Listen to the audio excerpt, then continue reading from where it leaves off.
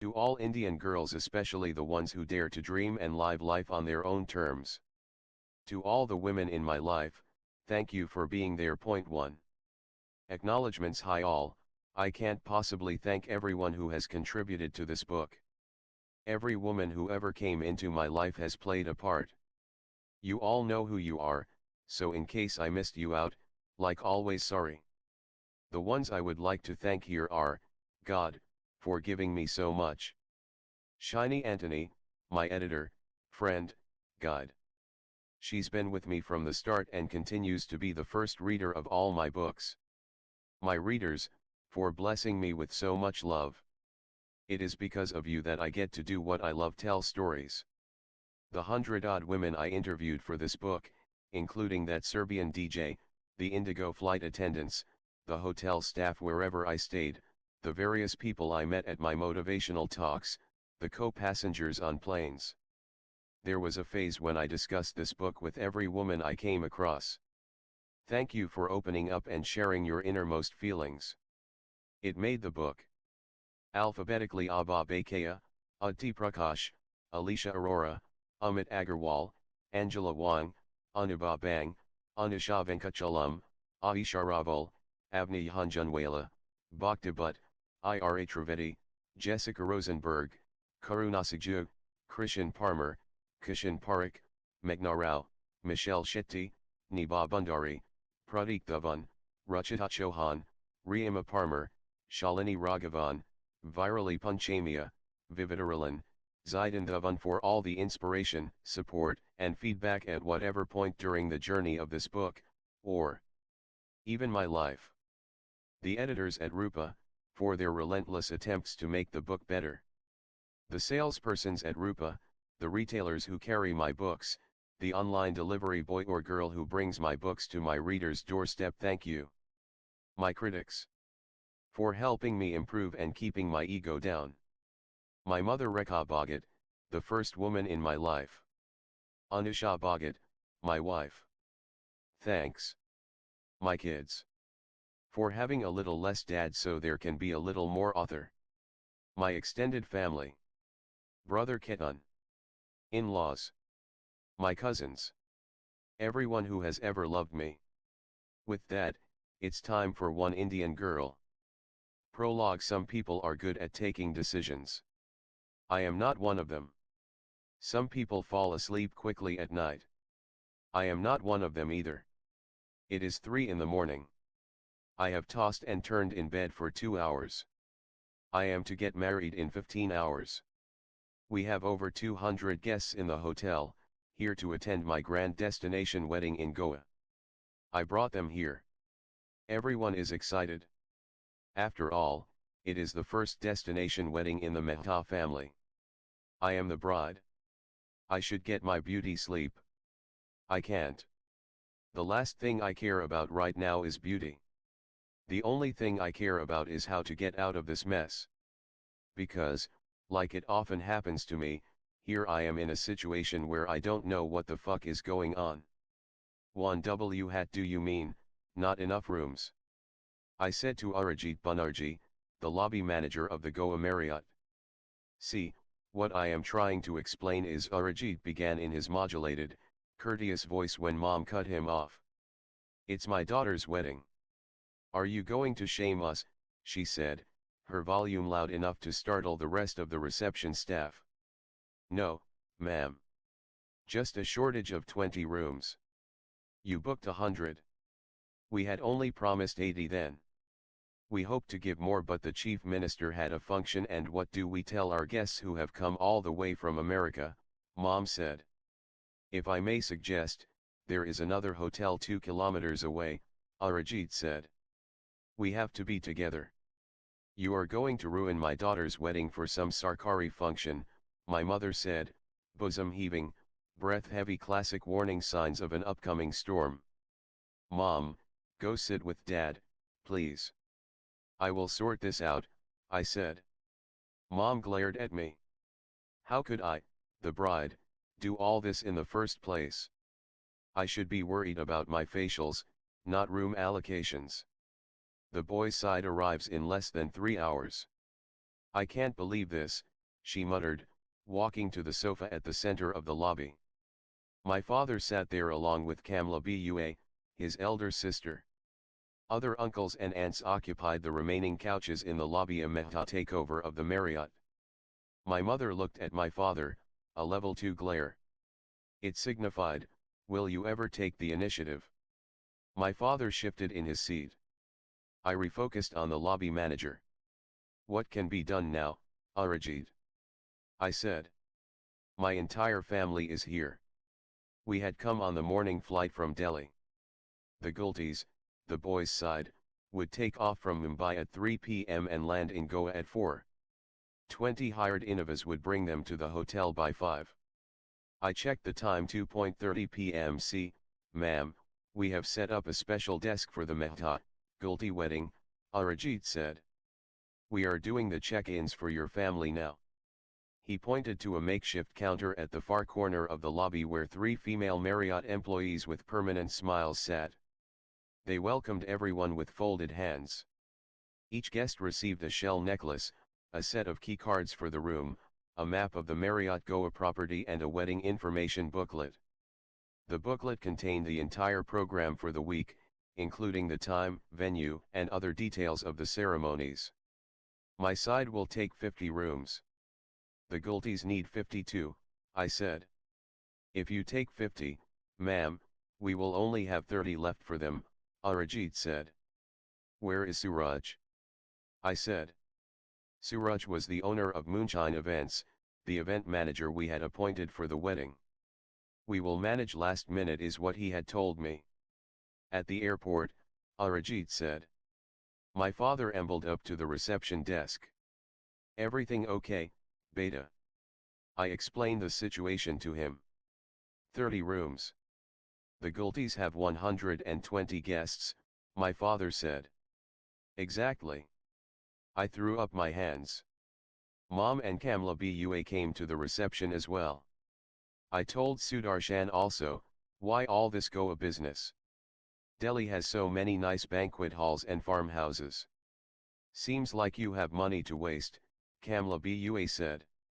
I wanted to retort but my mother gave me the mother look. They are our guests, I reminded myself. I let out a huge breath. How many from our side, my mother said. Mehta family has 117 guests, ma'am, Arijit said, counting from his reservation sheets. If we only have 80, that is 40 rooms for each side, I said. Let's reallocate. Stop the check-ins for the Mehtas right now. Arijit signaled the smiling ladies at the counter. They stopped the smiles and the check-ins and put the shell necklaces back in the drawer. How can we reduce the rooms for the boys' side? My mother said in a shocked voice. What else to do? I said. How many rooms are they expecting? She said. 50, I said. Call them now. They will readjust their allocations on the way here. How can you ask the boys' side to adjust? Kamla Bua said. Aparna, are you serious? My mother looked at Kamla Bua and me.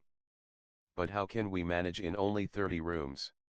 I said and turned to my father. Dad, call them. Sudarshan, don't insult them before they even arrive, Kamla Bua said. We will manage in 30 rooms. It's okay. Some of us will sleep on the floor. Nobody needs to sleep on the floor, Bua, I said. I am sorry the screw-up happened. But if we have 40 rooms each, it is 3 to a room. With so many kids anyway, it should be fine. We can manage in 30, my mother said. Mom. That's 4 to a room. While the Gultis will have so much space. Let's tell them. No, my mother said. We can't do that. Why? They are the boys' side. Little bit also you don't understand. I didn't want to lose it at my own wedding, definitely not in the first hour of arrival. I turned to my father. Dad, it's no big deal. His family will understand. We are here for 6 nights. It will get too tight for us, I said. Dad, of course, would not listen. These two women, his wife and sister, controlled his remote. For once, both of them were on the same page as well. Beta, these are norms. You don't understand. We have to keep them comfortable. Girl's side is expected to adjust, he said. I argued for 5 more minutes. It didn't work. I had to relent. And do what the girl's side needs to do, adjust. You and Utti take a room, my mother said, referring to my sister. Let her be with her husband. What will Jija think? I said. Anil will adjust with the other gents, Kamla Bua said. Over the next 20 minutes the two women sorted the extended Mehta family comprising 117 people into 30 rooms. They used a complex algorithm with criteria like the people sharing the room should not hate each other, warring relatives were put in different rooms, or be potentially attracted to each other, mixed gender rooms were avoided, even if it involved people aged 80 plus. Kids were packed 5 to a room, often with a grandparent. Kamla Bua, herself a widow, dramatically offered to sleep on the floor in my parents' room, causing my father to offer his own bed and sleep on the floor instead. Of course, Arijit kept saying that they would put extra beds in the room. But how can you compare sleeping on an extra Marriott bed with the Punjabi Bua's eternal sacrifice of sleeping on the floor? I am happy with roti and akar, Kamla Bua said. It's the Marriott. There is enough food, Bua, I said. I am just saying. Can you please focus on the reallocations? We all need to be checked in before the Gultis arrive, I said. In the middle of this chaos, I forgot what I had come here for. I had come to change my life forever. To do something I'd never believed in my whole life. To do something I never thought I would. I had come to have an arranged marriage. Here I was, lost in logistics, guest arrangements, and BUA tantrums. I took a moment to reflect. I will be married in a week. To a guy I hardly know. This guy and I are to share a bed, home, and life for the rest of my life. Why isn't it sinking in? Why am I fighting with Suraj on chat instead? Me, major screw up on rooms, Suraj. Not cool. Suraj, sorry. Really sorry. Political reasons. Tried. Really? Me, what else is going to get screwed up? Suraj, nothing. Indigo from Mumbai just landed. We are ready to receive guests. See you soon. I went to the Mehta, Gulti check-in desk. All my family guests had checked in. Some did grumble about sharing a room with 3 others, but most seemed fine. Mom said that the grumblers were the jealous types, the relatives who couldn't stand the fact that we had reached a level where we could do a destination wedding in Goa. The supportive ones, according to Mom, were those who understood what it was like to be the girl's side. Do not use this girl's side and boy's side logic with me again. I don't like it, I said. Mom and I were sitting in the lobby, ensuring that the staff readied the special check-in desk for the Gultis. Can you stop waving your feminism flag for a week? This is a wedding, not an NGO activist venue, my mother said. But I know you are paying for it. Still, beta, protocol is protocol. It is a sexist protocol. Did you figure out your parlor appointments? Utti also wants hair and makeup all 6 days. I love how my mother can throw another topic into the conversation if she doesn't want to answer me. Of course she does, I said. Now go change, Mom said. What? You are going to meet the boys' side in jeans and t-shirt? And look at your neck. Again you said boys' side. And what's wrong with my neck? There is no jewelry. Go change into a salwar kameez and wear a chain from my jewelry box. I have just arrived. I am working to settle the guests in. Why am I expected to doll up? Is the boy expected to dress up right after he gets off a flight? My mother folded her hands. When logic fails, she does this, brings both her hands together dramatically. Strangely, it works. I relented and stood up. She handed me the key cards to her and my room. I went to her room first. I took out a gold necklace, the thinnest and least hideous of them all. Why am I agreeing to this? I wondered even as I wore it. Maybe because I failed when I did things my way. All the women's empowerment and feminism bullshit didn't really take me anywhere, right? Maybe Kamla Bua and Mom's way was the right way. I went to my room. 4 huge suitcases were crammed into the walking space in the corridor. 2 giant bags belonged to my sister, who had essentially packed a retail store's worth of dresses for herself. I opened one of my suitcases, took out a yellow silk salwar kameez with a slim zari border. My mother had told me, no cottons this week. I undressed. I looked at myself in the mirror. My wavy hair had grown, and now reached my shoulders. I looked slim. The 2-month diet before the wedding had helped. The black La Perla lingerie I had purchased in Hong Kong also gave a little lift here and a little tuck there. Expensive underwear can make any woman look sexy, a little voice in my head said. Some men in the past had called me sexy, but they could have been biased. Why am I always so hard on myself? Why couldn't they have genuinely found me sexy? Well, it didn't matter now. I would be undressing in front of a new man soon. The thought made me shudder. I walked closer to the mirror. I saw my face up close. It's all happening, Radhika, I said out loud. Hi, I am Radhika Mehta and I am getting married this week. I am 27 years old. I grew up in Delhi. I now work in London, at Goldman Sachs, an investment bank.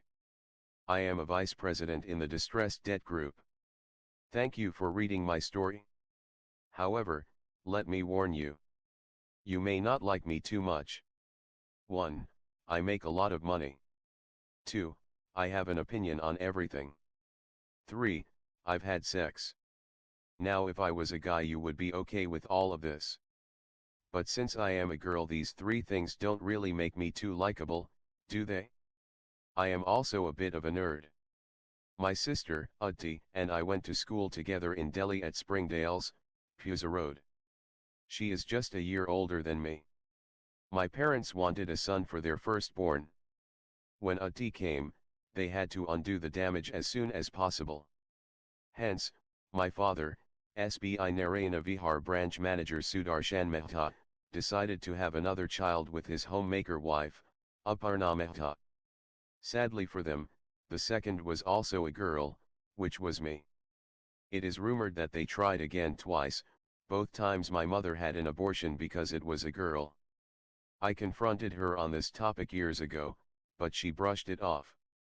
I don't remember, actually, she said, but I am happy with my 2 daughters. You don't remember 2 abortions. You will judge me, so no point telling you. You don't know what it is like to be without a son. I had stopped asking her after that. In school, Utti Diddy was 100 times more popular than me. She was the girl boys had crushes on. I was the girl who started to wear spectacles in class 6. Utti Diddy is fair-complexioned. I am what they call wheatish in matrimonial ads. Why don't they call white-skinned people rice-ish? We look like the before, after pictures in a fairness cream ad. I'm the before picture, of course. Utti Diddy started dieting from age 12, and waxed her legs from age 13. I topped my class at age 12, and won the maths Olympiad at age 13. Clearly, she was the cooler one. In school, people either didn't notice me or made fun of me. I preferred the former. Hence, I stayed in the background, with my books. Once, in class 10, a boy asked me out in front of the whole class. He gave me a red rose along with an Archie's greeting card. Overwhelmed, I cried tears of joy. Turned out it was a prank. The entire class laughed as he squeezed the rose and ink sprayed across my face. My spectacles protected my eyes, thankfully. That day I realized I had only one thing going for me: academics. In class 12 I was the school topper. I ranked among the top 5 in Delhi, which, come to think of it, was a major loser-like thing to do. Unlike me, Utti Diddy had barely passed class 12 a year ago. However, she did win the unofficial title of Miss Hotness at her farewell. In some ways, oh well, in every way, that was a bigger achievement than topping CBSE. Have you heard about the insane cut-offs at Delhi University? I am the kind of student that causes them. I scored a 98% aggregate in class 12. Then I joined Shri Ram College of Commerce, or SRCC. People say it is one of the best colleges for nerds. At SRCC, I realized that I was nerdier than even the regular nerds. I topped there too. I never bunked a class. I hardly spoke to any boys, I made few friends. With bad school memories, I wanted to survive college with as little human contact as possible. I finished college and took the CAT for MBA entrance. As you can guess, nerdy me hit a 99.7 percentile. I made it to IIM Ahmedabad. In contrast, Utti Diddy had finished her graduation from Amity University the year before and wanted to get married. She had 2 criteria for her groom. 1. The boy had to be rich. 2nd, well, there was no second criterion really. She said something like she wanted to be a housewife and look after her husband. Fortunately, rich Punjabi men in Delhi who can't woo women on their own are only too happy to oblige girls like her. Utti Diddy married Anil, owner of 3 sanitary ware shops in Paharganj and 2 Honda CRVs. They had their wedding the same year I joined IIMA. You should also get married soon, Diddy had told me. There's a right time for a girl to marry. Don't delay it. I am 21, I said. I haven't even done my master's yet. The younger the better. Especially for someone like you, she said. What do you mean especially for someone like me? She never explained. I guess she meant for someone as nerdy as me or as Swedish as me or someone whose breasts weren't the size of footballs, as Punjabi men prefer. I joined IIMA. I finally found nerd heaven. Everyone studied, and just when you thought you had studied enough, the institute gave you more assignments. My mother called on a regular basis, primarily to discuss her favorite topic. Start looking at boys at least. Anil's circle has many good, rich guys. I am not going to marry a man from the circle of sanitary ware shop owners, Mom. Why? My mother said, genuinely confused. You know what, I am not getting married for several years anyway. Forget it. I have class now. Bye. I finished with IIMA. Overachiever me had a job offer on day 0, the prime slot for recruiters. I got an offer to be an associate at Goldman Sachs, New York. The job paid an annual compensation of $120,000. 48 lakh rupees a year, 4 lakhs a month, Mom, I told her on the phone. I heard nothing in response. Most likely she had fainted. My father had never crossed a third of this amount in his 25-year career with the State Bank of India. Are you there, Mom? How will I ever find a boy for you, she said. That was her prime concern. Her 23-year-old daughter, who grew up in middle-class West Delhi, had cracked a job at one of the biggest investment banks in the world and all she cared about was its impact on her groom hunt. Stop it, Mom. What boy? Who wants to marry a girl who earns so much? If the boy earns less, he won't consider you. If he earns more, why would he marry a working girl? I have no idea what you are talking about. But I am moving to America. I have a great job.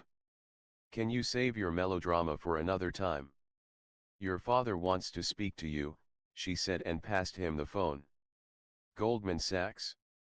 American, no, he said. My room phone rang, startling me back to reality. I am in Goa, not IIMA, I reminded myself. Where are you?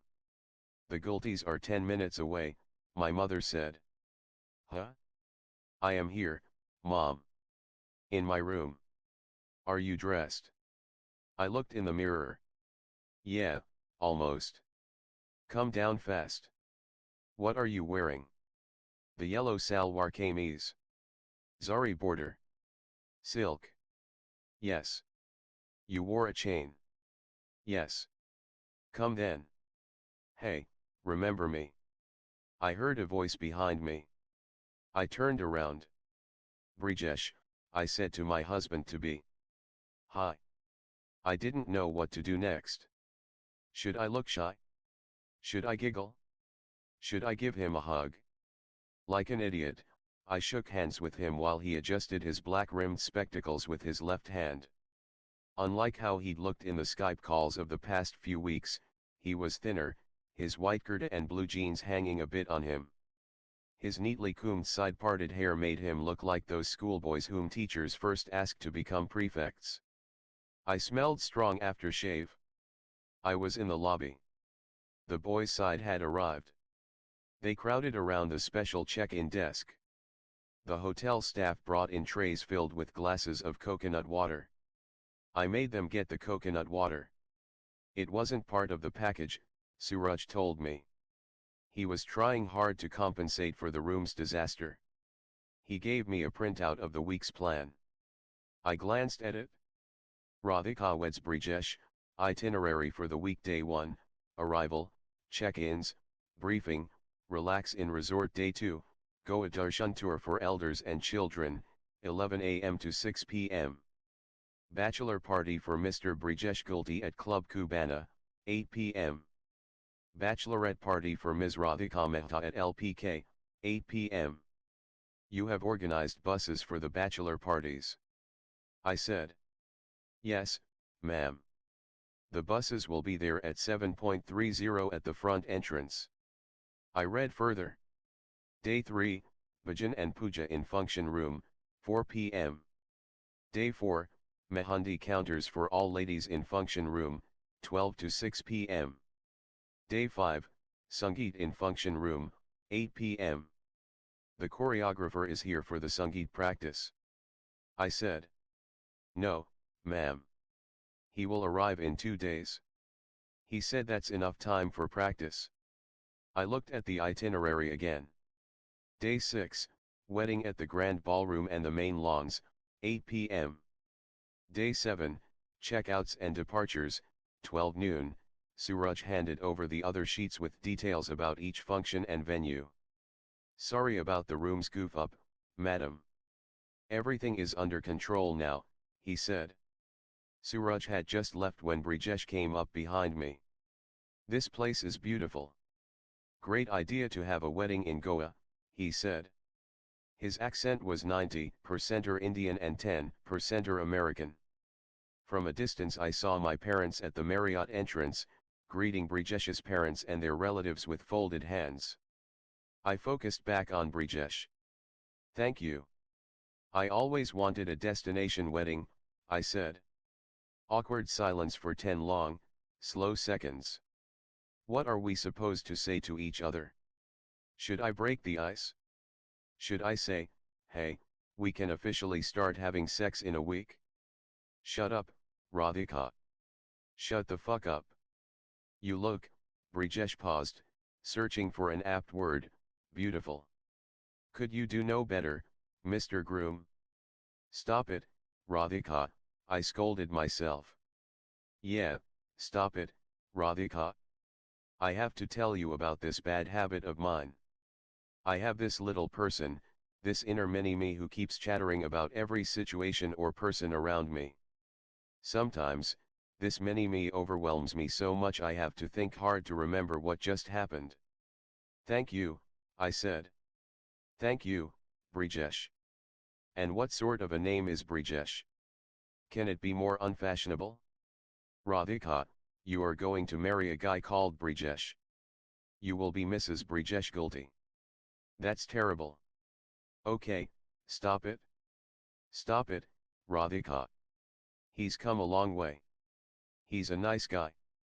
That's what matters, right?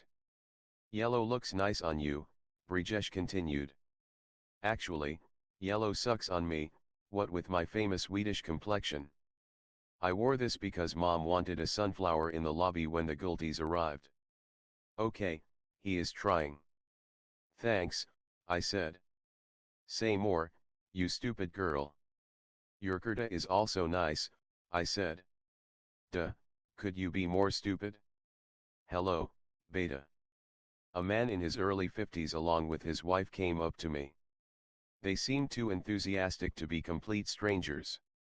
It took me a second to place them. All right, they were my in-laws. Mr. Adarsh Gulti and Mrs. Sulochana Gulti. Radhika, behave. Don't say anything stupid. Be like mom. Be like Utti. What would Utti Diddy do? She would touch their feet. Kman, dive, then. I bent down. I touched the feet of people I had only Skyped twice in my life but who now deserved my total respect. My parents had met them several times, of course. Dad told me they were nice people. Nice people? How does anyone figure out nice people? Are there any nice people in this world? See, my mind won't stop chattering. Ever. How was your flight, uncle? I said. Just 1 hour from Mumbai. Not like Brijesh, who has come from halfway across the world, Adarsh uncle said.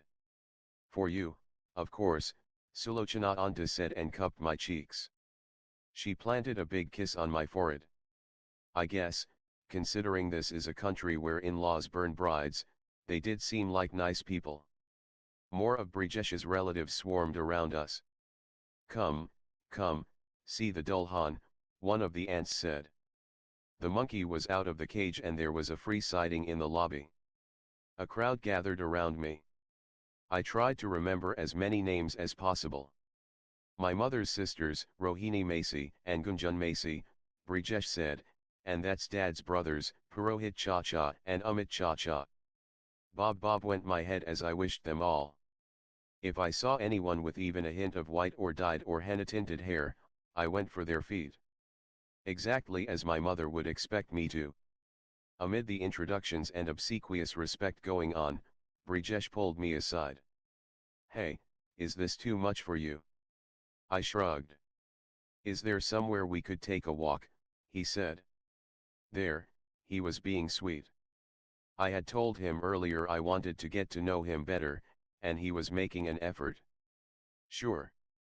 Let's go to the poolside, I said.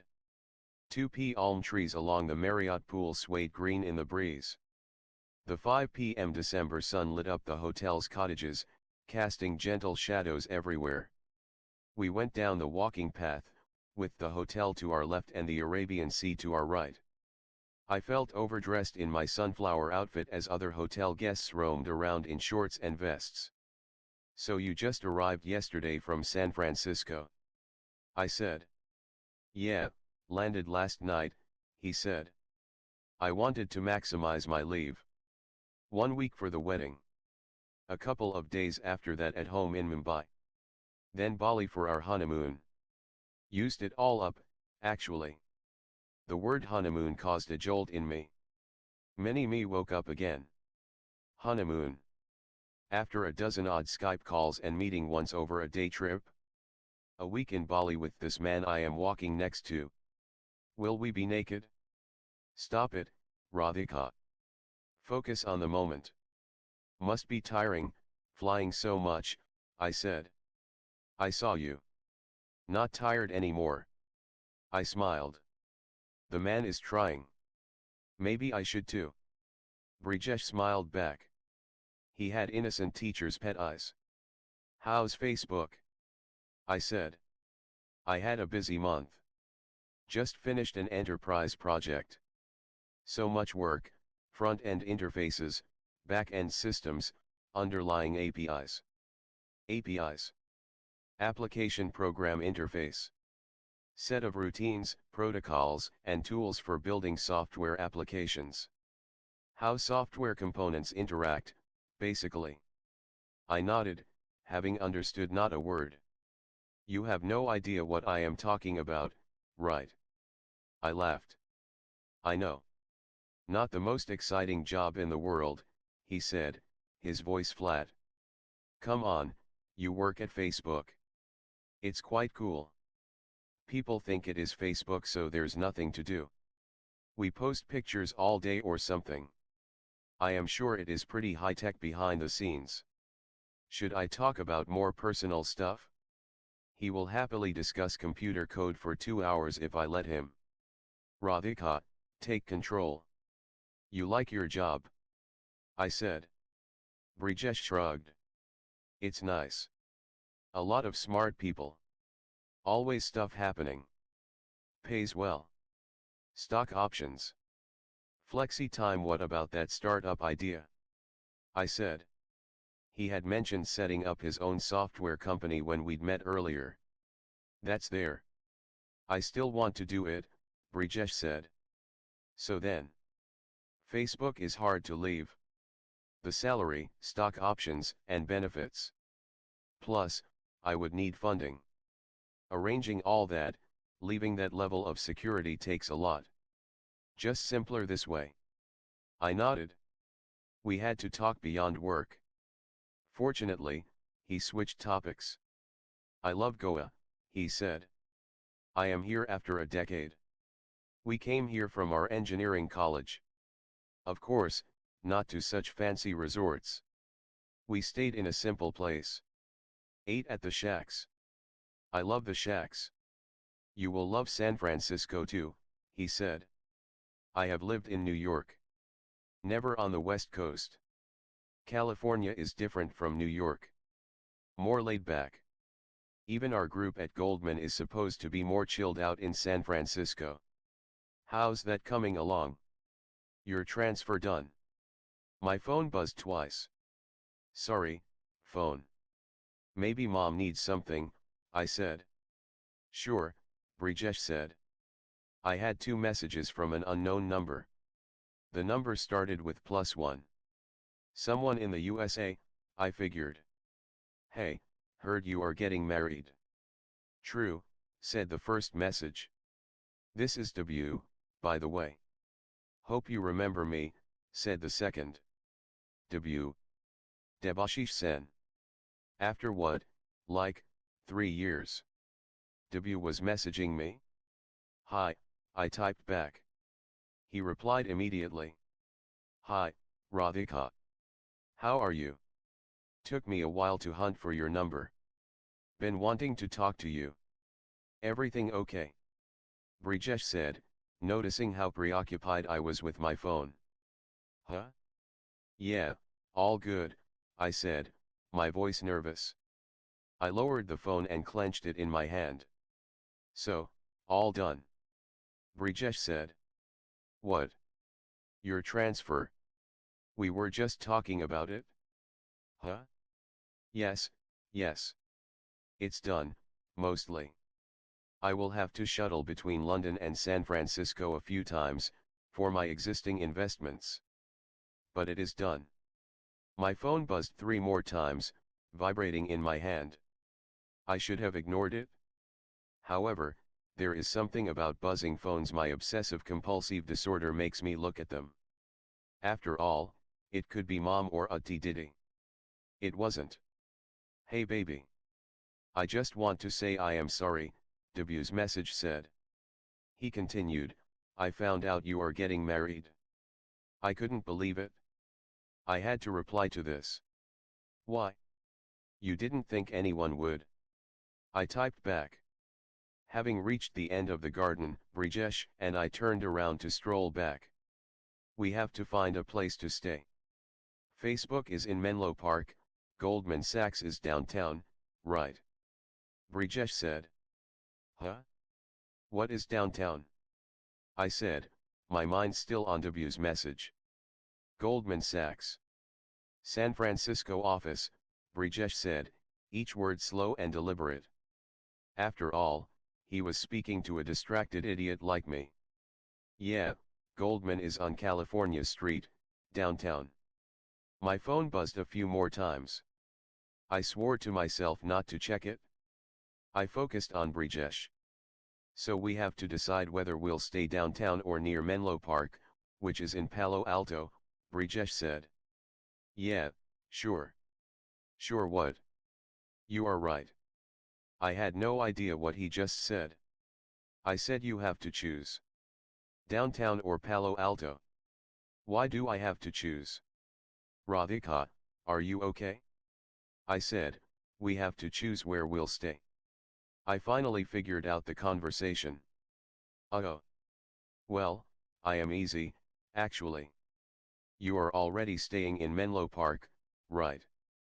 Yeah, but my lease expires in 2 months. Just one little peek, I told myself.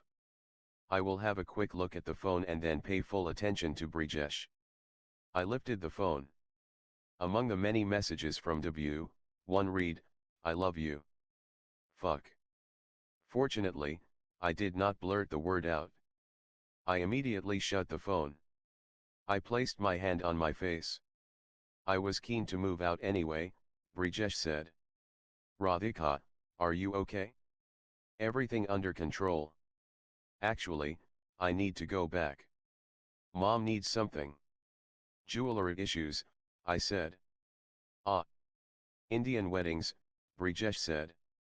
Yeah, I had lied to my husband to be, within 1 hour of his arrival. What a wonderful bride I am going to make, isn't it? See, I told you, you won't like me very much. So I will see you again soon. I said. Of course, Brijesh said, with a twinkle in his eye. I am going to be your husband, you are going to see me all the time. Come, let's walk back. I gripped my phone tight as if otherwise the messages would leak out and fall on the floor. Brijesh left me at the lift lobby, where he met one of his cousins who wanted to talk to him. The lift door shut. I pressed the button to the 4th floor, and took a deep breath. I checked my phone. It had tons of messages from W. For the past few months I have been thinking of you constantly. Only had the courage to text you now. I made the biggest mistake. I didn't value you. I love you. What the hell is he talking about? Ting. The lift reached my floor. I walked up to my room and rang the bell. Auntie Diddy opened the door. Where were you? She gave me a mischievous look. With Brijesh. I smiled, as if caught red-handed. I am the coy bride. I have to smile whenever my would-be husband is mentioned. Diddy had opened one of her suitcases. It was the kind of giant bag murderers use to hide bodies. She had 6 dresses spread out on the bed. What is Brijesh like? She said, as she unfolded a red dress. Decent. Getting to know him, I said, plonking myself on the sofa. I took out my phone again. Why? Why am I taking out my phone again? Auntie Diddy continued to talk. I didn't know Anil at all before marriage. You just get to know each other better after the wedding. The honeymoon helps. She winked at me. I nodded, even as I wondered what to reply to W. I really do, W texted again. The guy who earlier took 10 days to reply to a text was now sending 10 texts a minute. Are you high? I replied. W and I ended up having a chat. No. It is 5 in the morning here. I am having my coffee. This is not a drunk text. Good. Then you need to know I am getting married in 5 days. What? So soon? Yes. Guests are already here. Whom are you getting married to? Someone not as insecure as you, I typed and deleted. Brijesh Gulti, I typed and deleted again. I decided to not reply. Diddy held up 2 dresses, one blue and one red. Which one should I wear for tomorrow's bachelorette? Honest opinion, she said. Both are good. Which is your favorite? I said. I like the red. But it's really short. Is it screaming for attention too much? She said. Of course, it is. But that's what you have always wanted, sister. Why stop yourself now? It's fine. Wear whatever you like, I said. I'll wear the blue. It's to the knees. More elder sister of the bride types. You are only a year older. Yeah, that is also true. And tomorrow is the only day I get to wear a Western dress. I only wear Indian after that. I am one of the few girls here who can actually carry off a dress like this. She lifted her red dress. Yes, Auntie Diddy with her super slim soup and salad diet figure could carry it off. Red, Diddy. End of debate, I said. My phone buzzed. Babes, who are you getting married to? W said. I replied, it doesn't matter. You are not in my life anymore, Debashish. Can you call me W at least? I am busy, Debashish. I don't have time for this. Where's the wedding? I didn't respond. You didn't invite me, he said, needling me again. Asshole, you didn't even return my calls, I wanted to say but didn't. My phone rang. W was trying to call me. I cut the call. I typed back a message. Don't call me. I told you I am busy. There are people around. So just reply to me. Where is the wedding? Why? Just curious. Whatever, I typed back. I can call friends around and find out. So why don't you just tell me? Goa. Wow. Destination wedding and all. I didn't respond. To distract myself I asked Auntie Diddy a deep existential question, what shoes are you wearing with this? Oh see, now that's an issue too. I have these 4-inch heel red stilettos, but that's definitely attention seeking. Yeah, plus we are going dancing. Would be difficult in high heels. I am wearing flats. My sister feels her deepest bond with me when I discuss clothes and shoes with her. She came up to me and pulled my cheeks. You can't wear flats for your bachelorette. How cute you are. You don't know anything. Yes, I may be a distressed debt specialist. I may have rescued bankrupt companies and structured complex takeovers. I may be a vice president at Goldman Sachs. But if I prefer flats because they are comfortable, I know nothing. I had kept a black dress for tomorrow's party. Diddy had a look at it. Too simple, she said. She went on to accessorize it for me. As she opened her jewelry box, I checked my phone again. Where in Goa? W had sent me a message. Why? I said. Can I call, please, he said. No, it's at a resort, he said. W, you are in New York. Focus on your work there. Didn't you have a girlfriend? Who? Never mind. I am sorry, Rad. It's okay. Life goes on. It has gone on. Yeah, true. But I made the biggest mistake. And you are getting married now. Like now. I sent a smiley back. Where will you live after your marriage? Hong Kong. No, I moved to London from Hong Kong a year ago. Oh. So London. San Francisco. Ah. IT guy. I have to go, Debashish. Still mad at me? No, I really have to go. I have to get ready for dinner with the guests. Okay. I am just asking casually. Where is the wedding? Marriott, I said. Nice. Must be beautiful. Stop chatting on your phone. Who are you talking to anyway? Everyone we know is here in Goa for the wedding, Auntie Diddy said. Huh? Nobody. Just .work, I said, keeping my phone aside. After the bridegroom, the bride had lied to her sister. Take this, my body necklace. Your dull dress will liven up, she said. My dull dress is Prada, Diddy, I said. I don't care. It needs to have a get up, no. It is too sober. You are too sober. I didn't think I was going to remain sober. Not after W's next message. I am coming, he said. What? I typed back, mouth open. I am coming to India. Let me check flights. Are you nuts? No, really, I want to talk to you. W, calm down, okay. This is not funny. At least you called me W again. Whatever. I have to go. Please don't message. See you soon. Bye. Go to work. Bye. Again you are lost in your phone. What is wrong with you? Auntie Diddy said. I looked up as I re-entered the real world. Everyone's meeting for dinner soon. Get ready. Can't I go like this? I just wore this. No. You are the bride. So? I have to change every 2 hours.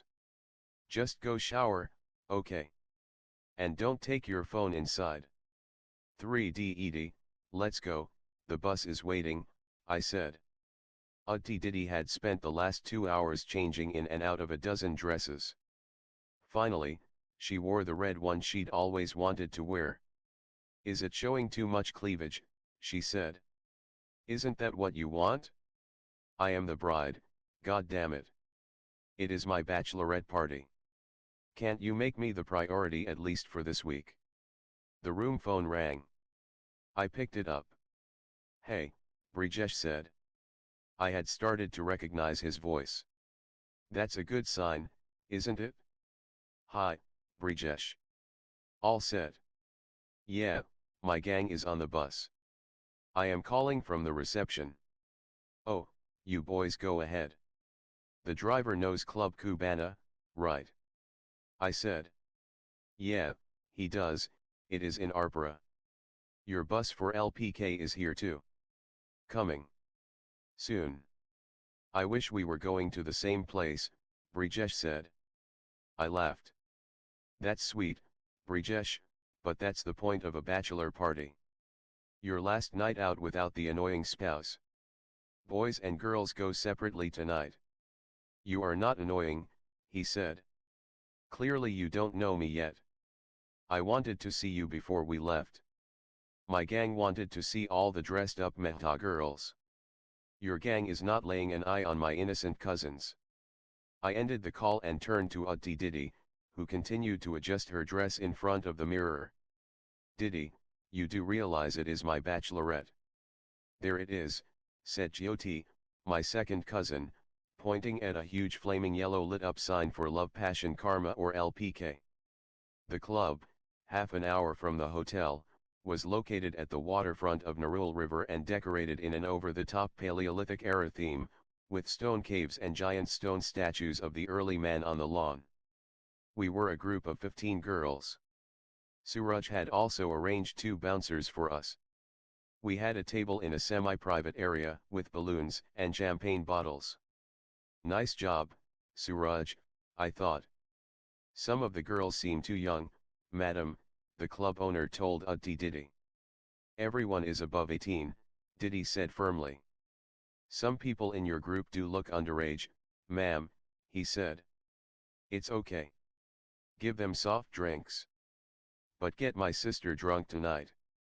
No, Diddy, I said in vain as the owner brought a round of tequila shots. I had to take 2. Jyoti asked for another round. Rajni, our neighbor's daughter, wanted the music louder. Shruti, my childhood friend from school, wanted Honey Singh songs. Soloni, Auntie Diddy's best friend, felt we should play drinking games until someone puked. There is nothing as crazy as 15 Punjabi girls determined to go out of control. I took out my phone. I had a message from Brijesh. Club Cubana is nice. Thanks. You are welcome. How is it going? I said. 3 drinks down. And you? Was made to consume tequila shots. Wow. Wait, the boys are teasing me for chatting with you. Haha, go have fun. I kept my phone aside. Auntie Diddy wanted to raise a toast. Two waiters arrived and poured champagne for everyone. For my only darling sweetest sister. Someone who only studied and worked hard. She did nothing naughty in life. Nothing bad ever. Yeah right, I thought but simply smiled as Utti Diddy continued, oh yes, she's the good girl. If I barely passed, she topped. If I became a housewife, she became a hi-fi banker. If I had the boobs, she had the brains. All the girls laughed. The muscular bouncers blushed. My phone buzzed. Must be Brijesh, I thought. He's sweet. He's trying to make a connection. Hey, I'm at JFK Airport. Figuring out last-minute tickets, W had messaged instead. What? I typed back. 15 hours to Mumbai. Then a quick connection to Goa. W, are you serious? Stop it, will you? Utti Diddy caught me staring at my phone. Look at my baby, chatting with her husband-to-be. At least leave him on your girl's night out, she said. Everyone laughed. Utti Diddy took a big gulp of the champagne. I gulped at what I saw next. W had sent me a picture of the Air India counter at JFK. He followed it up with a smiley. Take another shot, one of my cousins egged me. Yeah, just shoot me instead. Miss you, said another message. Will you shut the fuck up and go home? I typed in response. Damn, I almost pressed send before I realized the last miss you message had come from Brijesh. I deleted what I had written and retyped, aw, sweet, adding a few smileys. I couldn't think of anything more imaginative. With care I switched chats from Brijesh to W. Please don't bother me. Go home, I said. Girls, my sister made an announcement, what say we take away the bride's phone for the evening? Huh?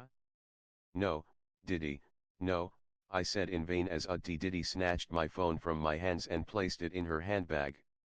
It's your last night out as a bachelorette. You better do crazy things and not waste it on the phone, Utti Diddy said. I wanted to tell her I had enough craziness happening on the phone. Okay, Utti Diddy announced. Let's play Challenge the Bride. Everyone will give the bride a dare. And Radhika has to do it. I looked around. Our table was in one corner of the restaurant. In the middle, several people sat on bar stools. Half the customers were Indians who had come to Goa for the Christmas holidays. Others were mostly European and American tourists. Jyoti gave me the first task. See that bald white guy over there? She pointed at a 40-something man sitting at the bar. Find out his name and the country he comes from. That's too easy, Diddy said. Get his name, country, and slap, no wait, kiss his forehead, said Shruti. Everyone laughed and cheered at the suggestion. No way, I said. Yes way. Here take this. Bottoms up. Saloni gave me a half-filled champagne glass. I gulped it in one go. My head felt light. Go. Utti Diddy clapped her hands. I walked up to the bar. Hi there, I said to the man. He wore a white vest and jeans. He had 2 rings on his right hand and a dragon tattoo on his right shoulder. Hi there, young lady, he said. His accent sounded Australian. I had to confirm it. Are you an Australian cricketer? He laughed. No, mate, I am Australian but I am no cricket player. Like watching it, though. Aren't you Philip Lee? I made up a name on the spot. Is he even a player, he said and sipped his beer. You aren't Philip. No, he said. Can I buy you a drink, young lady? Well, who are you then? I'm Mark. What drink would you like? A tequila shot. Mark ordered a pair of shots. I had accomplished 2 out of the 3 tasks. Cheers, he said as we took the shot. I put the glass on the table. You here on holiday? Mark said. Actually, I am here to get married. Really? Yeah. I have to go. Bye, Mark. Before he could react, I kissed his head. Thanks for the drink, I said and scooted out of there. The girls gave me a standing ovation. Everyone had a shot as a mark of respect for my courage. Okay, no more, I said as Mark winked at me from the bar. The girls were hysterical. We finished 4 champagne bottles. We ordered 4 more. I don't really know when we started to dance. The DJ played tracks like Subahon Nada and Baby Doll. Some men in the club tried to flirt with my little cousins. Auntie Diddy shooed most of them off. We had selfie binges as the 15 of us took photos in every possible permutation and combination. An hour later, another group of boys arrived at the club. It took us girls a minute to realize the situation. Oh my god. It's Brijesh Jiju and his gang. Soloni said. Brijesh came up to me on the dance floor. Not allowed, not allowed, Jyoti said. You were at Club Cubana. What happened? Shruti said to Akhil, Brijesh's maternal cousin. Nothing. We had a few drinks. Then we thought, when we have the most beautiful girls in Goa partying alone, what are we doing here? Akhil said. Shruti blushed. Even though the girls protested at the boys coming here, they secretly liked it. This is how we girls are. At times we want to be wanted, even when we deny it. My bachelorette wasn't really a singles party now. However, I was too drunk to care. You look too beautiful, Brijesh said. The DJ switched to Honey Sings Blue Eyes, a slow couples only type song, possibly to get drunk single men off the floor. Obviously you have had too much to drink, I said. Nobody could find me too beautiful otherwise. Well, I have had a few. But I always find you really beautiful, Brijesh said. Sweet, I thought. The tequila in me gave him a hug. I messaged you, Brijesh said, several times. You did? Oh, where's my phone? I don't even know where my phone is. I wanted to check if you would be okay if we come. I tried to stop the boys. It's okay. The idea is to have fun. All this segregation is not to be taken seriously, I said. Nice music, he said. You want to dance? I said. I am not much of a dancer, Brijesh said. Neither am I said. I held his shoulders as we swayed gently to Blue Eyes. The girls went into an and how sweet overdrive. See, I can be a good girl. Am I not trying to be a good girl? I told Mini-Me, my personal chatterbox and eternal critic. Mini-Me, however, had slept off. Alcohol does this to her. I guess that is why most people drink anyway. To shut up their inner critic. So they can do whatever the hell they want. Ouch, Brijesh, you are stepping on my toes, I said. 4:00 was 4 in the afternoon. Everyone who'd partied last night had a hangover. We had come back to the hotel at 6 in the morning and gone straight for breakfast. I remembered sitting with my mother and ordering pancakes.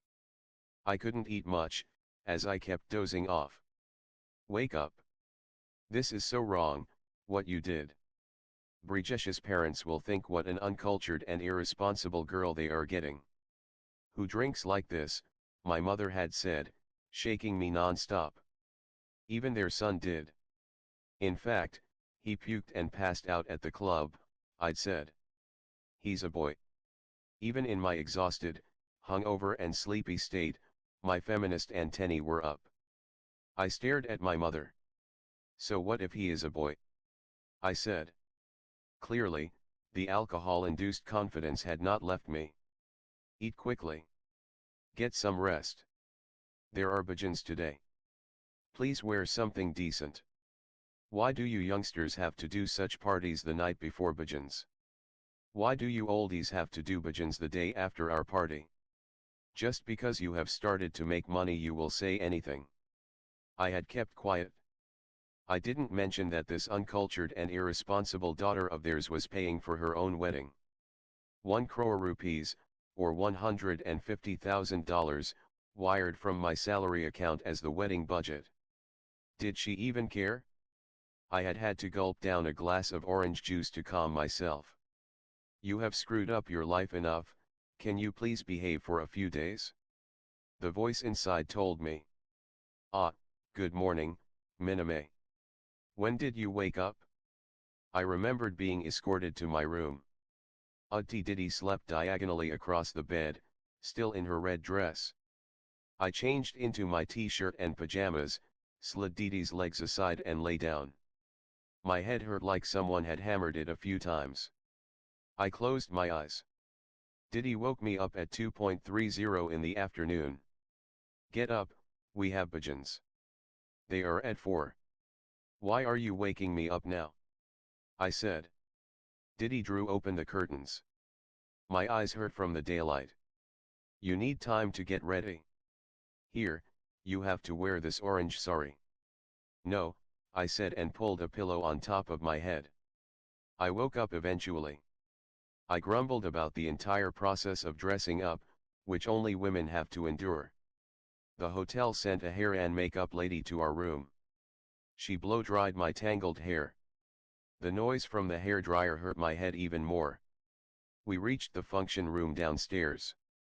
It had been converted to look like the inside of a temple. Marigold flowers in parabolic shapes adorned the walls. At the center was a huge picture of Sai Baba. My parents believed in him more than any god. Statues of other Hindu gods Krishna, Ganesha, Lakshmi, and Vaishno Devi were also kept. The bhajan singers set up their mics. The younger lot sat at the back of the room.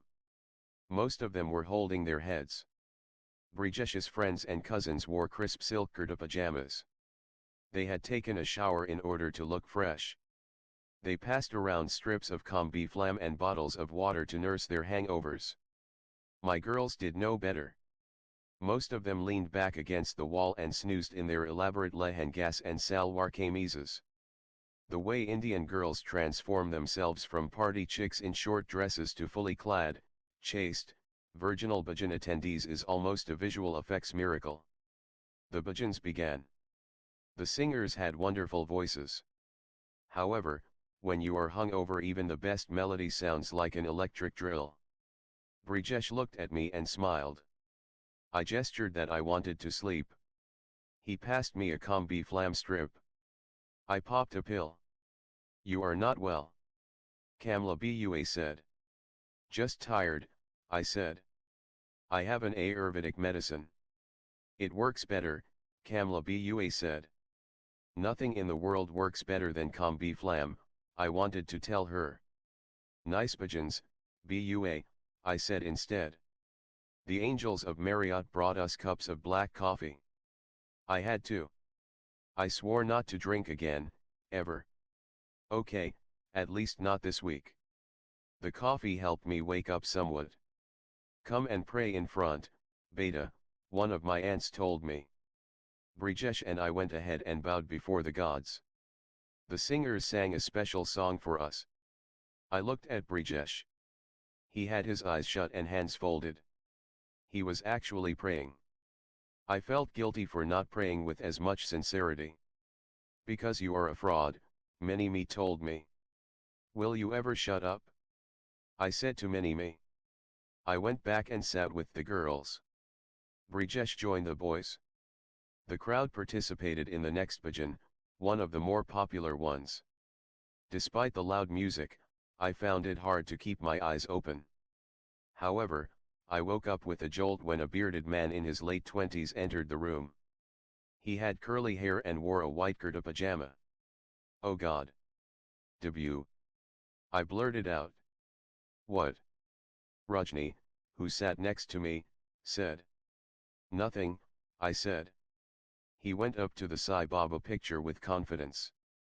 He knelt down, bowed and touched his forehead to the ground. Done with his prayers, he went to the men's section and sat down. He clapped his hands as the singers sang the next bhajan. What the fuck is he doing here? Did I just say, or think, the F word in the puja room? Who cares? Am I imagining this? No, I am not. What the fuck is W doing here? He looked at me and smiled. Brijesh smiled at me at the same time as well. I fake smiled at both of them. I had to talk to W. How? Where is my phone? Damn, where is my phone? Where is my phone? Haven't seen it today. Did I leave it in the club? I whispered to Rajni. Utti Didi kept it last night, right? I tapped Utti Didi's shoulder. She sat in front of me, wearing a magenta salwar kameez with the dupatta covering her head. She sang with full fervour. Nobody could have guessed how well she had matched every step of Sunny Leone's baby doll at LPK last night. What? She said. I gestured that she return my phone. She rummaged through her handbag. Here, she said and handed it to me. I had only 5% battery left. I checked my messages. Brijesh had sent me some about leaving Club Cubana and coming to LPK. W had sent messages about taking off, and then one about him having landed in Goa. What on earth are you doing here? I messaged W. He didn't see his phone. He seemed to be in bliss, lost in the bhajans. Fuck, what is wrong with him? It took me a minute to get his attention. I gestured to him to look at his phone. He saw the message. He replied with a few wink smileys from across the room. Really, what are you doing? I typed back. Nice surprise, no, he messaged. Cut the nonsense, W. My entire family is here. Yeah, I saw. His too. I saw the groom.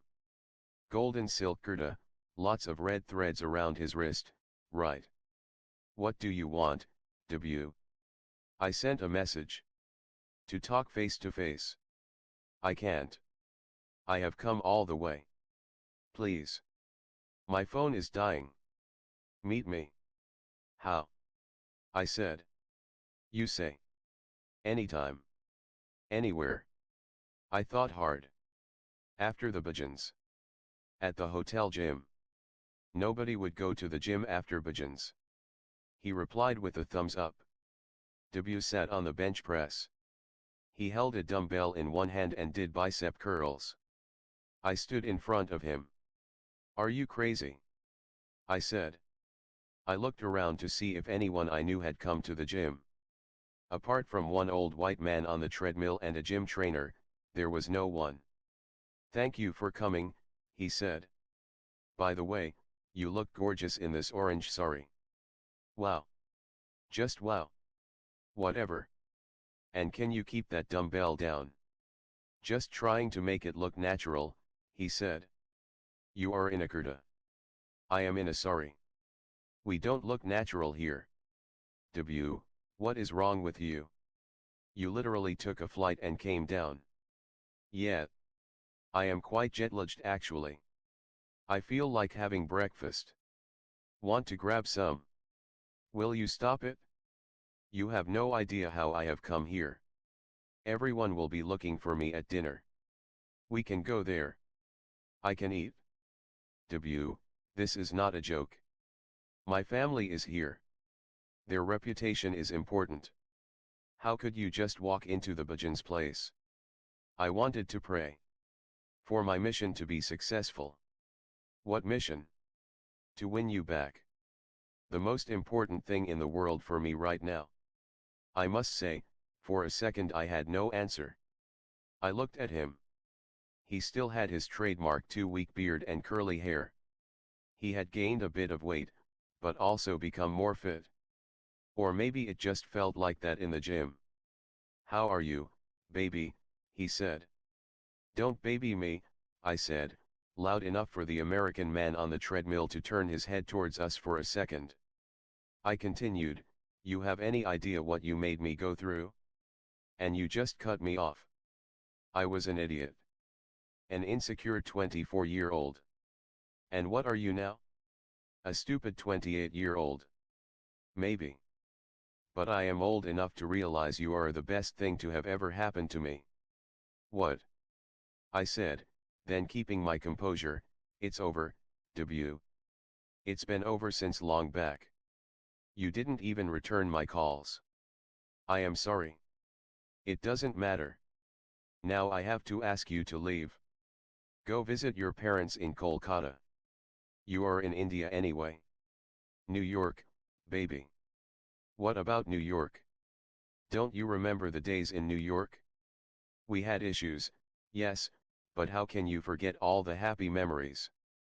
He looked into my eyes. He seemed to be in pain. For the first time in my life, someone had crossed half a planet to come for the usually unlovable me.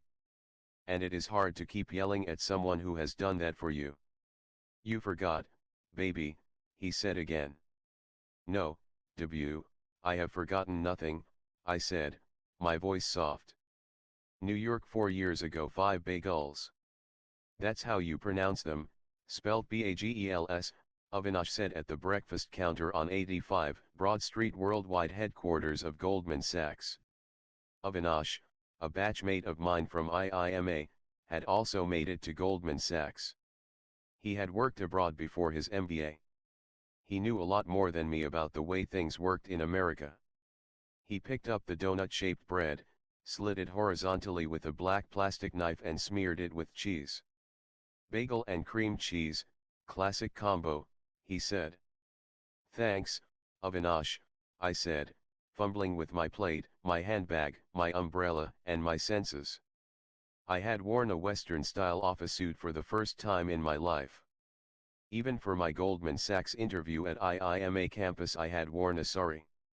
Is the skirt too tight? Is my ass looking too big?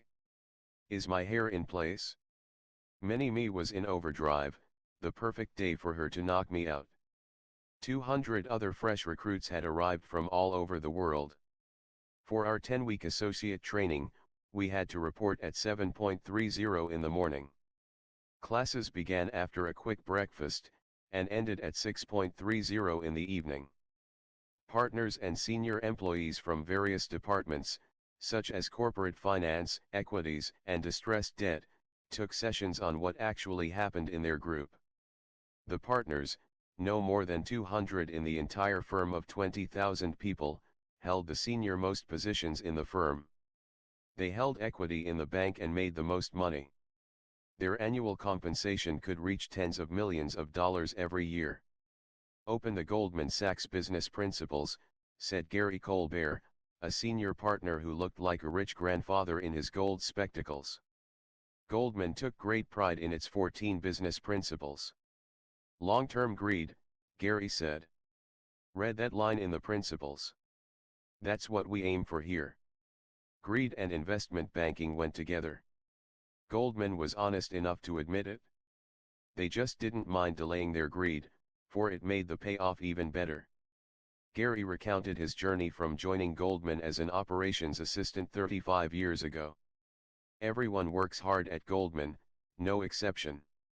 If you want an easy life, look elsewhere, Gary said. Well, it was too late for me to look elsewhere. I was already in New York.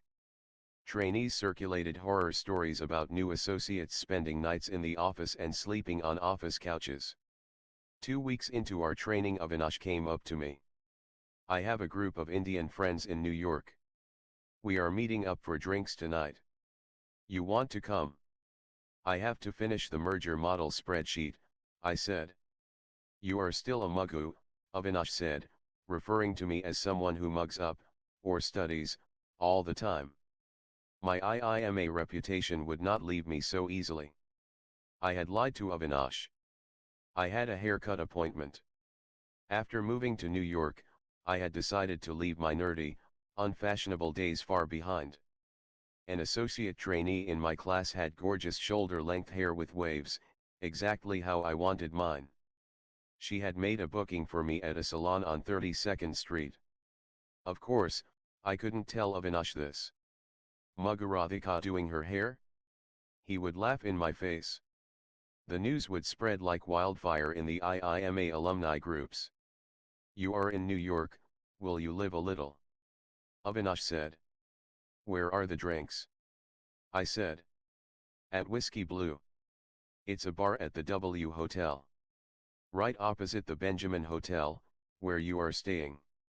Some problems in the world seem to exist solely for women. Like not having anything to wear. I realized I had nothing nice for tonight. I am not sure, let me see, I said. What let me see? Just come, Mugu, he said. For the rare breed of girls like me that hates shopping and has serious retardation in the areas of the brain that help you pick a dress, Banana Republic is the answer. Hi, Miss God, you have a gorgeous color, one of the African American female sales assistants said. Say that to my mother. She stays up at night wondering who will marry me with this skin color. I have to go for drinks, with some friends, I said, and I suck at shopping. Can you help? When you have no clue, best to surrender. The only shopping I ever did in my life was for textbooks. I'll take care of you, girl, the shop assistant said. She picked a navy blue lace dress for me. It fit well, but ended mid-thigh. Too short. I said. Not at all. It's summer. You look lovely, she said. Even though she was paid to say it, it felt good. I would wax those legs, though, she added. Ouch. That hurt. Unless you like it natural, the salesperson corrected herself, switching back to classic American political correctness. I entered Whiskey Blue at 9. The plush bar and lounge had decadent leather sofas and dim lighting. Avinash noticed me first. Hey, you are late, he said, and wow. What? Your dress. I almost didn't recognize you. Was that an oh my god, you look good wow? Or was it a what the fuck are you wearing wow? Before I could ask he introduced me to the others. That's Ruchi, Ashish, Ni, Rohan, and our dreamer philosopher, W, Avinash said, and this is Radhika, guys, my batchmate from IIMA, top mugger and now at Goldman Sachs, like me. Fuck you, Avinash. She doesn't look like a mugger, W said. He shifted to make space for me. We occupied 2 sofas. Ruchi, Ashish, and Ni sat on one. Rohan, Avinash, W, and I sat on the opposite side. The waiter asked for my order. I don't really drink a lot, I said. Don't worry, they only give you 1 glass at a time, W said. I smiled. He looked into my eyes. He did have a philosopher look about him, with his beard and uncombed hair. Wine, he said. It's light. Sure, I said. A glass of Shiraz for the lady, W said to the waiter. Nobody had ever ordered Shiraz for me, which I later learned is a type of grape. Nobody had ever referred to me as a lady either. Cheers, W said once our drinks arrived. Everyone lifted his or her glasses. W continued, to the fresh off the boat people, Avinash, Rohan, and Radhika. Welcome to the USA, welcome to New York. I learned more about the others. Rohan had come from IIMC. He had a job at Morgan Stanley. Ni and Ashish were dating each other. They had worked at Merrill Lynch for 2 years. At one point, when the others were lost in conversation, W turned to me. Goldman Sachs, That's a big deal. What is it like? W said. It's okay, I said. I am still in training. Most of it is going over my head. How about you? Are you in a bank too? W laughed. Far from it. I am not a numbers guy at all. I work in BBDO, an advertising agency on Madison Avenue. That is so cool, I said. The only somewhat creative career I could find. Where are you from? I said. I grew up in Kolkata. Then went to SRCC in Delhi, then did my master's here. I cut him mid-sentence. SRCC? You went to SRCC? Which batch? I graduated 3 years ago, he said. What? You are one batch senior to me. We realized that despite attending the same college we had never seen or met each other. Sorry, I can't recall seeing you, I said. I was under the influence. Justifying the use of grass to stimulate my creativity. So I don't blame you. I studied most of the time. I don't blame you, I said. Both of us laughed. A little bit of wine from my glass spilled on my leg. He offered me a tissue. Even in the darkness, I noticed him look at my legs. Oh, so this is how guys check out girls. Thank God it is dark. I need to book a waxing appointment soon. Where are you staying? W said. Right across, at the Benjamin Hotel. Only for training, though. We'll look for an apartment soon. He lit up a cigarette. He offered me one. I declined. Can I say something?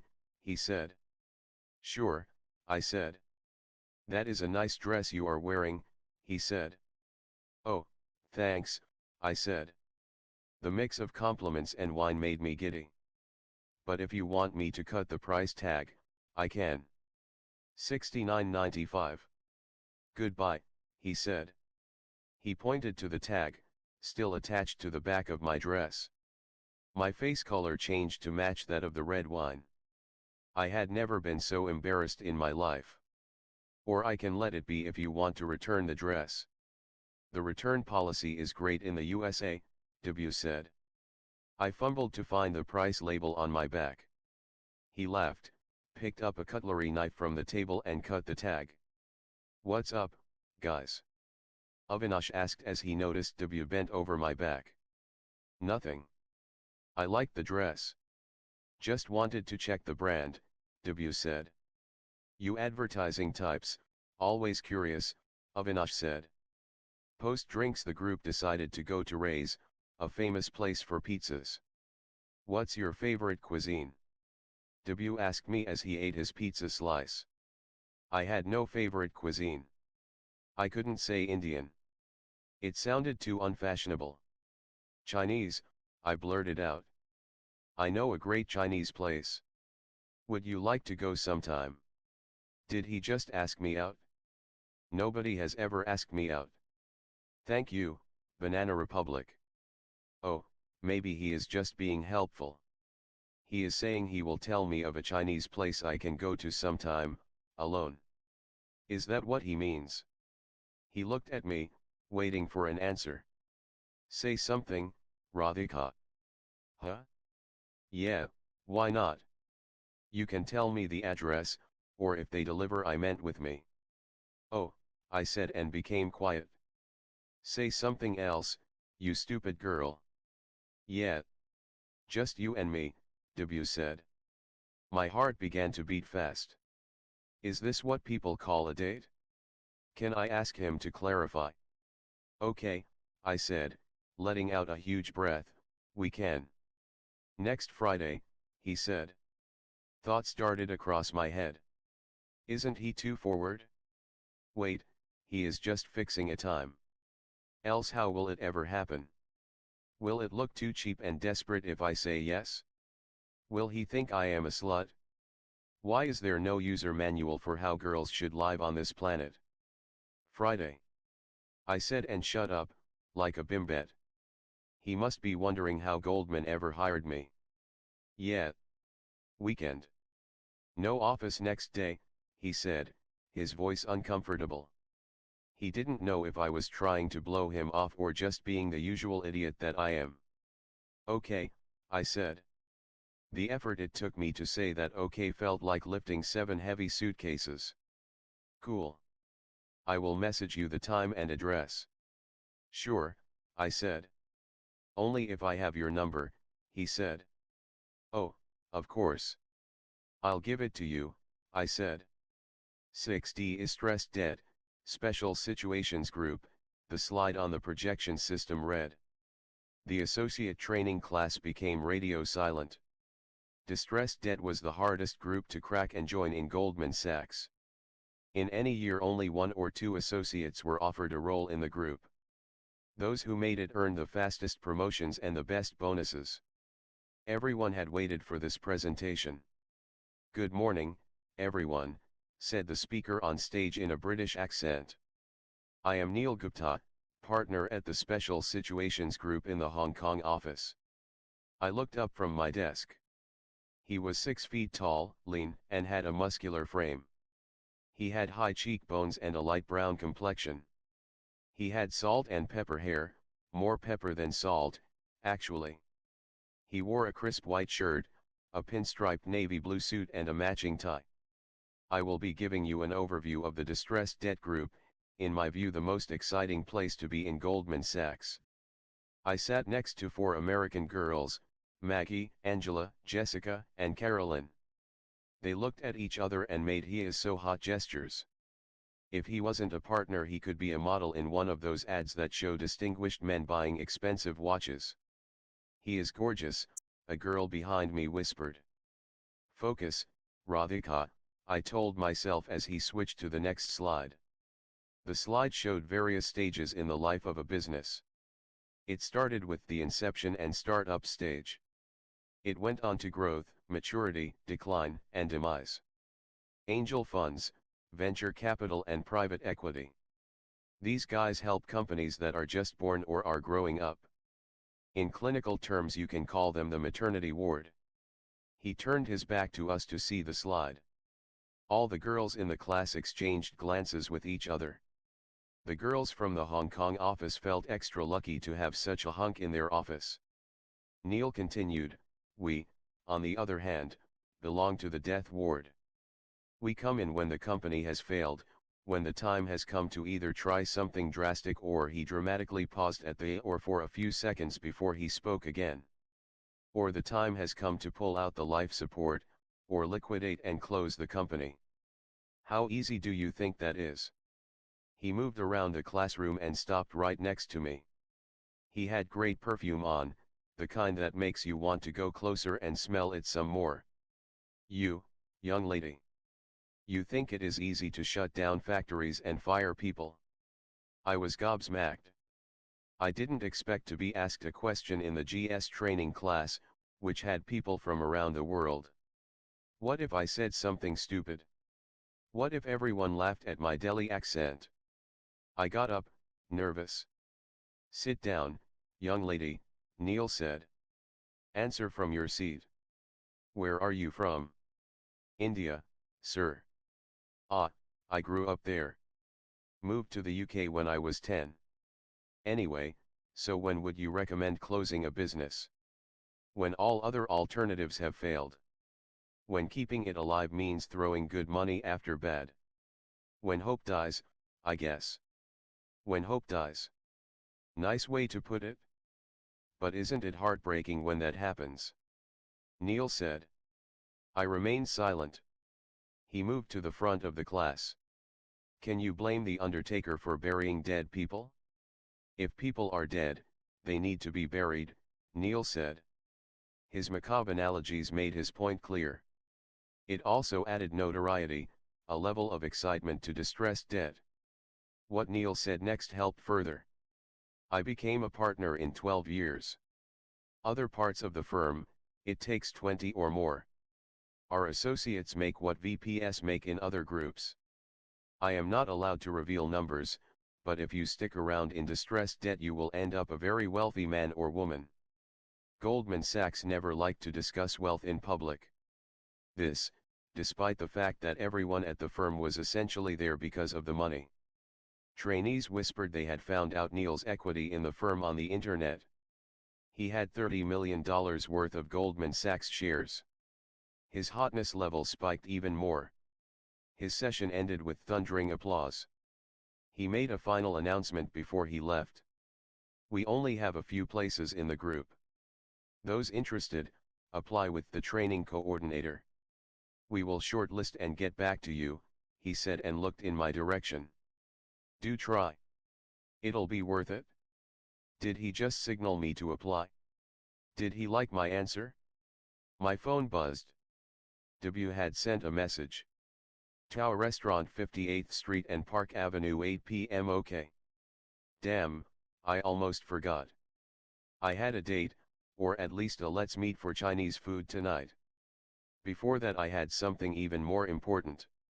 I had a waxing appointment. Oh ho ho. Slower, that hurts, I said to the waxing lady.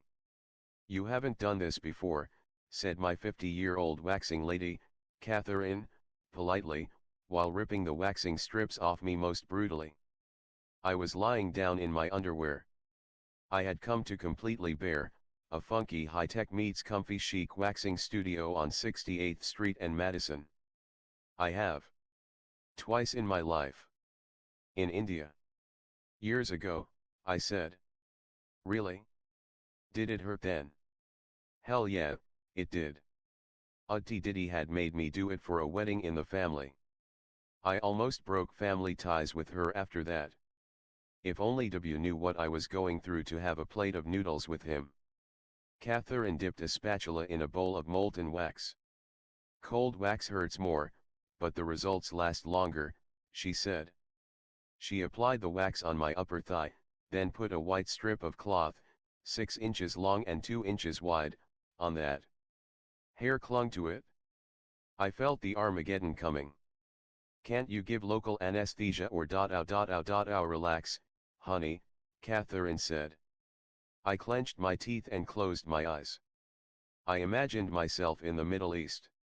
They punish women with lashes if they do something awful like driving a car, offering men their opinions, or something totally immoral like exposing their elbows in public. 50 lashes for Radhika.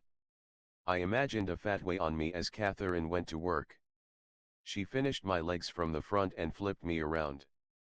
I felt like a fish being scaled before dinner. You don't want a Brazilian? Catherine asked me. It is only $15 more. What's that? I said. Catherine rolled her eyes. It's everything gone, honey. Down there too. It took me a second to figure out what she meant. Then I realized the embarrassment and pain involved. Do girls do it? I said. Everyone, honey. The boys don't like them bushes anymore. Okay, I thought. It's only $15 more. I am Indian after all, and Indians like bargains, even if they involve pain. You want it? Catherine said. Maybe I can do this. This is not for W or tonight. This is for me. Enough of being a frumpy nerd, Radhika. Do it? Sure, I'll take the Brazilian, I said. I don't want to go into the details of what happened next. It started with Catherine examining bits of me nobody else ever had, while she shook her head in disapproval. After that she applied molten wax on body parts that were clearly never meant to ever come in contact with molten wax. Why do we women put ourselves through this? Why can't boys ... I think I would prefer the lashes in Saudi Arabia. There we go, Catherine said after her 10-minute sadism experiment ended. I might faint, I said. You will get used to it, Catherine said. Trust me, he will love it. There is no he, I wanted to tell her. I am only going to have wonton soup with him. Not wanton sex. Catherine came back with a strip of crystal dots. And as a special promotion, we are giving all customers who got a Brazilian a free Swarovski service. Allow me. This won't hurt at all. I couldn't believe what happened next. Catherine made a pattern with 30 crystals down there. Once done, she told me to stand up and look into the mirror. I look like a stripper, I said. You look sexy. I can't walk out with crystals on my dot, you know. Don't worry. They wash off in a couple of days. Faster if you rub with soap. W called. Hey, done with training? You will be on time, right? Or should we make it 8:30? W said. I am done. Was just taking care of some internal issues. See you soon, I said. You look, he paused, wonderful. Thank you, I said. Your dress is lovely too. Look, no tag today, I said and turned around. Both of us laughed. I was wearing a military green lace dress I had picked up from Gap. It ended well above the knees, exposing enough leg. However, I still don't think W noticed the $100 I spent fixing my limbs. The dim lighting and the restaurant table covering my legs did no justice to the hour I had spent in the torture chamber. W ordered a set dinner for us. We sat down in the upper level of Tao, a large-sized restaurant by New York standards. Downstairs, we could see a giant Buddha and the Zenkoi pond. Nice place, I said.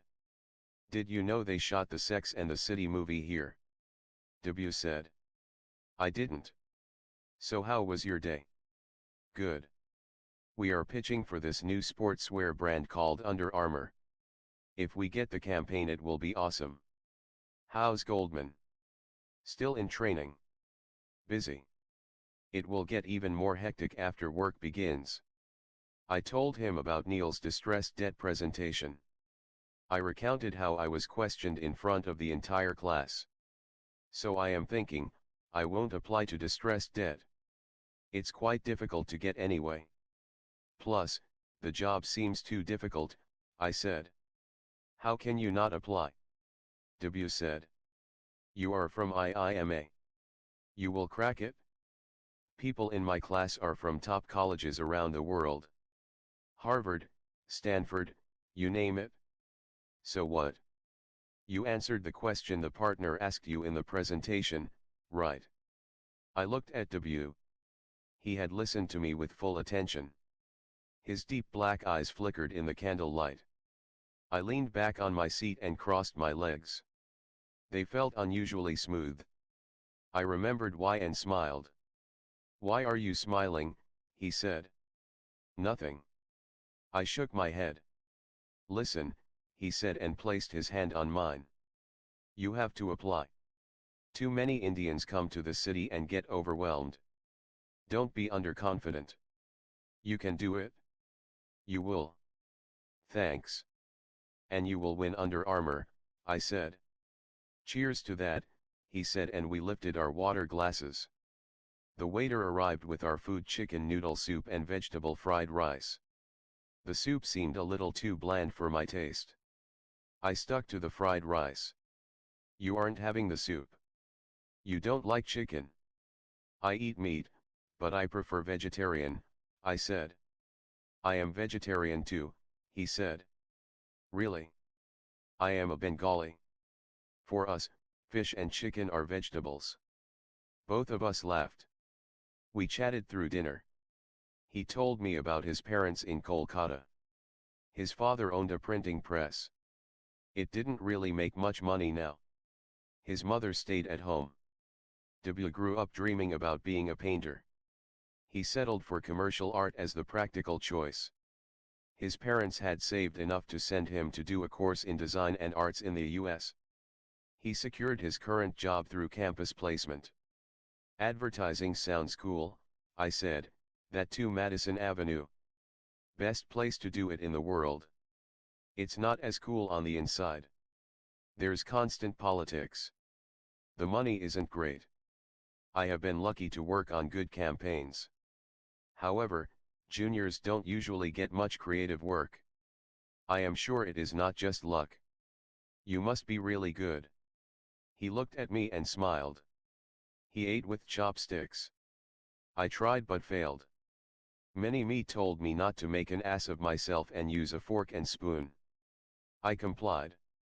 Thanks for the compliment, he said. Dessert. I saw the menu. It had choices like sweet red bean pudding and tofu ice cream. Red bean pudding. I said. What is that? Rajma, W said. Rajma kheer of sorts. Yuck, I said. Chinese desserts are not famous. There's a reason they suck, he said. Bengali desserts are the best, I said. W's chest swelled with pride. Bengali men aren't too bad either, he said. Did he just flirt with me? Is this flirting? Am I supposed to respond with something clever? As sweet as their desserts? I said, one eyebrow up. See, I can flirt back. Nerds can flirt. He never expected a comeback. He took a second to take in my response. Why don't you try and find out, he said. That's enough, Radhika, this is going into dangerous territory, I told myself. Deflect, change the topic, fast. You don't want to be judged as a slut on the first date. See, this is what I do. When I am with a man, I behave like I am sitting for a test. Answer the question properly. Act naive as if I don't understand his double meaning. Don't just be. Perform. Don't know about the men. I'd love to have a Rasgulla though, I said, my voice as innocent and dumb as possible. Alas, this is Manhattan. Fear not. We Bengalis have left imprints everywhere. Would you like to go to a Rasgulla place? Here? Now. In Manhattan. He nodded and smiled. The bill arrived. Should we split? I said and took out two $20 bills. He thought about it for a second. Actually, no. Can I treat you this time, he said. Isn't that what dates are? I said to myself. But then, what about gender equality? Why? I said. We can split. No, he said as he took the money out of his wallet. It's not that much. You can buy the Rasgullas. W and I took a yellow cab to 28th Street and Lexington Avenue, in an area called Murray Hill. It's also called Curry Hill, W said as we stepped out of the taxi. I could see why. Indian, Bangladeshi and Pakistani restaurants dotted both sides of the road. Some resembled roadside dhabas back in India, complete with bright tube lights and plastic chairs. Is this even New York? I laughed. It's Midtown Manhattan, W said. You like it? I love it. In fact, you could have just brought me here first. Darn, wasted money at Tao. Didn't realize you could be a cheap date. Date. He used the word date. I am on a date. I felt thrilled at the prospect of being on a date. Even if at a ramshackle parantha shop called Lahori Kebab. Can we have a parantha? I said. Huh? Didn't we just eat? I am Punjabi. Rice isn't dinner. We walked into the shabby but brightly lit restaurant. W ordered two tandoori paranthas with gobi stuffing inside. Green chilies on the side, please, I said, my mouth salivating at the prospect. I noticed four seedy-looking Indian guys in the restaurant. They wore neon construction worker jackets. I caught them staring at my legs. Yes, finally I have an audience for all that effort, I said to myself. Let's sit down, W said as he noticed the workers. Nobody has ever checked out my legs, I wanted to tell him. Let me enjoy the moment. Oh well, better be the good girl, you exhibitionist, Mini-Me said. The restaurant had Indian desserts. Post paranthas, we had two rasgullas each. You better skip lunch tomorrow, Mini-Me said, there is no point in waxing fat legs. Elephants don't wax, do they? I love how you eat. You are enjoying this, W said to me. Sorry. I haven't had Indian food in weeks, I said. He wiped my lips with a tissue. I smiled at him. There are a couple of Indian restaurants in Brooklyn too, where I live, W said. He was referring to another borough of New York, south of Manhattan. You live in Brooklyn? I said. Most of my Goldman class planned to take apartments in Manhattan. They considered Brooklyn too far. Yeah. Told you. Advertising is glamorous only on paper. They don't pay. That's the only place we can afford a decent apartment. We as in. I share it. Two other guys from work. Oh okay. I need to find an apartment soon too, I said. The bill arrived. I paid this time, a total of $8. We stood up to leave. You want to see a movie next week? Shah Rukh's Don 2 is releasing, W said. They have Indian movie theaters here. I said in excitement. Just a couple. But they do, he said. Next Friday. I nodded. The food in my mouth prevented me from talking. Day 2, baby, I said to myself and mentally high-fived. 1 month later, and the last day of associate training, I received an email from my training manager, Jane Rosenberg.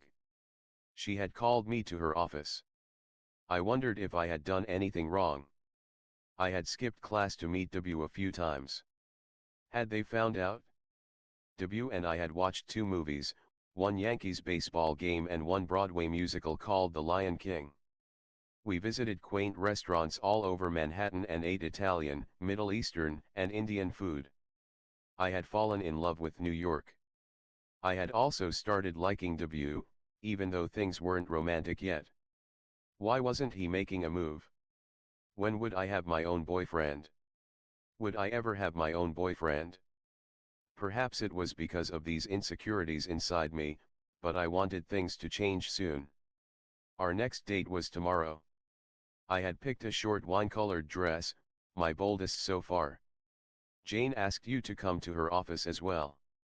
Mark, an American associate about my age, came up to me. Huh? I said, as I came back from my thoughts about what shoes to pair with my wine dress. Yeah. How do you know? You are copied on my email. It's you, me, and another associate, Carl Wong. I reached Jane's office on the 16th floor of 85 Broad Street. Jane, in her 40s, sat at her desk, lost in her computer. Welcome. You must be the new associates, Jane said as we sat down. I looked at Mark and Carl. They seemed relaxed in contrast to a jittery me. I have called you here because I have fresh offers for you. The 3 of you have been selected for the distressed debt group. Yes. Mark said and fist pumped. Carl and Mark high-fived each other. Really? I said. Has there been a mistake? I wanted to ask. Sure, I had applied. I had also met a few people as asked. However, I didn't really think I had a chance. It's a tough challenge but a great opportunity, Jane was saying. Are you going to accept this or do you want to be in another department? Yes, of course, I accept, Mark said. Am going to kill it? Totally accept, Carl said, his voice had an American accent even though he was ethnically Chinese. You, Radhika. Yeah. Well, I am thinking. What was I thinking? Has there been a mistake? Can I do this? Is this too difficult? This is what girls like me do. The boys in front of me jumped up in confidence. I, on the other hand, triple guessed and quadruple guessed myself. Mini-me, will you be supportive and be quiet for once? I took a deep breath. Yeah, I accept, I said. I signed the offer letter and felt a surge of excitement. I wanted to share this with someone. I decided to call home later when India woke up. However, Mom and Dad would have little idea about my achievement. W, I said as I called him after I left Jane's office, I got distressed dead. Didn't I say you could do it? Yeah, you did. We will see if I can last. What are you doing? You will do amazing. I'm at work. Busy with a presentation. We are meeting tomorrow, right? Yeah. Can it be my treat? Training ended, I did make it to the best group. I think we should celebrate. Sure. I can't wait, W said. I made another important call. Completely bare? I want to book a waxing appointment. Champagne, madam, just as you ordered, the waiter said. He poured 2 glasses and put the bottle in an ice bucket. We had come to Aqua Grill in Soho. The restaurant specialized in seafood. W had told me he used to have fish with every meal back home in Kolkata. We chose the set dinner. The waiter arrived with an appetizer made of salmon and asparagus. "This is amazing," W sighed. "You like seafood, that's why I chose this place," I said. He nodded and grinned, his mouth full of food. I found his curly hair, beard, and smile more adorable every time I met him. My dress ended high on my thighs. I had not eaten any lunch to avoid love handles. I wondered if he noticed. "We have seen each other every week since the first time we met, right?" he said. I gazed at his lips. "Yes, we have, but why haven't we kissed yet? Is it wrong for a girl to think that? Should he be asking me that instead? Where are the rules?" "What are you thinking?" W said. He snapped his fingers, as I didn't respond. "Huh? Oh, nothing. Just nervous about my new assignment, I guess. How can a girl admit she is thinking about kissing? Isn't that what super sluts do? Relax. You can crack anything. You are really smart. One of the smartest people I've met." I looked at him. Wow, a man who acknowledges a woman's smartness. Now I want to kiss him even more. "Are you going to make a move, W? Or will you keep eating that shrimp cocktail in the martini glass?" I brought my legs close and enjoyed their smoothness against each other. "W, make the right moves, and you could be a really happy man tonight." "Distressed dead. Sounds scary, though," W said. How do I change the topic from distressed dead to my amazingly waxed legs? I couldn't. I drained my champagne glass. "It is," I said. "You have to negotiate with hard-nosed business owners. They sometimes refuse to pay the bank. You have to seize properties. Squeeze out value." "Wow," W said.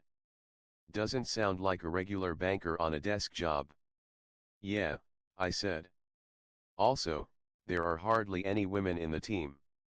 It's a man's job." "What nonsense," W said. "Why can't a woman do it? They are better negotiators. I like this man. A lot. Go on, W."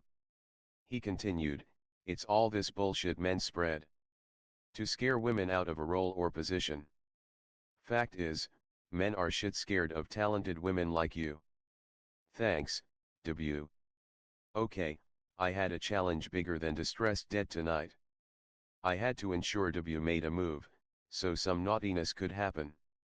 Of course, because I am a woman, I somehow also had to pretend to be innocent, as if I had no role to play in making anything happen. I had to steer him without him realizing he had been steered. The waiter brought us our final course of codfish served with miso sauce. "Wow," W said as he took a bite, "best fish I have ever tasted. In fact, maybe the best thing I have ever tasted." "Yeah. Well, there's still dessert, save the best for the last," I said. "Was that double meaning?" "Fuck, don't solidify yourself." He laughed. Did he get the reference? "You know bongs and mishti," he said. No, he didn't. Be careful. Always give out a chaste good Indian girl vibe. "How's work?" I said. "It's great. Under Armour account is almost in," he said and crossed his fingers. "I am sure it will come in," I said. "It will be my first big win. My boss said if I get it I get promoted to senior creative associate. That sounds a lot cooler than distressed dead associate." He laughed. "You get the bucks." "That's cool enough," he said. Somehow I never wanted to discuss the money I made with W. I had to shift the topic back to him. Under Armour is a cutting-edge brand. I saw their store yesterday. "Great stuff," I said. "I can't wait to work on their campaign." We had a dark chocolate mousse cake with orange sauce as our last dish. "Great choice of restaurant, Radhika," W said. At first I thought this place too fancy, but look at the food. Wow. We finished our meal and the bill arrived. The waiter handed it to W, but I plucked it from his hands. I had told W it would be my treat. I had a quick look. The bill came to $200. I placed the cash in the bill folder and handed it to the waiter. Is it a lot? W said. It is, isn't it? Why did you spend so much? Look, I wanted to celebrate with you. My only true friend in New York. So thank you for being there. I held my champagne glass high. He did the same and made a toast. Congratulations. To my talented friend Radhika, who will kick ass at distressed debt and show the men how it is done, he said. We decided to walk from Aqua Grill to the Benjamin Hotel, a half an hour stroll. From there W could get a direct 4 train to Brooklyn. I had 30 minutes to get this man to make a move. A part of me wanted to scream, "Oh W, just kiss me already?" Of course, a lifetime of brainwashing to be a good Indian girl would never allow me to do that. He didn't make any move. However, he did say amazing things on our walk. It's really important that women do well. It sets an example for other younger women. It inspires them, he said. Who am I inspiring? I said, my mind filled with alternate thoughts. Did he notice my legs yet? Did dinner make my stomach less flat? Are my boobs in place? Can this guy walk slower so I can keep up in my heels? Of course you are an inspiration. To your younger cousins, for example. I am sure they will see their Radhika Didi and want to be like her. I laughed. What? He said. I don't know. My sister Uti has more fans. She barely graduated. She knows makeup and clothes way better than me, though. That is when W said something even better than the amazing things he had said about my work and intelligence. You have great taste in clothes, he said.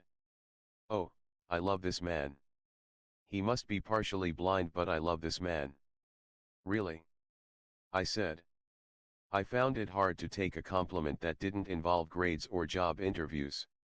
Yeah. You have this subtle, understated style. This red dress, pardon me, but what? I said. Is it ripped somewhere?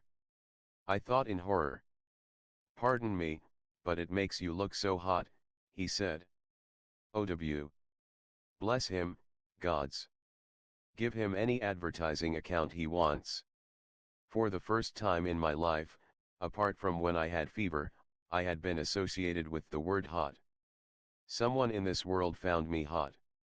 Hot. Fuck, Radhika, someone called you hot. My soul break-danced inside me. Really? I said, my tone as casual as possible, even as I fished for more. Yeah. You don't mind me saying that, I hope. Do I mind? Bring it on, dude. We have 10 more minutes to reach the hotel. Please keep praising me.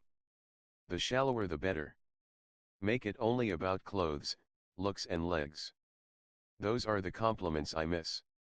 Of course, I have to say it in a way that he doesn't think I am too keen. No, I don't mind.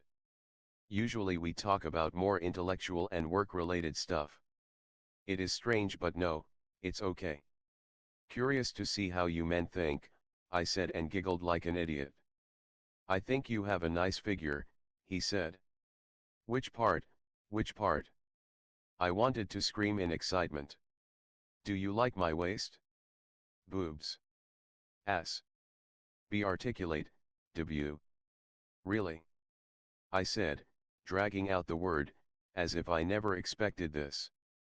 I punched his shoulder, subtle encouragement and fake shyness all rolled into one. Yeah. Your legs, I mean. You have nice legs.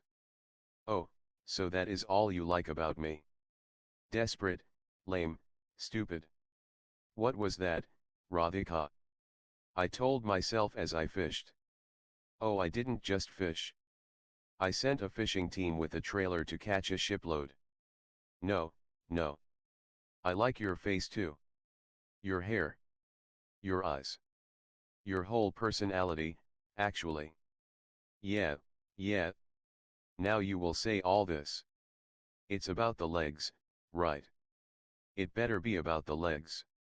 I paid $100 to completely bare. No, no. Sorry. I mean relax, W. I am kidding, I said and squeezed his warm hand. I didn't want to let go of it. However, I didn't want it to count as a move either. Why do we girls have to follow so many rules? If he likes my whole personality, why can't I be fully me? I released his hand. We walked past a Barnes and Noble bookstore and had to cross a traffic signal. He used it as an excuse to hold my hand. We crossed the road together. He didn't release my hand afterwards. I gave him a sideways glance. He smiled at me. My sister is considered the prettier one, actually, I said. I find that quite hard to believe. Unless she is Miss Universe or something. I smiled at his indirect compliment. I felt like running my fingers through his curly hair. He continued, actually, even if she is Miss Universe. I find you really pretty.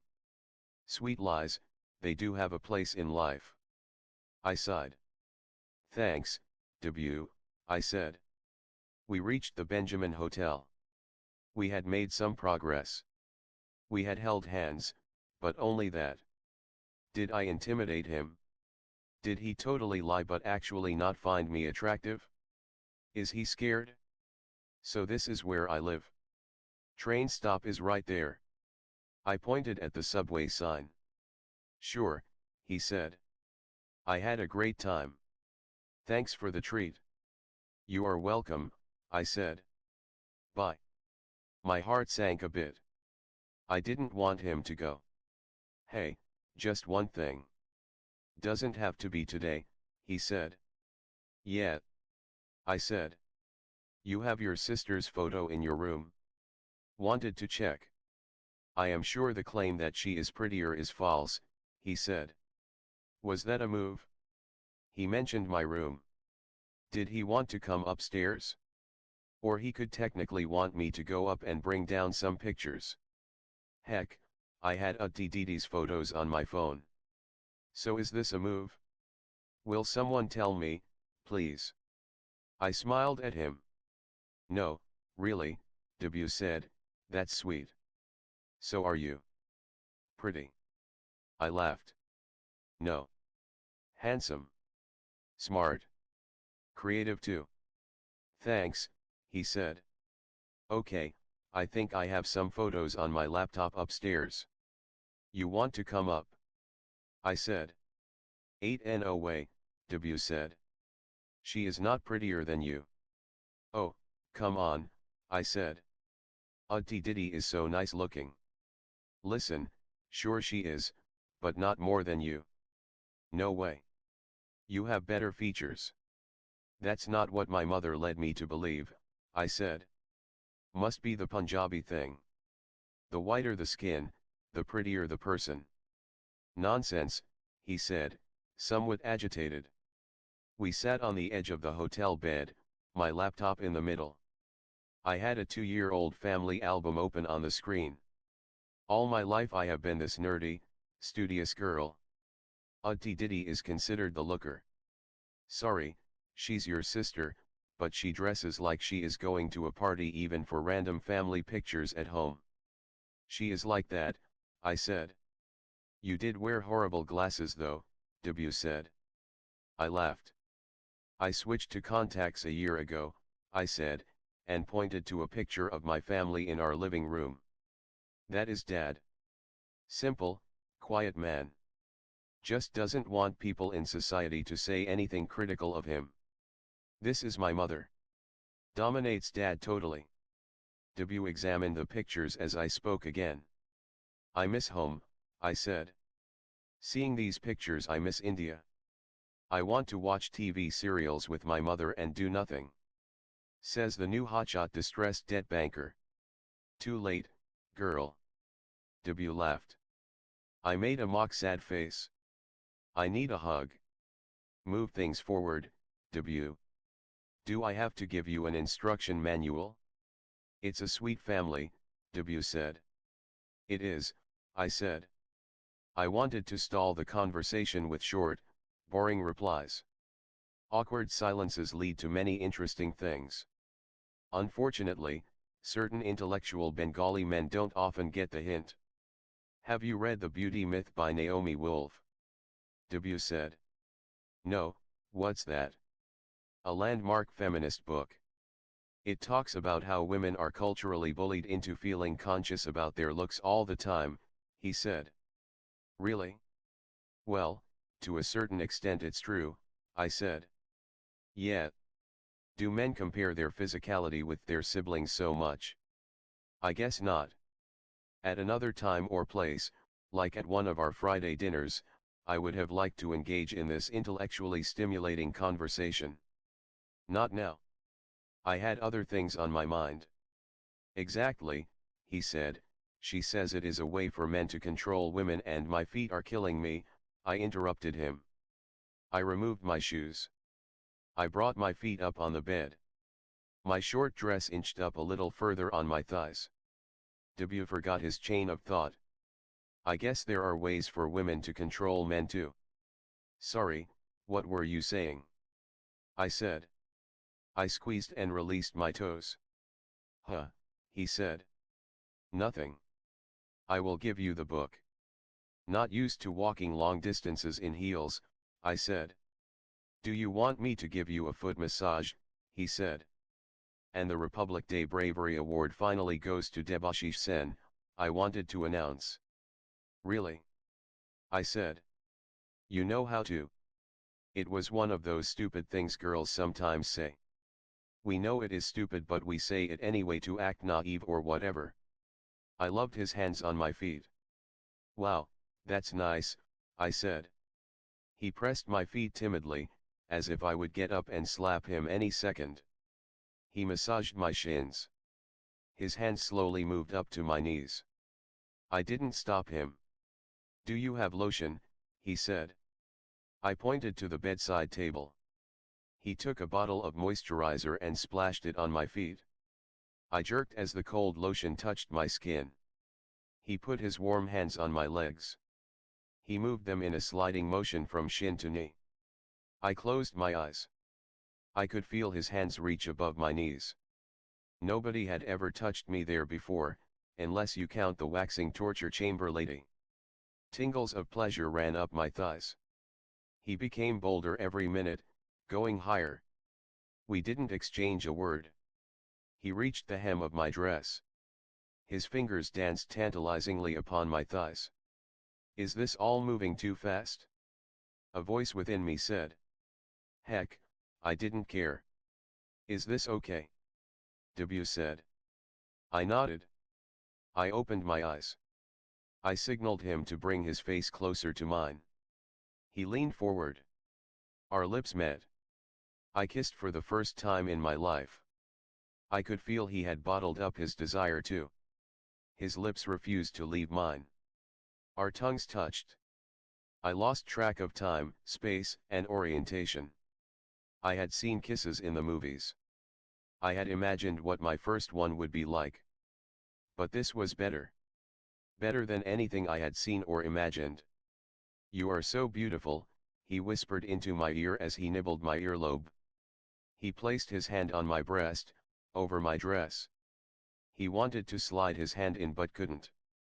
I would have had to remove the entire fitted dress to give him access. I pushed back his chest. Is this going too fast? I said. Like any guy would actually say, yes, it is. No. Of course not. It feels right, W said, one hand on my thigh. He moved his other hand to my back, trying to find the zipper for my dress. There's too much light, I said. Sure, he had praised my body. However, I had never taken off my clothes in front of a man.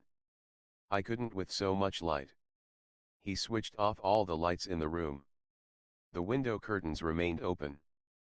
The dim light from the Manhattan skyline was just about enough for us to see each other. I had worn a new matching pair of red lingerie from Triumph, in anticipation. W pulled my dress off. He unhooked my bra from behind. He removed his shirt as well. "What are you making me do, W?" I whispered as I held my unhooked bra in place with my hands. I felt I had to make it seem like he made me do this. "Never mind the pre-planned lingerie. Just go with the flow," W said, standard boy speak for "let me please have sex without interruption." He pulled the red bra out of my hands. He grabbed my breasts. "Not so hard, please," I said. "Sorry," W said. "You have done this before," I said. He took a few seconds to answer. "If I say yes, will you ask me to stop?" W said. I laughed. "No, silly. Just that this is my first time," I said. "I had one girlfriend before. 2 years back. Can we not talk about that now?" I said. He kissed my nipples. He moved up and kissed my collarbone. He kissed my chin and then my lips for several minutes. He tugged at my panties. My heart beat fast. Was I really going to get fully naked in front of a man? I guess it was too late. He pulled down my panties. He removed his trousers and underwear. I had not seen a naked man so up close. I wanted to get a good look, more as an anatomy lesson. However, he held me tight and continued to kiss me. His hands moved higher on my thighs. "Your legs are so soft," he said. I decided to take a life membership at Completely Bare. He touched me between my legs. The Brazilian had made everything smooth. "Wow, you are wet," he said. I wasn't just wet. I was soaked. The good girl in me wondered if he would judge me for it. He bent and brought his face closer between my legs. "What are you doing?" I said. "Huh? Going down." "Down where?" I said. "Down there." "Really? Your mouth?" "There. Yeah. Just relax. I can't really describe the next 10 minutes. His tongue felt the exact opposite of the brutal waxing strips. Every flick transported me to a state of extreme pleasure. Why don't people do this all the time? Wow, why didn't anyone tell me sex feels so damn good? He put a finger inside me. I winced once. "Careful," I said. "Does it feel good?" he said. I nodded, my eyes closed. He continued to work with his tongue. I became more aroused. I soon reached a point where the intensity became too much. "Stop," I said. "What?" he said. "Come here," I said. He came up close. I kissed him, which was a little strange considering where his mouth had been just now. He climbed over me. "May I?" he said. Was I going to have sex? Had I finally grown up? But wait, should I? "I have protection," he said. Damn, did the guy anticipate this? Was I too easy? "I happen to have it in my wallet," W said, as if reading my mind. I didn't want to think anymore. I gave him the slightest nod. He entered me gently. It hurt a bit. Frankly, his tongue had felt better. However, this is what people call sex, I thought, so I guess this is what we have to do. "Radhika Mehta, you are finally having sex," I said to myself and mentally high-fived. It felt like a major milestone in life, on par with getting into IIMA or scoring Goldman Sachs. Or distressed debt. Will that job be tough? Okay, why am I thinking about distressed debt when there is a man in me? "You feel so amazing," he said. I was glad he felt that way. As for me, I couldn't see what the big fuss was about sex. How do I ask him to do that going down stuff again? Is it too late? What is the protocol in bed? His strokes became faster. He gripped me tight on my shoulders and groaned. I guess he had had an orgasm. He gasped for a few seconds as he went lax on me. Wow, W said. Amazing, isn't it? So, how did I feel after having sex the first time? Well, you know how you sometimes wait for a big Salman or Shah Rukh movie for months and then it finally arrives? You go for the first day first show, and then the movie is not bad, but not so great either. Yeah, was amazing, I said. I guess it's just polite to agree with people in bed. He slid off me and lay on the side. He stared at the ceiling. We held hands. You are wonderful. Thank you, he said. Thank you. What on earth was that? Is the show over? Why is he plopped like a phone without charge now? Was it good? I said. I repeat, amazing. I am so spent and finished. Finished. Satisfied, I mean, he said. W. Yeah. Can you make me spent and finished too? Please. Huh. W said. He turned to me, surprised. That going down thing you did. Can you do it a bit more? I said. Sure, baby. Good. I guess that didn't make me the shy and coy girl all Indian girls should be. Maybe it even made me seem like a slut. However, I would rather be a spent and finished slut than a good but frustrated Indian girl. 5 minutes later, I moaned out loud too. Wow. I pressed his head hard between my legs. My legs shook, and then my whole body. Okay, so this is what an orgasm feels like. How are you? He said. I hid my face in embarrassment. What? I said, how are you? He laughed. Spent. And finished. 2 months later we are stuck in this mega bowl deal, said Jonathan Husky, vice president and my boss in the distressed debt group. My phone buzzed in my pocket. I checked the time. It was 7 in the evening. I had to meet W in an hour. It seemed undoable. We sat in the meeting room of the Goldman Sachs distressed debt group. From the Goldman side, there was Jonathan, Clark Smith, who was another associate in the group, and me. We also had a representative from each of the 7 banks that had lent to Megabowl, a Boston-based builder of bowling alleys. While people who played in their bowling alleys had fun, their creditors had a different story. Megabowl had defaulted on $50 million worth of loans. There are no assets, Jonathan continued. The company has nothing apart from lots of bowling pins and bowling balls. Recovering $50 million would require a lot of bowling balls, I thought. The bankers looked at each other in silence, sympathizing with each other for their collective stupidity in lending so much money to Megabowl. Tell us what to do, one of the bankers said. We just want out. I can't deal with their stupid CEO. My hand went into my handbag and grabbed my phone. Radhika. Jonathan saying my name startled me. Please share the plan. Damn, I needed a minute to tell W I couldn't make it tonight. I released my phone and brought my hand out of my bag. Sure, Jonathan, I said. I shared the special booklets I had prepared for the meeting. Our basic premise, I said, opening the first page, is to keep Megabowl as a going concern. There is little value in liquidation, just about 6 cents on the dollar. However, it is 50 cents if we allow the CEO to continue. Fire him, Dirk Grigley, a fat and bald banker from Bank of America, said. He has caused all the mess. He has, yes, I said, but we need him to stabilize operations for now. We also have to retrench people and cut salaries. Let's use him to do the dirty work.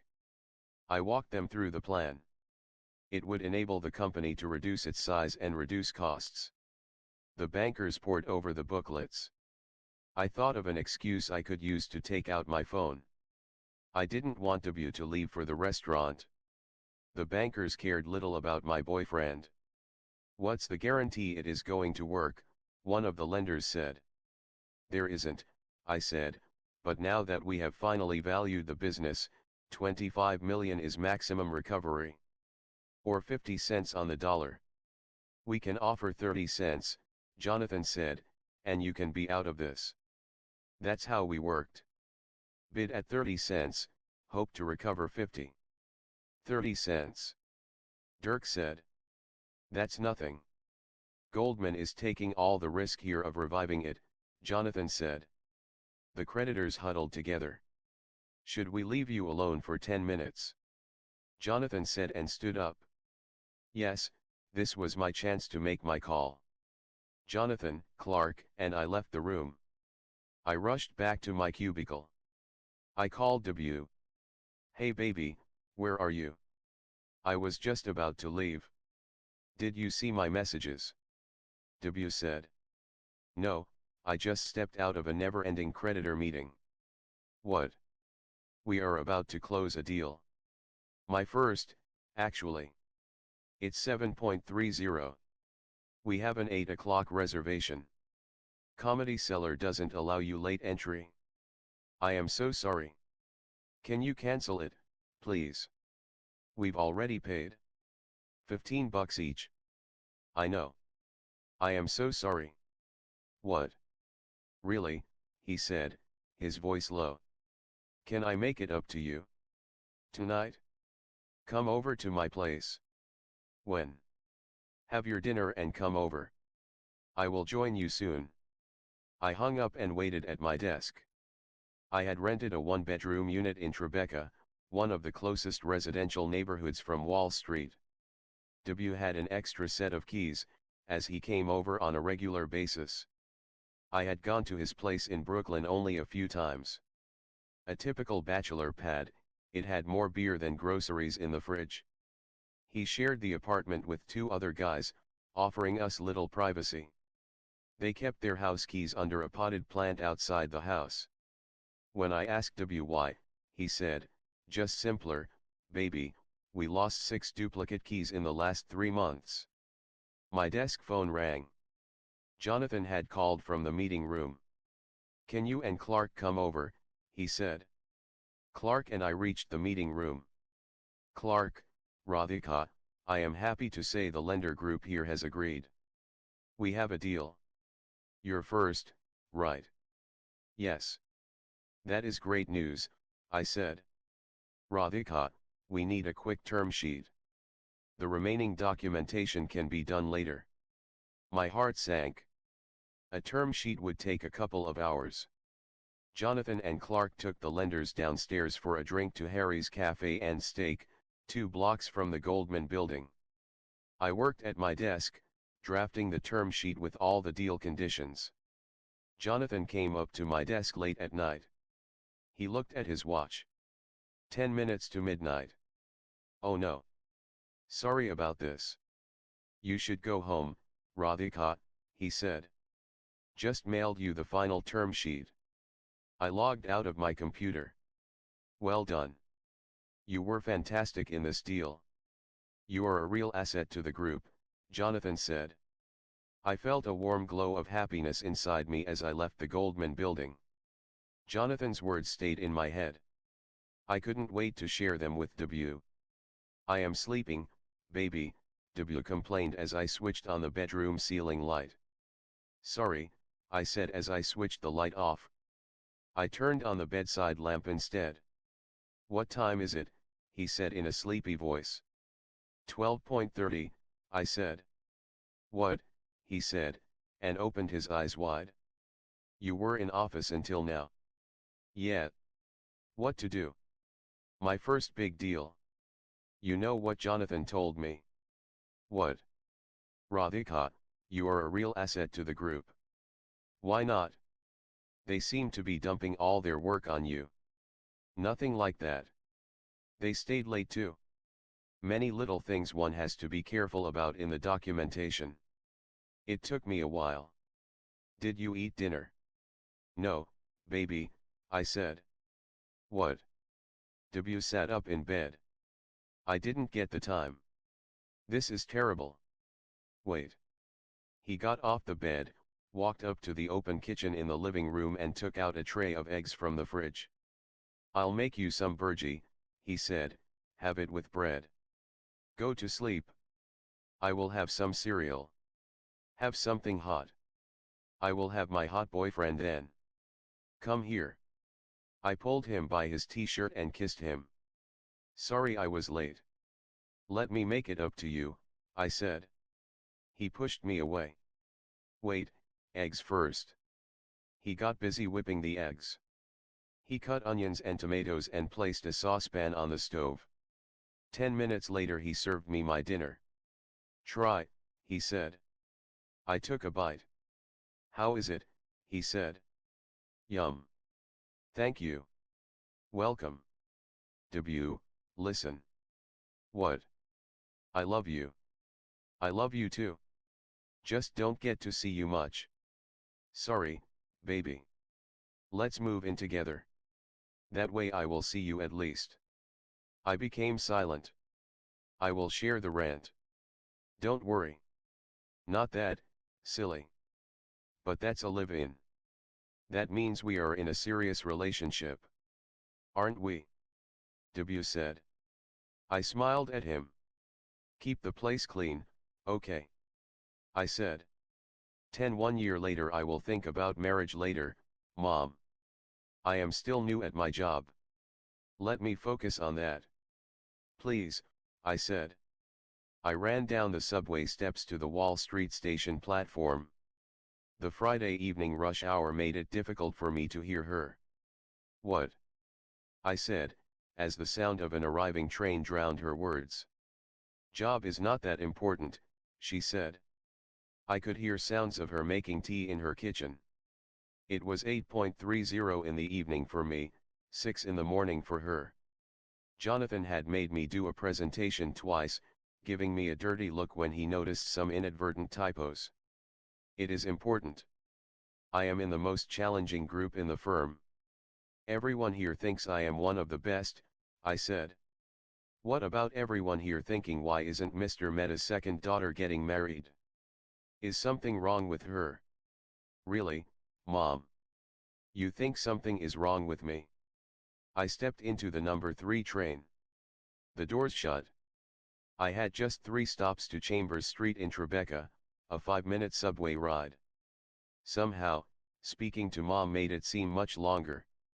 It's been a year since you have been abroad. Your sister married 2 years ago. Let us at least start looking. It takes a while, you know. Auntie Diddy wanted to get married. I don't. You don't. Not yet. Look at my life. I just finished work. It's 8:30 at night here. What kind of a job is this? Making girls stay so late. Can you stop criticizing every aspect of my life? I am not ready to get married or even look at any options. Well, I didn't need more options. My option had messaged me thrice as he waited for me for dinner. So what do you want, Mom said. Many other things. I want to do well at work. I want to be promoted this year, get a good bonus. I want to travel. Enjoy New York. Come home and visit all of you. Is there a boy? She said. My heart skipped a beat. My mother's sixth sense had sprung up. No. Not really, I said. I guess telling her about my live-in status with a guy for the past 1 year would be too much to share at one go. Meaning. I have friends. Like this guy, Debashish. He is also from SRCC. Debashish who? She said, her voice curious. Debashish senator senior in college. Didn't know him then. Works in Manhattan at an ad agency. Bengali, she said, a tinge of disgust in her tone. Yeah. Why? Nothing. They are smelly, no. They eat a lot of fish. What nonsense. Anyway. I hope he is just a friend. I had an urge to tell her that we had contraceptives on our grocery list. Yes. I hardly get time.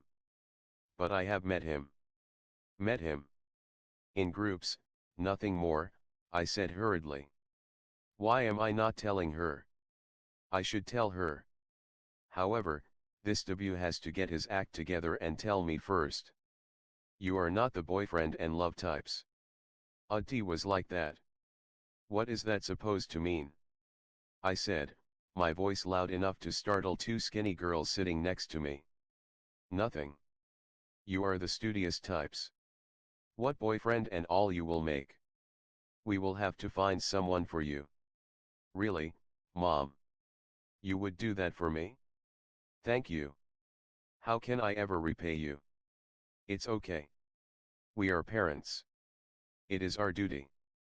She doesn't get sarcasm at all. I wanted to lash out more. I wanted to say, sure, thanks, Mom, do hook me up with someone. For who else would take your unlovable daughter? I chose not to aggravate the situation. I took a deep breath instead. My station has arrived. You made tea? Yeah, I did. I can talk some more. Your father is still in the bathroom. I stepped out of the train. I climbed up the stairs and came out to Chambers Street. My house was a 6-minute walk from here. How's Dad? I said. Waiting for his tea. He still has to figure out what to do with his retired life. Did you get the money? It was too much, Beta. Just tell Dad to change his car, please. At least get a Honda City. That Maruti belongs in a museum. I will tell him. We feel bad taking money from our daughter. Why? If I were your son it would be okay. Yes. But you are not, no. So what? I am your child. Why can't I help improve your lifestyle? With sons it is different. It's like you're right. Mom, you know all this stuff irritates me a lot. I have had a long day. I was in office for 13 hours. Can you please say something nice? We miss you. I miss you guys too. We feel bad. Our daughter is working 13 hours a day and sending money home. We may have limited means after Dad's retirement, but things are not so bad. Again, Mom, I said, my voice upset, you have to stop. Let me do things for my family. Don't shout at me. It's early morning here. Well, you have to stop irritating me. I am not irritating you. You keep saying family. If you don't get married, how will you have a family? Bye, Mom. I don't want to lose it. Please go have tea with Dad. Did I say anything wrong now? It's a fact, no. I have reached home. I have to take the lift. I will talk to you later. As you wish. All you kids behave in this hi-fi manner now. Call whenever. And whenever. Shout whenever. I am just your mother. I took 3 deep breaths. I am sorry for shouting at you, I said. You are becoming too aggressive. If you stay like this, who will? Before she could say that my aggression would hamper my chances of getting married, I had to end the call. Sorry, I said, I am sorry. Go rest. Don't work so hard. I entered the apartment. W sat in the living room watching football on TV. He wore a loose gray t-shirt and a pair of black shorts. He held a can of beer in his hand. Hey, he said, his eyes not moving an inch from the screen. Hi, I said, my voice curt. Is it too much for him to get up from the sofa and give me a hug? I removed my jacket and placed it on the dining table. I saw takeaway bowls from Mr. Chow, a Chinese restaurant in Tribeca. You ordered in? I said. Yeah. Felt too lazy to make anything. Plus, there was this game. This food is too greasy for me. You could have ordered something healthier. Mr. Chow is cheap. Have you seen the portion sizes? It will last us 2 days. I dumped my handbag on the dining chair. Sometimes, I wish W wasn't so obsessed about saving a few bucks. I fought with my mother. I called her to have a chat and ended up yelling at her. He said, eyes on the TV. That's not nice. W, can you please shut the TV off for a minute? I said. Screamed, in fact. W looked mildly surprised. He didn't switch off the TV, but muted it.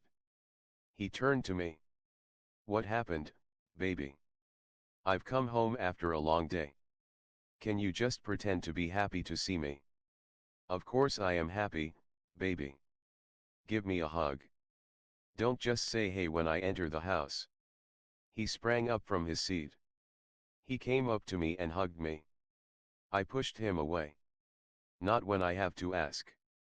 And be interested. My mom and I had a huge argument. What about? Guess. Your marriage? Her whole who will marry my poor daughter routine. Yes, W, I said, glaring at him. You are so clever to figure it out. But seriously, who will marry her poor daughter? My mother and I had at least one blowout per week about my marriage. W knew about it.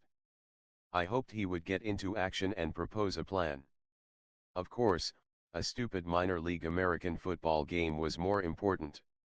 I continued to glare at him. What? W said. Stop letting her affect you so much. She's regressive and old-fashioned. He took a paper plate and scooped some noodles on it. He handed it to me, a cheap portion of chow mein to compensate for my uncertain future. W, really? Is that what you think I am upset about? It's not, he said, his face blank. Why don't guys ever get it? It's never just one thing with women.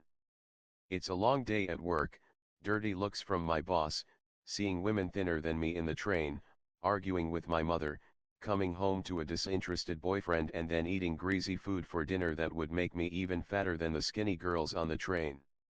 Oh, and add boyfriend never having the guts to discuss our future. No, I said, in as patient a voice as possible, it isn't only that. Oh, he said, genuinely astonished. W, what the fuck? What? What did I do? What did you not do? The hug. I am sorry about the hug, baby. It's not the hug. It's us. Are you so thick or are you pretending to be so? Be clear, baby. Don't baby me. I pushed my plate away. I didn't want to eat this cardiac arrest on a plate. I didn't want to listen to the baby crap. What's the matter? W, where are we going? Meaning. I picked up the remote and switched off the TV. Us. Where is this relationship going? My mother wants me to get married. Are you listening? But you don't want to, right? Not right now, right, he said, puzzled. But where do you see us in the future, W?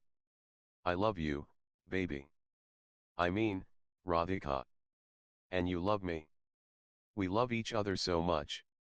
Who else do we have, really? Love is fine. Yes, I do love you.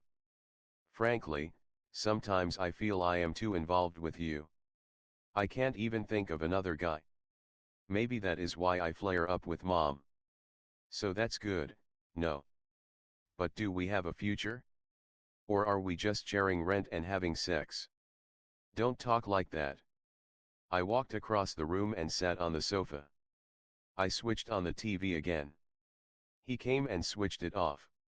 Why did you switch on the TV? He said. You won't talk, I said, and you tell me not to talk. So what to do? Let's pretend there is no problem. Okay, I will talk, W said. Sure. I am listening.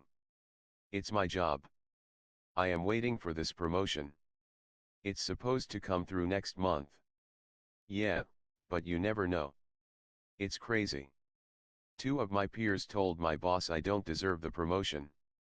Advertising is dog eat dog. I am so stressed. Well, that's terrible. But how is this relevant when it comes to us? I want to be a senior creative director. Get a raise. A few more accounts. I want to be a little more solid at work before thinking about marriage. I want to focus on my career, not get distracted. I am not asking you to marry me next week. I just. Okay, fine, I want to get past this promotion. Win a couple more accounts. I will be ready to take the next step then. What do I tell mom? Tell her about me. Tell her you have a boyfriend. She's not like that. She will flip out. I will tell her once, and at the right time. When it is time to take things ahead. Your wish, he said. Come here. I didn't move from my seat. He came to me and held me. I love you, he said. Me too. Sorry I snapped at you. We lay down in bed. He ran his fingers up and down my arm. Not tonight, debut, I said. Just not in the mood. You will feel better. No, I said. He placed a hand on my breast. I pushed it away. Focus on your career, debut, don't get distracted. Good night. 11F or close on the company properties first. Scare him so he plays ball, I said to Jonathan. We stood by the coffee machine in the office pantry. We were talking about Metron, a semiconductor company gone bust. That's true. Smart suggestion, Jonathan said. I made 2 espressos and passed him a cup. My phone rang. Debut. I looked at it and put it aside. Go ahead, take it, Jonathan said. It's a personal call. I can call back, I said. No, go ahead. I'll see you back at your desk. Jonathan left the pantry. I picked up the phone. Hi, I said. A middle of the day call. Nice. Well, you are speaking to a senior creative director of BBDO, he said. Oh my God. It happened. Congrats, debut. This is headline news. Thank you. You are the first person I called. Of course. We totally need to celebrate this. It's okay. They promoted 2 others too. It's huge. You know it is. Anyway, I got to go. Need to make some calls. What time will you be home today? 7:30. Why? Nothing. I might get a little late. Okay, Mr. Senior Creative Director, bye. I hammered out a quick plan. I messaged Avinash, Ashish, and the kind of big news. W got promoted. My boyfriend is a senior creative director. Surprise celebration drinks. Our place. 7 p.m. sharp. 55B, 50 Franklin Street, Tribeca. Within minutes everyone confirmed. I messaged a few others. Some wanted to bring their friends along. In half an hour, I had a mini party organized with about a dozen confirmed guests. Finally, I dashed W a message. Busy day. May get late. Have dinner and sleep. Surprise, everyone shouted in unison as a clueless W opened the door. His shocked and dazed expression had everyone bursting into laughter and made my hours of frantic preparation worthwhile. I had ordered pizzas from Ray's. The salads, nuts, and bar snacks came from Whole Foods. Champagne was chilling in the freezer. It was the first time W and I had so many guests in our little apartment. Chatter and laughter filled the living room. It made my world seem complete. My house felt like a home. I dimmed the lights and turned up the music. What a great party. They said. Template for you. You never do such surprises for me, Ashish, now her husband, said. We are married. They are boyfriend and girlfriend. There's a difference. Whatever, Ashish said. They laughed. I felt a tap on my shoulder. I turned around. It was W. He looked deep into my eyes. I love you, he said. I love you too, I said. W pecked me on the lips. Avinash whistled. Everyone looked at us. I covered my face in embarrassment. The house felt warm and fuzzy. I had never been happier in my whole life. I just told you this afternoon. How did you do all this so fast? W said. I took the rest of the day off. Thank you for making me feel so special, Superwoman. You are welcome. But you are still helping me clean up after the party, okay? I said. 3 months later, superb job on Mega Bowl. We will recover 30 million, not 25. Well done, Radhika. I read Jonathan's old email on my laptop. He had copied John Cruz, a partner in the distressed debt group. John had sent a well done email as well. Baby, shut your laptop. Come, lie down, W said in a drowsy voice. I was sitting next to him on the bed. I had switched off the room lights. However, the glare of the laptop screen bothered him. It's still too bright. What time is it? W said. 11:30, I said. Only a few more minutes, I promise.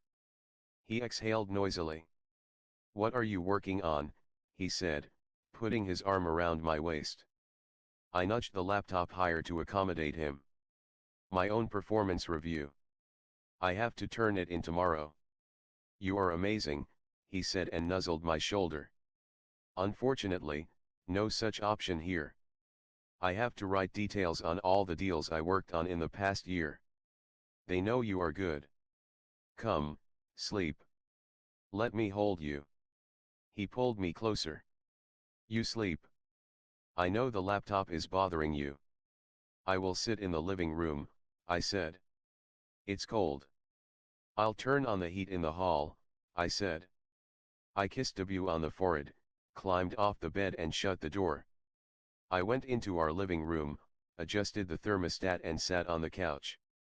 I opened my laptop again and read the performance review form. List instances where you added significant value in a deal. I had worked on 3 deals this last year. Mega Bowl was the deal I had contributed to the most. I entered the details. Last year, when I joined the firm fresh out of college, we had had a fixed bonus. My performance review would decide my bonus this year. I reached the last question. What is your overall assessment of your performance on a scale of 1 to 5, based on the classification below? 1, significantly below expectations. 2, below expectations. 3, meets expectations. 4, better than expectations. 5, significantly better than expectations. I pondered on my overall rating for a few minutes. Choosing a 5 felt pompous. I settled for a 3 and pressed submit. Done. I heard W's voice from the bedroom. Yeah, coming, I said. I tiptoed across to partner John Cruz's cabin. His secretary asked me to wait as John ended a call. Bonus day in Goldman altered the air in the office. Inside, people felt huge anxiety and excitement. Outside, they had to pretend to be cool, like it was any other day. Of course, it was anything but that. Bonus is what bankers work for, and the number defines whether you are good or not. A 0 bonus or a ridiculously low number could even mean a signal to leave the firm. John Cruz would communicate the bonuses to everyone in the New York distressed debt team. I had a base salary of $120,000 a year. I felt a 30,000 number would be good, translating to 3-month salary. Anything higher, say a 35 or 40, would make it a rainbow in my sky. How you doing? John said, staring at his screen. He always tried to relax the person before he shared the number. He had the magic spreadsheet with all the bonus data open on his computer. I am good. How are you feeling? I said. A bit like Santa Claus today. I smiled. But only a little. In a partner's office one always had to be poised. Your first real bonus, right?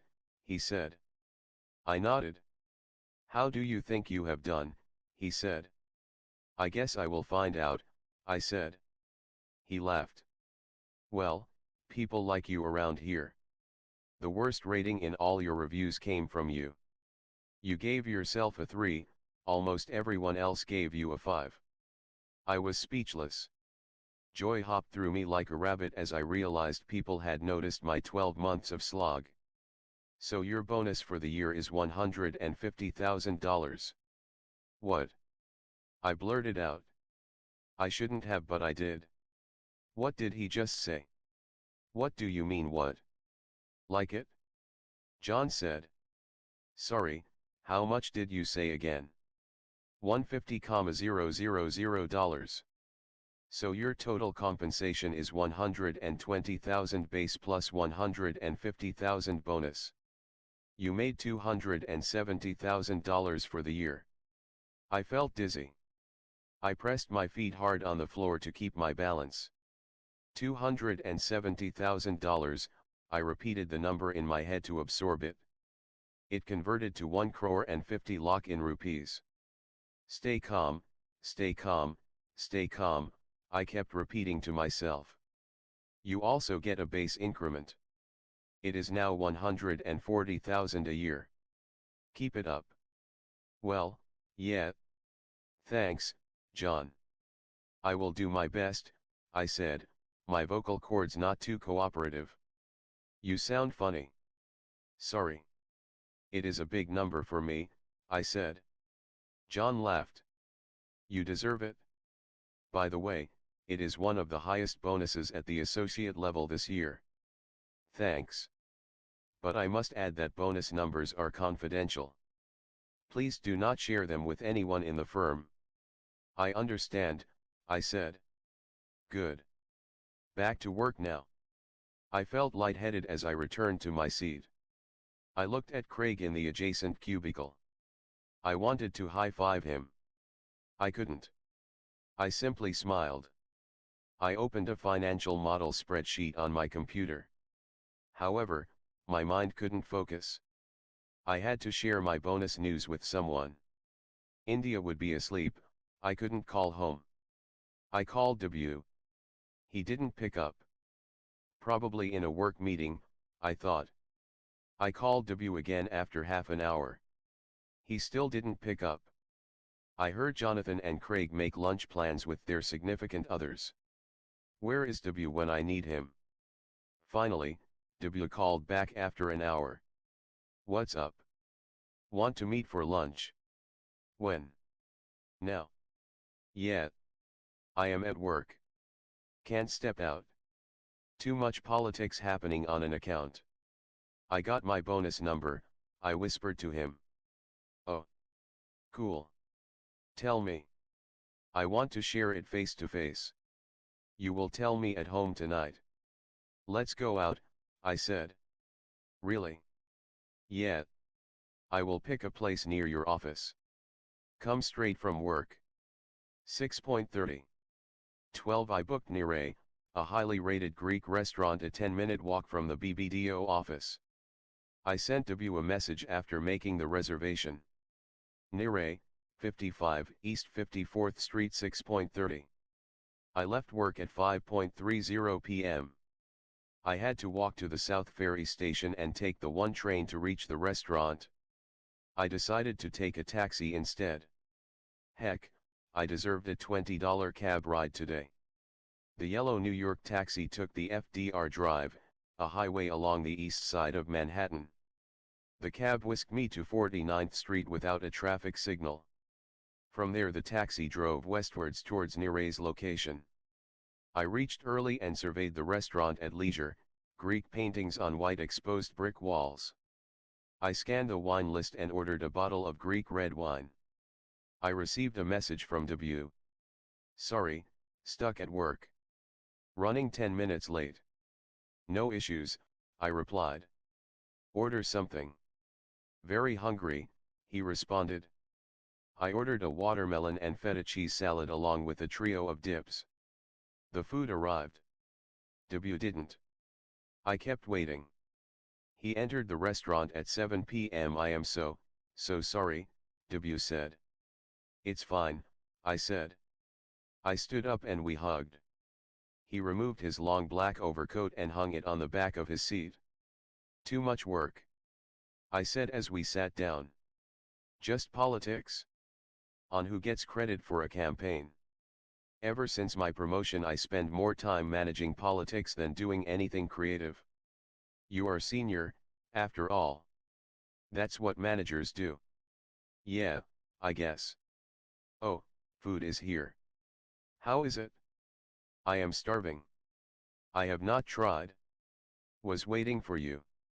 W picked up pita bread and had it with the hummus dip. I ate some salad. His hunger satiated after a few bites, W spoke again. Anyway, how are you? Big day, he said. I smiled. He continued, not telling me on the phone. Dinner out on a weekday. You do like your suspense. Nothing like that. I wanted to share it in person. He rubbed his hands together. So, what is it? John called me this morning to his room. I told you about John, right? The partner. Yes. So he told me I had received good reviews from other people. See, I told you.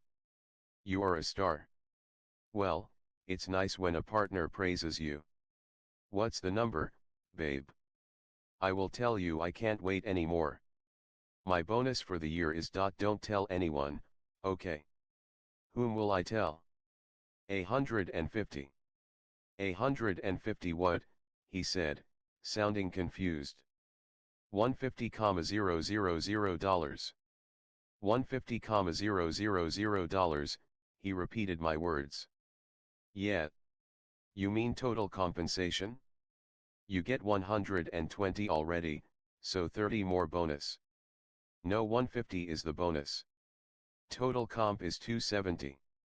W's mouth fell open.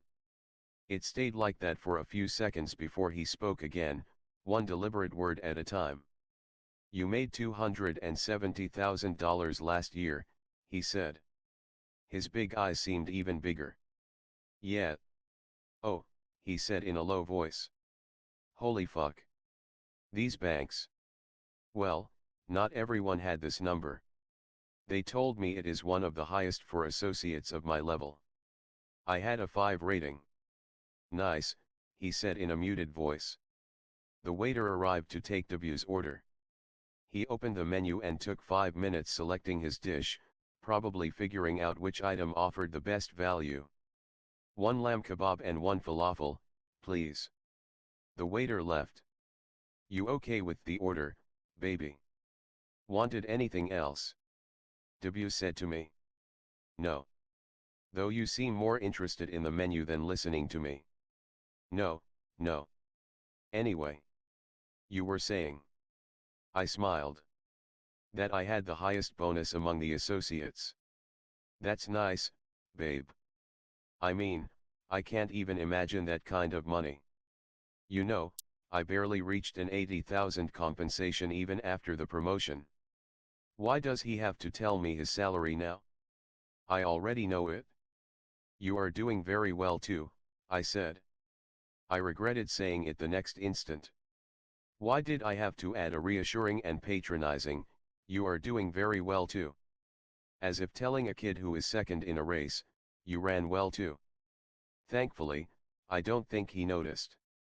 I continued, there's no doubt you are awesome at BBDO. You are one of their best. People are stupid in my company. You won't believe what happened in this campaign. Okay, what just happened here? Why has it become about him? Isn't this, like, my big moment? The waiter arrived with a bottle of red wine.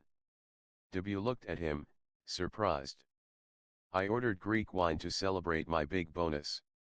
A whole bottle. I signaled the waiter to pour us 2 glasses. Cool, he said. Nice. Cool.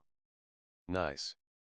Will this guy ever move on from these words to say something more substantial? The food arrived. His face lit up. This lamb smells so good. Baby, you pick the best places. Really, nobody picks restaurants in New York like you do. This is so close to my office too. Will come here with my team. Mr. Debashish Sen, I do other things besides pick restaurants.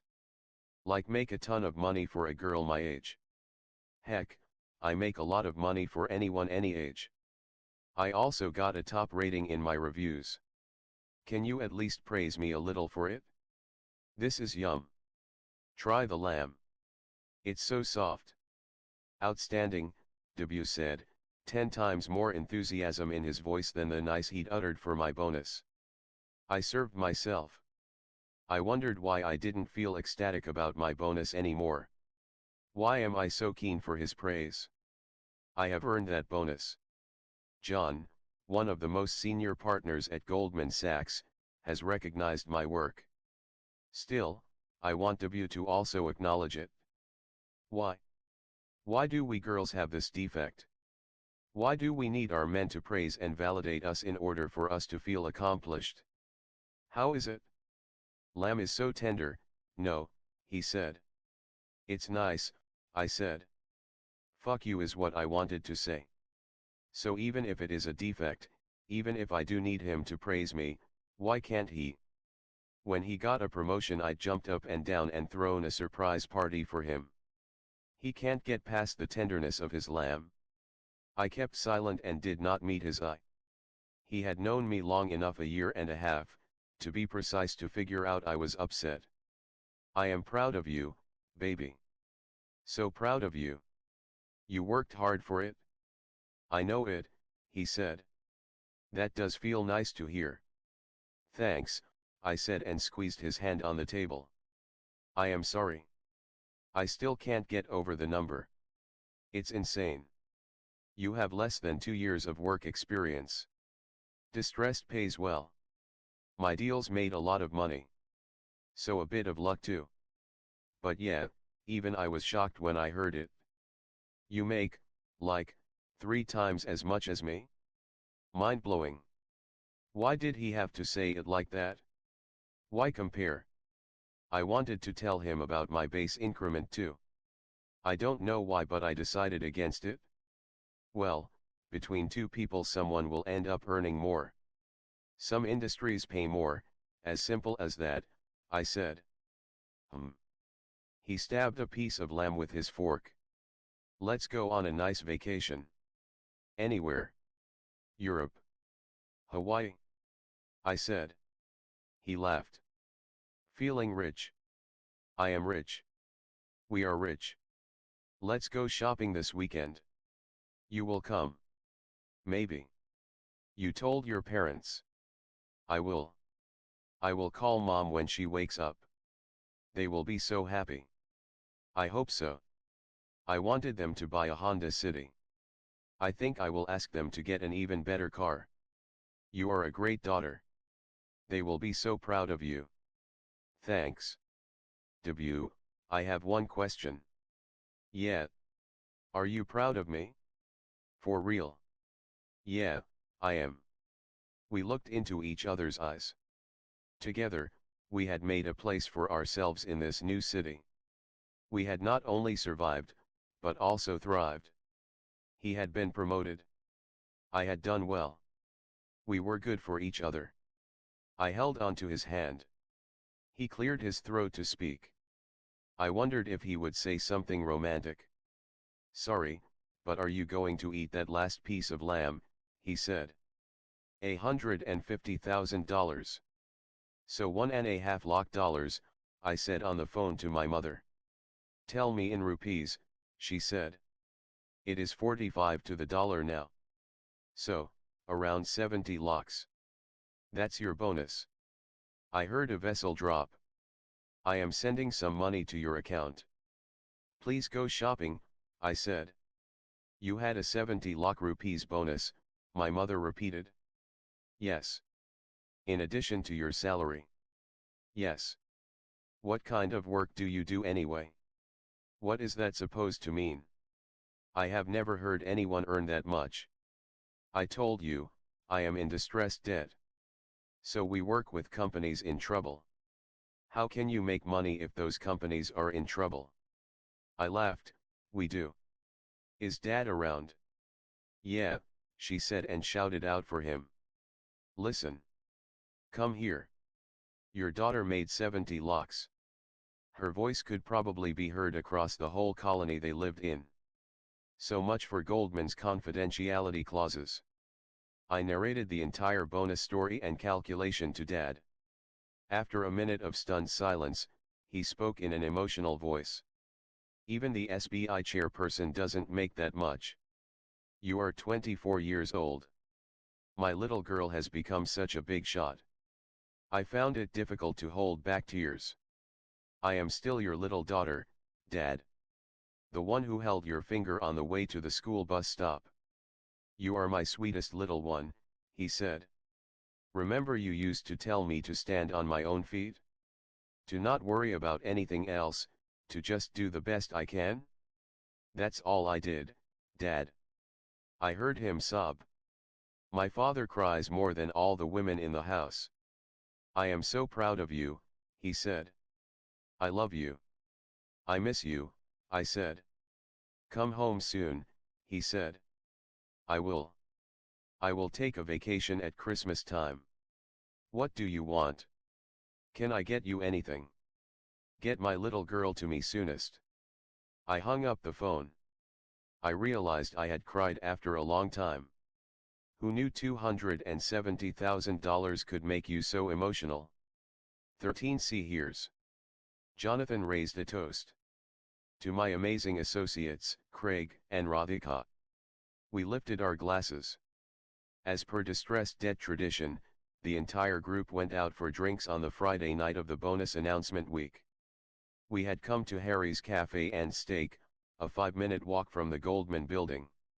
Harry's was a Wall Street institution, where senior bankers and CEOs lunched and closed some of the biggest mergers and financial deals. Around 20 of us from the distressed debt group congregated in the bar area. John Cruz came only for a few minutes. He chatted with senior MDs and vice presidents before leaving for the weekend at his Hamptons Beach house. See you, guys. And enjoy yourself. It's on me, John said as he left the bar, leaving his credit card behind. People had invited their significant others, which meant wives, husbands, girlfriends, and boyfriends. Even I had invited Debut. I had finally gathered the courage to make him public to my team.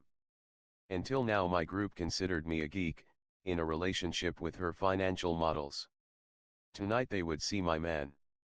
White-gloved waiters passed around champagne glasses on silver trays. Happy with your number? Craig said to me. Confidentiality clauses apart, bonus gossip was just too hard to resist. It's my first real one. Of course I am happy, I said, trying not to reveal too much. I am sure they paid you really well. They love you here, Craig said. I wondered if he had a hint of snark in his voice. I couldn't tell. Hey, is that Jonathan's wife who just arrived? I said, deflecting the topic.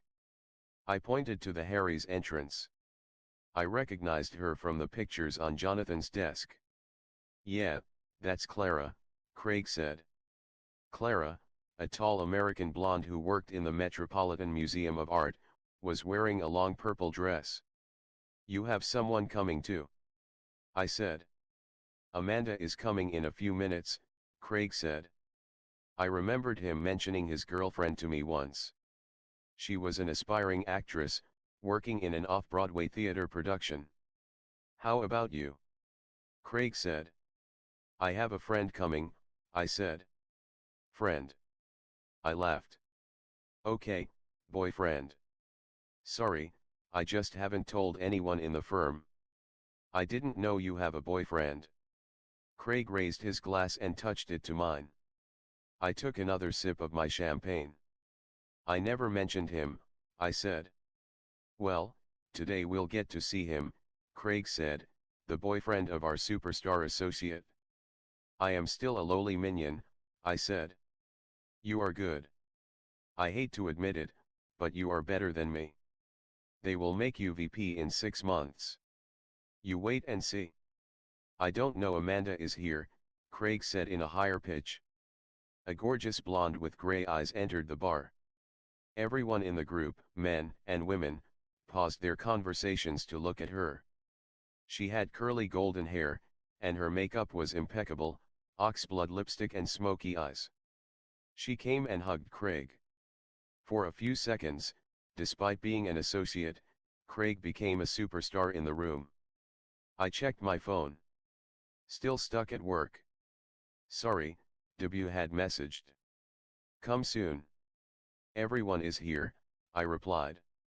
Craig introduced me to Amanda. The waiter gave us another champagne glass each. I have heard so much about you, Amanda said. You have? I said. Craig mentions his deals, and how you are a tough negotiator. And that you are really good, she said. I laughed. I am not. I get lucky sometimes, I said. Well, that is how I take compliments. I don't say thank you. I just deny the compliment. I love the color of your skin, Amanda said. Really? I wish I had yours, I said. She laughed. All the men around us noticed her laugh. So I hear you are an actor. I said. Yeah. Doing a small theater part right now. Auditioning for television and movies. It's hard, though. So I also work as a part-time piano teacher. You are so pretty. I am sure it will work out, I said. Too many pretty women in New York, Amanda said. But you are the prettiest, Craig said and kissed her on top of her head. She giggled. Craig introduced her to Jonathan and a couple of other VPs. All the men listened to every word Amanda had to say. I wanted to be Amanda. I don't know why. I scolded myself for thinking that way. Amanda didn't have a real job. Amanda didn't know how to make financial models. Amanda couldn't close a financial deal. Amanda didn't make $270,000 a year. But Amanda is so hot. Amanda also has men hovering around her, hoping to get her a drink. Where is my one and only man? W, where are you? I sent a message again. He didn't reply for an hour. Meanwhile, I met the better halves of everyone in the distressed dead team. I finished 3 glasses of champagne. The wooziness in my head told me I needed to slow down a bit. W called me at 9:30. Where are you, W? Everyone is leaving. Did you get my message? I said. Yeah. Shit happening at work. I will tell you about it later. I could hear crowd noises around him.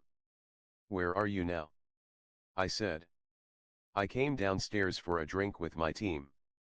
W? You were supposed to come to my office party for drinks tonight. I wanted to introduce you to everyone. Stupid politics happening. I have to talk to people. I will come. When? In an hour. It'll be over. Really, W? You had to do your office stuff on the one day I call you. I got stuck. I can't tell you the backstabbing that happened here. W, I said, my voice confident after the champagne, I don't care about your office right now. You said you would come. I thought I might. Listen, it's just bankers, right? It's anyway not my scene. Really? I am a banker too. You are different. But they talk about money and deals and W, they are people too. Today, everyone has come with their significant others. I told Craig you are coming. What do I tell him? That I am stuck at work. What else? So they'll think I made up my boyfriend. What? Nothing. Bye. So should I come in an hour or not? Don't. Drink with your backstabbing colleagues. It's okay. Bye. I hung up. I picked up a glass of champagne and knocked it down bottoms up. Jonathan noticed me. Someone doesn't like to go slow and savor their French bubbly, he said. Hey, Jonathan, I said. Craig told me your boyfriend is coming. Is he here? Would love to say hi. He's stuck at work, sadly. Oh, that's unfortunate. What does he do? I don't know what the fuck he does, I wanted to say in reflex. His not showing up, the 4 glasses of champagne and my realization I wasn't as pretty as Amanda had all added to my frustration. I took a deep breath to compose myself. He works in advertising. On Madison Avenue, I managed to say. Oh, nice.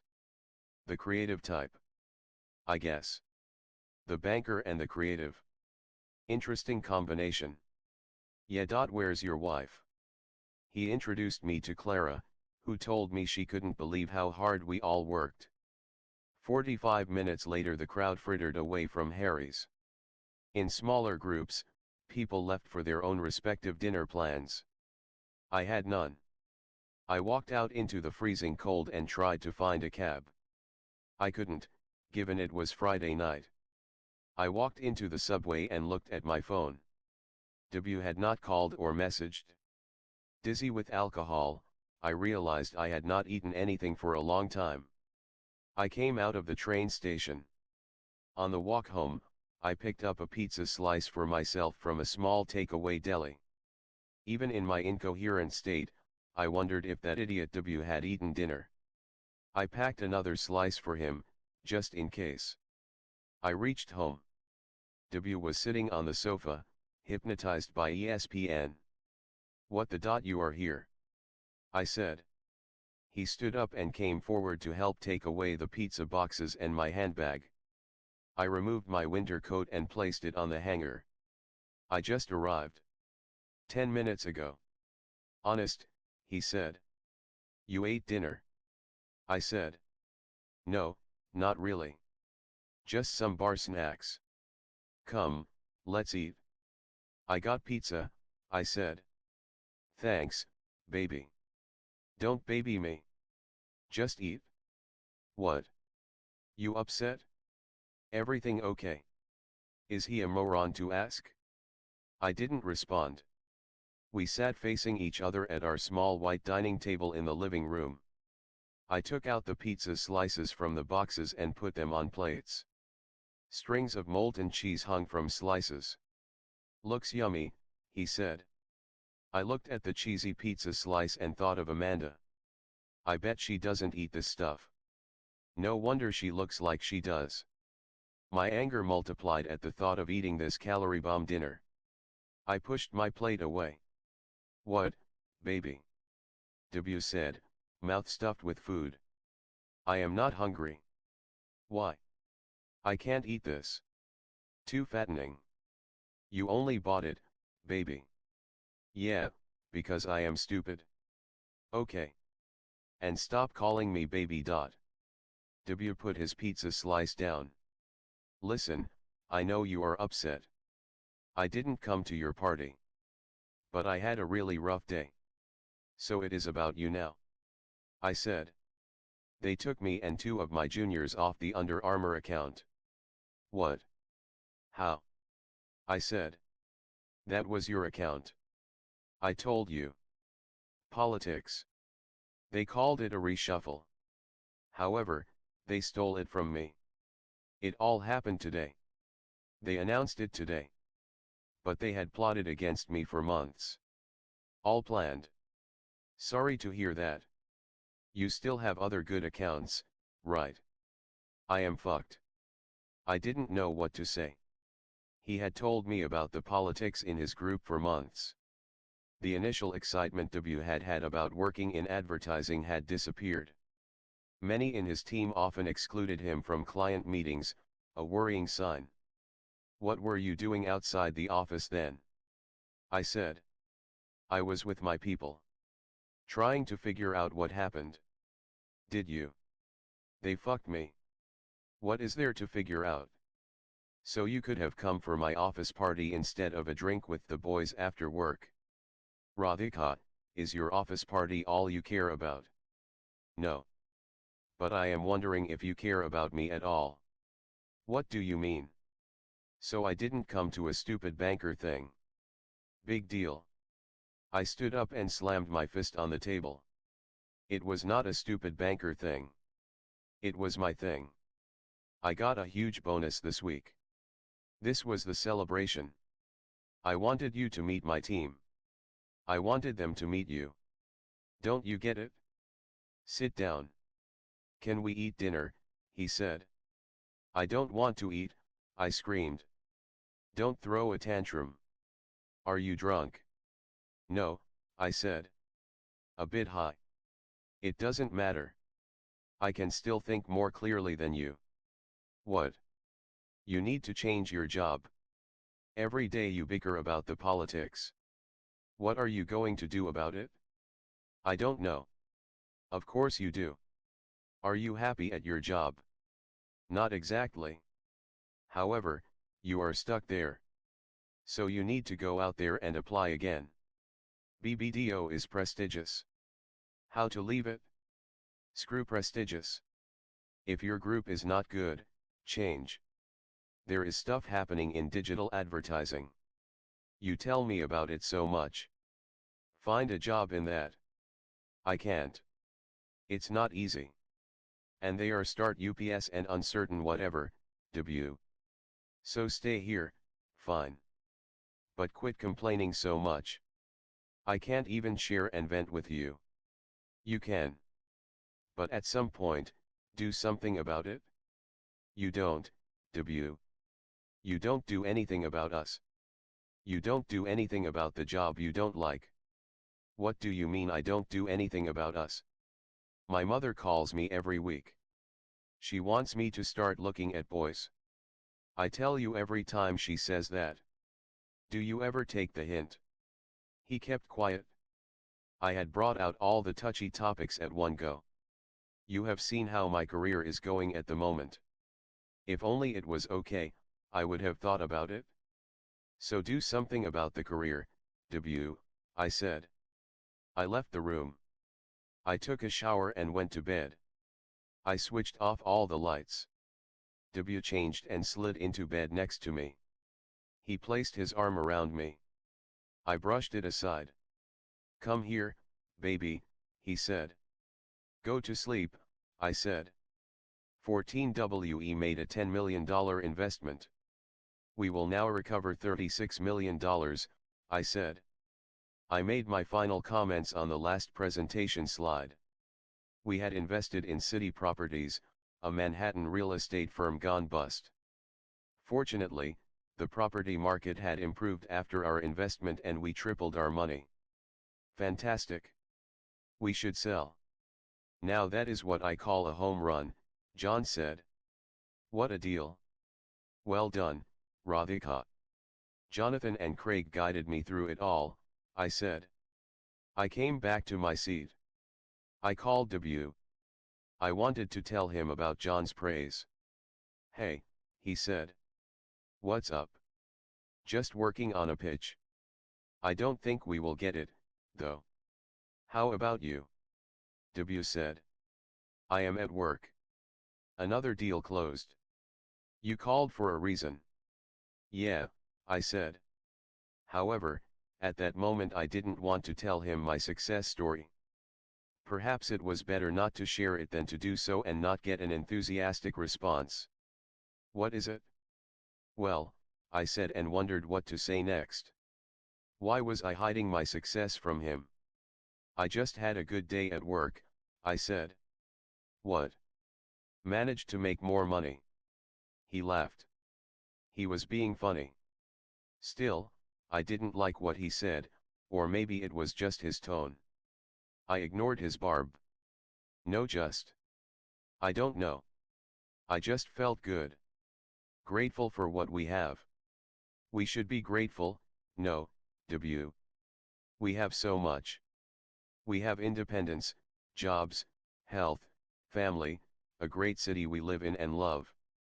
We have love. It's a lot to be grateful for, isn't it? Yeah, baby. We do. He sounded like he was about to yawn. That's sweet. Anyway, I better go back to my pitch. Sure. Sorry I disturbed you.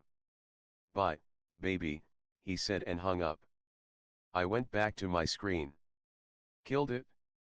Craig came to my desk and high-fived me. Don't we always? I winked at him. Hi, this is Radhika Mehta from the New York office, I said. I had dialed into a conference call with our Asian office in Hong Kong. Owing to the time difference, the call had been scheduled late, at 10 in the night. I took the call from home, sitting on the living room sofa. W read a book in the bedroom, waiting for me to finish. Hi, Radhika. This is Peter Wu from the Hong Kong office, a voice on the phone said. Josh Ang from Hong Kong, came another one. Jonathan from the New York office, Jonathan said. I placed the phone on speaker mode so I could have my hands free. I had made myself a cup of mint tea, and cupped it in both hands. Jonathan introduced the deal. We are dealing with a company called Luxazuran, a spectacles and sunglasses manufacturer. Radhika has already sent out the info memo. Currently in trouble, has no cash. The only assets are some factories in China. Goldman Sachs excelled in working together across offices.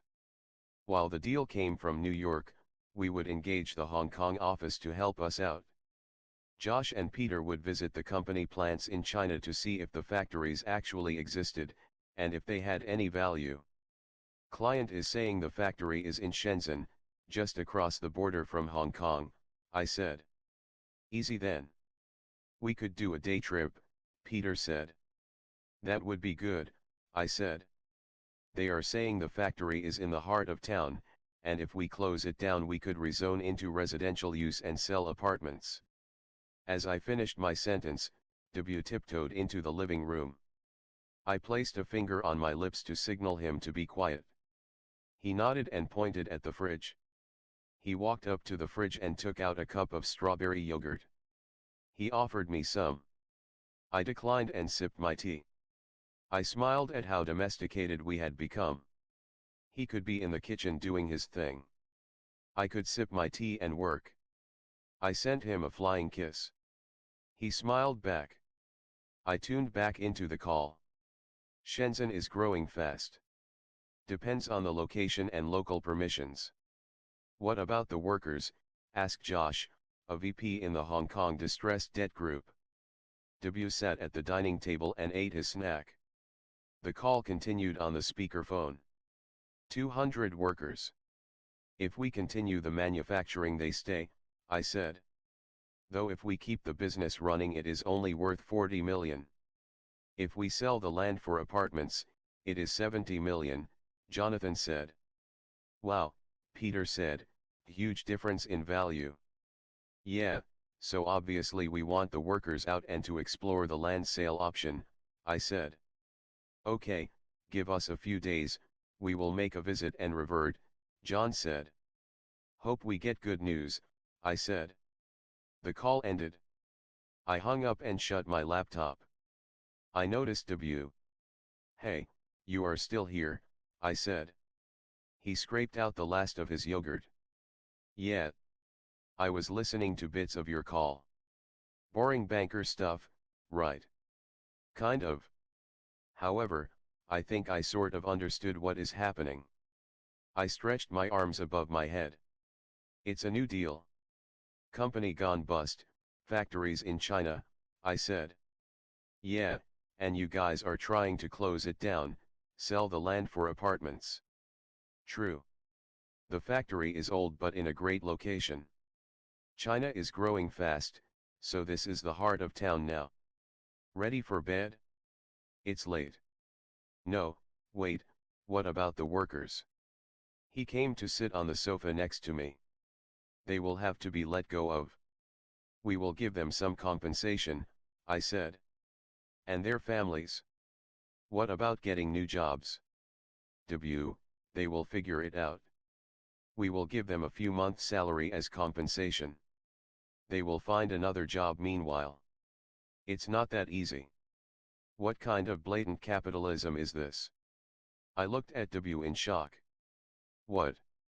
I said. Seriously? Blatant capitalism. You are trying to make the most money. Well, yeah, that is my job. We invest money, so we want good returns on it.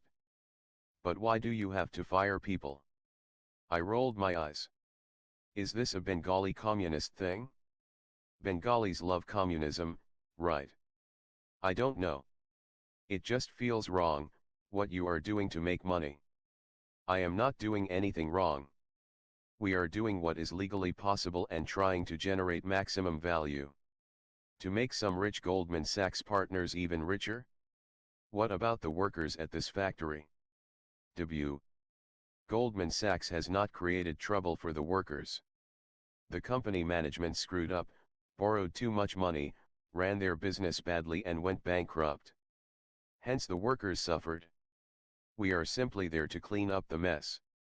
Like vultures. They could say they have come to clean up when they are actually feeding themselves.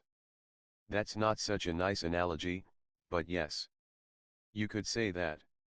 Yes, even in the financial system, you need the mortuary. You make money doing this. So, we also take huge risks. Nobody wants to touch these companies otherwise. I finished my tea. I went to the kitchen sink and washed the cup. W came up behind me. You like your job? I turned to him. Yeah, W. I love it. I am good at it. It's exciting. I am learning so much. It's a great firm. I am paid well. It kills me at times with work, but I love it. I don't know. Just doesn't feel right. I hope the job doesn't harden you. Harden me? I said. What are you talking about? You were this sweet, innocent girl when I met you.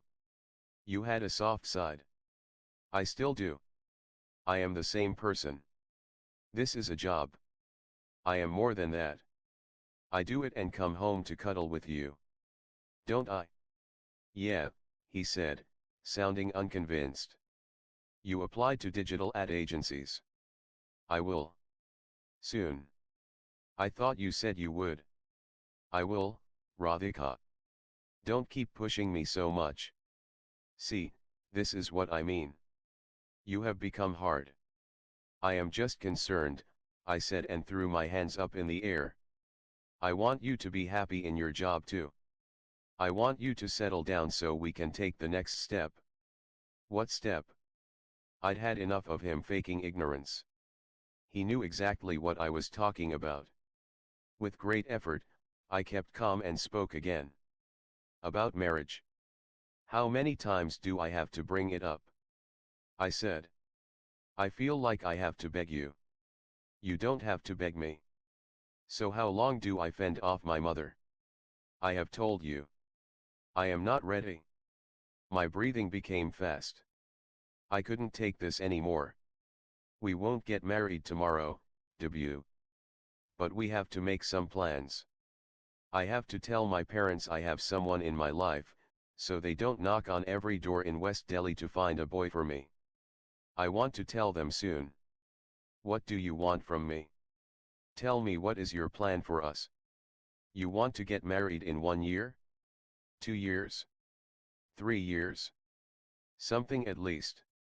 I think it is too soon to think about all this. We have dated, lived in for about 2 years. I think it is absolutely the time to at least think about this. I think it is not, W said. I think it is, I said. We locked eyes. And so you must be right. After all, you get the higher bonus, so what do I know? Yeah. W said. I gasped. I raised my hand and pointed a finger at him. What the fuck? What did you say? Nothing, he said, probably regretting his statement. Did you just bring my bonus into our marriage discussion? No, I didn't. You did. I don't even think about it anymore. Is it on your mind?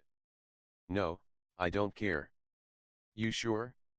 If I were the sweet and innocent girl you met, whatever that means, you were also the sweet boy who talked about feminism while we walked in Manhattan. Remember? You will inspire other girls.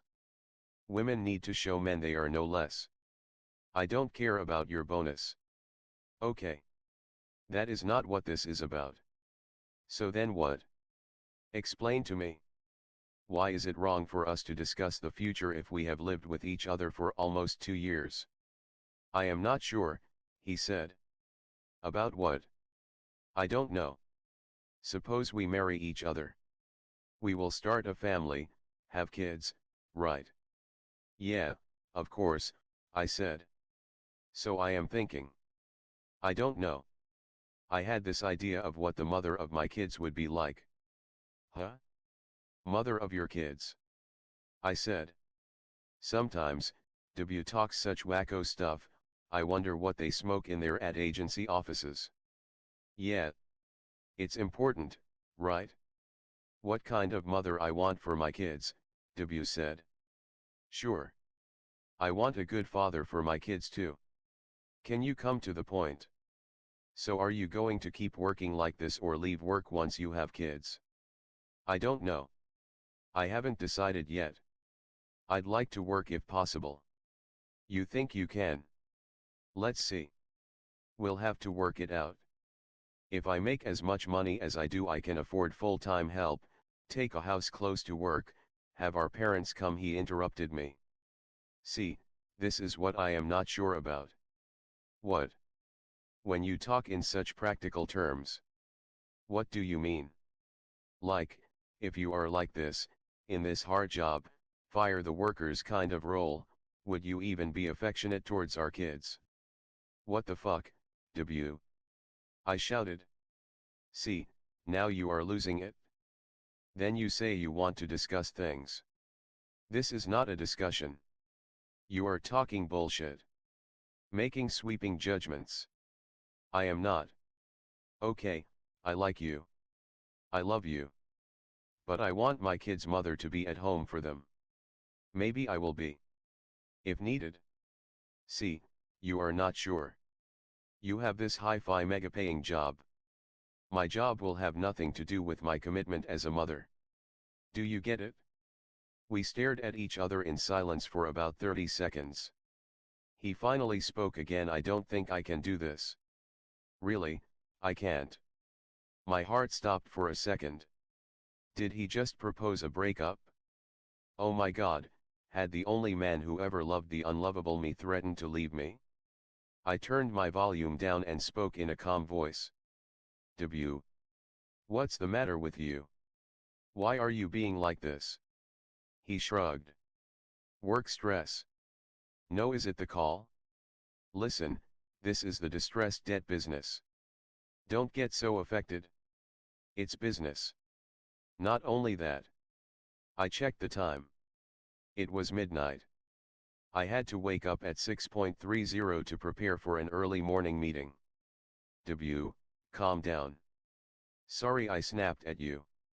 I will try to be understanding, okay? I went up behind him and hugged him. This is not the time to talk about such things. It's my mistake, I said. It's fine, he said, disentangling my arms. Shall we go to bed? I said. He nodded. We slipped under the sheets. I took off my nightsuit and drew him closer. I'm tired. Good night, baby, he said and turned away from me. Within a few minutes he was asleep. I, on the other hand, kept awake all night, wondering what I would do if the one man who loved me decided to leave me. Since I hadn't slept, I got out of bed at 5 a.m. I spent the next hour making breakfast. I made pancakes, W's favorite. I also cut fruit, boiled some eggs and made toast. I wondered why I was doing this. Was it because I couldn't sleep? Or did I want to calm W down? Or to show I could be domestic enough to be a good mother? Or did I want to prove that I could be sweet and innocent, which probably translates into docile and submissive? I wanted W to wake up and be happy. I wanted it more than the China deal or a bonus or anything else. I scolded myself for feeling that way, but I couldn't help it. His words about me not being potential mother material had shaken me up. Wake up, W, eat the pancakes and please tell me I am lovable. He entered the living room at 6:45. I had already laid out the plates and placed a jug filled with orange juice on the table. I switched on the electric hobs and put a saucepan on it. Wow, he said, rubbing his eyes. Good morning, I said in my most cheerful voice. What are you doing? Making pancakes. You love them, remember. You want them with maple syrup or honey. Maple syrup. Is it the weekend? He said in a puzzled voice as he dragged a dining chair out to sit. No, Wednesday. I just thought I would cook us something special. On typical weekdays we would gobble down cereal and milk and rush out of the house.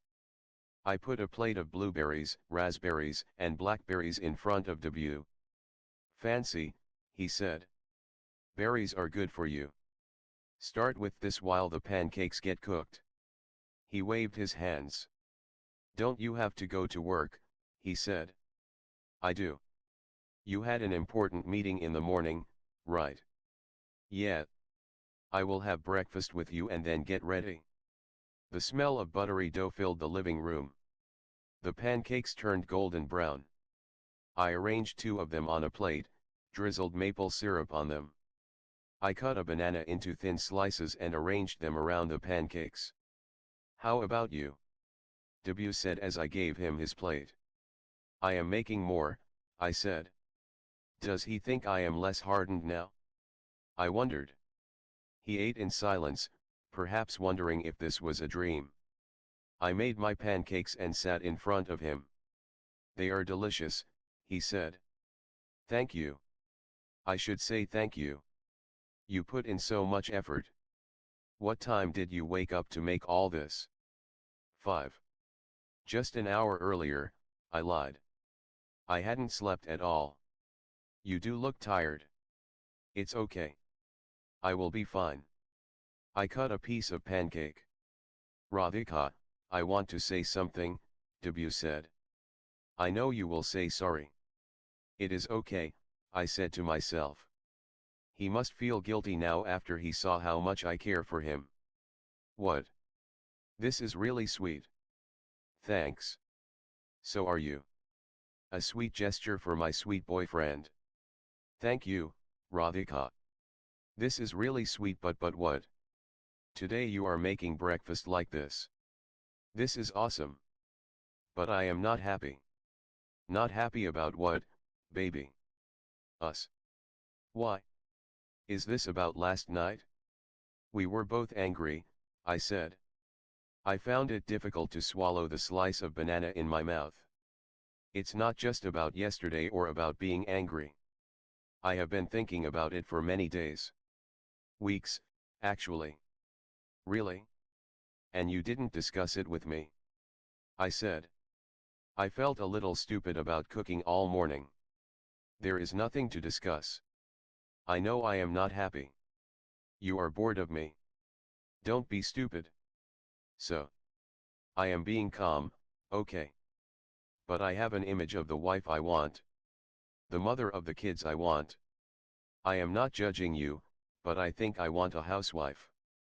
What? I said. My fork almost fell out of my hands. It's what I have seen growing up. I go to work, make the money. Wife takes care of the home. Simple needs, happy family. What are you talking about, W? Didn't you say women could achieve anything today? Didn't you encourage me when I had to apply for distressed debt? I did. I still admire you. I respect all women who achieve big things. I think it is great but you can't be with them. I don't know. Maybe not. Maybe I could. But you made me think about marriage and I did. I visualized a future home. I would like my wife to be there for me and my kids. And I can't be that. Will you leave your job? Why, W? Why do I have to leave it? I like it. It's rewarding and fulfilling to me. What about the home? What about the home? You are going to work too, right? Why can't I?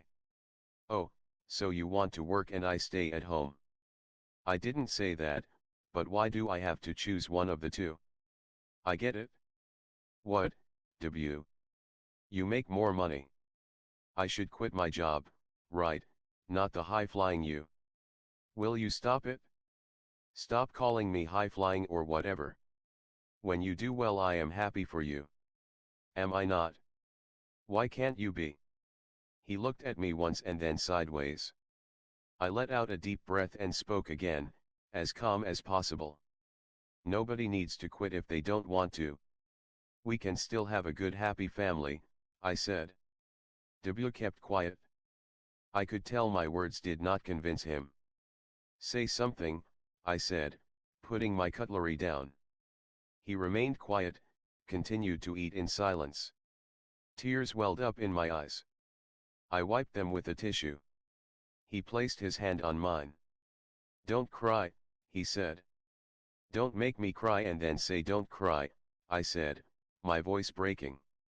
Leave all this banking and morning meetings. You are stressing yourself out. I am fine, I said as I continued to cry. I am fine. You are this simple Indian girl. You need to love and be loved. Yeah, I am, I said, sniffling as I composed myself. I will take care of us. Don't you just want to be there for me and our future kids? I checked the time. It's 7:20. I really need to rush. I walked towards the bathroom. W spoke behind me. See. This is what you do. I am discussing something with you, he said. I turned to him at the bathroom door. I have a morning meeting. I am presenting a deal. I told you. But I am discussing something important. Leave the meeting today. I can't. I have to present the China deal. I went into the bathroom, took a quick shower and changed from my night clothes to a white shirt and black trousers. When I came out, W was still sitting at the dining table. This is what I fear. Even as a mother, this is what you will do. Then what? He said. I didn't respond. I stared at him for 5 seconds. He cowered a little, nervous at what I would do next. I reached the entrance door and opened it.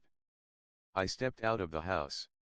I glared at him one more time and slammed the door shut. 15W Hoa, big party night yesterday. Jonathan said. We sat in the meeting room waiting for others to arrive. No, I was at home. We had the China deal call, right? I said. But your eyes. They are red. I didn't sleep well, actually. Deal stress. Life stress. Jonathan smiled. I know the feeling, he said. Craig, John, and a few other VPs and associates from the distressed debt group arrived in the next few minutes. I presented the Luxazuran deal to get everyone's views. I would get a local Chinese property developer involved soon, John said. He was right. China had too many regulations, you needed a strong local partner to navigate the system. Sure, I said. Hong Kong office is visiting the factory. We'll ask them to talk to a few developers too. I finished my presentation and sat down. Another team presented their deal. My head hurt from lack of sleep. I was trying my best to pay attention to the speaker when my phone buzzed in my trouser pocket. I ignored it at first. It buzzed a few more times. The meeting room was dark as the speaker made a slide presentation. I slid out my phone and held it in my hand beneath the table. I had several messages, all from W. Radhika, I can't do this anymore. Think whatever of me, but this is not what I want. Trust me. You are not an easy person to be with. I want a simple life. I just want a simple Indian girl. I want to break up. I will move out. We'll leave the rent for this month on top of the fridge. Bye. My face froze as I stared at the screen. I couldn't react in front of the team. I clenched my teeth so my eyes wouldn't stream. Excuse me, I whispered to Jonathan next to me and stood up.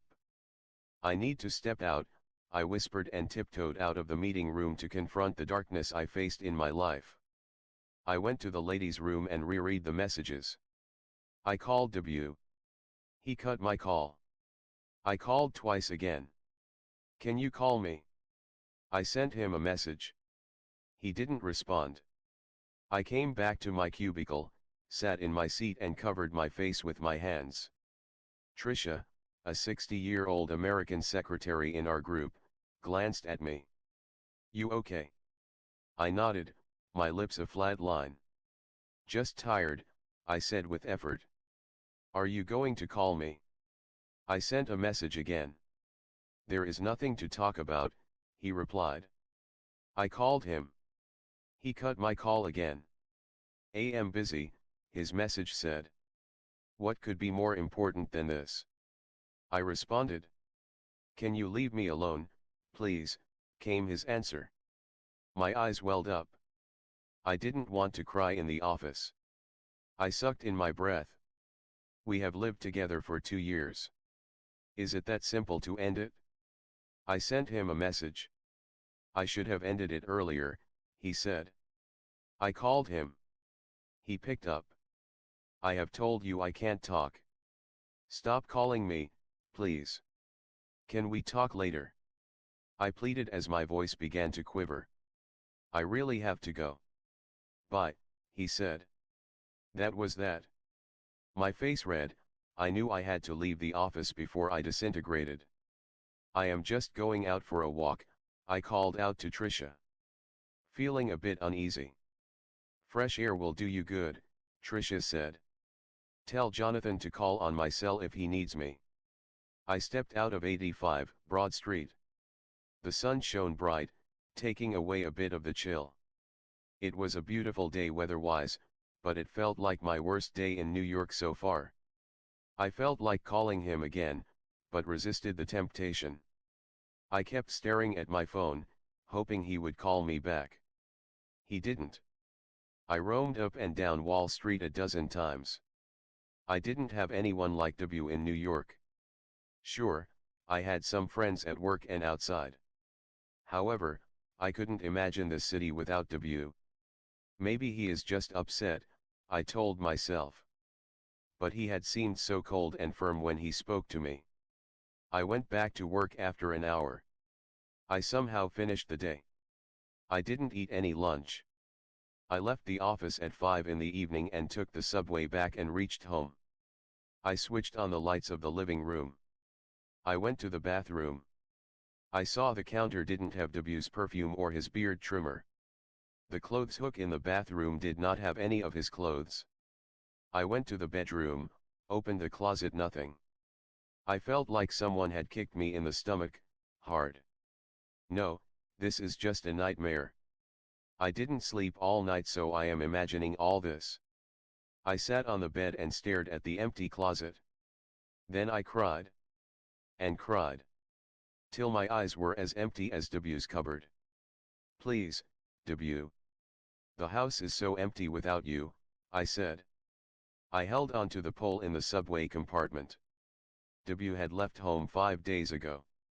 I had called him every day, trying to convince him to come back. It is your house.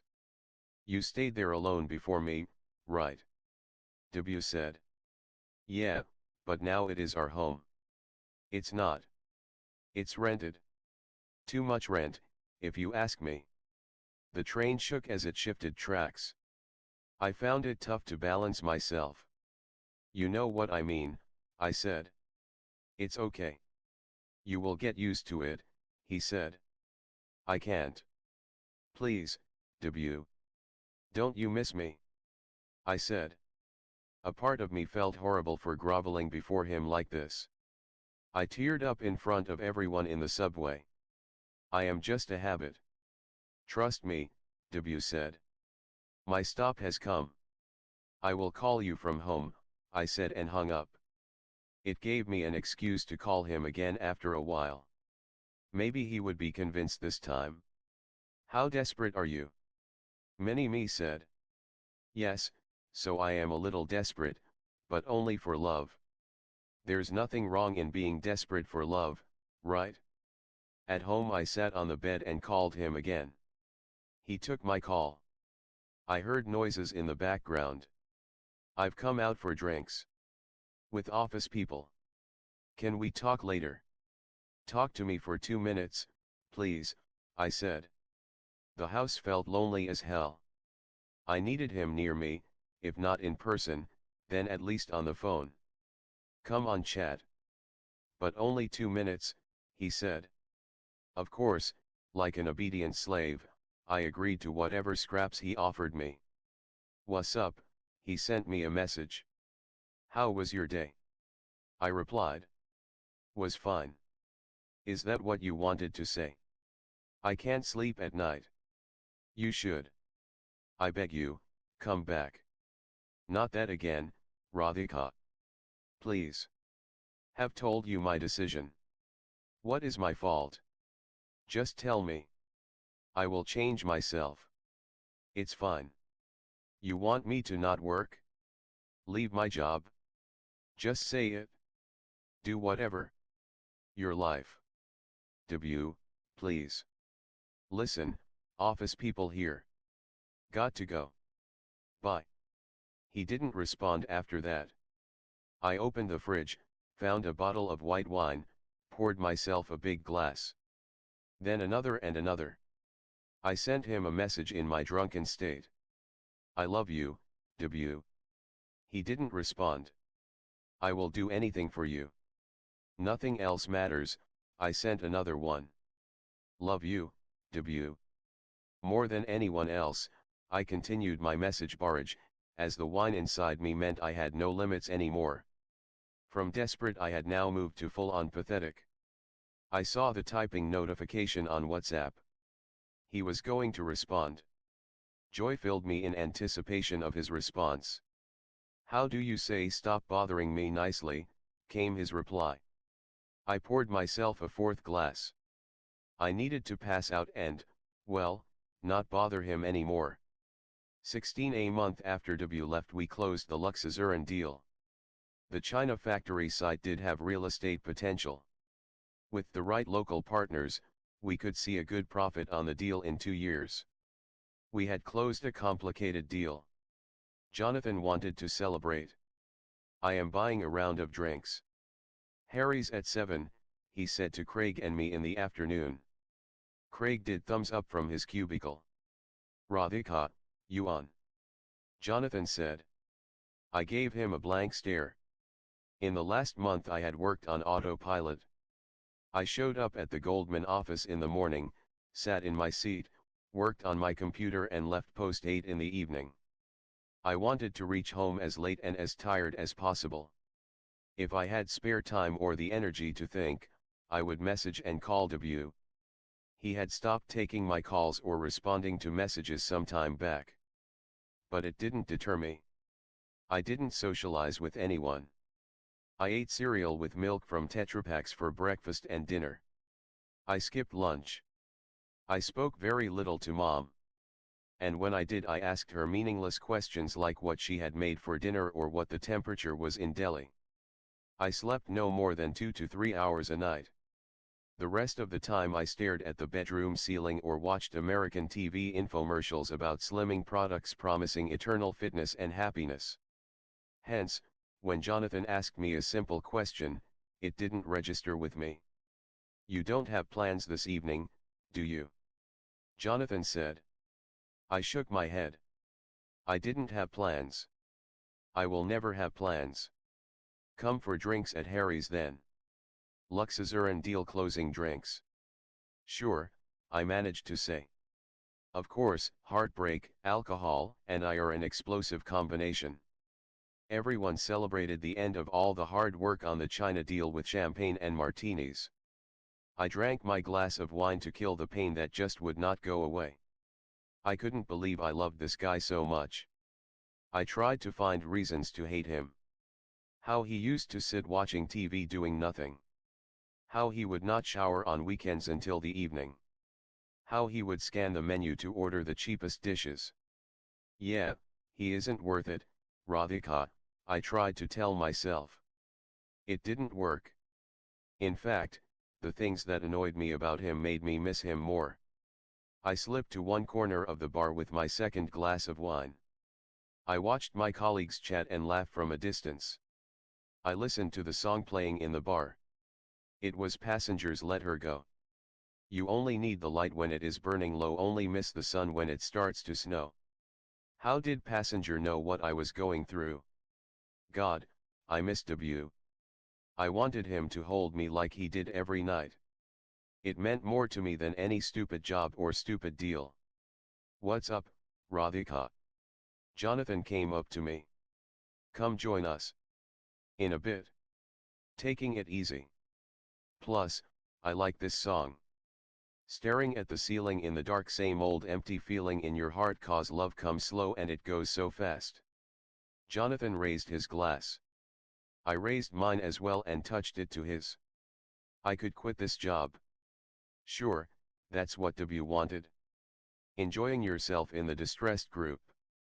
Jonathan said. I shrugged. I couldn't pretend to be cheerful anymore. What? Jonathan was puzzled. I don't know. I can't really say. Even though Jonathan was a colleague, my boss, and I totally should not have done this, I burst into tears. Fuck, why do I cry so much these days? I swallowed hard to curb my tears. I am not going to make a fool of myself in front of my co-workers. Anything we can help with? Jonathan said, surprised. I shook my head, keeping my gaze down.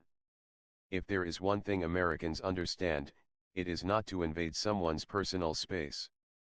Jonathan figured something was amiss. I am going to let you be. Join us if you want to. Okay. I nodded.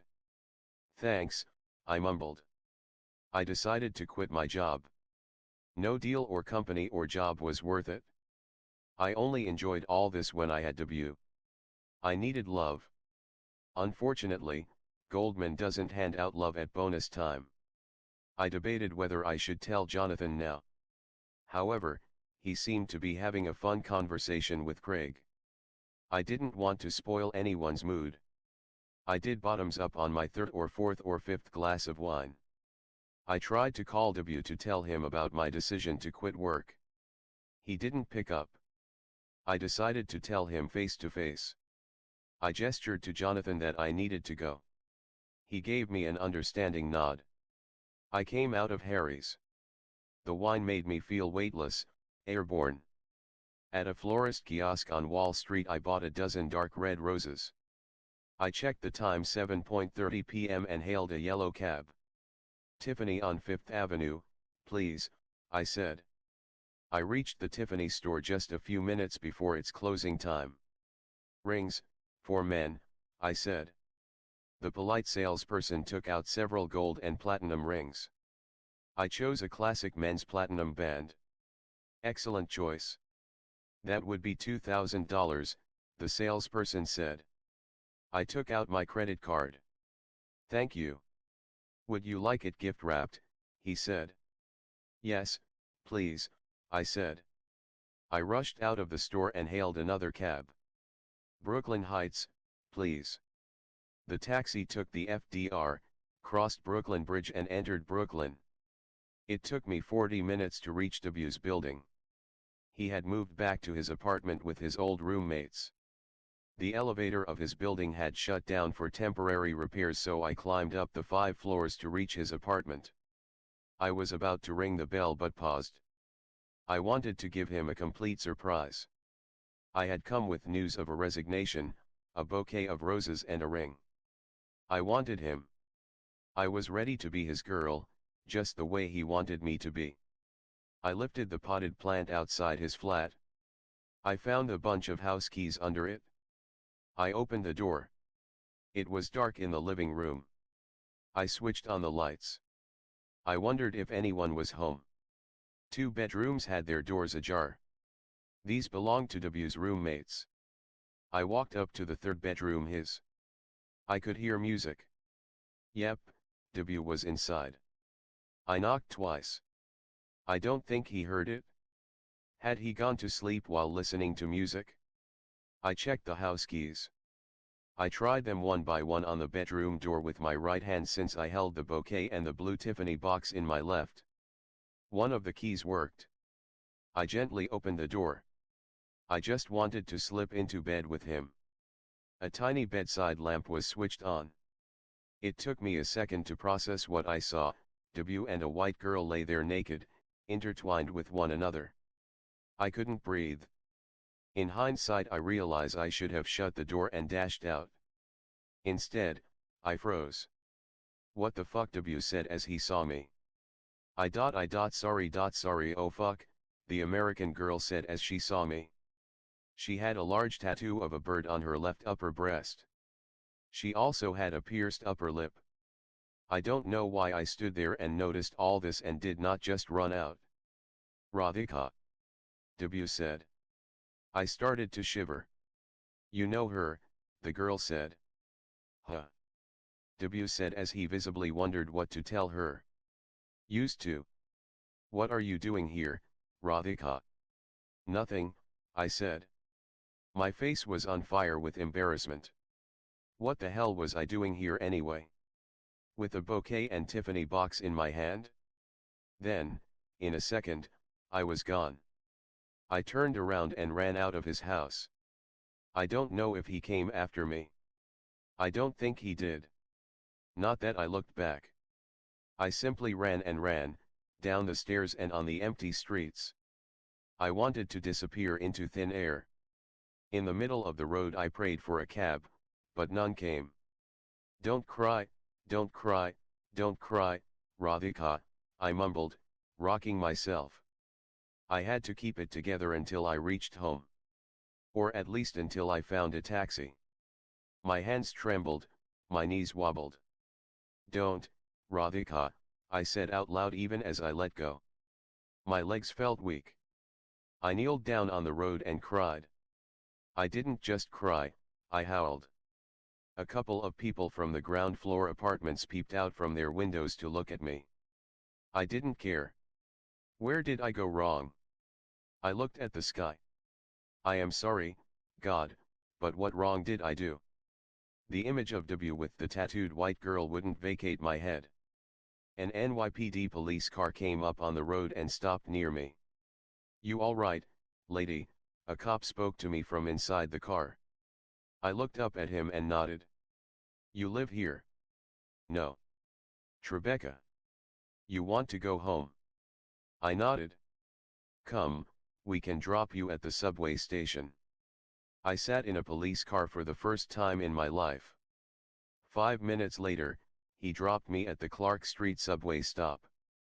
I swiped my Metro card and took the number 2 train to Chambers Street. Like a corpse I reached home. Once inside, I sat on the sofa and looked at my hands. I still had the bouquet and ring. I threw them on the floor and called home. I miss you, Mom, I said. My mother sensed my sad, tired, and devastated state. What happened, Beta? Nothing. Say what happened? Nothing. Just homesick. We miss you too. I love you, Mom. Love you too, Beta. It's late, sleep now. Good night, Mom. I lay down on the sofa and passed out. Hey, what's up, deal maker? Come right on in, John said as I knocked at his office door. I came in and sat down in front of him. So, Jonathan told me, John said. Yeah, I figured, I said. Personal reasons. John said. I nodded. I had sent in my resignation. I had really tried to get back to normal. But New York wouldn't let me. Every street, every nook, every inch of Manhattan made me think of him. Hell, I was such a wreck that every advertisement hoarding, because W worked in advertising, you see, made my heart sink. Every restaurant menu took me back to dinners with him. Even in my own house, the kitchen, the couch, the bed, everything screamed his absence. I had no plan for the future. I only knew I couldn't bear to be a minute more in the city, where I had loved and lost the only man who loved me. I looked out of John's window. I saw the Hudson River, and the buildings of Brooklyn past it. Brooklyn, the word itself made my eyes well up. I swallowed hard. I hate girls who cry in the office. Let alone in front of a Goldman Sachs partner. Don't be a crybaby, I scolded myself. Can I have some water? I said instead. Sure, John said. I poured myself a glass of water, took a slow sip, but the tears slipped out anyway. I lifted the glass higher to cover more of my face. It didn't help. My body shook as I started to cry. Some of the water spilled on his table. I am sorry, I said. It's okay, John said. He passed me a box of tissues. If this were an Indian office, the boss would have asked 5 times what happened, and would require all the gory details. In straight-laced America, no matter what, they let you be, unless you want to share. I hope you feel better, John said as I wiped my face. I nodded. Listen, I am not going to tell you what to do. However, you do know how much we value you, John said. Yeah, I said, staring at the glass before me to avoid eye contact. So if there is anything we can do to keep you. If you need a long break or time off, anything. I shook my head. What next? John said. I have no idea. Leave New York. Maybe go home. You want to tell me what the issue is? John said. I kept silent. Sorry, it's not my place to ask. You don't have to tell me. Just wanted to help if I could. I can't be in New York, I said. Okay. Do you need to be someplace specific? No. Just not New York. Too much baggage. John nodded, leaning back on his ergonomic Herman Miller chair. A relationship ended. I didn't realize I was this attached. Or it would hurt so much. John was probably wondering how his favorite associate could be so foolish as to leave a job and a city over a guy. Now every corner of Manhattan reminds me of him, I said. You could always move to Brooklyn, he said and smiled, pointing to the window. He looked at me. Of course his joke had not worked. He lives in Brooklyn now, I said in a plain voice. Sorry. I was just being funny. Didn't work, obviously, John said. You probably think I am insane.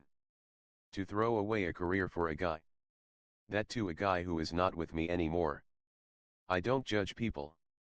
And I know you are not insane. Thanks, John.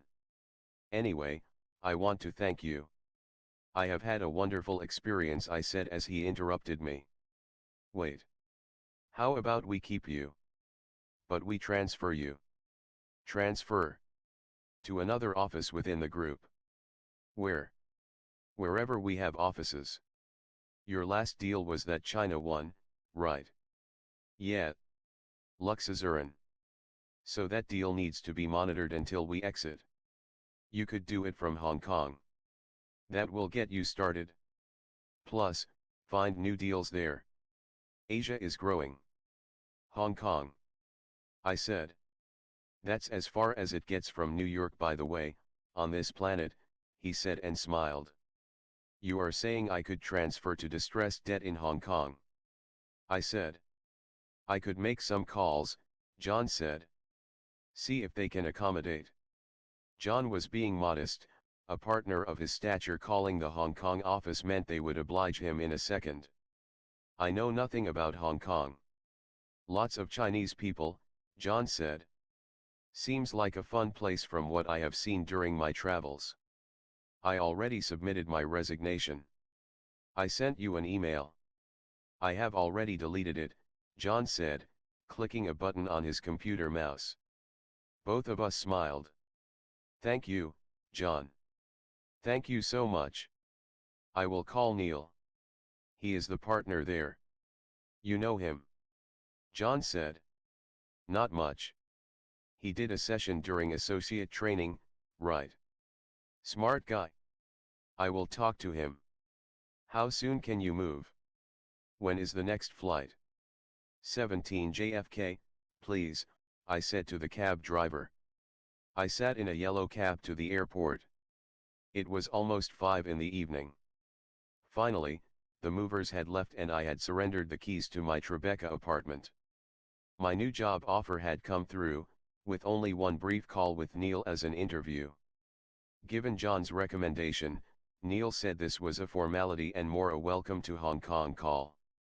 Human Resources sent me a new offer. Given the high rents in Hong Kong, they added a housing allowance of $60,000 a year to my base salary. I had decided to quit and go back to West Delhi with a zero salary. Maybe I would have yielded to my mother's badgering about getting married. I should have been serving tea and mithai in trays to prospective grooms. Instead, I had a welcome brochure from the Goldman Sachs Asia Pacific Relocation Group in my hand. I might not have love in my life, but I did have Uncle Goldman Sachs taking care of me. The brochure said I would be staying at the Shangri-La Hotel in Hong Kong until I found a new apartment. The cab passed the Tweed Courthouse near the Manhattan side entrance to the Brooklyn Bridge. From a distance, I could see the skyscrapers of the financial district. Even though I had wanted to get out of New York at the earliest, I felt a tinge of regret.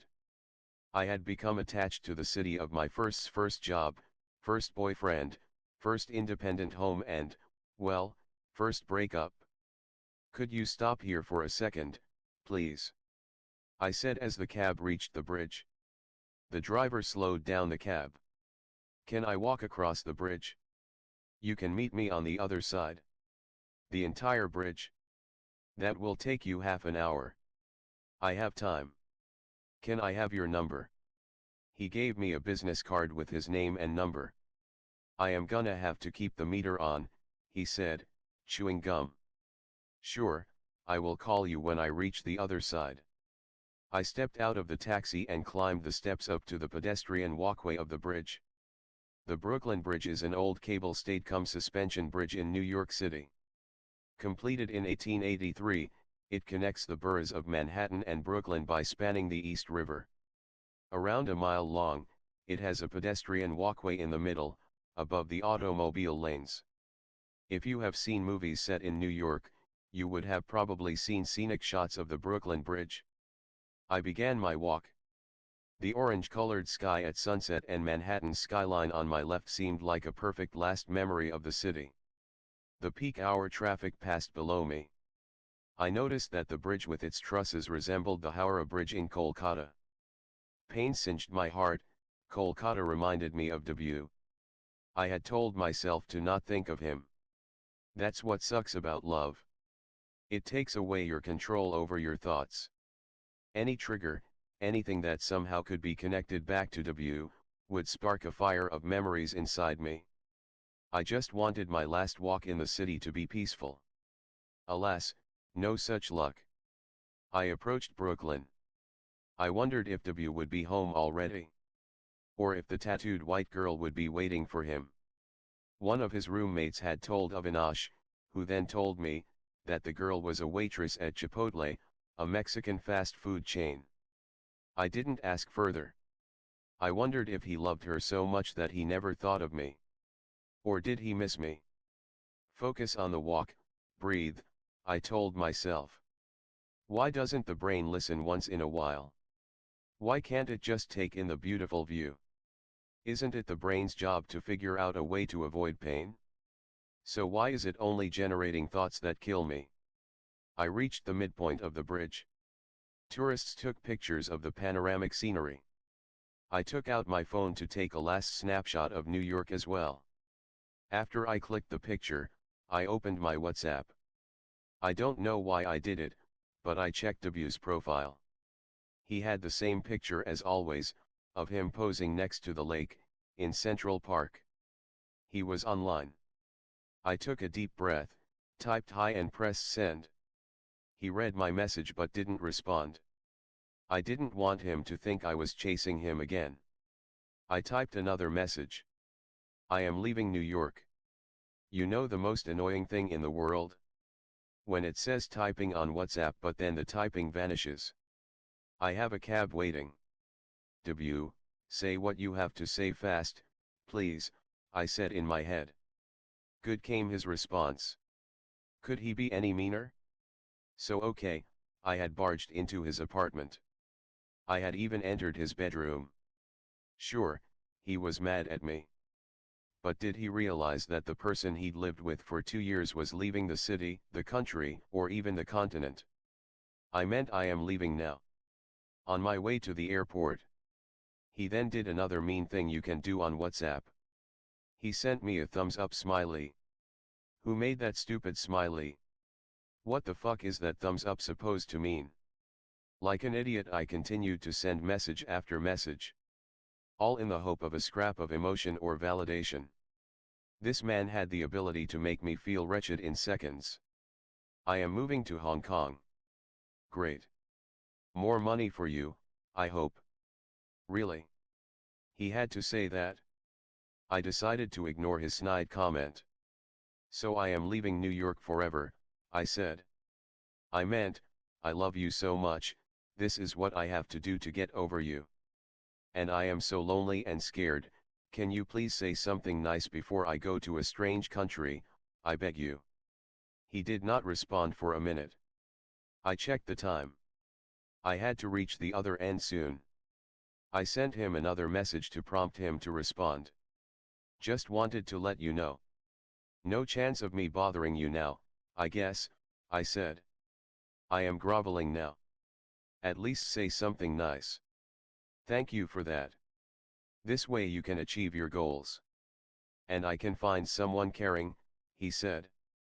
That hurt. I gripped my phone tight, to prevent my fingers from typing again. I like to humiliate myself, but I guess I had to set limits on how much. No more, I said to myself. I took a deep breath.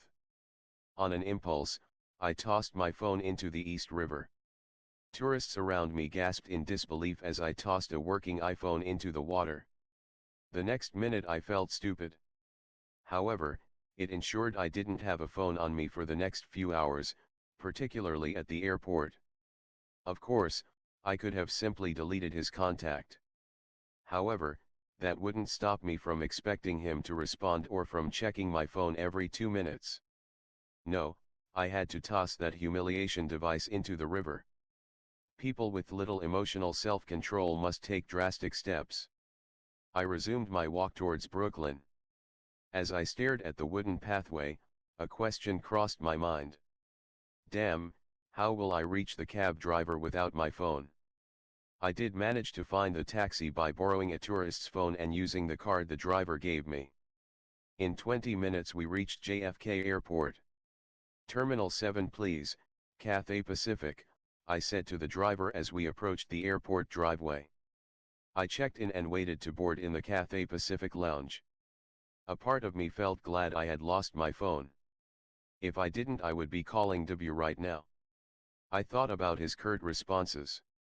Couldn't he have said, all the best, baby. I am sorry it ended this way. He could have even sent a let's be in touch. I still care about you. Was I so horrible? Was he so relieved to be rid of me? Lost in these thoughts, I boarded the Cathay Pacific plane with its dark green interiors. I sat in the plush business class seat, courtesy of my bank, the only one in the world that seemed to care about me. A pretty Chinese girl in a fitted red cheongsam dress came up to me. She offered me a glass of champagne. I declined. I had no reason to celebrate. I looked out the window as the plane started to taxi for its long 16-hour flight. My eyes filled with tears. I felt lost in my luxurious surroundings. Too sad to stay. Too sad to leave. Perhaps this is how it will be from now, I thought. I will remain sad forever. The plane took off. I continued to cry as New York became smaller and smaller in my window. The flight attendant noticed my tears. After the seatbelt signs went off, she came up to me with a hot towel and tissues. I used the hot towel to wipe my face. The heat felt nice on my skin. Thank you, I said. Would you like to eat something, ma'am? she said. I shook my head. Maybe just the starter? We also have a lovely carrot and ginger soup. I nodded. She pulled out my tray table and placed a white cloth on it. She took another cloth napkin and placed it on my lap. She brought me a tray of food. It contained fresh salad, soup, and brown bread. I had not eaten all day. I finished everything on my tray. Later, she offered a raspberry pudding for dessert. After I ate it all up, she brought me hot peppermint tea. I enjoyed her full attention. Is this the kind of wife men want? Ready for bed, she said. I nodded. She adjusted my seat and converted it into a flat bed. She placed a white sheet and pillow on it. As I lay down, she draped a quilt over me. I realized something. W wasn't the only one. I also wanted someone like this lady to take care of me. Why can't women get a wife? 18. I wiped a tear from the corner of my right eye. A bit of kajal came away on my finger. I sat down on the leg raise machine. W continued to look at me with an apologetic expression. I have not forgotten anything, W. But I don't need to be reminded of it either. I am sorry, baby, he said and touched my elbow. I pushed his hand away. I stood up to leave. I need to go. And you have to stop calling me baby. I tried to walk past him. He blocked me. What? I said. Please. Stay. Listen to me. Please. What's the point? I have literally 100 people waiting upstairs. My phone rang. See, it is my sister, I said. Tell her you need 10 more minutes. What for? I placed a finger on my lips to signal W to be quiet and answered the call. Yeah, Diddy. I went to the washroom. No, not in the room. I am coming. Give me 5 minutes. No need to come fetch me. I will come on my own. I hung up. I saw W. His eyes, his dreamy puppy dog eyes, continued to look at me. What? I said. I made the biggest mistake of my life, W said. It doesn't matter, I said. Even though I said it didn't matter, I did feel good inside.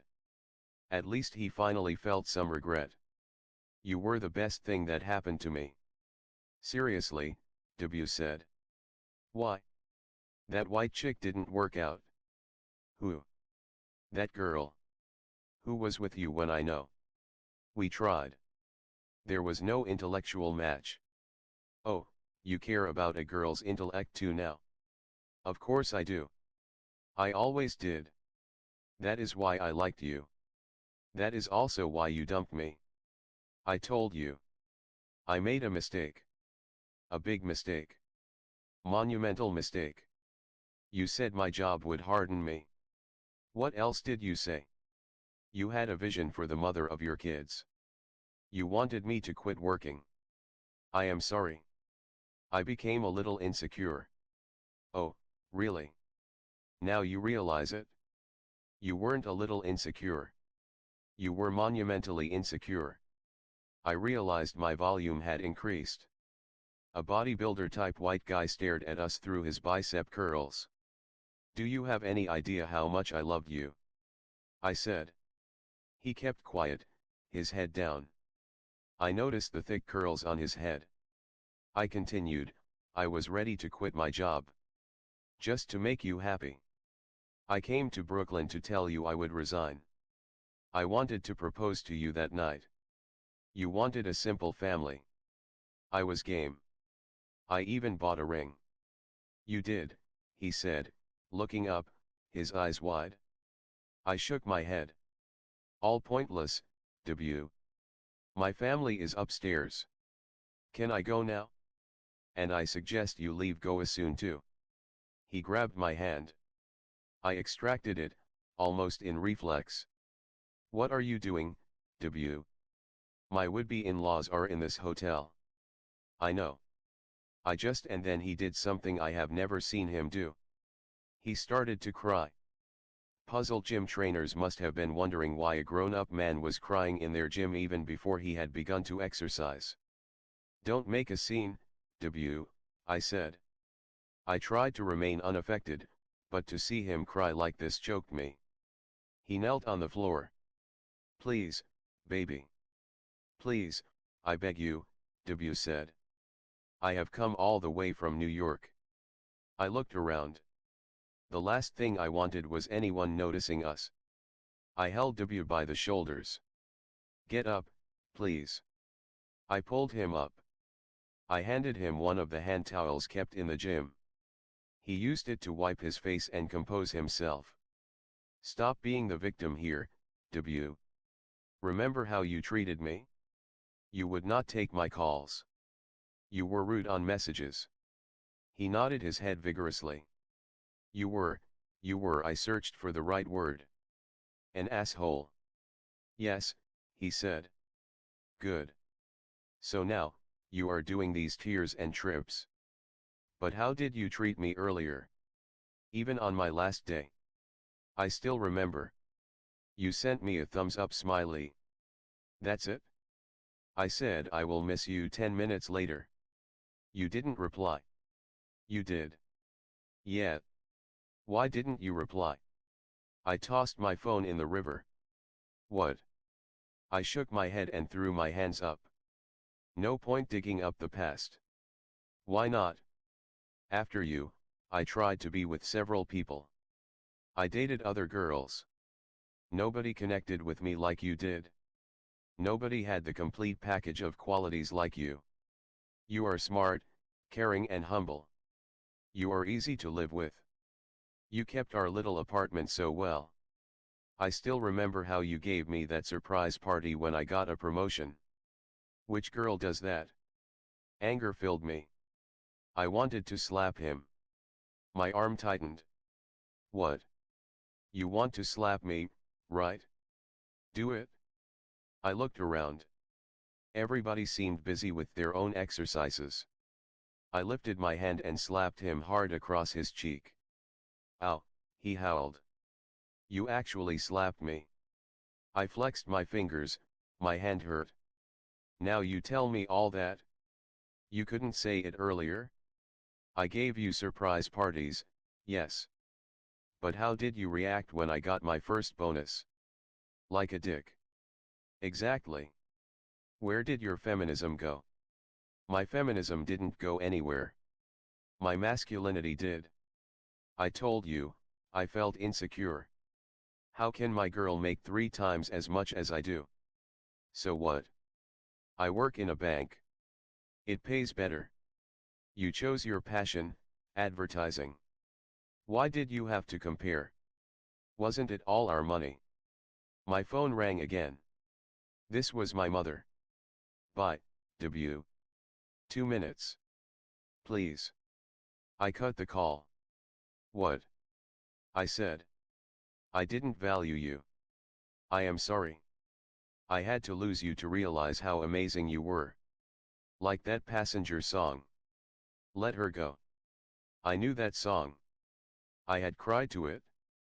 I wanted to tell him but I didn't. I took deep breaths to not lose it again.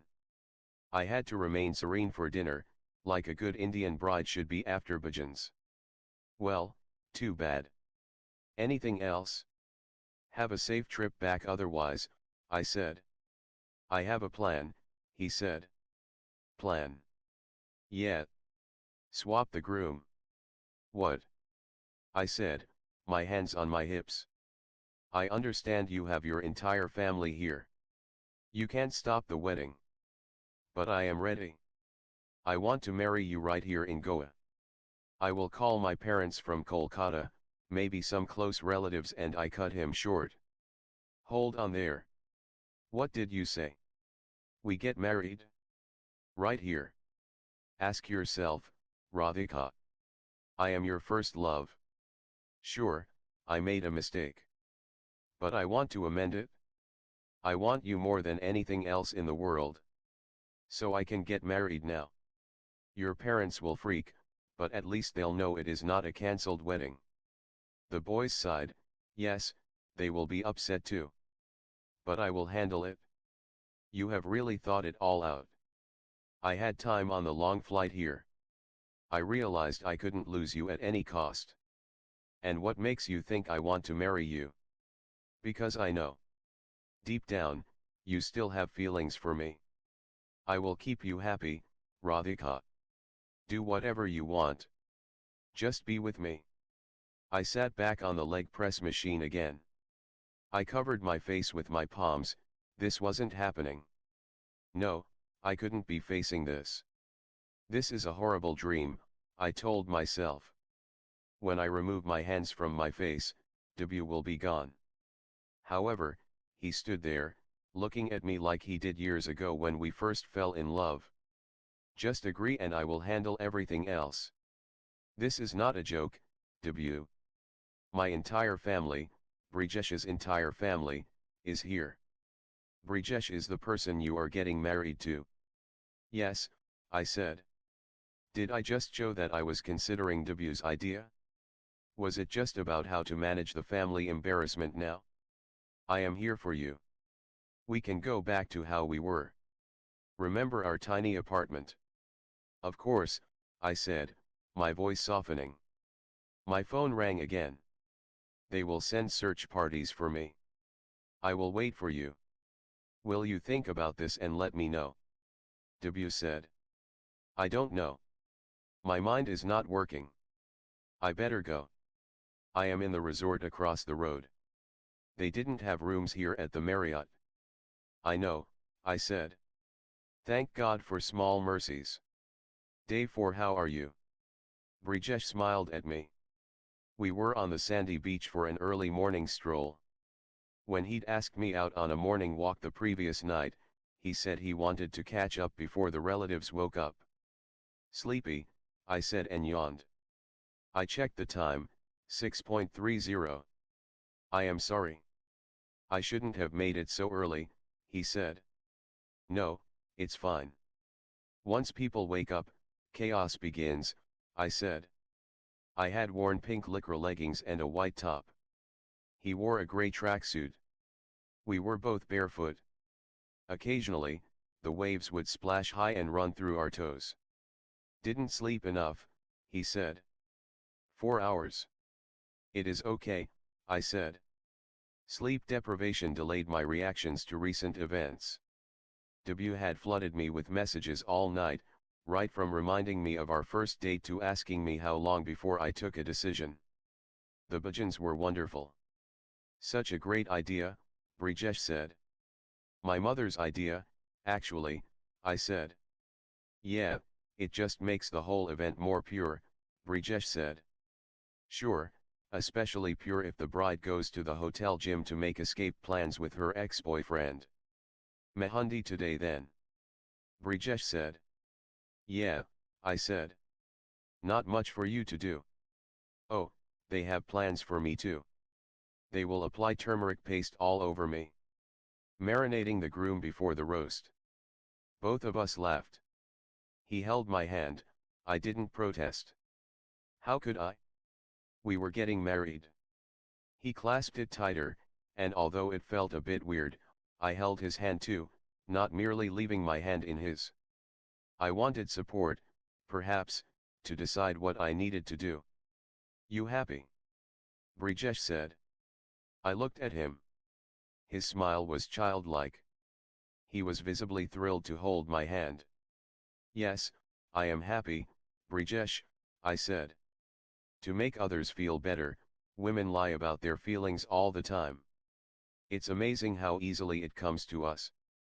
So I told you about Menlo Park, right? I thought we could take a place there or near the Goldman office. That way, at least one of us can be home quickly if necessary. Sounds good, I said absently. Although, if my startup happens, I don't have to be in Menlo. We could be near your office in that case. If I ever take that step, though. I am sure you will, I said. He shrugged his shoulders. The morning sun was on our faces. I had worked hard to remain on a plan of regular diet and exercise before the wedding. I hoped I didn't look fat in my tight workout clothes. You are beautiful, Brijesh said, as if reading my mind. I don't know why, but I laughed. I suck at receiving compliments anyway, and laughing in the compliment giver's face is another way of deflecting them. Did I say something wrong? Brijesh said. No, I said and smiled. Thank you. I have never said this to a girl. Ever, he said. I looked at him. He looked like an earnest schoolboy, even though he could work the world's most complicated computers. Well, I should be flattered then, I said. We walked in silence. After a few minutes I checked my phone. It had a message from W. Good morning, beautiful. Who is it? Brijesh said. Huh? Nothing. Diddy woke up and is looking for me. Really? Yeah, let's go back, I said. I thought we could have breakfast outside. At a beach shack. Just us, Brijesh said. My phone buzzed again. I love you, W had sent another message. I released Brijesh's hand. I couldn't hold my groom-to-be with one hand and use the other to check love messages from my ex. We better get back, I said. Anything happened? I nodded. Brijesh didn't say anything after that. We walked back to the hotel. I kept a little distance from him, so he couldn't hold my hand again. I held my phone tight and ignored any incoming messages. We reached the hotel elevator for my wing. I turned to him before I stepped into the lift. Sorry, Brijesh. I know you're making an effort so we get to know each other better. I am trying to. But somehow I just can't right now. Too much on my mind. He smiled. We will have plenty of time after marriage. You are very sweet, I said. He blushed as he hid his smile. Oh, it would kill me if I had to stab him in the back and run away with someone else. Why couldn't Brijesh be an evil groom? Like the ones in the movies, the ones who shoot innocent pigeons for fun? I waved him goodbye. See you at Mehandi, he said. No boys allowed there, mister, I said. He smiled. I gave him an extra wide, almost fake smile in return. Thankfully, the elevator door shut. I heaved a huge sigh of relief as Brijesh disappeared from sight. God help me, I said as the lift started to climb up the floors. 19 put your phone aside, Radhika Didi. How will he apply the mehandi? Sweetie, my 18-year-old cousin, said. 4 Murdaiwalas had set up stalls in the function room. Suraj had also arranged for a bangle stall. The function room turned into a stock exchange of hotly traded gossip as women of all ages assembled to apply mehandi and choose bangles. Waiters served hot masala tea along with snacks like mini samosas and jalebis. As women waited their turn, they discussed topics ranging from the latest lehenga trends to the creepiest uncles to who slept with whom in Bollywood. I had a dedicated Murdaiwala called Puran Singh. He claimed to be an artist who only specialized in bridal mehandi. You would not have seen any dulhan with such beautiful mehandi, Puran said as he went to work at a slow pace. The other Murdaiwalas worked at triple the speed with my cousins. I can use the phone with one hand, see, I said to Sweeta. I used my right hand as he applied mehandi on my left. Who are you messaging? Brijesh Bhaiya. Jyoti, my second cousin, said. Everyone burst into laughter. Are you excited about the first night? What will you do? Sweeta said. Everyone giggled again. My sister is innocent. Please don't corrupt her, Auntie Didi said. According to her, I was clueless about men. It was partly my fault. I hadn't told them about my relationships. I couldn't. Neither Auntie Didi nor my mom would get it. For them relationships meant one thing: to get married as fast as possible. Soloni, Auntie Didi's best friend, held my chin. You know what will happen on the first night? Do you have any experience? Well, Does having regular sex for several years count? I shook my head. I could at least try to be the demure bride. Come, I will tell you, Saloni Didi said. She brought her mouth close to my ear. Just drive him crazy. Tear off all his clothes and drive him crazy, she whispered. It was supposed to be an outrageous statement. I was supposed to get embarrassed. I played the part and blushed, so my cousins and friends could enjoy the show. I hid my face in Saloni Didi's shoulders. I don't know why I did that. Just to entertain the crowd? Or to make them believe I was actually innocent? Why do I have to be this fake?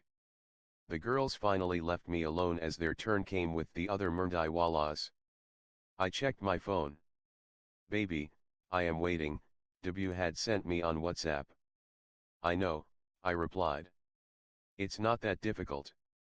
Just tell them you have another guy. Whom do I tell? Anyone. Your mother. Your sister. Is this a good idea, Debu? I am really confused. It's love, baby. It's meant to be confusing. Even I was about you. But now I am sure. I want you to be Mrs. Radhika Senior. The name Mrs. Radhika Sen made me squirm a little. Madam, don't move so much, the Mehandi guy said as I furiously typed with my right hand.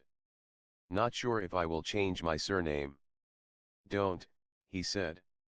I didn't respond. He typed after a minute. Is that a yes, though? I don't know, Debu.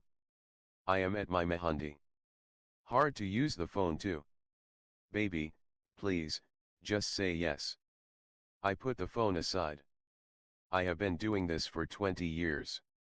You have the most beautiful hands of them all, Puran said. You say this to every bride? I said. He looked at me and smiled, showing his pawn-stained teeth. Actually, yes. I smiled back, shaking my head. My phone buzzed again. Your left hand is almost done. We'll need the other one soon, Puran said. I nodded and checked my phone. The message had not come from Debu. It came from an unknown international number. It began with +852, the code for Hong Kong. Hi.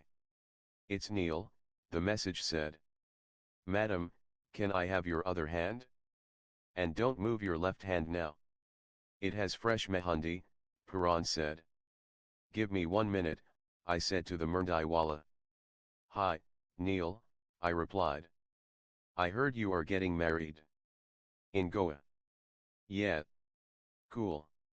Office people told me. Yes. What's up? I am in Sri Lanka. Due diligence on a deal. Okay. Can I call you? Radhika, focus on your mehandi or I will kidnap your phone again, Utti Didi said. 10 seconds, I implored Utti Didi. Too caught up right now, I typed back. I pressed send. I put the phone aside on the cushion next to me. Puran held my right hand and started to apply mehandi. He had spent 2 hours to make an intricate floral pattern on my left hand. He needed the same time on my right. My phone screen lit up on the beautiful cushion. I had another message. It's urgent, Neil said. I couldn't respond. I did not have any hand free. He called. I used my pinky finger to disconnect the call. He sent another message, listen, please talk to me for 2 minutes. I couldn't. How do I tell him? He continued to send me messages, one after the other. Don't move, Radhikaji, Puran said. Neil continued with his messages. I have a lot to tell you. Been meaning to reach you sooner. Are you going to reply at least? I can't, I screamed in my head as Puran Singh drew an intricate circle on my right palm with henna paste. The messages kept popping up. You know what? This can't be done on chat. Or even on a call. Some things are just better discussed face to face. So maybe I should do that. Yeah. Okay then. You are reading my messages but not responding. So yet, face to face. I sat there, exasperated and helpless. Bia, can you hurry up? I said to Paran. It is Shadiki Mehandi. How can you hurry it up? You saw your left hand? I have to make this equally beautiful. I saw my phone flicker every few seconds. Damn, I mumbled to myself. I had to respond before he did anything crazy. I had enough on my plate already. There you go, Paran said after 2 hours. Thank you. Thank you so much. Can I go now? Yes. But you won't give me any special gift. I gestured to my sister. She gave the Mehandi guy a 2000 rupee tip. He smiled and folded his hands to say thanks. Don't wash your hands for 4 hours. We'll make the color last beyond the honeymoon, Paran said. Did you say 4 hours? I said. I told my cousins I needed to use the restroom. I ran up to my room. Auntie Diddy followed me there. How will you use the restroom with your hands like this? Come here, she said.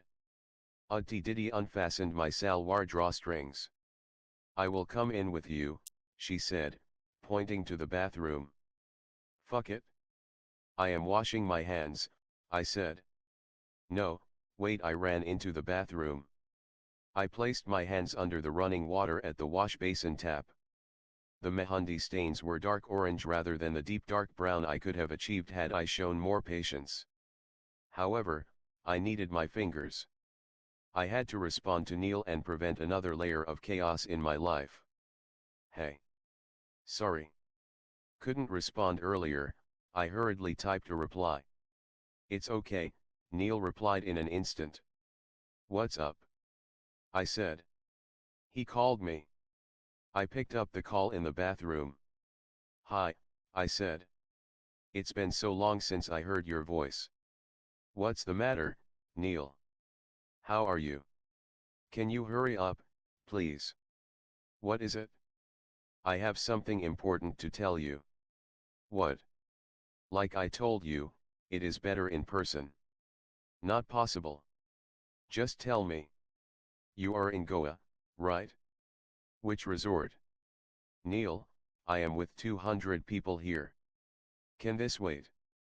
Which resort? Or should I call your office to find out? Just tell me what you have to. I am at my wedding. You are on due diligence. Yeah, at some remote copper mine in the south of Sri Lanka. Don't ask. No flights from here. Wait, let me check my computer. Auntie Diddy knocked on the bathroom door. Seriously, Neil, I have to go. Bye. Okay, bye. Congratulations, he said. Oh well. Whatever. Bye now. I came out of the bathroom. What? You washed away the mehandi. Auntie Diddy said. It's still a strong color, I said. I began to change into my workout clothes. It's your wedding mehandi. You couldn't be patient for a few hours. Sorry, Diddy. I am not as nice a girl as you. Okay. I said, irritated. Ari? Why are you snapping at me? And why are you changing into these clothes? Sorry for being rude, Diddy. I just need to get some air. I am going for a walk on the beach. With whom? Alone. Why? I will come with you. No, Diddy, I said, my voice firm. I want to be alone. No Brijesh. No you. No mom and dad. Can I get an hour? I need to clear my head. Auntie Diddy came and patted my cheek. What happened? Nothing. All this wedding stuff is just too much. I need an hour. She gave me a hug. Go. I will cover for you. I walked on the beach outside Marriott.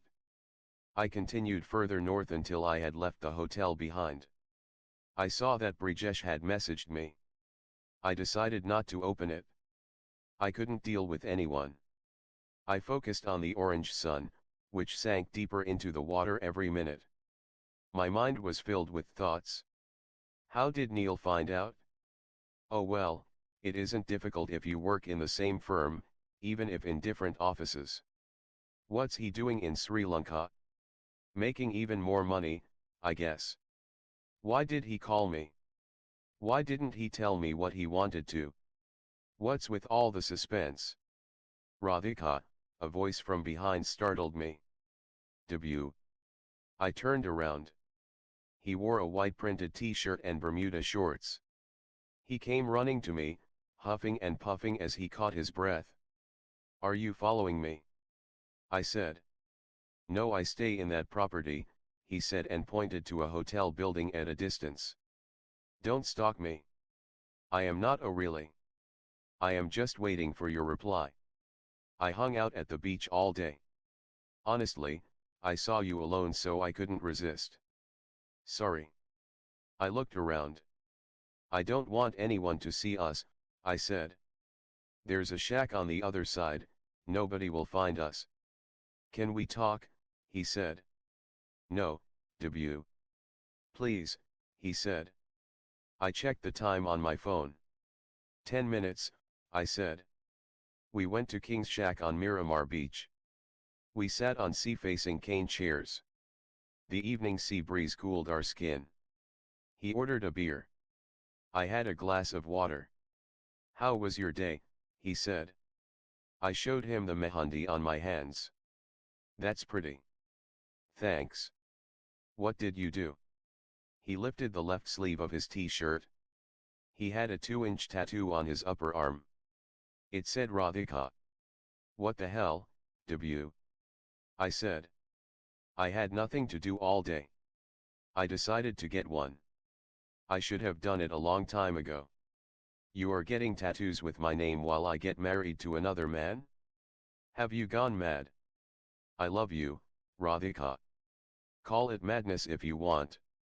It is not just what W says. It's how he says it. It can make even the most hardened bitch of a heart melt. He placed one hand on his chest and looked at me with his drooping eyes. He brought forward his hand to hold mine. I shook my head. He withdrew. Please, baby, W said, one more chance. I have to go back, I said. I signaled the waiter to give us the bill. I have made the plan. You break the news to the family just one day before your wedding. I will have my parents, aunts, uncles, and cousins come down.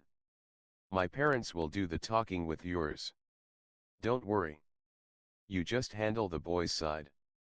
Me. Yeah. Don't give them too much time to react. Just say you can't do this and they can leave. You don't have to tell them about me until our wedding is over. My heart started to beat at turbo speed. W, I said. It sounds crazy, baby, but this is the only way. Your relatives will murmur a bit, but at least they won't say that the wedding was cancelled. As for the boys' side, who cares? We will be in New York in no time. What? You can get a transfer back to New York, right? Or if you want to remain in London, I can come there. We'll do whatever you say. I am sure you are in an important role now. W, what are you talking about? All this. Okay, now I need to go, I said. I stood up and walked out of the restaurant. He followed me. He came up close behind me and whispered, have faith in me, baby. My phone rang. Brijesh. I stepped aside to take the call. Hey, I said. I sent you a message. Sorry, I didn't see. Where are you now? I said and wondered what to say, around. Just around only. Another sunset walk. Like yesterday. W went back to pay the bill and smiled at me from a distance. I spoke to Brijesh. No, I don't want to go for a walk. Oh okay, Brijesh said, disappointed. But I need a drink, I said. There's that open-air lounge in the Marriott, he said as I interrupted him. No, away from the Marriott. Somewhere else. I need to get away, I said. Should I ask for a car? I want some fresh air. Also, I don't want to go with a driver. Can you arrange a bike? You mean one of those rental Activas? Yeah. Can you ride one of those? Well, yes. I did in college. Good. See me outside the Marriott in 15 minutes.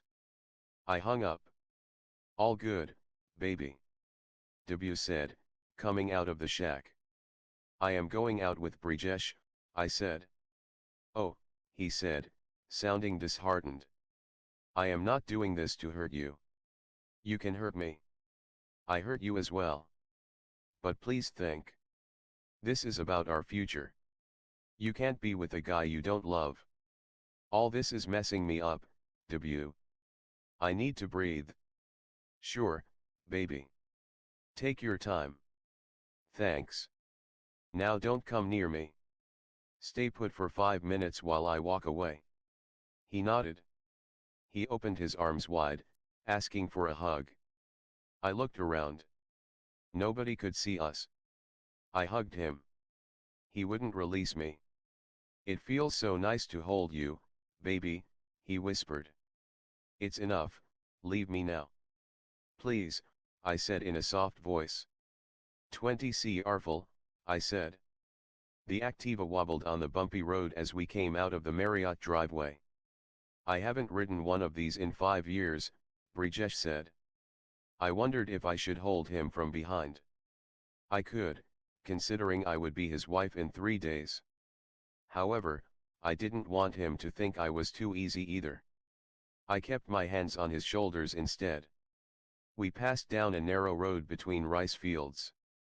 He went fast. The breeze made my hair fly all over my face.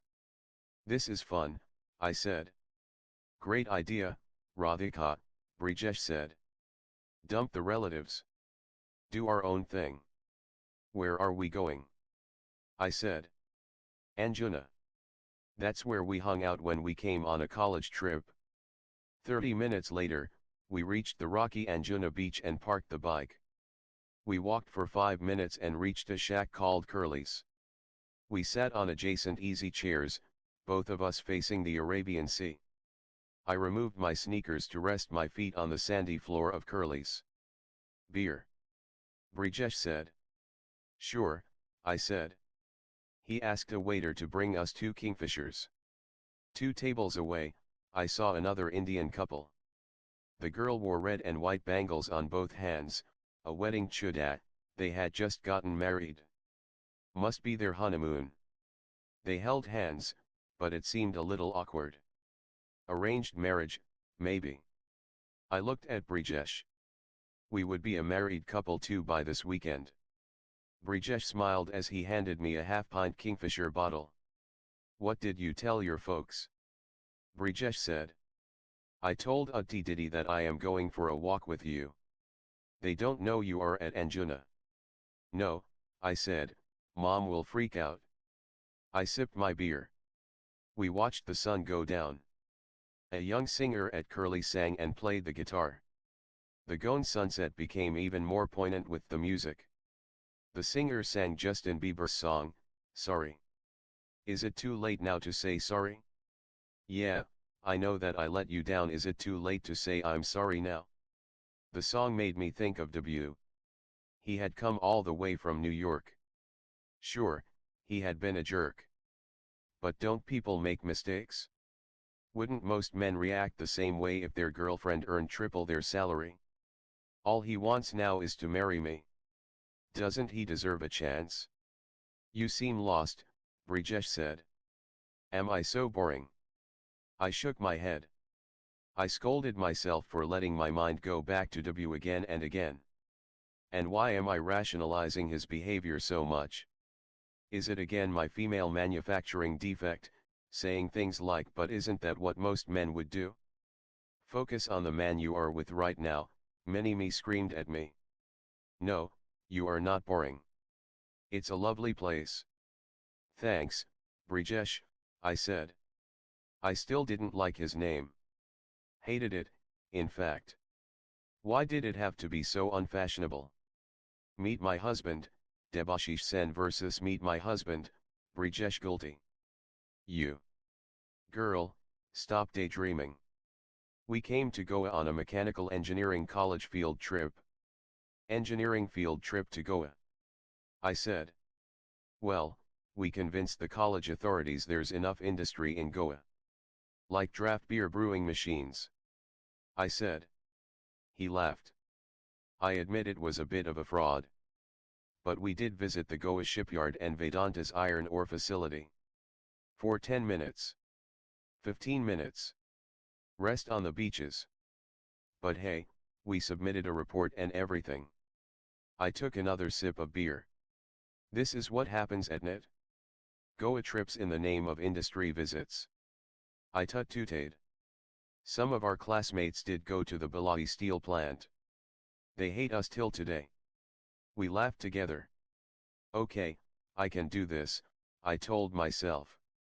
He may not be the most interesting guy around, but the engineering college stories did make him more human. You seem to have had fun in college. I'm not as boring as you think. I didn't say you are. Actually, I am. Particularly when it comes to talking to women. But with the boys, I did have fun. Yeah? You like boys? I said and winked at him. No, I meant he said and blushed. I laughed. I am teasing you. I know. Sorry. You got me. You think women are different? I said. He shrugged. They are, right?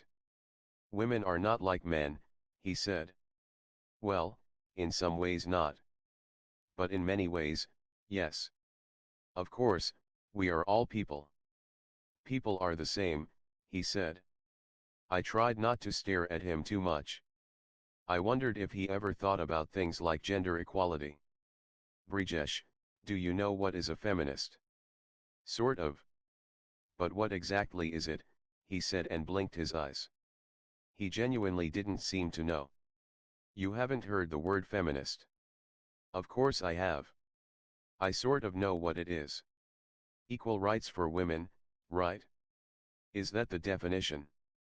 Feminism is a movement that seeks to define, establish, and achieve equal political, economic, cultural, personal and social rights for women. A feminist is someone who believes in this movement. Wow, he said. What wow? The way you said the definition. It's cool. Thanks. But are you one? Never really thought about it? Never faced a situation where I had to be one. But I guess, yes. You are. I said. I think all human beings should have equal rights. It's not men versus women, it's human versus human. Feminist is a wrong term. It should be humanist. The right question is, are you a humanist? Well, everyone should be, he said. True, I said. Are you a feminist, Radhika? What do you mean? I am a woman. Not all women are feminists. Really? Mothers who treat sons better than daughters. Are they feminists? No, I said. Women who judge other working women as not being good enough mothers. Are they feminists? No, I see your point. Yes, I consider myself a feminist, I said. Can I say something? Sure. I don't think anyone has to specifically call himself or herself a feminist. If you are a fair person and want equal opportunities for all, that's a start. I looked at him and smiled. The waiter brought us another round of beer. The sun had vanished, leaving behind a dark gray sky. We watched the waves splash on the beachfront. What else did you do in Goa on your field trip? I said. Stuff. Stuff you don't want to know. I got interested. Oh, really? Like what? Nothing. Try me. Okay, checking out all the Firang women on all the beaches. You mean lecheing at them? Of course not. I would call it more a studied observation, he said. I laughed. Engineers are sick, I said. They are. Deprivation does that to us. What else? We smoked up. What? Weed. He nodded. You had weed in Goa. I said. Yeah. You can get it at Anjuna. There are some shops behind the shack. I don't know if they still operate. But we scored from there. Mr. Brijesh Gulti, you do have a past. He laughed. Most of it is around studying to top the class and get a scholarship to the USA. But yes, we did some fun stuff. Should we try some? You want to smoke weed? Now, he said, startled. Yeah. Or is it too much for a good Indian bride to smoke a joint a couple of days before the wedding? No, no, nothing like that. Too feminist. No, Radhika. Nothing like that. How can we smoke up? We have all our relatives here. Not at Anjuna. See if you can get some. He looked at me. I gave him a wicked grin. He stood up. Give me 15 minutes, he said. Come behind the rocks. Nobody will see us, Brijesh said as I took a drag. We had left Curly's and come up to a remote corner on Anjuna beach. Brijesh rolled 3 joints. We started with our first one. You have done this before, he said. No, but I always wanted to try, I said. Go slow, he said. With each drag my mind became more calm, my senses more numb. The stress of debut hovering around the Marriott went up in smoke. Brijesh also didn't feel as unfamiliar. Wow, this reminds me of my college days, he said. Bet your parents never thought this is the kind of bahu they are getting, I said. He shrugged. What kind of bahu? This kind. Smoking up on the beach before her wedding. It's not what good Indian bahus do. If their son can do this, why can't the bahu, he said. Now that is feminism, I said and high-fived him. Everything doesn't need hi-fi labels like feminism. Just logic. If I can do it, you can do it? You are sweet. Isn't sweet the word women use when they aren't attracted to a guy but don't want to hurt him either? Smart you are, Mr. Facebook. Not too duh about girls. Well, in this aspect I am good. Been Mr. Sweet all my life. Sweet is good, I said and took the last puff of the joint. He smiled. Shall we head back? It will get late, he said. Yeah. Save those 2 joints for the Marriott. We will need them. We rode back on the Activa. This time I held him around the waist. Maybe it was the beer and the joint, but it didn't feel odd. We passed through the same rice fields, now invisible in the darkness. The headlight of the Activa showed us the road. We stopped at a crossroads to confirm the way. We take a right from here, yes. I said, placing my chin on his shoulder. Yeah, he said. As we turned, we passed 2 cops at a checkpoint. They stopped us. License, one of the cops said. Brijesh stood up from the Activa and sifted through his pockets. He took out his wallet and checked inside. He couldn't find it. Oh, I think I kept it in the hotel safe, he said. What? The cop said. I have a California license. From the USA. I left it at the hotel, sorry. The cops looked at each other. We have to fine you, one cop said. He took out a Holland booklet. The other cop turned to me. Madam, this is not right. You should not drive without a license. We are tourists. Sorry. We had to pay a fine of 400 rupees. Brijesh took out a 1000 rupee note from his wallet. The cops gave him the change. As Brijesh put the wallet back in his pocket, a small paper bundle fell out. You dropped something, the cop said and picked it up. He held it in his hand and brought it closer to his face. He sniffed at it once, and gave it to his colleague. Damn. Can both of you step aside, please? Give us the Activa keys. What's the matter? I said. He lifted up the paper packet. This is marijuana. It is illegal. We need to take you to the police station. 21A Anjuna Police Station, Mom. Opposite Children's Park. The driver will know. Please come quietly with Dad. Don't tell any of the relatives. What are you doing in the police station? My mother said, her voice hysterical. Stop shouting, Mom. I am here with Brijesh. Brijesh?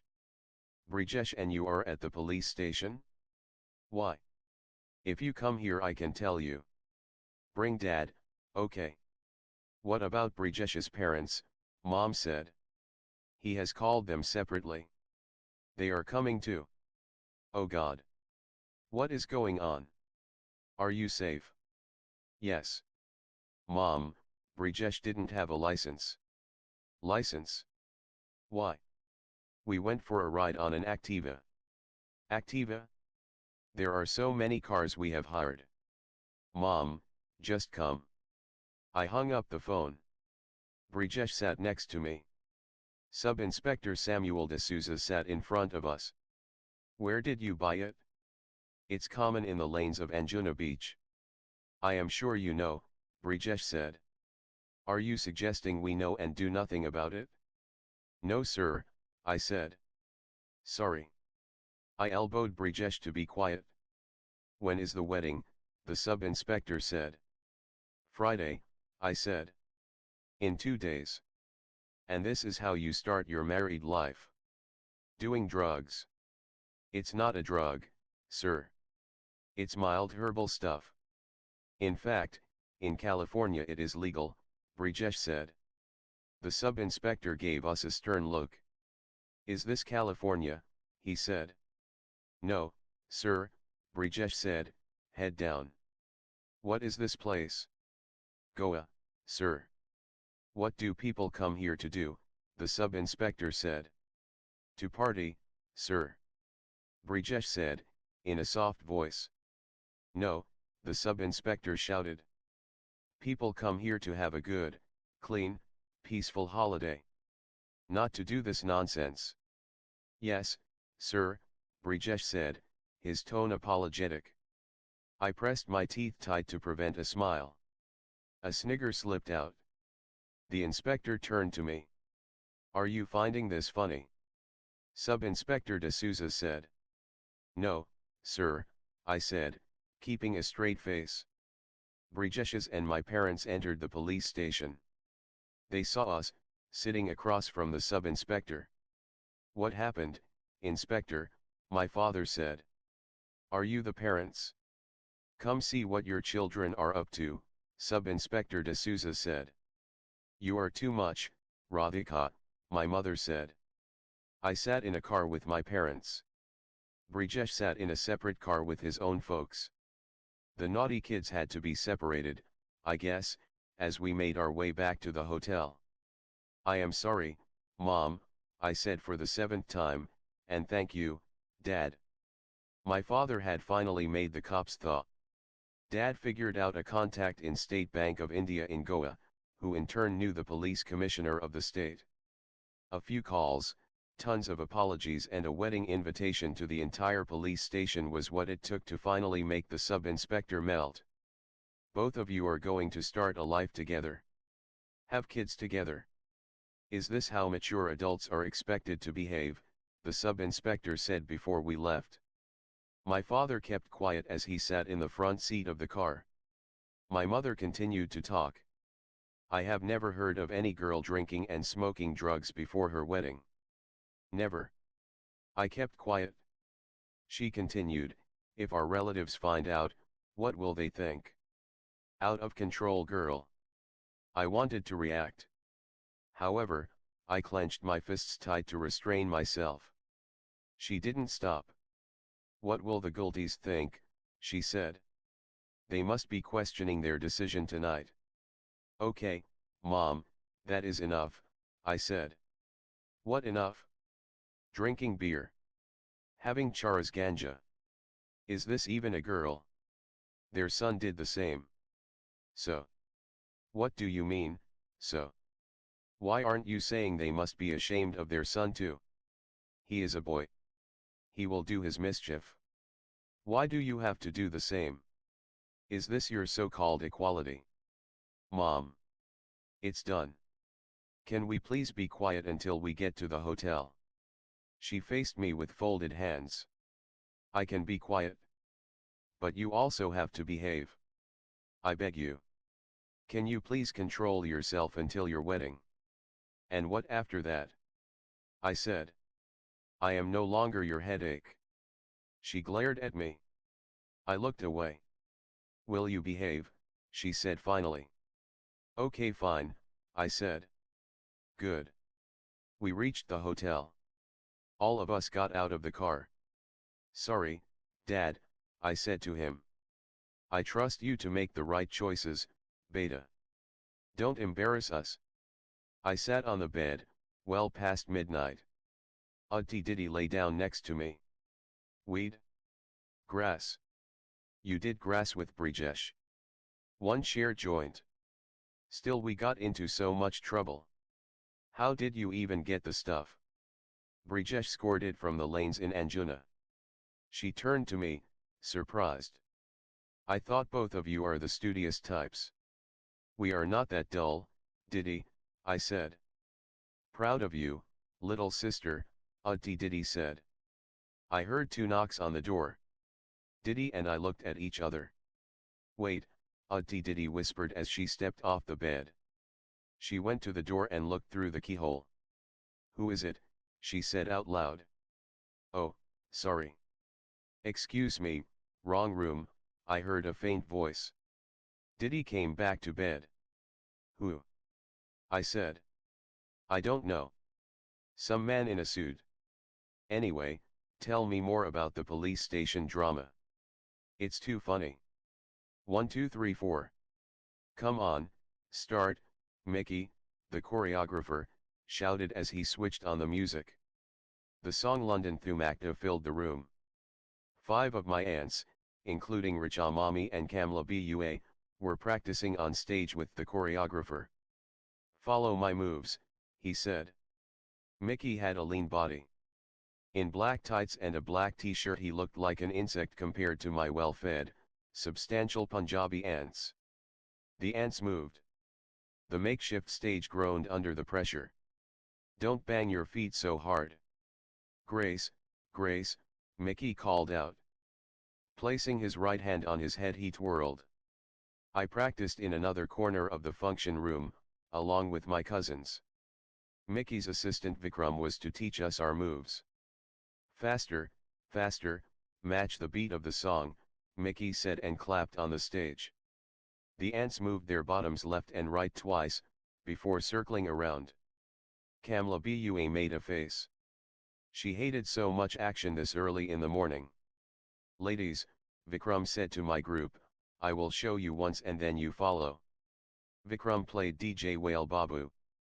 The rap song required us to be jerky to match the erratic beat. Bam! I heard a loud noise from the stage. Hotel staff rushed to the scene. My aunts and the choreographer huddled around Richa Mami, who had fallen down.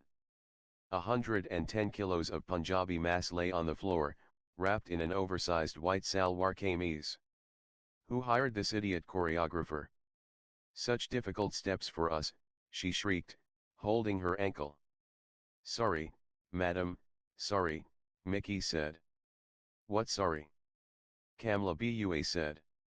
You should see who can do what step. Yes, madam.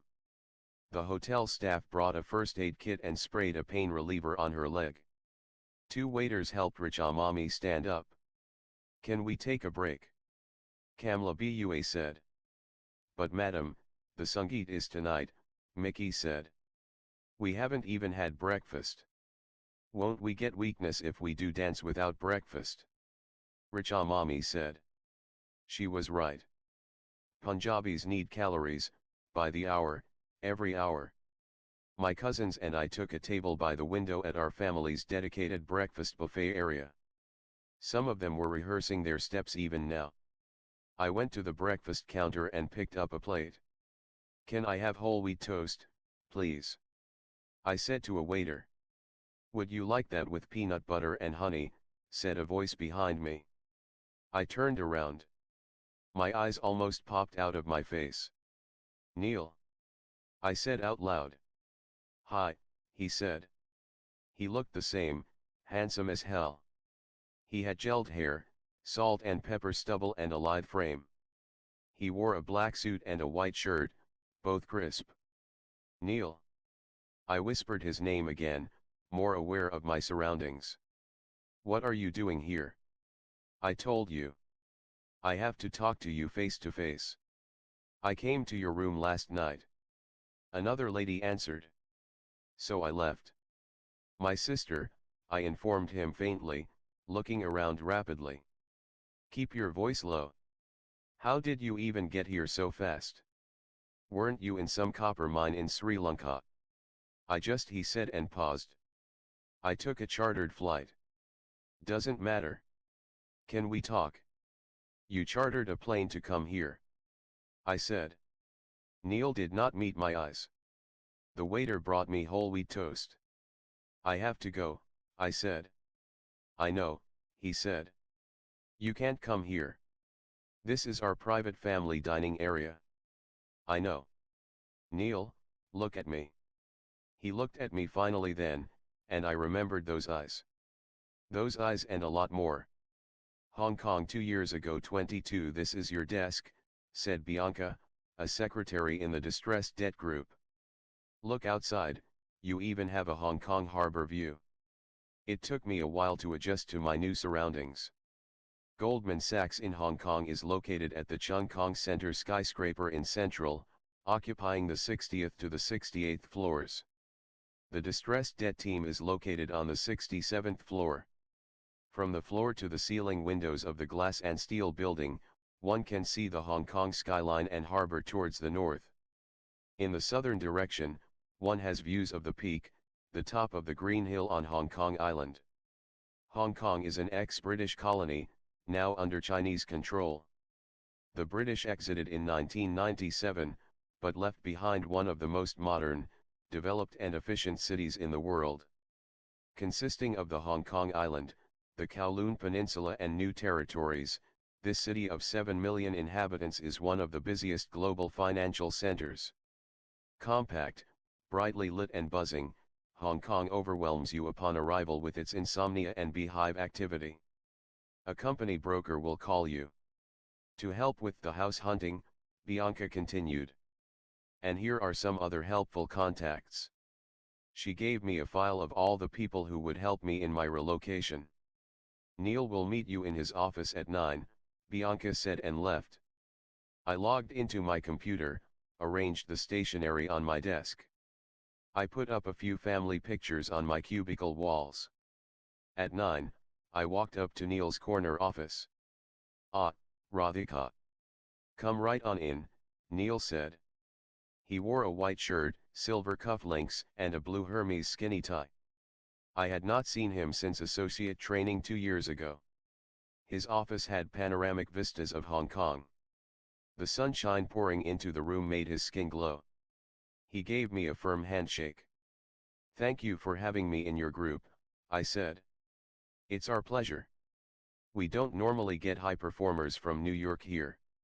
How are you settling in?" "I am good. Just arrived over the weekend." "Where are you staying?"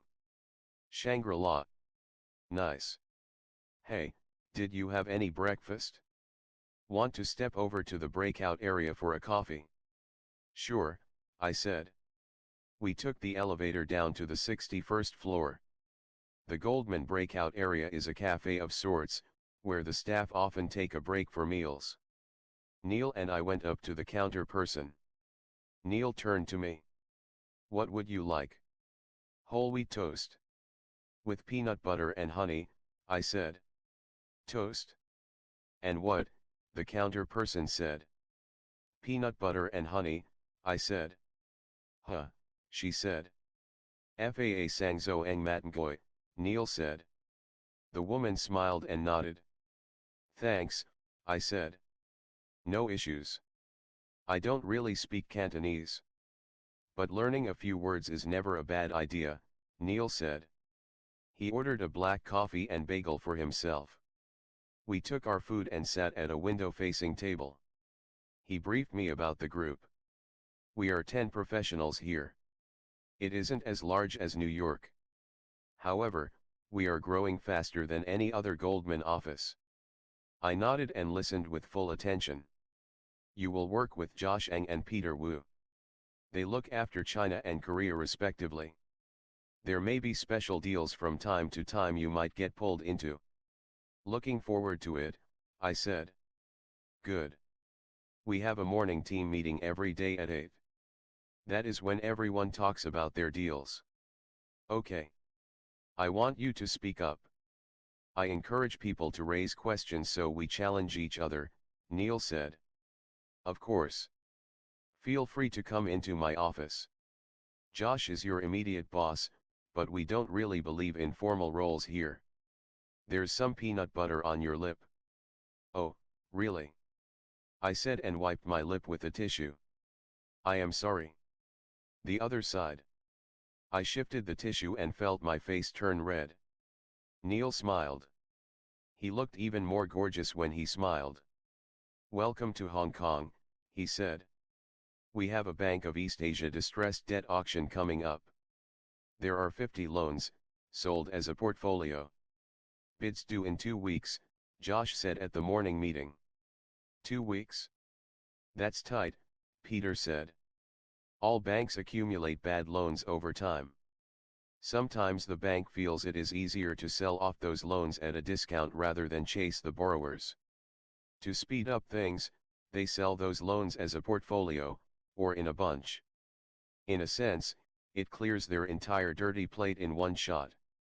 However, for bidders like us it means a crazy amount of work, evaluating what is on the plate. We can pass. People are busy with other deals, right? Neil said. Actually, I could look at it, I said. All eyes turned to me. I can. I don't have too much going on, I said. It is 50 companies. You'll have to go through them all. You sure? Josh said, in his mixed American and Chinese accent. We have 2 weeks. I can work weekends too, I said. I could spare 2 days too, Peter said. So can I, said Simon, another Taiwanese analyst in the group. Neil tapped his fingers on the conference room table. Let's do it, he said finally, and stood up to signal the end of the meeting. For the next 2 weeks, I camped in my cubicle. Boxes of documents to be reviewed for the bid surrounded me. I only went back to the hotel to sleep, shower, and change. One Friday night I didn't even do that. I worked straight through the night and watched the Saturday morning sunrise from the office window. Radhika, what are you doing here? Neil's voice startled me. I turned around. In workout clothes, he looked different from his usual formal self. He was wearing a black Under Armour t-shirt, a brand that reminded me of debut. The portfolio work had kept him off my thoughts over the last few days. But now I felt pain flood my heart. When will I get over that man? I wondered. Good morning, Neil, I said. Just wrapping up the bid. We'll have it ready Monday morning. You have dark circles under your eyes. Did you even go back last night? I smiled and shook my head. This is too much, Radhika. You have to maintain a balance. He placed his hand on the edge of my cubicle door. I could see his bicep flex through his sleeve. Going to the gym? I said. I'm going on a mountain hike. I prefer working out outdoors. That sounds like fun. Yes. More than half of Hong Kong is country parks. Beautiful hikes. I have heard. Hope you see a bit of the city and not just this office. I will. Just want this portfolio out of the way, I said and then covered my mouth as I yawned. Radhika, you need to go home. I will. Soon. What brings you to the office? Left my mobile phone behind yesterday. Just picking it up for the hike. He went into his office and came out after a few minutes. He saw me staring at my spreadsheet. Still here? Go rest. I smiled. 20 more minutes. Tops, I said. I'm leaving. Good work, Radhika. Thanks. Bye, Neil, have a nice hike, I said, eyes on my monitor. He walked away from me and paused. He turned around and came back. Radhika, there's something I want to tell you. Okay, I said and shifted my gaze to him. There's a confidential deal. Some distressed companies don't like the world to know they are in distress. It can affect their business. Sure, I understand, I said. This one is in the Philippines. Only the Goldman Sachs Asia head and I know about it. I can't even discuss it in the morning meeting. Oh, okay, I said. I need an associate on the deal. Would you like to be on it? The prospect of more work in my current exhausted state made me feel even more tired. However, to be in a confidential deal and work with a partner meant a lot. Sure, I said. What's the timing? You finish the bid. Then I will brief you. We'll also need to meet the company people. Sure. What sector is it? I'll tell you. Real soon. Bye now. And get out of here fast, he said. What the hell, I said to myself. W had unfriended me on Facebook. For the first time in Hong Kong I had finished work early and come back to my hotel at 5 p.m. The team had liked my final presentation on the portfolio. We had submitted a bid for 14 cents on the dollar for the loans. Exhausted, I had been looking forward to a calm evening in the hotel and a good long sleep. However, I made the mistake of opening my laptop and logging onto Facebook. Like an idiot, I searched for Debashish Sen's profile. I couldn't find him on my friends list. Damn. I typed his name for the third time. Yes, he had unfriended me. I could understand why. Actually, I could not understand why. I wasn't some stalking witch who would cast an evil eye on his posts and pictures. Sure, we had broken up. People break up. They don't have to vanish like this. I didn't have his phone number anymore. I had deleted all his previous emails. I felt like calling Avinash to ask for W's contacts again. I stopped myself and turned on the TV instead. Most of the channels were in Chinese. One channel showed a soap opera. I couldn't understand one word. However, I saw a girl on the screen cry, probably for her lost love. I don't know what it triggered in me, but I joined her. I clutched my pillow tight and cried. I had resisted this so perfectly for weeks. Ever since I came to Hong Kong I had buried myself in work. I thought I had made great progress with my breakup. Now I was back to square one. Why did he unfriend me? I cried even more. I switched off the hotel room lights, opened the minibar and found little whiskey and vodka bottles. I drank 4 of them, bottoms up, and lay down in bed. My head hurt as it sifted through images of W. Will I ever get over him? I closed my eyes. I slept, or passed out, as weeks of sleep deprivation caught up with me. I woke up as my phone rang. I had a bad headache. I opened one eye and saw the caller. It was Neil. Damn. Damn. Damn. I switched on the light, ran into the bathroom and splashed water on my face. Only then did I pick up the call. Hello. I said, my voice unclear. Sorry, were you sleeping? Is it too late? Neil said. I checked the time. It was only 8:30 p.m. No, no. Just took a nap. I am sorry. I left office early today. You deserve the rest. Sorry to wake you up. It's fine. I needed to anyway. Focus, Radhika. It's a partner on the line.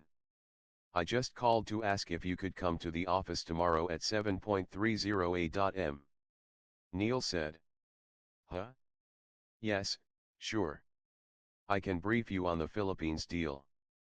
Better we talk about it before everyone arrives? Of course, I said. El Casa Seaplane and Resorts. I read the tasteful aquamarine-colored cover of a brochure Neil handed to me. He took a sip of his black coffee and put the cup aside. He played with one of his blue sapphire cufflinks as he spoke to me. You know much about the Philippines. One of the Southeast Asian countries, right? Yeah. 7,000 plus islands. Couple of main ones though. Manila is the capital. Okay, I said. I took notes in my notebook. The company is El Casa Seaplane and Resorts. They borrowed too much. Business nosedived due to a cyclone. Trouble. Hence at our desk. I scribbled down whatever I could. Neil continued to speak. Palawan is in the south of the Philippines. Often voted as one of the most beautiful islands in the world. Sure, I said, jotting down at a frantic pace. Around Palawan there are tiny, super exclusive, privately owned islands. El Casa operates 10 resorts, each on one of these private mini-islands. I flipped through the brochure. It had stunning aerial pictures of the boutique tropical island resorts.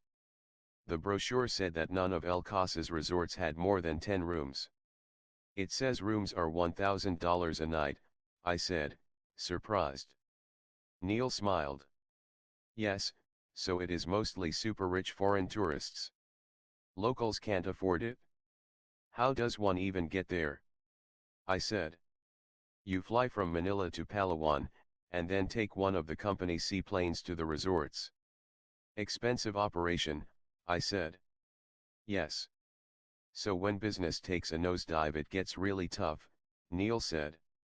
Neil told me that Typhoon Haiyan, one of the deadliest tropical cyclones, had hit the Philippines last year. It had left thousands dead. The country had still not recovered from it. High-end tourists still avoided the Philippines, making El Casa suffer. I took notes as Neil continued to talk. Owner is Marco Sereno. 50 years old, first generation, liquor baron. Tough businessman, respected in the community. El Casa is a passion project for him. So he is touchy about the world finding out it failed. You have the financials. I said. Neil slid a 5-inch thick set of documents towards me. This contains everything. The existing lending banks want to get out. Marcos wants to cooperate, as long as his reputation stays intact. Understood, I said. I will go through all this. Good. And let's go to Palawan next week and meet Marcos. 23 Orange juice or champagne, a Cathay Pacific flight attendant said. She offered Neil drinks on a tray. Orange juice, please. Too early for champagne, Neil said. I took the same. We sat next to each other in the business class cabin of the morning flight to Manila. I was on my first real business trip, traveling to a different country. I looked out of the window as the plane took off, making Hong Kong's skyscrapers look like Lego toys down below. So what did you think of El Casa? Neil said. Oh, wait, I said and opened my laptop bag. I took out the printout of my financial model. Keep this aside for now. Tell me your gut feeling on the business, Neil said. My gut feeling? I said, surprised. I was just an associate. Why would a partner care about my gut feeling? Wasn't it my job to just make the financial model and rattle out the numbers? Yeah, I'd like to know. Do you even like the business? I took a few seconds to collect my thoughts before I spoke again. In some ways El Casa is a rare asset, so quite valuable. In other ways it is a pain, as there are limited buyers for this thing. Also, I can't imagine Philippines law being the most investor-friendly, I said. Good. I like how you think, in several directions at the same time, Neil said. Thanks, I said, embarrassed by his praise. I fumbled through my sheets. So what do we do here? Neil said. We get a buyer, I said. Meaning? We talk to big hotel chains. This business needs a high-end global brand. Otherwise people are not going to come, I said. Neil said. I am thinking Aman Resorts, Four Seasons. Something in that category, I said. Neil looked at me. I saw pride in his eyes. You are smart, he said. Not really, I said, like a stupid fool. What do you mean? Nothing. Thank you, I meant. Would you like me to show you the financial model? Sure, he said. Over the next hour I went over the numbers. The company had $50 million worth of loans. It could probably repay only half. Neil listened with full attention, cross-questioning me several times. That's good. I think we have a sense of what is going on here, he said when I finished. The flight attendant served us breakfast, fruit, cereal, milk, and omelets. I could also build another scenario, I said as Neil interrupted me. Enough. Do you only think about work? No, I just let us enjoy our meal. No more talking shop. Sure. I ate a strawberry with my fork. How do you find Hong Kong? Neil said. Efficient. Everything is close by. You found an apartment? Yes. On Old Peak Road. I am moving in next week. It is a good area, Neil said. Old Peak Road passed through the Midel Vales, an area midway to the peak. A 1.5 bedroom apartment in this expat area cost me $6,000 a month in rent. Where do you stay? I said. Repulse Bay. On the south side. You should visit. I do team dinners at my place sometimes. Sure, I said. He applied jam on his toast. I noticed his slender fingers. I continued to gaze at them until he spoke again, startling me. Kusum would love to meet you, he said. Kusum? I said. My wife. We have 2 kids. Siya and Aryan. 7 and 3. Of course, a man so amazing had to be married. Oh, how nice, I said. Yeah. How about you? Well, I am not married, I said and smiled. Of course. But where's your family? Delhi. Mom and dad. I have an elder sister. Great. You close to your parents? I paused for a few seconds to think before I answered. In some ways I am close. Dad is really quiet. I am close to my mom. But we fight a lot, I said. Neil laughed. Really? Over what? He said. The stupidest things. Mostly it is about her obsession to get me married. Oh, you are young. Why marry so soon? Exactly. If only she would get that. Typical Indian parents, right? Neil said. I nodded. When did you leave India? I said. When I was 12. I grew up in London after that. Undergrad at Oxford.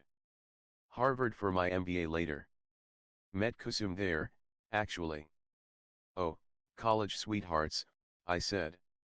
I realized I should have shown more restraint. I was speaking to a partner, my boss's boss. You could say that, he said and laughed.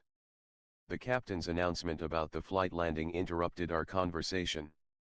When the plane hovered above Manila, Neil spoke again. Why did you leave New York? Neil said. Personal reasons, I repeated my rehearsed answer. Oh, I am sorry. I didn't mean to, Neil said as I interrupted him. I had a breakup. A bad breakup. Neil looked at me. He raised his long eyebrows. Really, he said. Yeah, why? I said. You moved all this way for a guy. Worse. Not for a guy. But for a guy who didn't want me. Again I felt I had crossed the line of acceptable conversation with a partner. Neil fumbled with his seatbelt as he searched for a suitable response. Well, anyway. Welcome to the Philippines, he said. The flight landed with a gentle thud. I spent years to build El Casa. No logic why I did it. Just wanted to show the world how beautiful my country is, Marcos said. We sat in the El Casa office in Palawan across from the owner and CEO, Marco Sereno, who had a portly frame and wore a Hawaiian shirt. We had taken another short flight from Manila to Palawan and come for the meeting straight from Palawan Airport. On the way, I saw a sleepy city full of palm trees and long, powdery beaches. Your country is stunning. It was evident even in the short journey from the airport to here, Neil said to Marcos. You have to see the resorts. This is nothing, Marcos said dismissively. Yeah. Neil said. You are staying at one tonight, right? Marcos said. We had actually booked a hotel in Manila on our way back. Our Hong Kong flight is tomorrow, Neil said. Marcos waved a no with his hands. Forget Manila. Crowded and polluted. You stay at my resort. But Neil said before Marcos interrupted him. I insist. My seaplane will take you there. Sure, Neil said. Apart from being gracious to our client, we wanted to see the quality of the resorts anyway. Marcos told his secretary to arrange 2 rooms at the El Casa Pengalusian Island. Now let us talk business, Marcos said after he delegated our travel arrangements. My colleague Radhika here has prepared some numbers, Neil said. I passed out copies of the financial model. I have tried to value each resort, I said. Over the next 10 minutes I walked him through my assumptions and projections. After I finished, Marcos took a deep breath. What now? Marcos said. I looked at Neil. It was time for him to speak. We need a new buyer. However, nobody will buy a company with a $50 million loan on it. We have to settle the banks at a discount first. They will settle, Marcos said. But we want them to settle at a low price. We have to paint a terrible scenario for the banks. Say the business is worth almost nothing. You will have to play along, I said. Really? Marcos said. Yes. So they will sell the loans to us cheap. We will then find a new buyer. From our profit, we can give you 20%, I said. Marcos's eyes widened. He looked at Neil. She's good, Marcos said. Only my best people for you. Any other issues, Marcos? Neil said. Marcos turned to me again. Will the new buyer fire people? Marcos said. Depends on the new owner, I said. I don't want that. No firing people. They are my people, Marcos said. I looked at Neil. We had a deadlock. The value of the company would drop if the new buyer had a no layoffs clause. No firing anyone for 5 years. Okay. Neil said. Marcos looked at me. I pursed my lips. Fine. We can build that in. But if we do we have a deal? I said. This girl is a quick one, Marcos said to Neil and grinned. In my group, we like to close deals, Neil said. Marcos extended his hand. Let's do it, Marcos said. We shook hands. We had an in-principle agreement. I'll send in the term sheet tomorrow, I said. Is she always so obsessed with work? Marcos said. No urgency. Send it in a few days. This is the Philippines. There's more to life than work here. There's nothing else but work in my life, I thought. I smiled at Marcos. Try my beer. Number 1 in the Philippines, Marcos said as he opened the fridge behind his desk. Okay, this is a little scary, I said as I tied the flimsy seat belt around me. Neil and I sat next to each other in the compact four-seater El Casa seaplane. The seats were tiny, our heads inches from the roof. The pilot gave us a thumbs-up sign, indicating takeoff. "What plane is this?" Neil asked the pilot. "Amphibious Cessna 208 Caravan, sir," the pilot said. The plane could take off and land on water as well as land. We took off from the local airport at Palawan. The turboprop noise made it difficult to talk. Neil saw my petrified face. "You okay?" he screamed so I could hear him. I nodded and blinked my eyelids. He grinned. "Breathe," he said. I exhaled and inhaled a few times. The plane took off. I looked outside the window. The crystal blue sea, white beaches, and the green cover of trees below me made me forget our precarious position.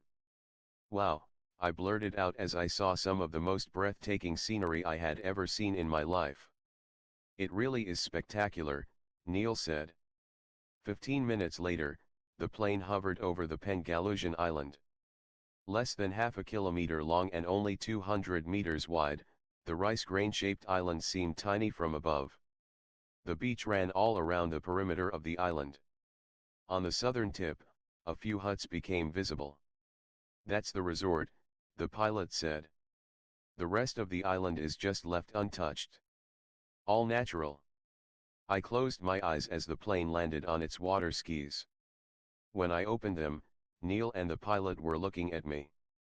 Both of them had a grin on their faces. "I am sorry." "It's beautiful, but scary," I said.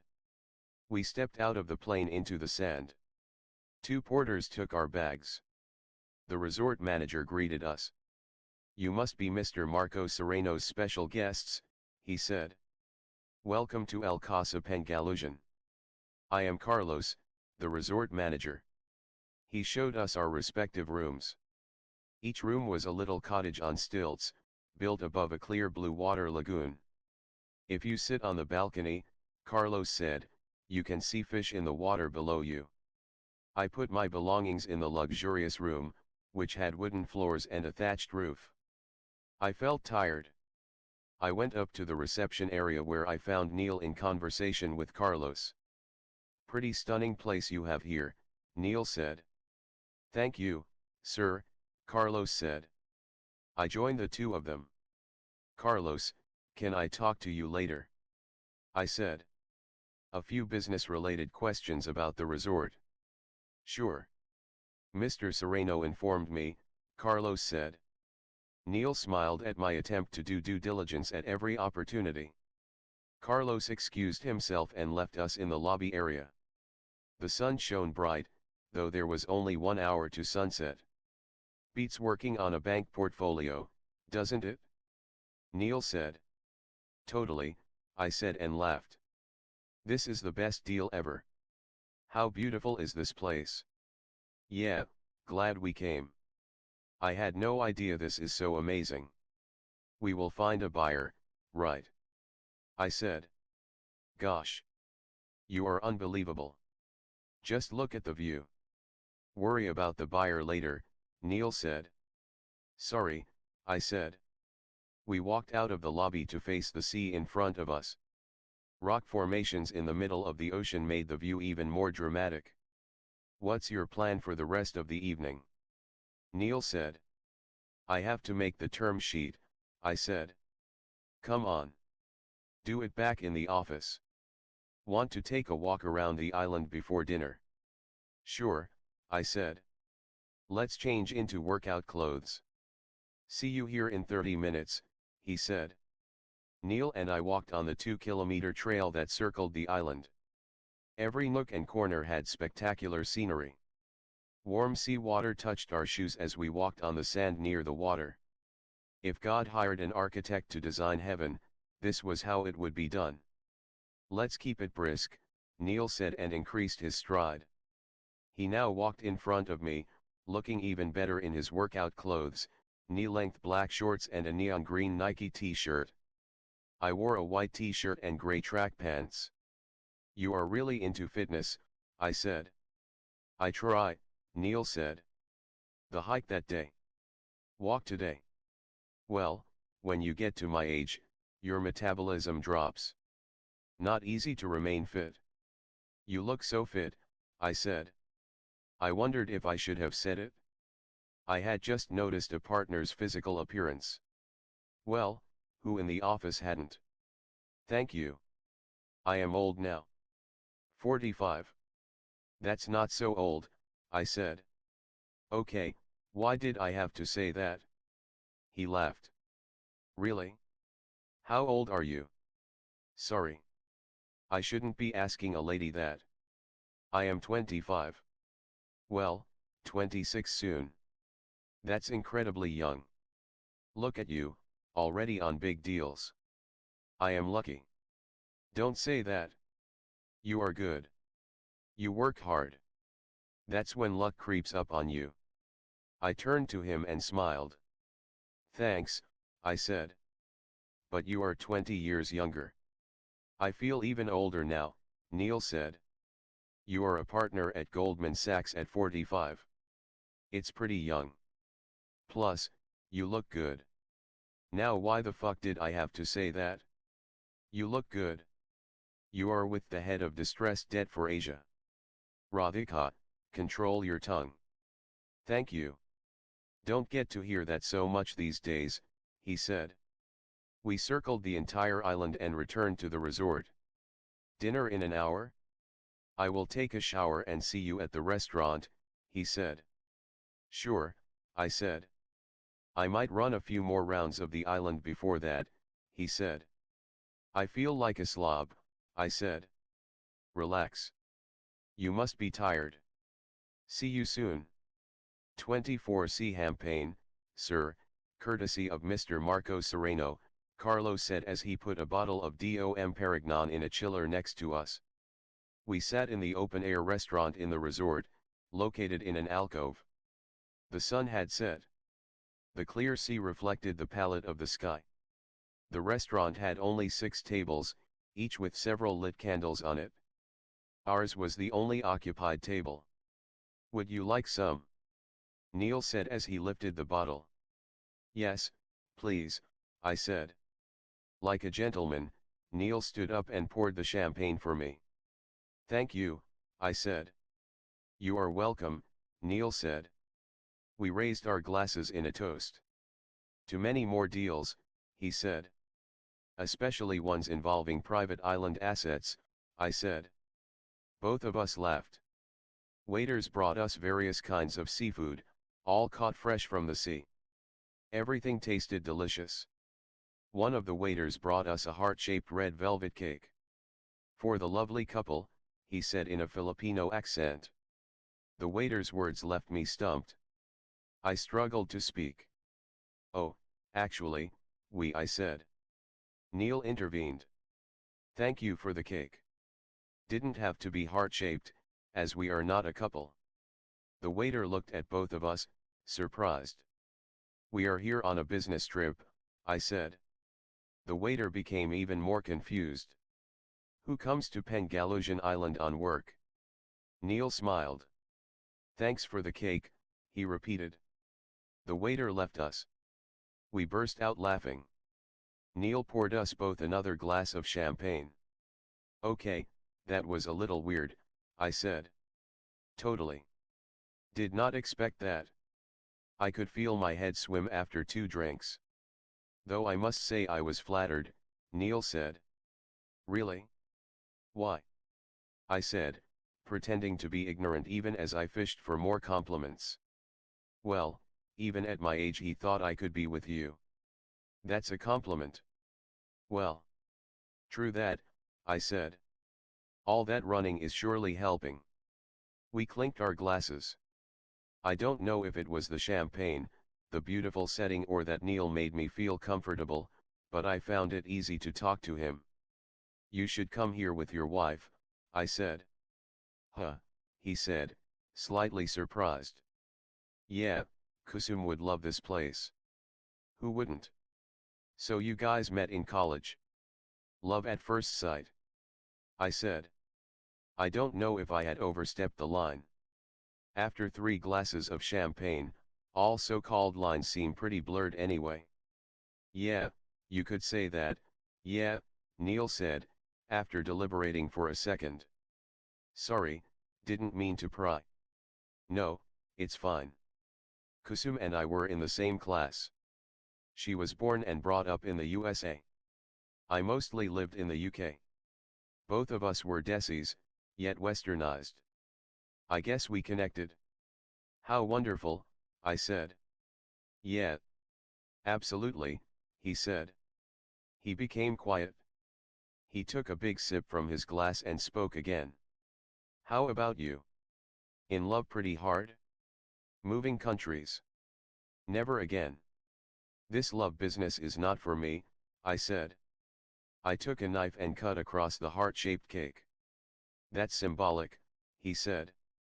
A knife through your bleeding red velvet heart. I laughed. Pretty much what happened. Discarded like used tissue. Switched like a TV channel, I said. Ouch, I am sorry, Neil said. Though, excuse me, I am a bit surprised. Surprised? Like who were you dating? Brad Pitt. I laughed. Not really. Just a regular guy. Job on Madison Avenue. Why? How on earth could any guy leave you? Neil said. His words felt like cold menthol balm on my bruised, wounded heart.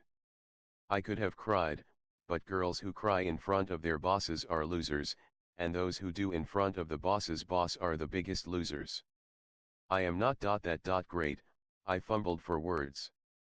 What I wanted to say was tell me more about why I am great. Are you kidding me? Neil said and counted on his fingers. You are smart, successful, fun to talk to, young, hard-working, funny and, well, I shouldn't be saying this as your senior, but you know. He paused mid-sentence. You know what? I said. I don't want to talk out of turn. It's okay. Well, you know, you look pretty good. Very good, in fact. Wow, did Neil Gupta just try a line on me? But wait, did Neil Gupta actually find me good looking? And did he mean all those other wonderful things he just said? I felt loads of self-esteem shots being injected into my bloodstream. You are just saying all this to make me feel good, I said. It meant, say more. No. Why would I? I mean it. You are, professionally and personally, one of the most amazing people I have ever met, Neil said. I swear I felt the sand shift beneath me. Neil stared me right in the eyes. We had a moment of silence as I heard the splashing waves. I absorbed his compliment. Someone as cool as Neil found me attractive. It was all too much. Something had to short-circuit in me as I gave the most idiotic response. It's okay if I send Marcos the term sheet by tomorrow evening, right? I said. 1 month later, whole wheat toast. Faa sang zo ang mat, I said. I had finally learned to order breakfast at the Goldman Cafe. Neil and I were the early arrivals. At 7:30 a.m. Neil took his black coffee and a bowl of oats. A month since our Philippines visit, we had the term sheet signed. We had also reached settlement with the banks. I can't tell you the details. But I have good news, Neil said. We have a buyer. I said, excited. SHH. Neil said and placed a finger on his lips. Yes. We could be going to meet Marco soon and finish the deal. Cool, I said. Take over the loans on one side and sell the company on the other. What we call back-to-back deals. No risk on books. Best deal ever, Neil said. We gave each other a thumbs up. He reviewed the deal closing documents. Looks good. Fingers crossed. Buyer on board soon, Neil said. I put the documents back in my laptop bag. These last few minutes of our daily cafe meeting had become my favorite part of the day. It was when Neil and I discussed things apart from work. How is your new apartment? Neil said. I love it. 30th floor, great view. Still doing it up, I said. Check out IKEA, they have good home stuff. Neat designs, good price, Neil said. Sure. We'll go there. Need to join a gym too. Have you tried yoga? I shook my head. Maybe at school in India, I said, when it was compulsory. Neil laughed. Check out Pure Yoga. They have a great studio. I go sometimes, Neil said. Okay. My birthday is coming up next week. Maybe I will treat myself to a membership. Oh, great. Happy birthday in advance. Thanks. So you do yoga too? How do you do it all? I said. If you love yourself, you will take care of yourself, right? I counted the 26 pink roses. The bouquet on my desk had a maroon ribbon wrapped around it. It came from Armani Fiore, located in Central. Part of the Armani brand of Italian designer Giorgio Armani, the bouquets in the shop would be no less than $200 at least. I removed a small white envelope tied to one of the roses. A card inside said, "Happy birthday from the team." I sat back in my seat, surprised. The hard-nosed and tough distressed debt group isn't known for affection and flowers. Bianca passed my cubicle. "Happy birthday, Radhika," she said. "Thank you," I said, "and thanks for the flowers. The most beautiful bouquet I have ever seen." "You are welcome. We don't normally do it. But you are new. Maybe that's why Neil wanted it." "Neil?" "Yes, he told me to order it. He even selected the arrangement." I thanked everyone for the birthday wishes in the team meeting. "The flowers are an exception. Don't get high hopes," Josh said. "Mostly we gift each other bad loan documents," Simon said. The team burst into laughter. I looked at Neil. He smiled at me. "A team from the Metropolitan Bank of Tokyo is in town.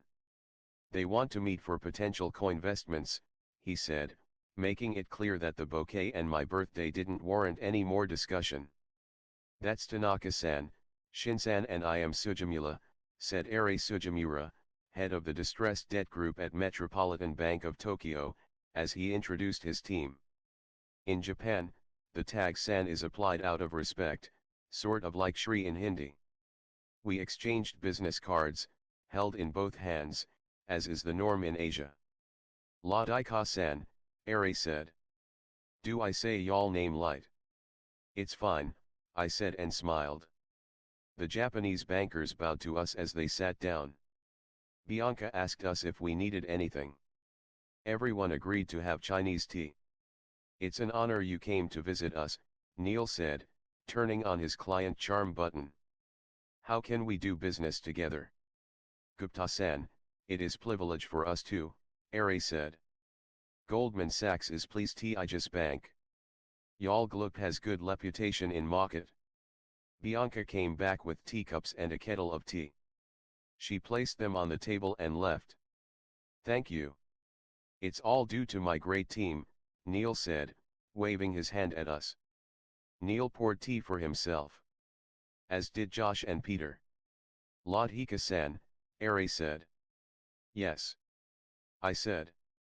"Would you mind," he said and pointed to the kettle. I realized he wanted me to pour tea for his team. I looked at Neil and Josh. They seemed confused, but gestured that I do it anyway. I poured tea for the Japanese team and a cup for myself. Eri explained his desire to co-invest with our group. Nobody else from Eri's team spoke a word. In Japan, when the boss talks, you remain silent. "So what kind of deals are you looking at?" Eri said. "Any portfolios?" Eri had the typical Japanese problem of being unable to speak the R sound, which he substituted with L. Radhika bid for one recently. "Maybe she can talk about it," Josh said. "Radhika-san." Eri said. "Yeah, I can tell you about this local Bank of East Asia auction." I began to speak, but Eri interrupted me with his laughter. Excuse me, I said, wondering if I had said anything wrong. Sorry. I thought Radhika san yalsikal tali. How can lady do dist less dead? Ari continued to laugh. His minions also grinned, taking their boss's cue. Neil pursed his lips. He looked at me once and turned to Ari. The young lady here is one of our best distressed debt analysts, Neil said. Yes, yes, of course. By the way, I remember a joke when you said lady, Ari said. None of us responded. He continued, you know what they say about lady. He turned to Josh. Josh didn't answer. Ari continued anyway, when a lady say no, she means maybe. When she says maybe, she means yes. When she says yes, well, she is not a lady. His colleagues found the joke extra funny and laughed out loud. Peter, Josh, Neil, and I looked at each other. Ari-san, I understand this is amusing to you. But frankly, this makes us quite uncomfortable, Neil said. Sorry. You may continue, Ari said. I took a deep breath to regain my composure. I spoke again. Yes, so I was saying, I said. Neil stood up. Actually, no, Neil said and paused before he spoke again. No. This won't work out. What? Ari said, his face serious. We look for fit in a partner. Sorry, Ari-san, we won't be able to do business with you, Neil said. We have $1 billion to invest. Lot of fee for Goldman Sachs on that. Ari looked stupefied. I understand, Neil said, but actually, it's okay, Neil, I said. Ari-san, if I can tell you about the portfolio. Neil shook his head. Ari-san, Tanaka-san, Shin-san, thank you for coming. I am sure you will find a great partner. We will pass. We anyway have a lot on our plate, Neil said. Josh and Peter stood up, somewhat surprised. The Japanese bankers looked at each other. Josh will see you out, Neil said and left the room. Hey, Radhika, come on in, Neil said. I went into his office and sat down in front of him. He wore a pink shirt and a red Hermes tie. His face reflected a bit of pink from his shirt. By the way, happy birthday, he said. Thank you for the flowers. They are from the team, Neil said. Bianca told me you chose them. Oh, she did. She doesn't understand confidentiality. Neil grinned. He played with his cuffs. He would do that when he was nervous. Or excited. Neil, about the meeting with the Japanese bankers yet? What douchebags. You cancelled the deal. Well, we can't work with sexist people like that. They made you so uncomfortable. I was taken aback a bit, yes. But an odd comment here or there doesn't bother me.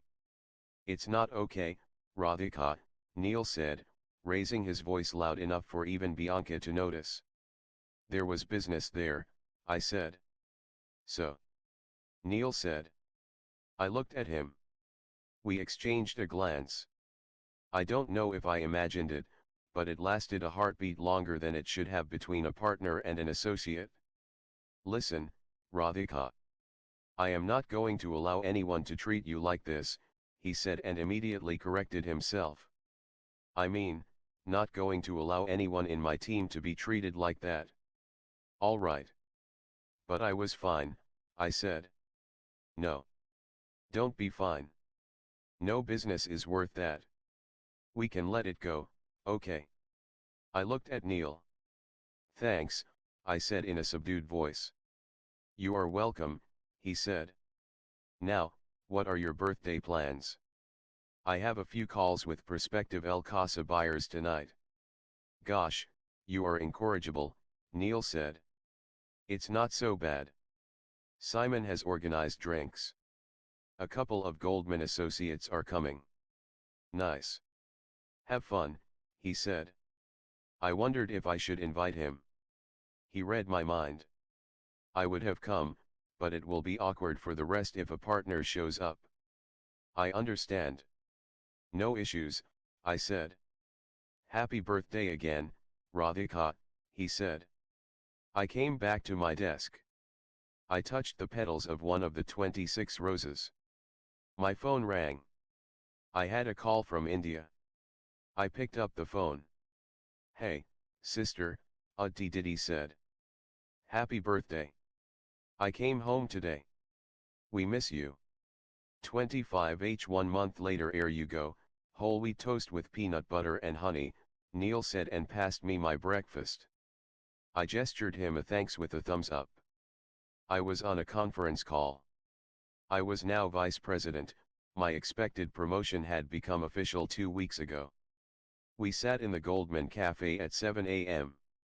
We had a potential buyer for El Casa called Greenwood Hospitality, a US-based company that owned 50 boutique hotels worldwide.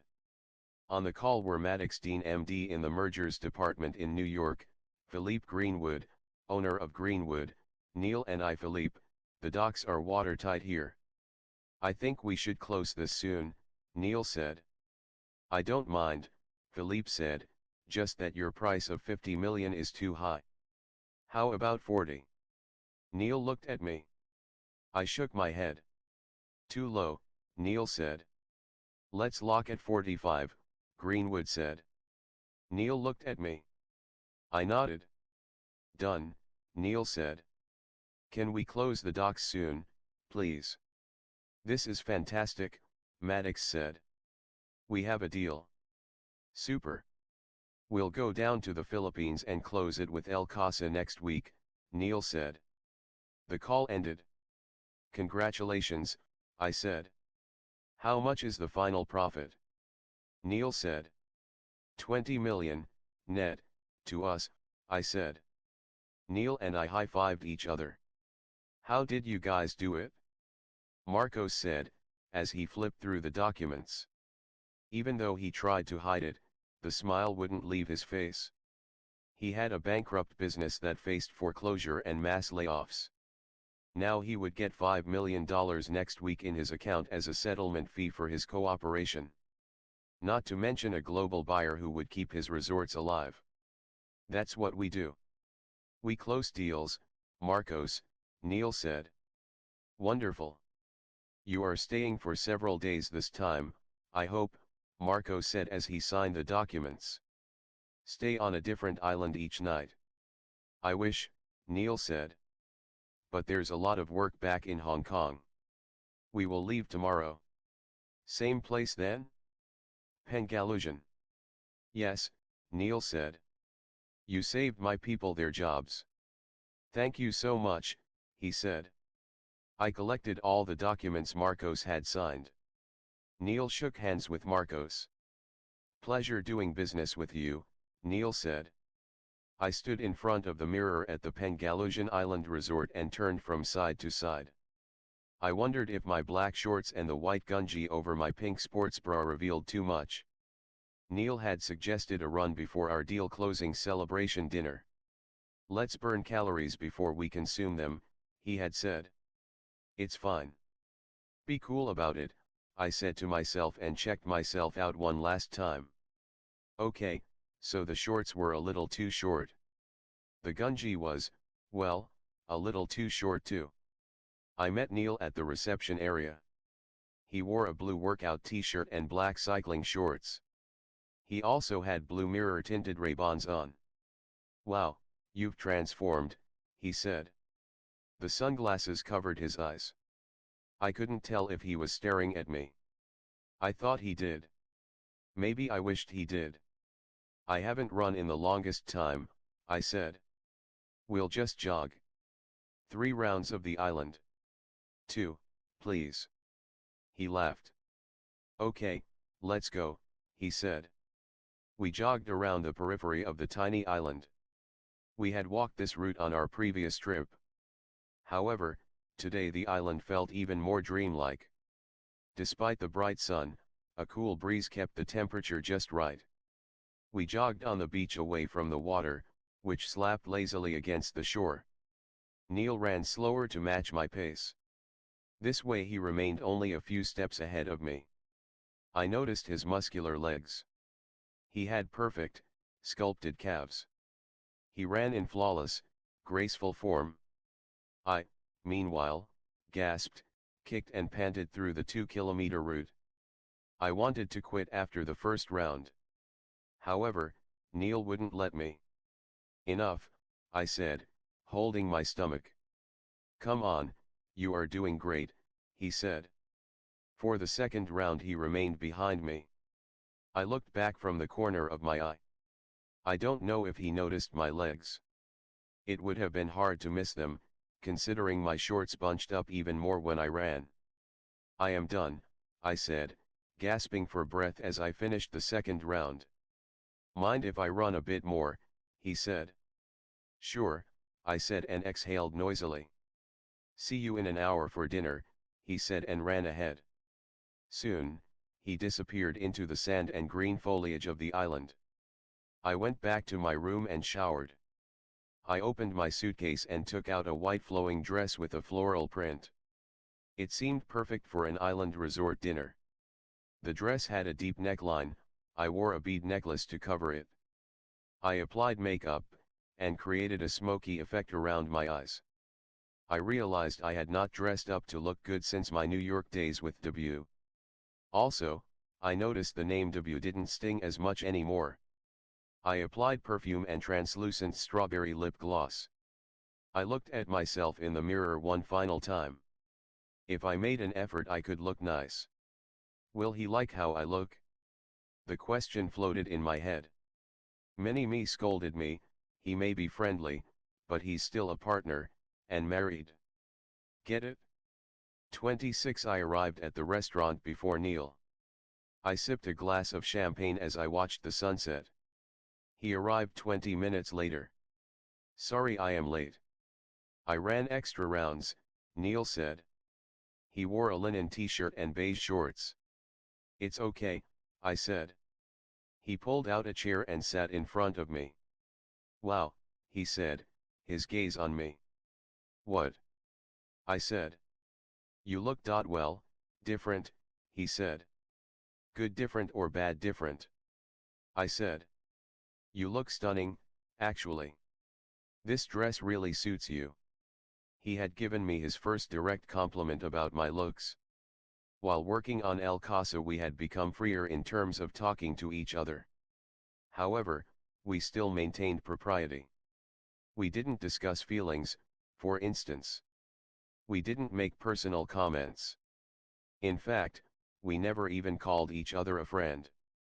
And yet, today his compliment didn't feel out of place. Thank you, Neil. That's sweet of you, I said.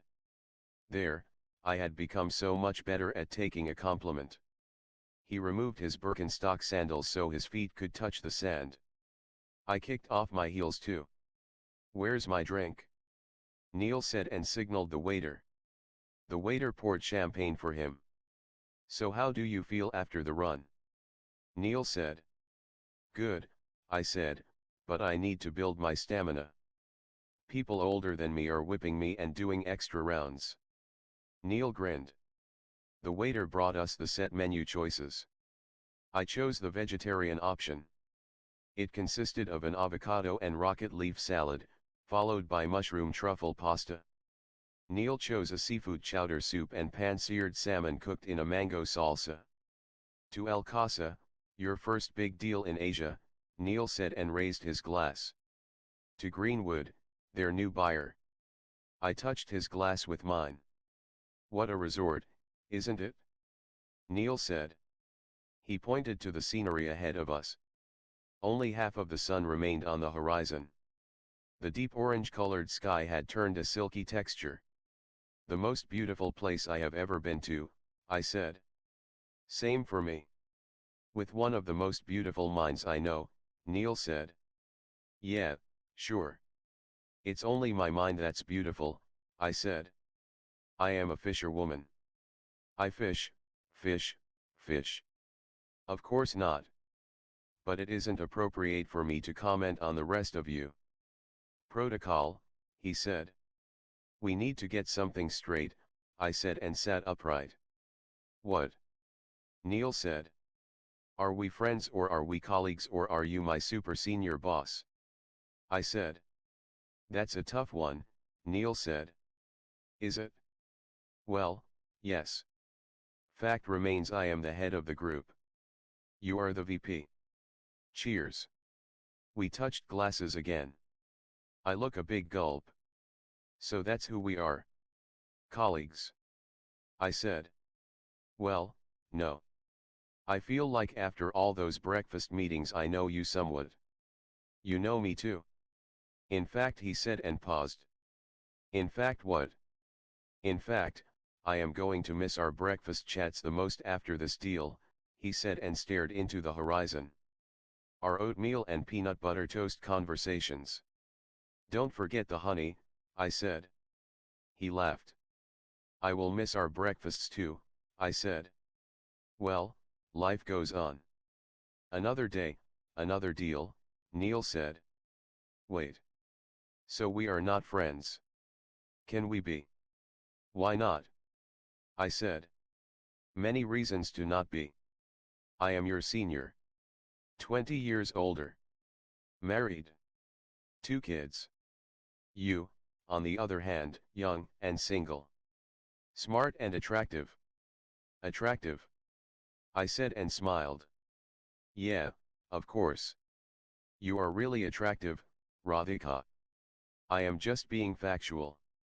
Ah, the sweet, soothing feeling of receiving a compliment from a worthy man.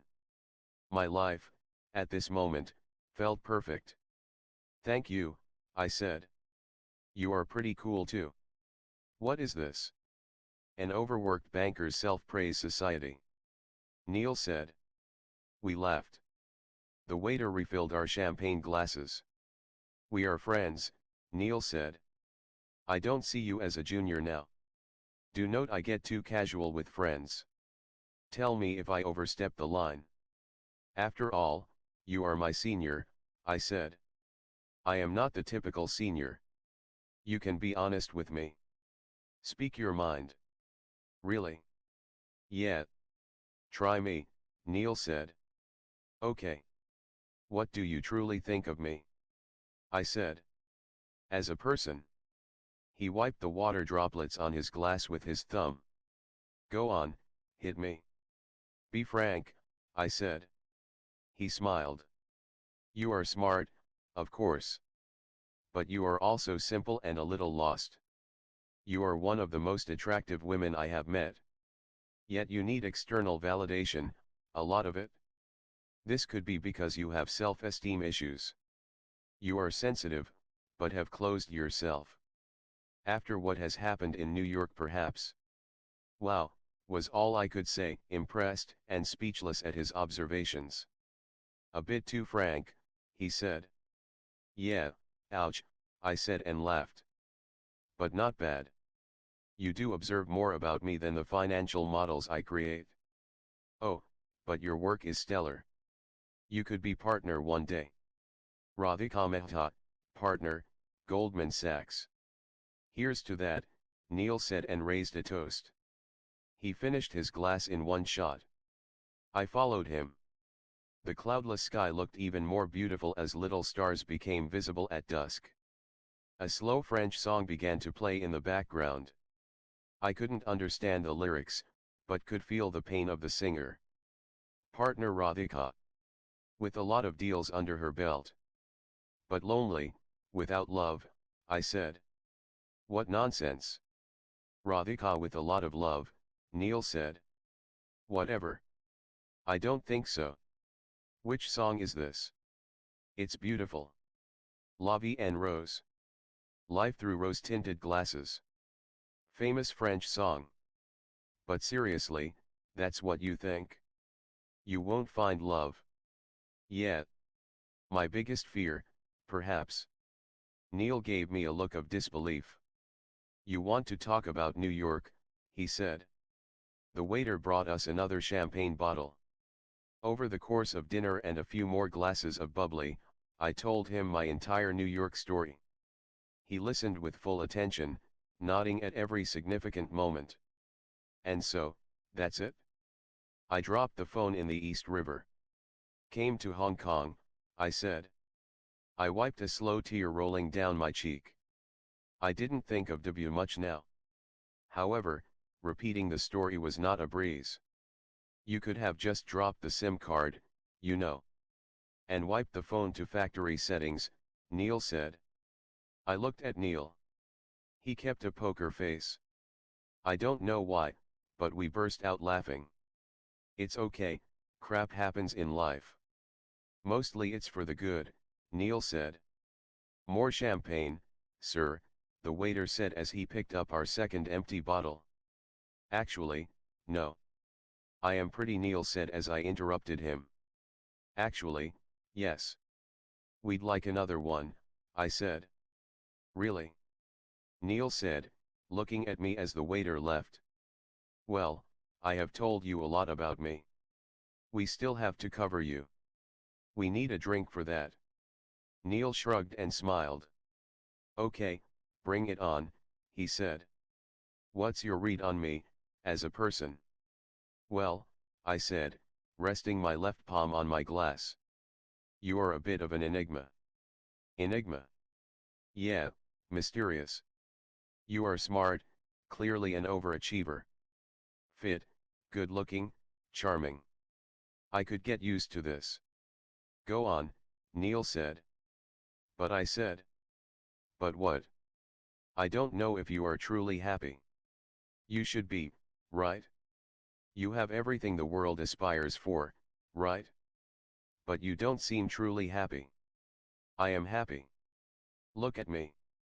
Being paid to be on an island. Yeah, you get paid. A lot. But that's not all it takes to be happy. He didn't respond. He looked searchingly at me. What makes you think I am not happy, he said slowly. I feel you put on a mask. This perfect mask.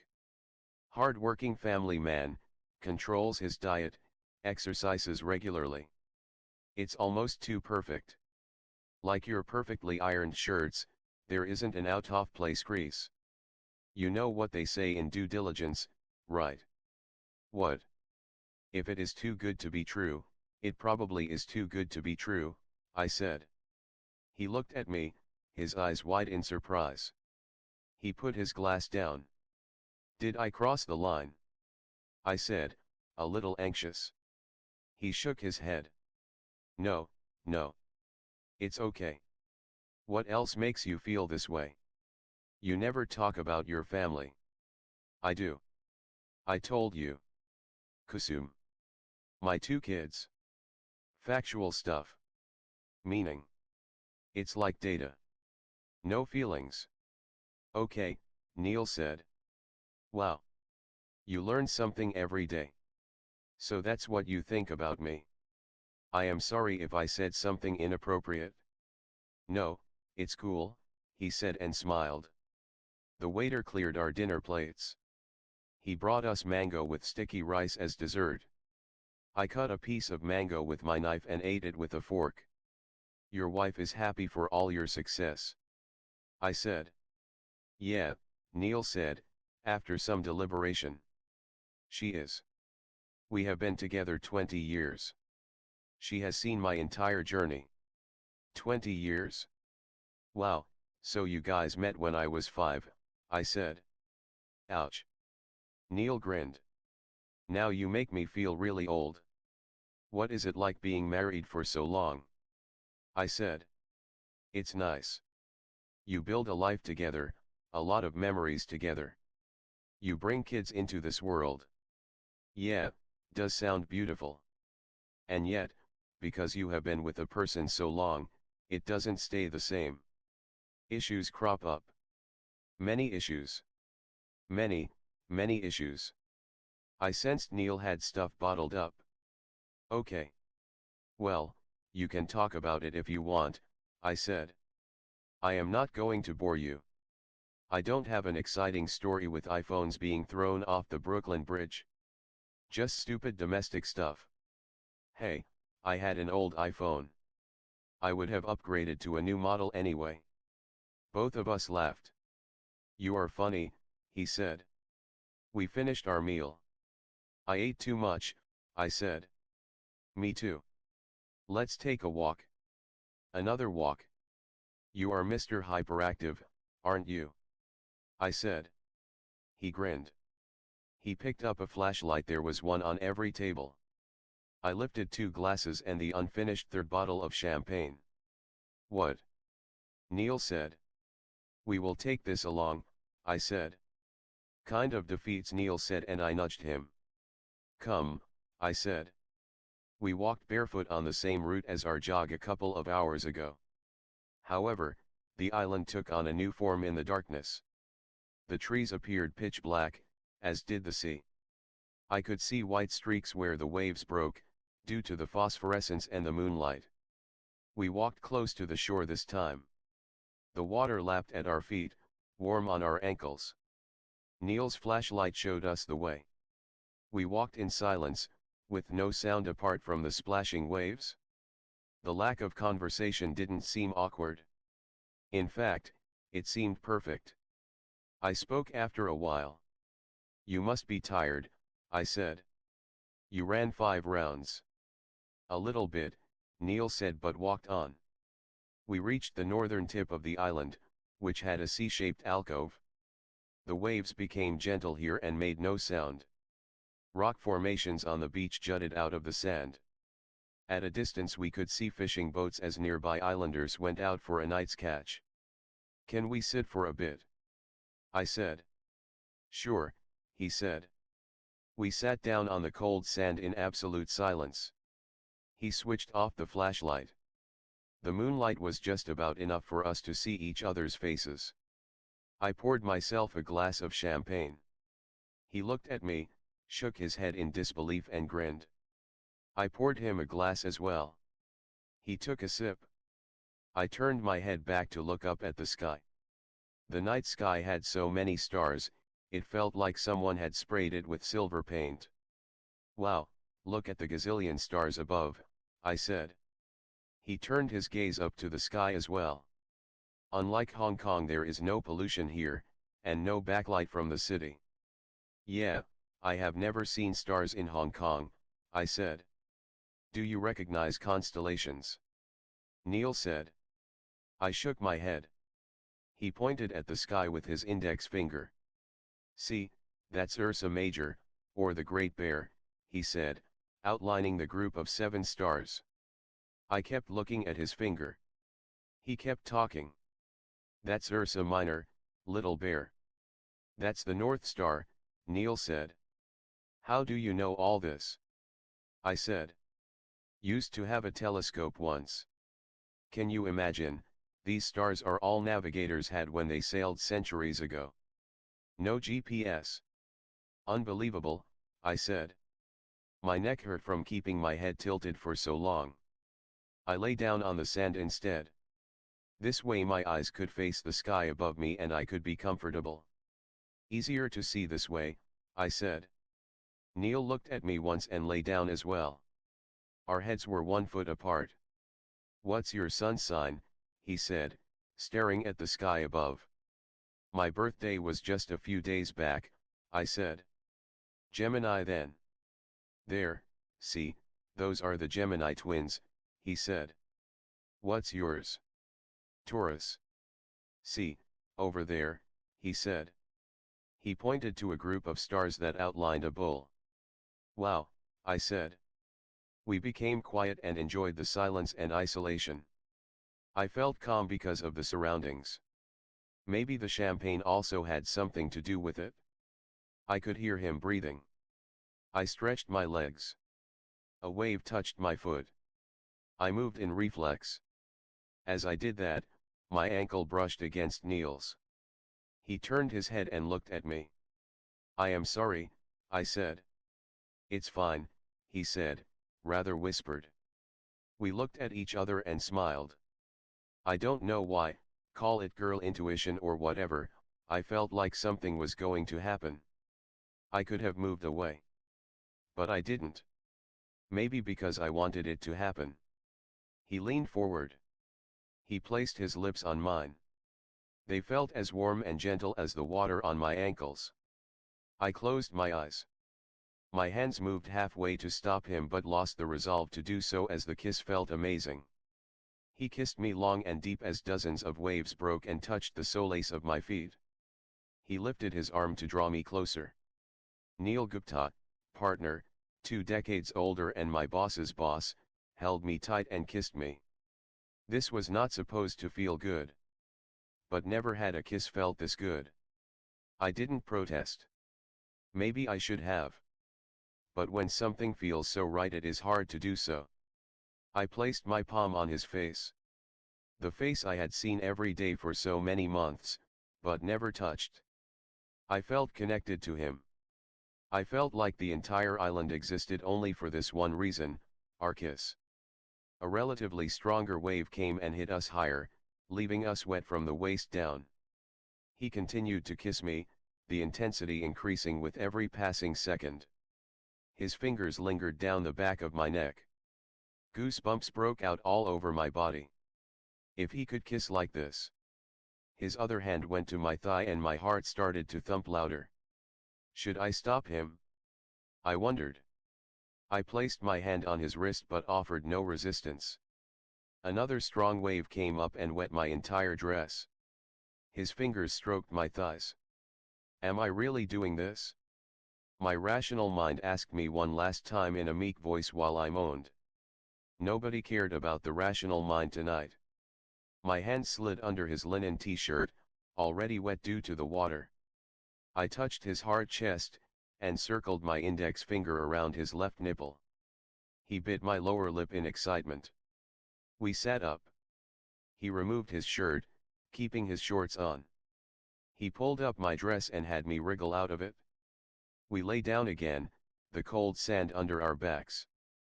He kissed my navel, touching his tongue to it. My knees lifted a little. I grabbed his head with my hands. Neil, I whispered. He didn't hear me. His mouth and fingers continued to explore me. He traced my bra with a lazy finger. He took his time, to match the slow pace of the island. After a while, he lifted me a little. His hand went behind me and unhooked my bra in one snap. My breasts felt the cold breeze. He paused to look at them, whatever he could see in the moonlight. He touched a nipple with his fingertip. Took a breast in his hand. I could feel myself melting all over. When my hand brushed over his shorts I knew he was as turned on as I was, if not more. His mouth was on my breasts. I lifted my hips and he pulled down my underwear. Then we were both naked on the sandy beach. He leaned over me again and kissed my inner thighs. His tongue reached down there and kissed me intimately. I almost jumped up in excitement. Like all his kisses, he kept this light and slow, till I began to tremble. His tongue began to gather pace. The pleasure became unbearable. I arched my back. W had gone down on me before. However, this was a completely new level of sensation and pleasure. If W was French fries, this was a gourmet 6-course meal. If W was beer, this was champagne. If W was a boat, this was a luxury cruise. Stop comparing, and what's with the weird analogies? I mentally scolded myself, and refocused on the moment. Neil continued to work magic with his tongue. I arched my back further and dug my fingers in his hair. Everything good, he whispered. I didn't respond. I couldn't. I simply nodded. It wasn't just good. It was divine, sublime, insane Philippines exclusive island level good. I could feel the build-up of an orgasm within me, as could he. I squeezed his face between my thighs. I came, hard. He lifted himself up and brought his face close to mine. He used his arm to gently part my legs and entered me. He moved with gentle and firm strokes. I felt the build-up again and I came a second time, more intensely than the first. My body shook, I closed my eyes, and I blacked out for at least 30 seconds. This one orgasm had the intensity of 10 orgasms. He paused after I came and pulled out of me. He brought his face close to mine and gently pecked me on the cheek. "You okay?" he said, his voice tender. "That," I said as I gasped for breath. "That dot was something else. How on earth did you do that?" He simply grinned in response. In embarrassment, I covered my face with my hands. He gently removed my hands and looked into my eyes. He entered me again. He felt bigger than before. I clutched his shoulders as we continued to make love. Water hit us from time to time. We kissed till I felt his shoulders spasm under my hand and he groaned. He looked into my eyes and smiled. He played with my eyelashes. He put his arm around me as we lay down side by side, facing each other. "That was," he whispered and paused to take a breath before he spoke again, "something else."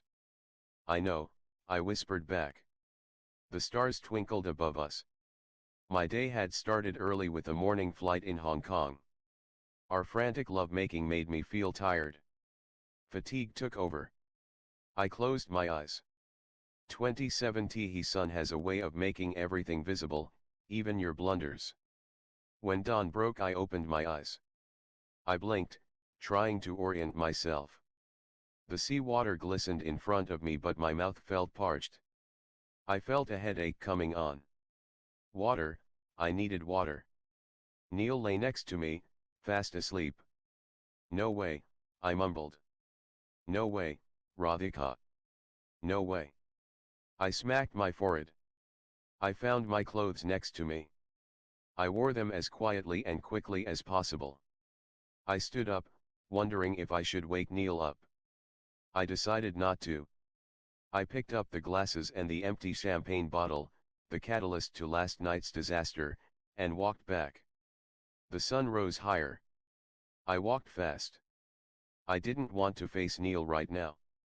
In fact, I didn't want to face him ever. Back in my room, I lay on the bed, staring at the ceiling. "Fuck," I said out loud. "What the fuck have you done, Radhika?" I lay there motionless. A million thoughts ran through my mind. What did I just do? I slept with a partner at Goldman Sachs. I slept with a man 20 years older than me. I realized Neil was just 10 years younger than my father. "Radhika, how could you do it?" Many Me jumped out of her cave. All of a sudden, Many Me had full authority. "There is something wrong, something totally fucked up about you. You are just a bloody useless little idiot." My happy mood from yesterday had evaporated. Life had just begun to sort itself out. I had closed a great deal. I had been promoted. I had even somewhat gotten over debut. All this had given me a new shot of self-esteem. Now it meant nothing. I curled up in my bed in tears. Many Me continued to talk, or rather yell at me. "He's fucking married. He has 2 kids. There is a wife. They are all waiting in Hong Kong, where both of you live." Yes, it was true. And I had known it all before. What was I thinking? Or rather, why was I not thinking? "Life is not a private island in the Philippines," Many Me shouted at me. I know, I know.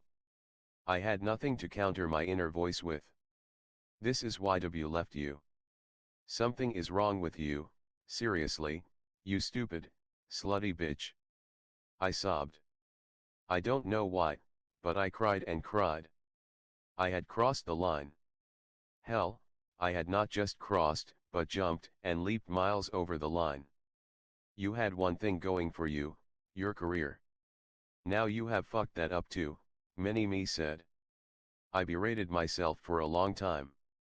I realized I had to get up. I had to shower, pack and leave on a seaplane in an hour. I didn't know how to face him. I didn't want to.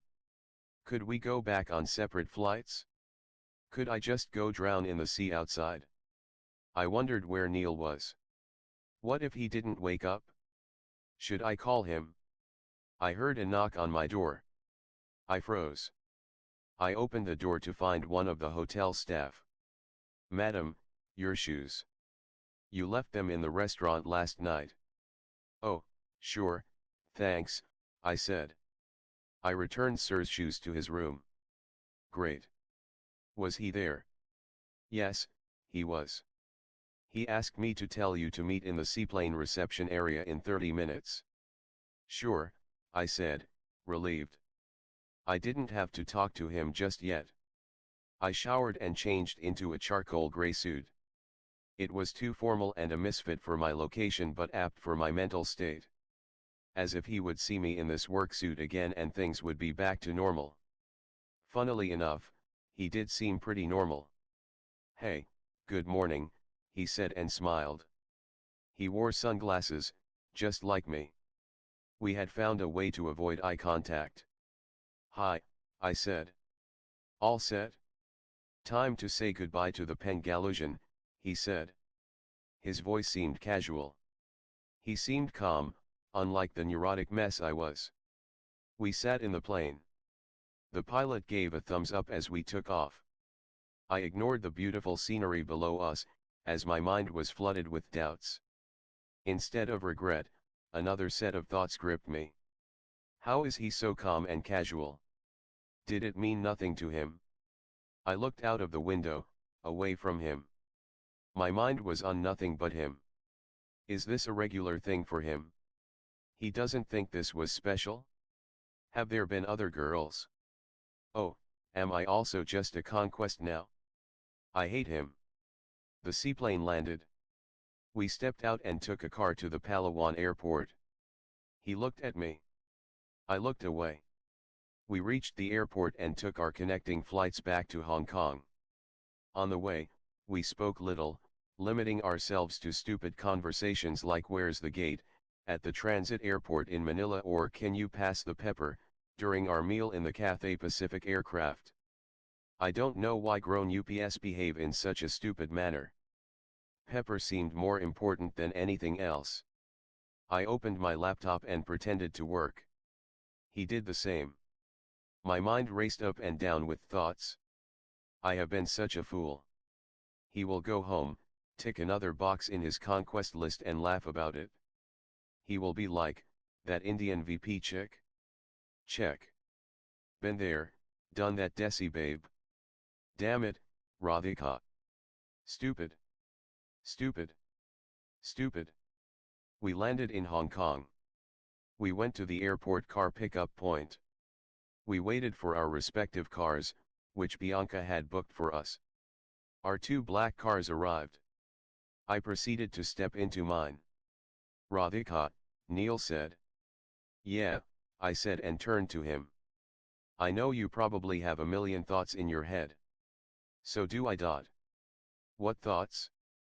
I said. Excuse me. Let's pretend nothing happened. That would be a mature way to deal with it, right? About last night, he said, puzzled. I shrugged my shoulders. Haven't really had a chance to think about it, I said. Yeah, more like, haven't thought of anything but that. Well, I have been thinking about it all day. Good, mister, at least it freaking matters. Go on, I said in my head as I continued to look at him. And while I am still working through my thoughts, I just wanted you to know that last night was special for me. I can tell you, haven't felt that way before. Oh, I said, my mouth open. I did not expect that. Oh okay, well, I said and went into clueless and silent bimbat mode. I looked at him with a blank face. Yeah, it was tender and wonderful and touching and so many things, Neil said, moving his hands around as he spoke. That's interesting, I said. Okay, what kind of an idiotic response is that? Interesting. Like really, Radhika? Interesting, he said, surprised at my stupid response. I better go. See you later, I said. The driver opened my car door. Sure, he said and waved at me. He looked pained at what would have seemed to him my indifference. The car drove off the airport terminal. I noticed him continue looking at my car until he went out of sight. My car zipped along the highway as Hong Kong's flickering skyscraper lights became visible again. Pretend it never happened, maybe that will mean it never did, I said to myself as the car reached my home. 28 2 weeks later. Okay, enough. We do need to discuss what happened, Neil said. Why? I said. Neil had called me to his office. We sat facing each other at his desk. Because it's not good to not talk about it? You've been avoiding me ever since we came back from the Philippines. I studied my fingernails. What is there to talk about? It was wrong.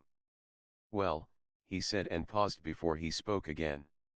Define wrong. It was wrong, Neil. And you know it, I said, looking up. Okay, maybe it was a little wrong. But it felt right. Really? Didn't it? Didn't it feel just right? It doesn't matter, Neil. I started counting on my fingers. I work for you. You are married. You are a dad. I am aware of that. So then what is this all about? Let it be a one-off. A one-off blunder. And let's move on. He stood up restlessly and walked to the window. Staring into the harbor, he spoke again. I can't call it a blunder. How does one call the most special experience of one's life a blunder? He has a way with words. Be careful, I told myself. Call it what you want. Point is, it was not real. We can put it down to the setting, the drinks, the air. It won't happen again. It won't, I said, my voice as agitated as his was quiet. Neil came back to his seat and sat across from me. He held his chin with his right hand. Okay, calm down, Neil said. I get it. We should focus on work, I said briskly. Fine. We cool then, otherwise. Yeah, I said. So if there's another deal I want to staff you on, I can. Of course. You are the boss. Even if it is with me. Do you have to staff me in particular? Greenwood wants to buy some more distressed hotels in Korea. They want us to look at some options. They liked your work. So he left the sentence hanging.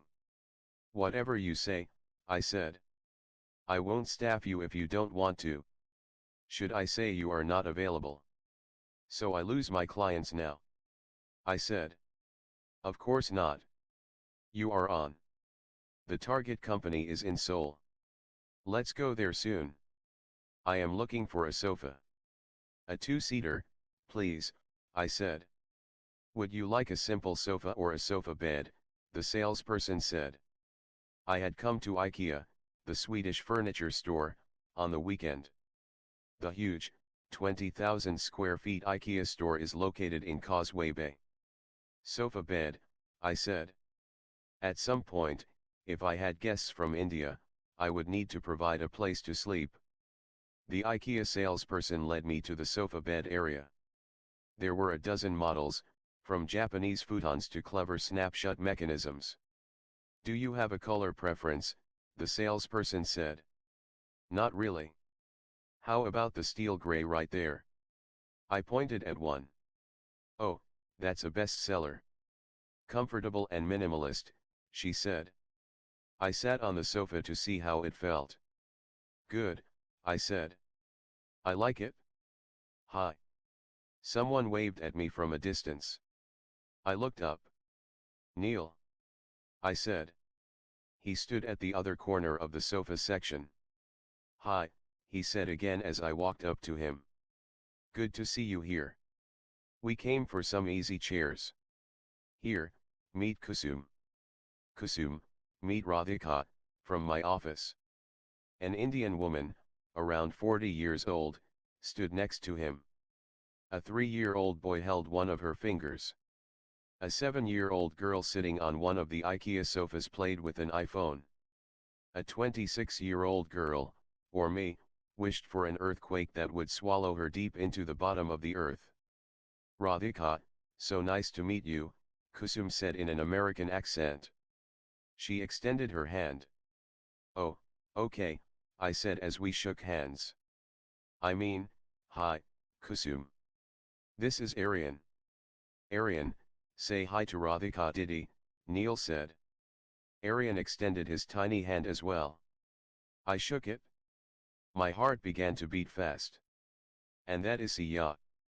Siya, say hi to Didi, Neil said. Siya waved my way without looking up from her screen. Not done, Siya, Kusum said in a firm voice. Is that how you greet people? Siya recognized authority. She put the phone aside and came to me with dainty steps. Hello, Didi. How are you, she said, in a rehearsed formal routine. I am fine. Thank you, I said. That's better. Siya, I don't like bad behavior, Kusum said. I guess more than anyone, I was the badly behaved one. I avoided eye contact with Kusum. I did manage a side glance. She was slim, elegant, and had a straight, upright posture. She was wearing a long black dress with a diamond necklace and matching earrings, the ones you see advertised outside the Cartier store in Hong Kong. I noticed a fat solitaire on her ring finger. 3 carats, I guessed. Sorry, Radhika, just training her. She's addicted to the phone, Kusum said and smiled. It's okay, I said, wondering what excuse would allow me the quickest exit. Niels mentioned you, Kusum continued. You recently moved to Hong Kong, right? Yeah, 6 months, I said, wondering what else he had mentioned. We have been meaning to call the team over to our house. It's my fault, never worked out a date, Kusum said. Not a problem, I said. I spoke as little as possible to exhaust conversation so I could leave. Shopping for home, is it? Neil said. Well, did he have to talk? I felt guilty just being next to him in front of Kusum. I wished I could hide beneath one of the IKEA sofas. Yes. I needed a sofa bed, I said. Where do you put up? Kusum said. Is she going to come kill me? Will she knock me out with that diamond solitaire? Old Peak Road, I said. We are in Repulse Bay. Do come sometime. Do you miss Indian home food? Have her over, Neil, Kusum said. Oh, please, please don't be nice to me, I wanted to say. Yeah, why not? You should come, Neil said, his face as blank as mine. Maybe sometime. Anyway, I don't want to impose on your family outing, I said, hoping to escape. What outing? We just came for some errands. Are you by yourself? Kusum said. Yes, I am. Single, alone and loveless. No wonder I borrowed your husband. Yes, I said vaguely. Sunday, so just thought we'll fix up the house. I love your dress, by the way, Kusum said. God, she is actually a nice person. She had praised my simple white lace dress, even though she probably wore a designer Prada or Gucci outfit herself. She was not a bitch. And that just made me feel worse. It's just Zara, I said. Well, you have the figure for it, she said. She seemed fit too. I looked at her face. She was pretty, fair and had high cheekbones. I would kill to look like her at 40. I noticed she had a small bust. My boobs were better. Okay, why on earth am I comparing my body to hers? Is that all we women are? I am a vice president at Goldman Sachs. Why doesn't that make me feel as smug as knowing I have bigger boobs than Neil's wife? And why am I comparing myself to her at all? Thanks, I stammered, remembering she had given me a compliment. You have lunch plans, she said. Actually, I normally don't eat lunch, I said, making up nonsense as I spoke. We are just heading to the food court outside IKEA. Feel free to join us, Kusum said. I looked at Neil. Can the great partner at Goldman Sachs use his brain to get me out of this? Yeah, join us.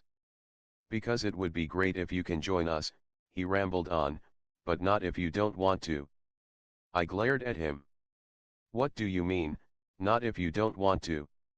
Have a salad. It's not good to skip meals, Kusum said. Oh okay, I said in meek submission. I understand you must be on a diet. Trust me, I go through the same, Kusum said and smiled at me. So now what? Were we bonding together? Wife and mistress? Fuck, did I just call myself mistress? I am not a mistress. I am a vice president, for God's sake. I followed Neil's family out of IKEA and to the food court in a daze. I saw taxis out on the road. I had the urge to jump into one and scoot away, or maybe just jump under one of them and die. Mom, I want French fries with my noodles, Siya said. No, I will get you some veggies instead, Kusum said. Siya made a face. Kusum glared at her daughter. Siya got the message and began to eat her lunch. Aryan had home food. Neil ordered a chicken wrap, Kusum a quinoa salad. I went for fried rice, though I ate it like a little bird, one grain at a time. Liking Hong Kong? Kusum said. Yeah, I said. Compact, convenient. Work is good. Made some friends, she said. Well, work people, mostly, I said. That's Goldman for you. They make you work so much, you don't have a life outside. That's not true, Neil said. I come home on time. You are a partner. These poor associates and VPs have to do the grunt work. Neil shrugged. You have to pay your dues, he said. I couldn't handle it. JP Morgan for 8 years. I just quit. Oh, you were in banking. I said. Neil never told me that. Well, he never told me anything about her. Yeah, equity sales. I had enough. Although busier now with these two little ones. Sometimes I do wish I could escape to the office. We don't escape, we work, Neil said. Yeah, whatever. You at least get weekends. Mothers don't. The errands never stop. That reminds me, I had to call. Kusum opened her Louis Vuitton handbag. Siya, where is my phone? Mommy, I stopped using it when you told me to, Siya said, slurping up a noodle. Oh no. I left it in IKEA. On the sofa. Kusum jumped up. I will just go to the store and check. You want me to come? Neil said. How? Kids and food are all here. No, you stay. I will be back in 10 minutes.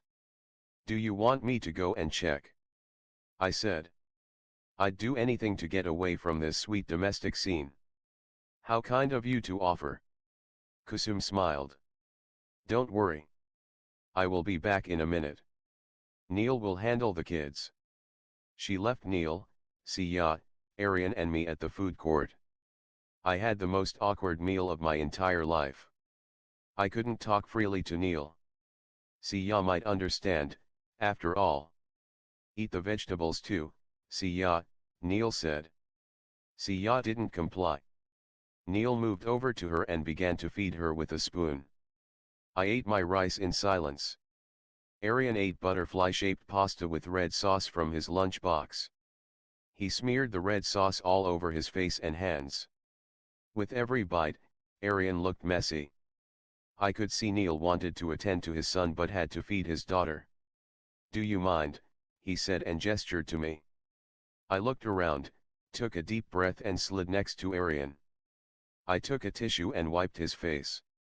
Eat slowly, Aryan, okay? I said. You feeding me, he said. What? I said. You feeding me, he said again. Neil smiled at me. Really, Neil, this is funny to you? Aryan jumped into my lap and handed me his fork. I fed him with one hand and kept a tissue in my other hand to wipe his mouth. I didn't expect to run into you, I said. Well, I had no idea you would be here, Neil said. Siya looked at both of us one after the other, with an innocent expression. We decided not to pursue the topic further. You go to daddy office too?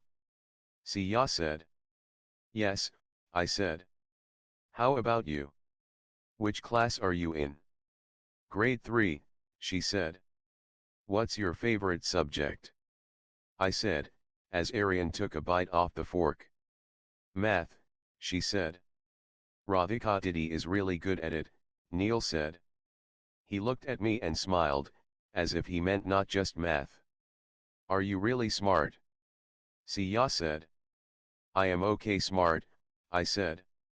Enough Fidi, Arian said to me, as he felt neglected. No, you have to finish your lunch, Arian, I said. I don't know how I ended up feeding Neil's child. It was awkward, sure. Yet, somehow, seeing Neil taking care of his children made him more real, more human. Is this what it would be like to have a family? I wondered what Neil thought when he saw me feed Arian. His favorite distressed debt analyst could wipe tomato sauce off a toddler's face too. Neil looked at me and smiled. Do I make a good family person, Neil?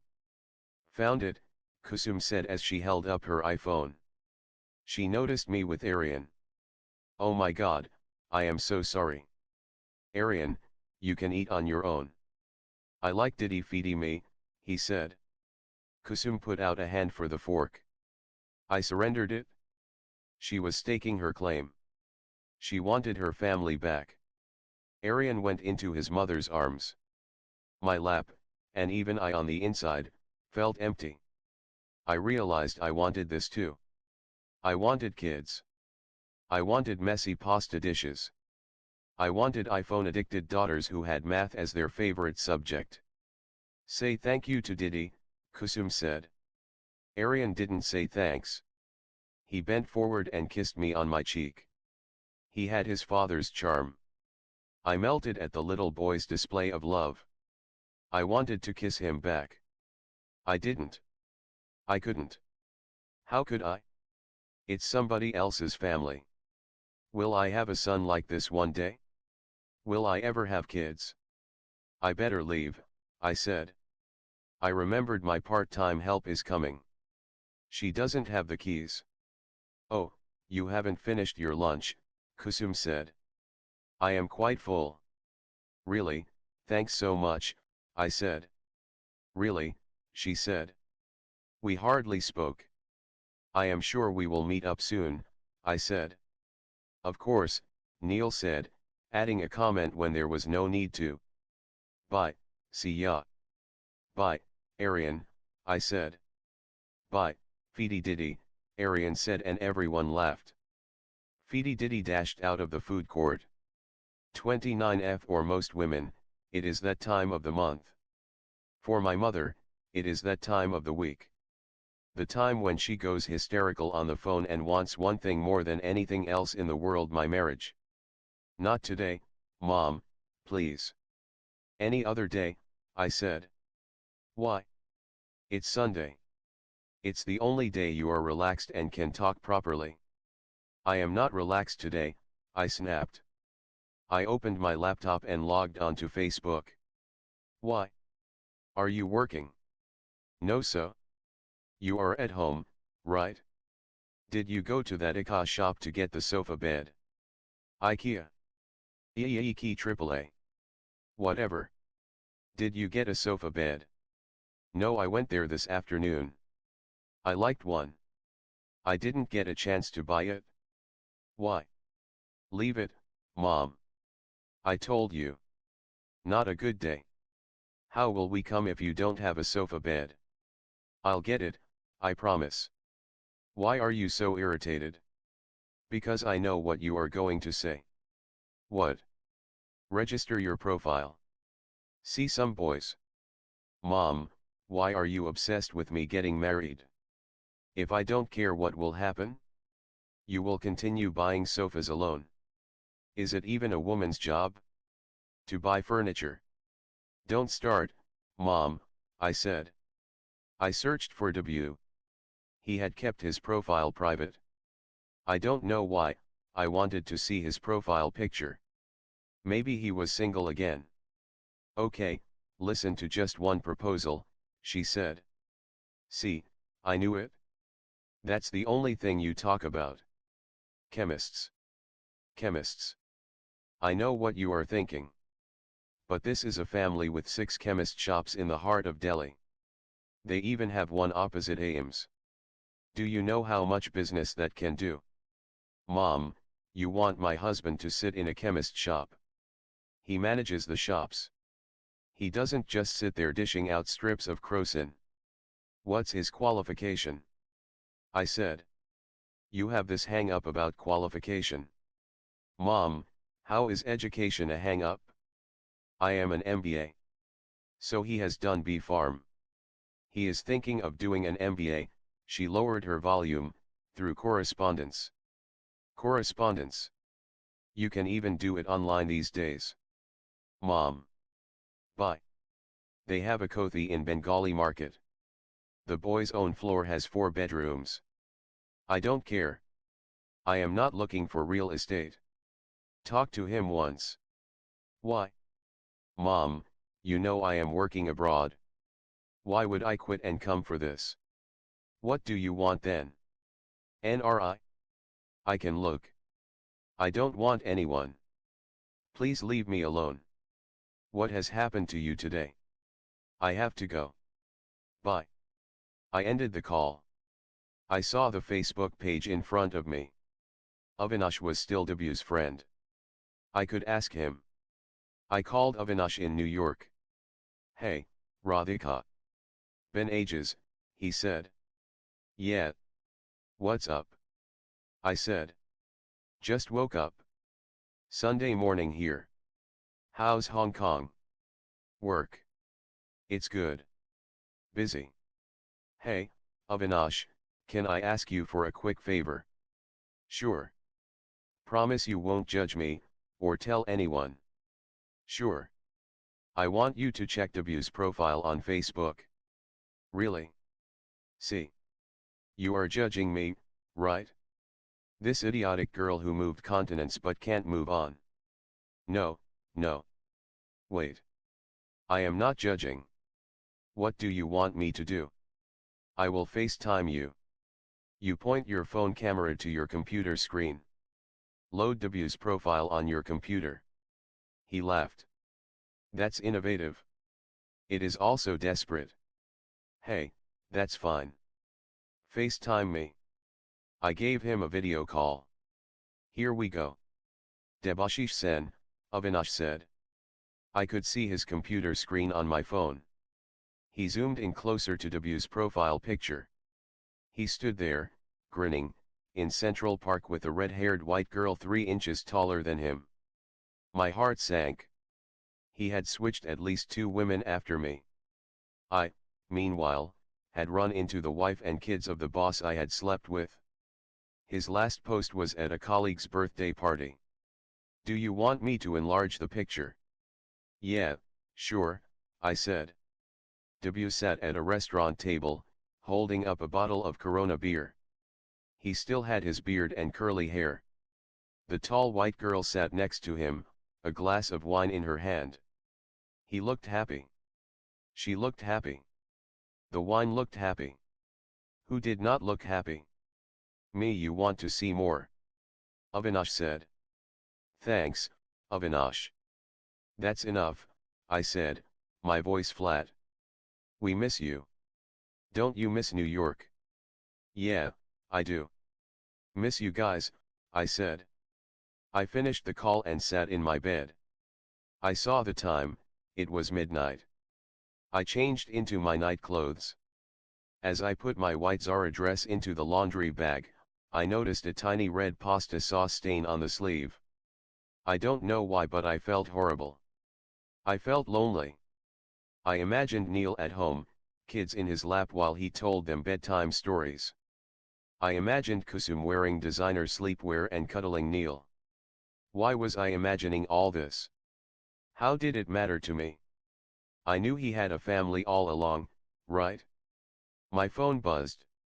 WhatsApp message from Neil. Hope you recovered from bumping into me today. Sorry about that. Okay, so he wasn't spooning in bed with his wife in pretty sleepwear. He was typing a message to me. Not your fault, I messaged back. Strangely, I like that you met my kids. Really? Yeah. They are a huge part of my life. Nice to share it with you. Somehow, he made it all seem less terrible. That's sweet of you to say. They are amazing kids. Thanks. They liked you. Arian kept saying feedy diddy. I sent a smiley back. You don't even talk to me these days, Neil sent another message. What's the point? I replied. We can only know the point of talking if we do the talking, right? It's fine. Nothing to be said. Mistakes happen. Stop calling it a mistake. Please. Fine. Can we talk? Like catch up properly? Instead of avoiding each other. I don't know, Neil. I am not in a good place. What happened? Nothing specific. Just low. Can I be there for you? At least a little bit. We will talk later, I said. We are going to Seoul next week. Can we catch up then? Sure, I said. Thank you. Just don't avoid me. Can't seem to, as it turns out. Even on weekends, I said. You are funny. Anyway, good night. Good night. By the way, Kusum is really sweet. Thanks, he said. She liked you. Because she doesn't know me, I said. Don't say that. I sent a smiley back. He replied with a long message. Anyway, Kusum is nice. I am not going to say she is a horrible person, Radhika. But she and I just don't share that connection. Not even a tenth of what you and I have. None, actually. I read the message and didn't reply. What? He sent another message. What do you want me to say? Go see a counselor? Work on your marriage? What? I typed back. Nothing. I am telling you facts from my side. All I want is for you to admit to some of your feelings. Why? Why do you want to know my feelings? I replied. Because even though this is totally wrong, the fact is I love you. Good night, Neil replied. We didn't talk in Seoul. We made love. We made crazy, crazy love. And we did the same when we went on other business trips, 10 more times in the next 3 months. Each time our intimacy felt deeper than before. Despite feeling immoral, there was also the matter of my loneliness. He made me feel less lonely. I wanted Neil in my life. Someone to treat me like I was special and make me feel loved, every bit of me. Maybe I gave him something too. A bit of the youth he wanted to hold on to. The lightness and brightness of me. As our business trips increased, our guilt trips decreased. He said he and Kusum disagreed on many things, from raising kids to how hard he should work. He said I accepted him the way he was. With every night we spent, flight we shared and meal we had together, I felt closer to him. I still showed some restraint. He told me I love you every time we met.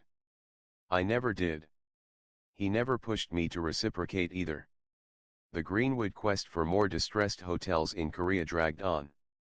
They wanted to see more options. We didn't mind. It meant more trips to Seoul, more companies to look at and more Neil to hold through the night.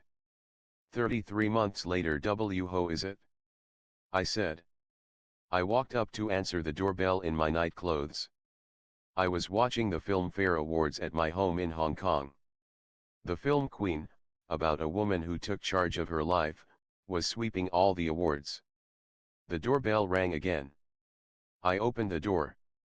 Neil. I said. I checked the time, 11 p.m. Sorry, I didn't mean to disturb you, he said. Neil and I had some unspoken rules. He never came to my apartment. I had never gone to his house either. We had never got together in Hong Kong. Somehow, intimacy on a business trip far away felt less sinful than in the city we lived in. What's the matter? I said. Can I stay here tonight? Neil said. Why? I said. I mean, we don't really do that. Kusum and I had a fight, he said. Anything major? Things escalated. I didn't want them to get worse. I told her I had to go on a business trip and left.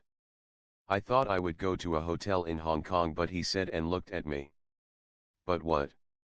You thought, why pay for a room and be alone when you can get accommodation and sex for free? I thought. Yeah, of course. You can stay here. Come in, I said. Thanks, he said. Hungry? I said. He shook his head. He held me by my shoulders. He kissed me. He smiled. I did not. What am I to you, Neil? A stress ball? To come and play with when you are hassled? No. Not at all, Radhika, he said. He sounded shocked. So why are you here? Didn't we have this pact that we don't do anything in Hong Kong? Did we? I mean, what's the difference? There is, to me. Business trips feel less wrong. There's also a clear boundary. This is I don't know what. Why? Because I don't know when you will show up here and when you won't. Today you are at my home because you had a tiff with your wife. Tomorrow she will bake cookies for you and you will be home with her. What does that make me? Miss Standby. He pushed back his hair with an unsteady hand. I just wanted to be out of there. Fresh air. I thought I will come and check if you wanted to be with me. I am sorry if it's fine tonight. I just prefer it outside Hong Kong. Helps me keep my sanity, I said. Are you okay, Radhika? I've never seen you like this, Neil said. Let's go to bed. We lay in bed. I turned off the lights. He put his arm around me. I didn't reciprocate and lay still. I know what you are thinking, he said. What? That this is a booty call. Now that you say it, maybe yes. Maybe that's why you are here. I just wanted to be with you. Let's not do anything tonight. Let me just hold you, he said. I looked at him. Even in the darkness I could see his eyes. Really? I said. Yeah. Why are you so surprised? You are a guy. We are having an affair. You are okay with not having sex? Of course, Neil said.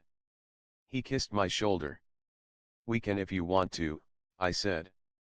No, not tonight. I just want to be with you, Neil said. Good night. I love you. Good night, I said, in mild shock. I stayed awake as he slept in my arms. He was 2 decades older, yet I felt I had a baby next to me. He looked peaceful as his head lay on top of my hair. Maybe he did care for me. Maybe what we were doing was wrong, but maybe something good could come out of it. I checked. He seemed to be in deep sleep.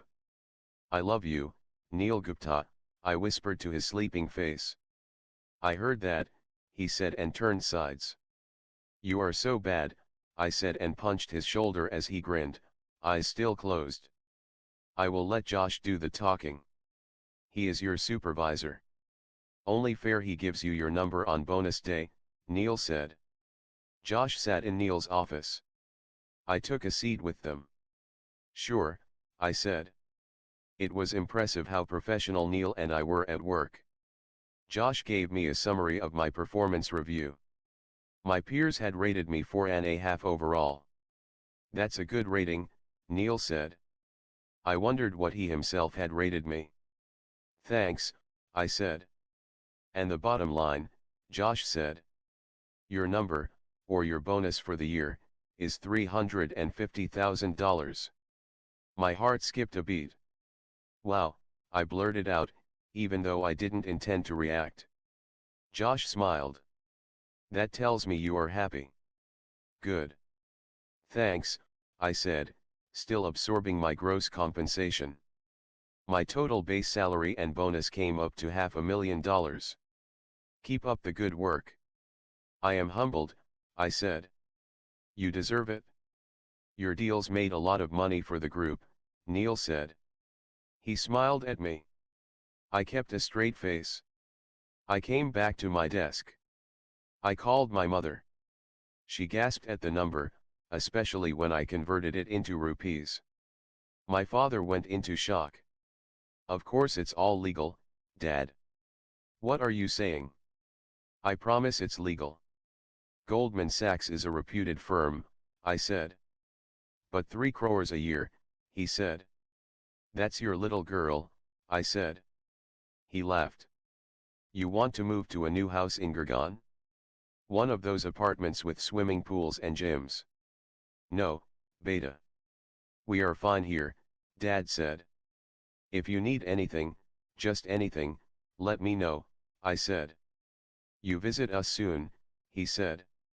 I will, I said. Love you. Josh finally left Neil's office at 6, after finishing all bonus announcements. I knocked at Neil's door a little later. Hey, come on in, he said. Tired? I said. Busy day, yes, he said. I sat down in front of him. Happy with your number, he said. Yeah. I just wanted to be sure of one thing, I said. What? How much of this bonus is due to my work? What? Neil said, surprised. How much is due to my work and how much is due to what we have? Are you kidding me, Radhika? This is all your good work. You know the profits on your deals. Yeah, you said I deserve it? I just want to be sure, I said. He shook his head. I don't believe it, he said. What? You are paid because you are good. Actually, you deserve more. However, there are limits to what first-year VPS can be paid. I could have asked New York to override the limit, he said as I interrupted him. Please don't do things like that. Well, I didn't. And it's hurtful you think I would. I don't need to pay you more to get your love. Okay. Okay, I said. Thanks then. Stop presuming things. I am trapped in a marriage. I don't have answers. I wish things were different, he said, his voice agitated.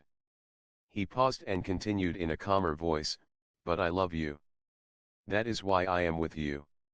I am proud of you. You deserve it. You deserve more. I am sorry, I said. It's fine, he said. How was your bonus? I said. I am not supposed to tell you that. He grinned.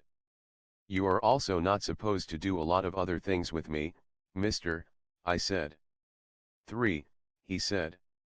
3 what? $3. $3 million. I said, my eyes round. See, this is why I didn't want to tell you.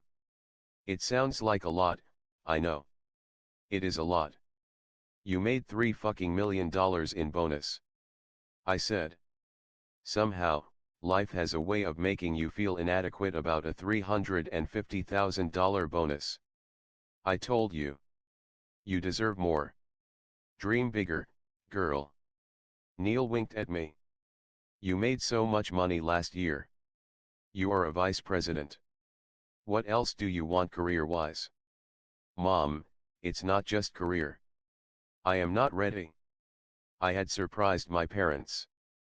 I had come home for the Chinese New Year 4-day weekend in Hong Kong. Auntie Didi had also come over. Dad, Mom, Auntie Didi, and I visited India Gate. We took a walk along the lawns. My mother walked with me. As always, she talked about her favorite topic. You will never be fully ready. It is already hard to get a boy for you. You are too successful, beta. Is there such a thing? Too successful. For girls there is. What to do? Let's not start again, Mom. I am only here for 4 days. What is the use? At least chat with a few good ones.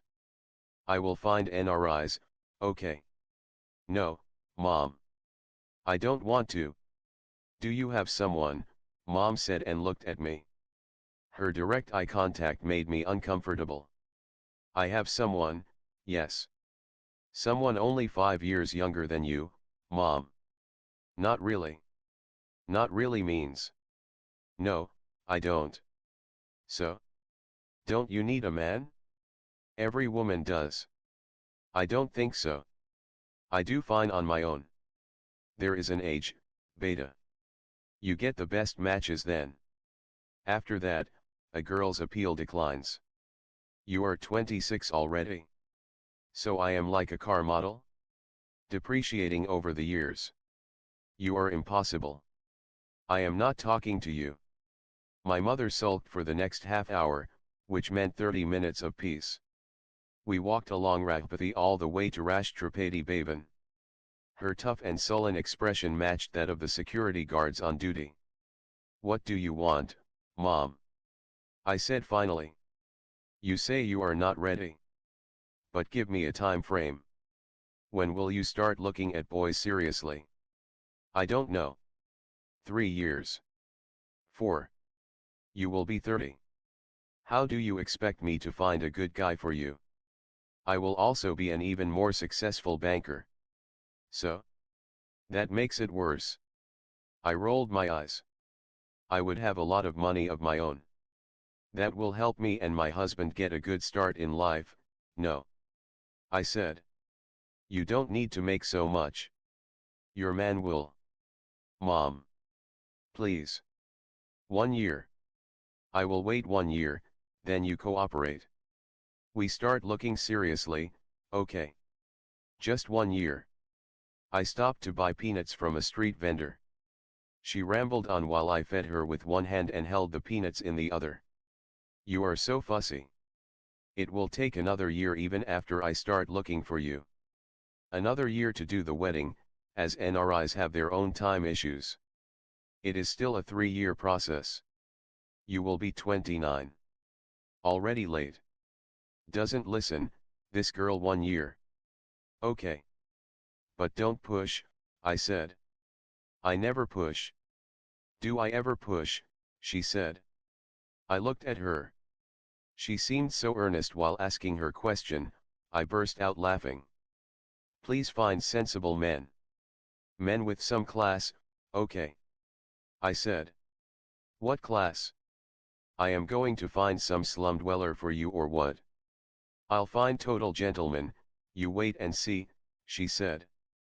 I mentally grinned at the word gentleman, which made me think of Neil. He was what my mother would call a gentleman. Minus his affair, of course. I love you, Mom. You are too cute, I said. What? And what is this class business when you yourself are eating peanuts on the road? 31 Dragon Eye Restaurant, Central, Hong Kong. Anil and I had come for dim sum, the traditional Chinese dumplings, at the posh Dragon Eye, a modern Chinese restaurant near our office.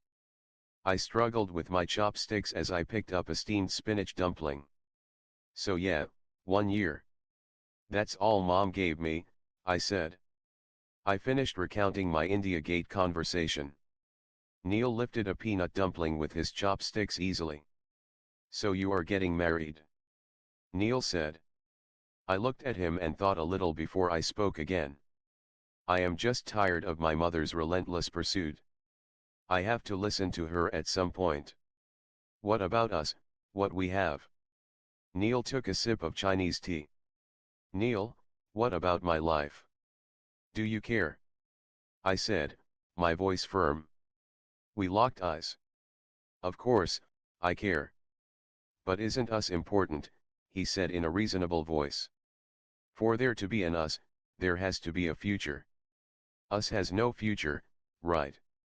I said. I don't know. We haven't discussed anything, Neil said, looking taken aback by how serious the lunch conversation had turned. And whose fault is that?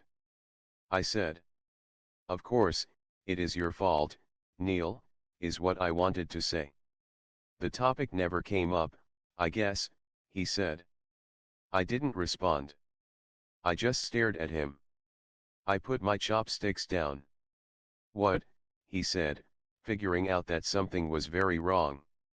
What topic, Neil? I said. Us, he said.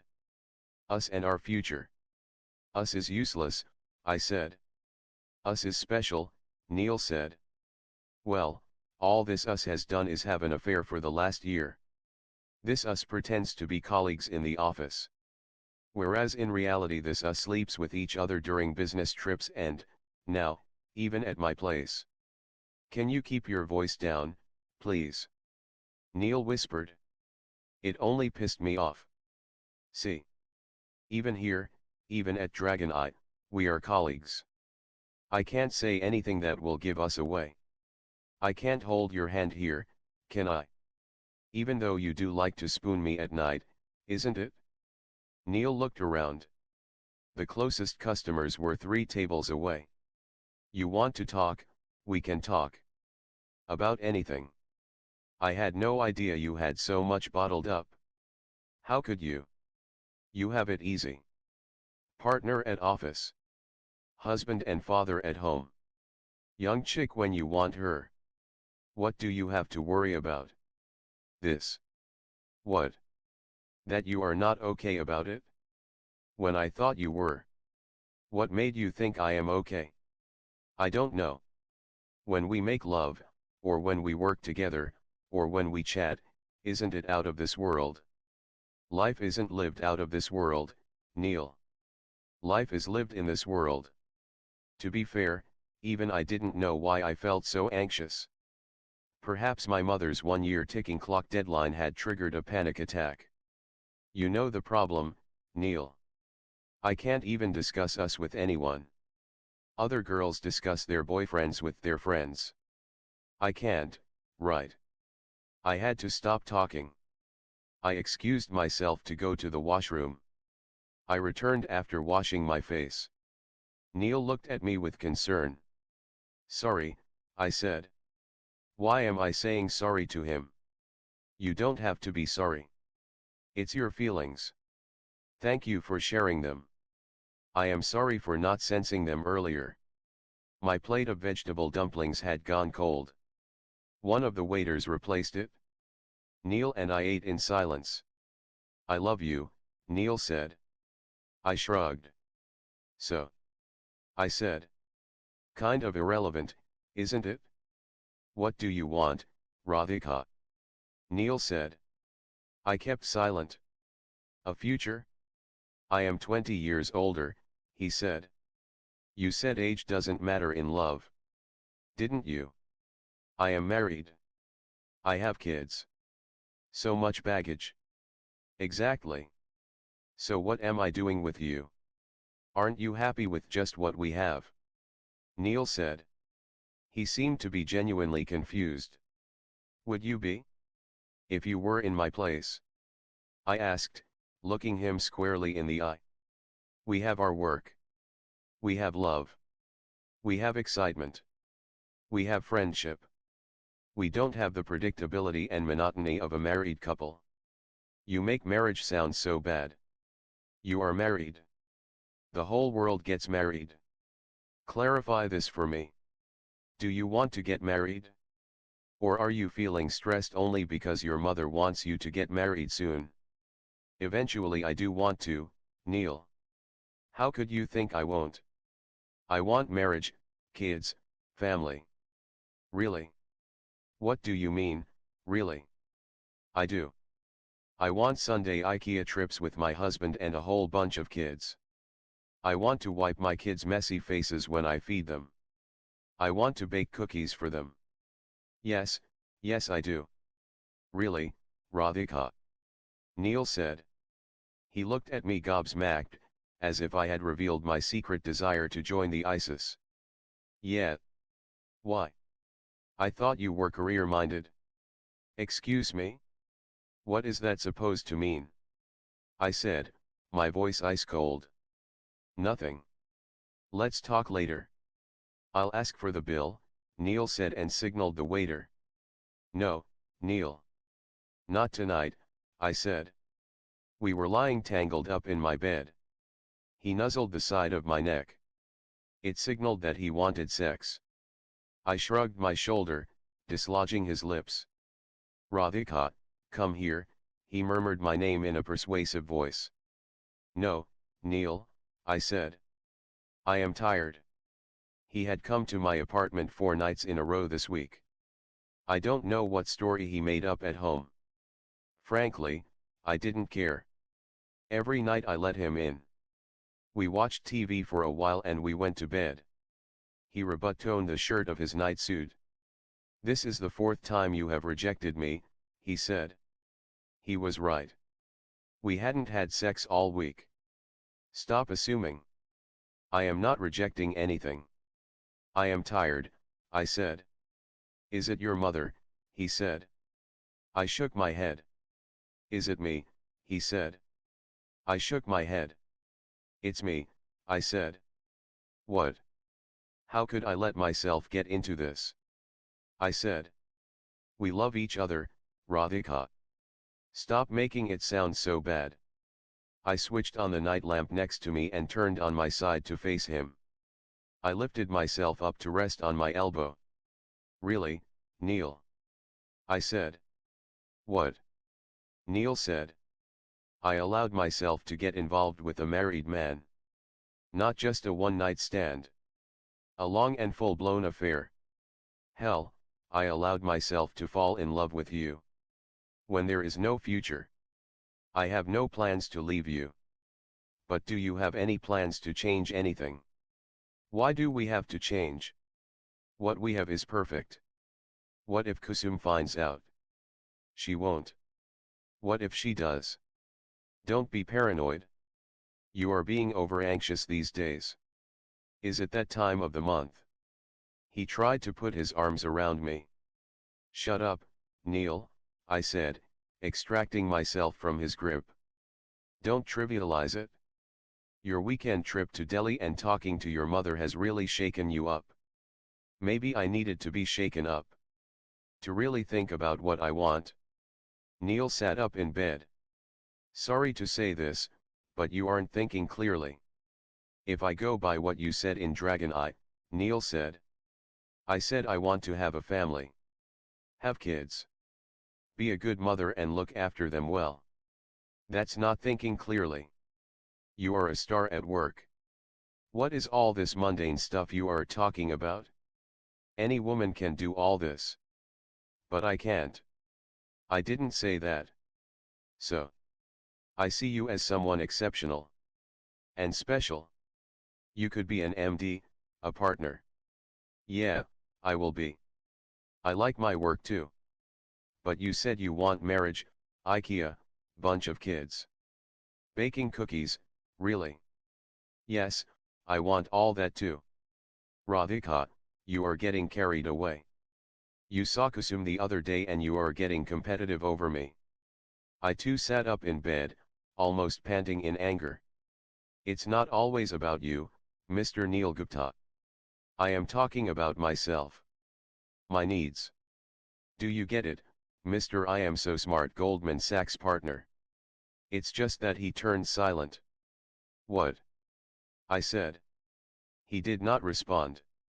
Say what you wanted to say, Neil. It's just I never thought of you as the maternal type. I don't know if you were even meant to be a mother. I felt my face turn hot. My whole body began to quiver. Neil figured he had said something really, really wrong. Okay, that did not come out right. Get out, I said, my voice calm. He didn't move. Please leave my apartment, Neil. Get out now. Come here, I will make you feel better, he said, leaning forward. He tried to kiss me. Slap. I gave him a tight one across his face. I didn't care who the fuck he was. How dare you? How dare you fucking say that? I said. I am sorry. Just leave. Or I will send an email to all of Goldman Sachs tomorrow. About us. Would you like that? He slithered out of bed. I kept a stern gaze on him as he dressed, picked up his laptop bag and left. I curled up in bed, tears rolling down my cheeks. I cried and cried. I buried my face in the pillows, including the one that smelled of Neil, and just cried. You are so stupid, Radhika, I said to myself. What was I thinking anyway? Neil and I would walk off into the sunset? He thinks I wasn't meant to be a mother. How could I ever love this man? Did I not know this day would come? My stomach hurt. When I went to the bathroom I discovered that Neil was right. It was that time of the month. In the middle of all this drama I had to deal with the first day of my period. Did I tell you it sucks to be a girl sometimes? What's this? Neil said, surprised. He slid the letter on his desk towards me. Josh Ang, Distressed Debt Group Goldman Sachs. Dear Josh, I would like to submit my resignation from the position of Vice President in the Distressed Debt Group. Thank you so much for the wonderful experience. Radhika Mehta, that reached you real quick, I quipped. Of course. I have to sign off on it, Neil said. Can you please do that, sir? Will you stop it, please? Neil said, his voice low. Fine. Whatever. I'll be quiet. I exhaled and kept quiet. This is your career, Neil said after a few seconds. I know what I am giving up. My career is the one thing I truly had as my own, I said. So why? I have no choice. My career is intertwined with you. If I have to leave you, both have to go. So don't leave me. And do what? Become your mistress. What rubbish. What else am I? Mistresses at least get some rights and privileges. I am worse, actually. You are no mistress. You make your own money. Mistresses take money from the man. They are dependent. You do it out of choice. Which in some ways makes it even worse. Can we hurry up, please? You won't let go, is it? Neil said. I have decided, Neil. As you can see, I have nothing to lose. You do. So please. I am sorry about what I said yesterday, okay? That mother thing. It's not just what you said or didn't say. This whole thing is wrong. And now if I have any self-respect left, I need to end it. Neil looked at me carefully. I kept my eyes on the view outside the window, the Hong Kong harbor. You make me feel so bloody guilty, he said. You should feel bloody guilty, I said, still without looking at him. We did this together. Nobody forced you. I know. I feel guilty. So about time you do too. Give me 2 hours. What? I said, turning to him. Come back in 2 hours. Can you? I shrugged and left his office. I went back to my cubicle. My desk phone rang after 2 hours. I went back to Neil's office. Leave me if you have to. Don't quit the firm, Neil said. So are you resigning instead? I said. Can you stop being so harsh? We have happy memories. I smirked at him. He continued, you can take a transfer to another office. New York. London. Wherever. I looked at him. I suppose not New York, he said. Sure, not New York. I had a relationship wreck in that city too. I began to speak as he interrupted me. You can get jobs outside. But please don't leave the group. We value you. I will never forgive myself. Is that all you won't forgive yourself for? I said. He hung his head low. Then he stood up and went to the window. I thought about his proposal for a minute. Fine, I can move to London. But it has to feel like a new job. I don't want you in my life. At all. What do you mean? No common deals. No being in touch. Be gone. Clear. How can we, Neil? I am serious. If this is reported, you get into trouble. Not me. You are the boss. Are you threatening me? I am saying I am serious. I am going to be a huge mess. I don't know if I will be able to pick up the pieces again. I don't want you in my life there. That is why I am leaving. Okay, Neil said in a heavy voice and came back to his seat. Thanks. Someone from the London office will call you this evening, he said. Fine. Can I leave now? Yeah, he said and paused. Radhika. Yes. I am sorry. 4. I am sorry I let you down. I stood up to leave. I let myself down, Neil. 32. I felt a lump in my throat as I replayed Hong Kong in my head. My hand holding the breakfast plate trembled. Neil looked at me. My relatives continued to fill the dining room. I drank a glass of water to buy time. Can we talk in private? Please. Neil whispered. How, Neil? Can't you see? I am at my wedding. I have a room here. Come for a little bit. Please. How did you get a room? They told us they were full. It's not important. Please, 15 minutes. But how did you get a room? I said. I wanted to scream at the lobby manager. I took the presidential suite. That's all they had. Now can you come there? Room 101. Of course, Mr. Partner had to be in the presidential suite. My cousins waved, gesturing me to come back. I need to have breakfast with my cousins. See you in 30 minutes, I said.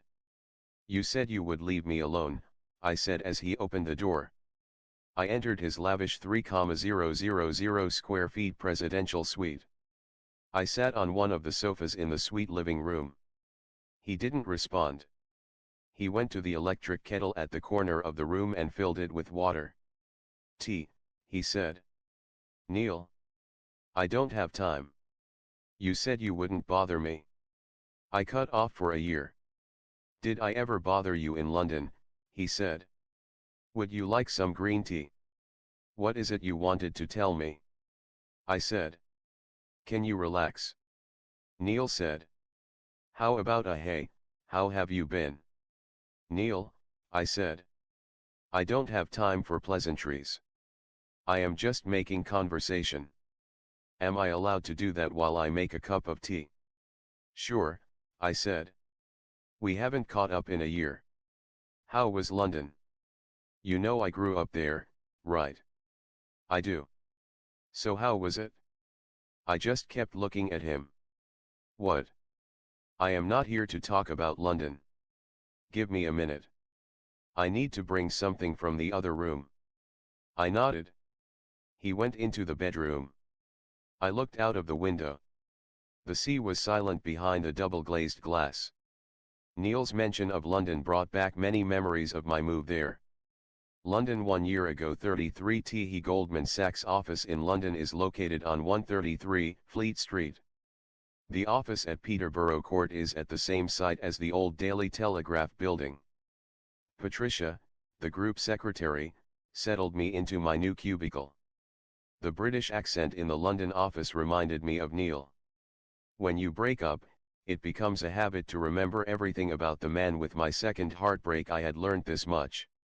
Neil was a habit, a bad habit rather, almost an addiction.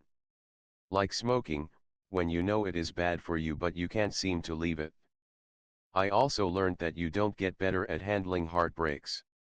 They suck every single time, even though this time was marginally better since I had initiated the breakup. I battled the urge to email him, telling him I had arrived at the new place. Why couldn't he email me? Why couldn't he call? Well, how could he? I had threatened to expose him. I missed his voice. I missed his eyes. I missed his touch. I missed all that he did to me, with me, in bed. So what if he is married? He loves me, and love is what I need, right? See, this is how your mind plays games with you. If it wants you to do something, it will find 100 reasons to justify it. What's more, the reasons will even make sense. I picked up the internal phone on my desk to call Neil. The buzz on my cell phone disrupted my thoughts. In the past few months my mother had discovered WhatsApp. She had sent me a message. Checked profile. You won't give up, will you? I wanted to type back. Doing it, now, I replied instead. I opened shadi.com on my office laptop. The screen displayed happy faces of couples in nuptial bliss, who had found each other on this website. Testimonials spoke of how a couple who met on the site married within 3 months and were now expecting a child. Was finding love that simple? Why did I find it difficult? Why did I have to complicate everything? Or was there something wrong with me? I logged onto the account my mother had set up. The page opened to a summary of my profile. She had used a picture of mine from India Gate, the one I took when I visited Delhi last time. A shadow fell on my face in the photo.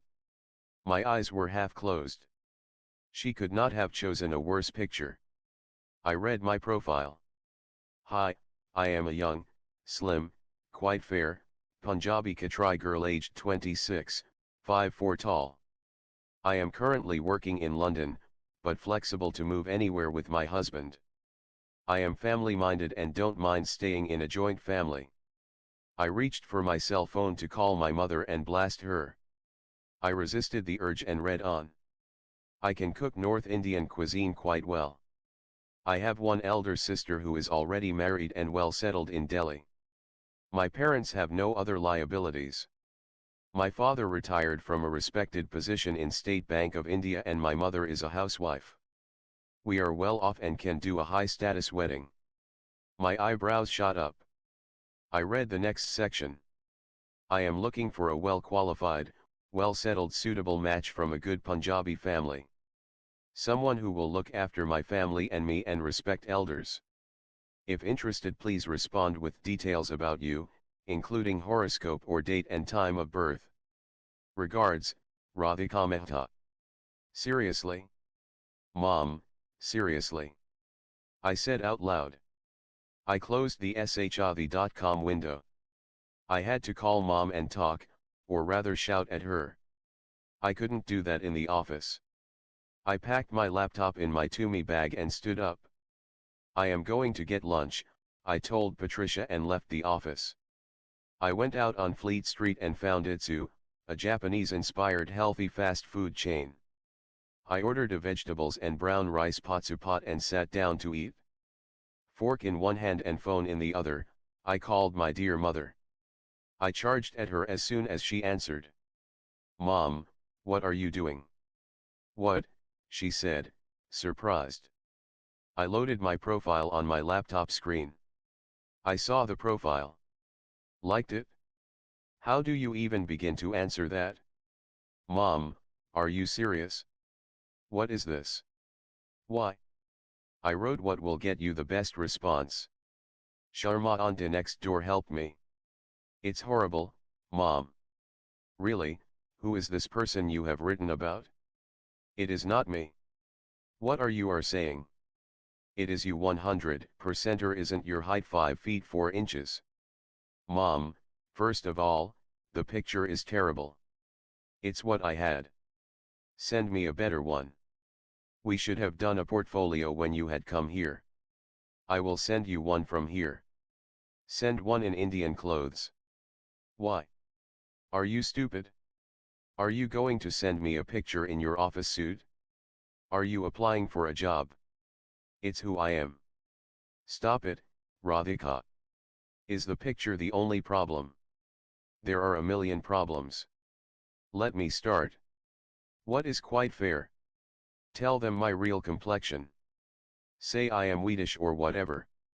If you write wheatish, people think it is dark. You have to write quite fair. Raise it up a notch. Oh, really? So what if someone writes dark then? If someone says dark, it's like black. You know those Negro-type Africans. Mom, that's not a good term. No one says Negro. Whatever. These are minor things. I'll tell you huge things. Say. 1. You say flexible to move with husband. Who said that? It depends, right? Maybe he has to move. It's a discussion. 2. I don't mind joint family. Why do we have to put that? 3. My parents have no other liabilities. What is that? Oh, and don't miss, we can do a high-status wedding, that is 4. 5. Why just Punjabi family? 6. I don't need a guy to look after me. 7. Send horoscope. Mom, really, I don't know what to say, I said. I had to pause just to breathe. The customer at the next table offered me a glass of water.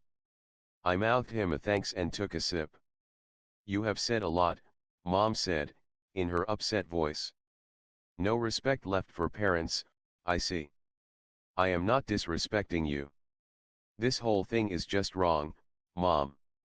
I don't want to be a part of this. I don't think you understand the strategy.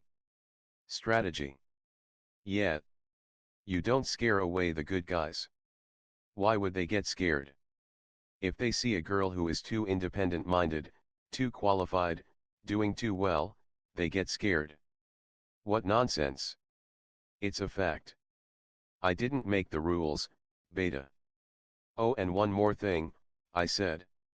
You barely mention my job. Currently working in London, really. I am a vice president in Goldman Sachs. I make $500,000 a year. Exactly. Now you see the strategy. Huh. See how we mention it also but hide the achievements also. Mom, can you hear yourself? You are hiding your child's achievements. I am hiding my daughter's achievements. So we get more boys to choose from. That's all. I am not taking away your achievements. So if I were a son, obviously, we would put your salary first. But now we have to be careful. I smacked my forehead. How do I get through to her? I wondered if I had made the biggest mistake of my life. Maybe Neil was right. I was not meant for all this nonsense. I missed Neil. I wanted to call him so bad. Are you there? My mother said. Yeah, I said. My heart ached as I thought of Neil holding me at night. I am coming there, my mother said. Where? London. I am going to spend some time with you. We will do this together. Enough, Mom, I said. She tossed another parantha on my plate. I didn't want a husband. I needed my mother with me in London. So she could cook me hot gob hi parandats every Saturday morning for breakfast. Why do you stay in Chelsea? Southall has so many Indians. Better, no, she said. Have you seen the park view outside? See how charming this is, I said. But do you get a car and chutney? In Southall you get it? Sharma Anta told me. You get it here too, I said. I tore open the second parantha. Just stay with me. Forever, I said. See, even you miss having a proper home. Is this even a life? Go to office early. Come back late to an empty house. Mom, I have one of the most wanted jobs in the world. And I have one of the most unwanted jobs, but I love it. Taking care of my family, my mother said and gave me a glass of lassi. She kissed me on the forehead. I hugged her. I love you, Mom. I love you too. Now show me the responses. You have made me wait all week. I had modified my profile on the matrimonial website. I had removed obnoxious bits like husband to take care of me and no liabilities. And added, successful career at one of the world's top investment banks. I also mentioned I wanted a secure and easygoing man. Fine, I said. I opened my laptop and logged in. 50 responses, very good, she said excitedly. Open them. Opening, Mom. Be patient. The first query came from a Mohit Ahuja, from a business family in Delhi. They owned 3 restaurants, Mohit managed one of them. No, I said. Why, my mother said. They look well off. I don't want to be with someone who runs a family restaurant. What nonsense. Mom, see the qualifications. BA from some random university. No.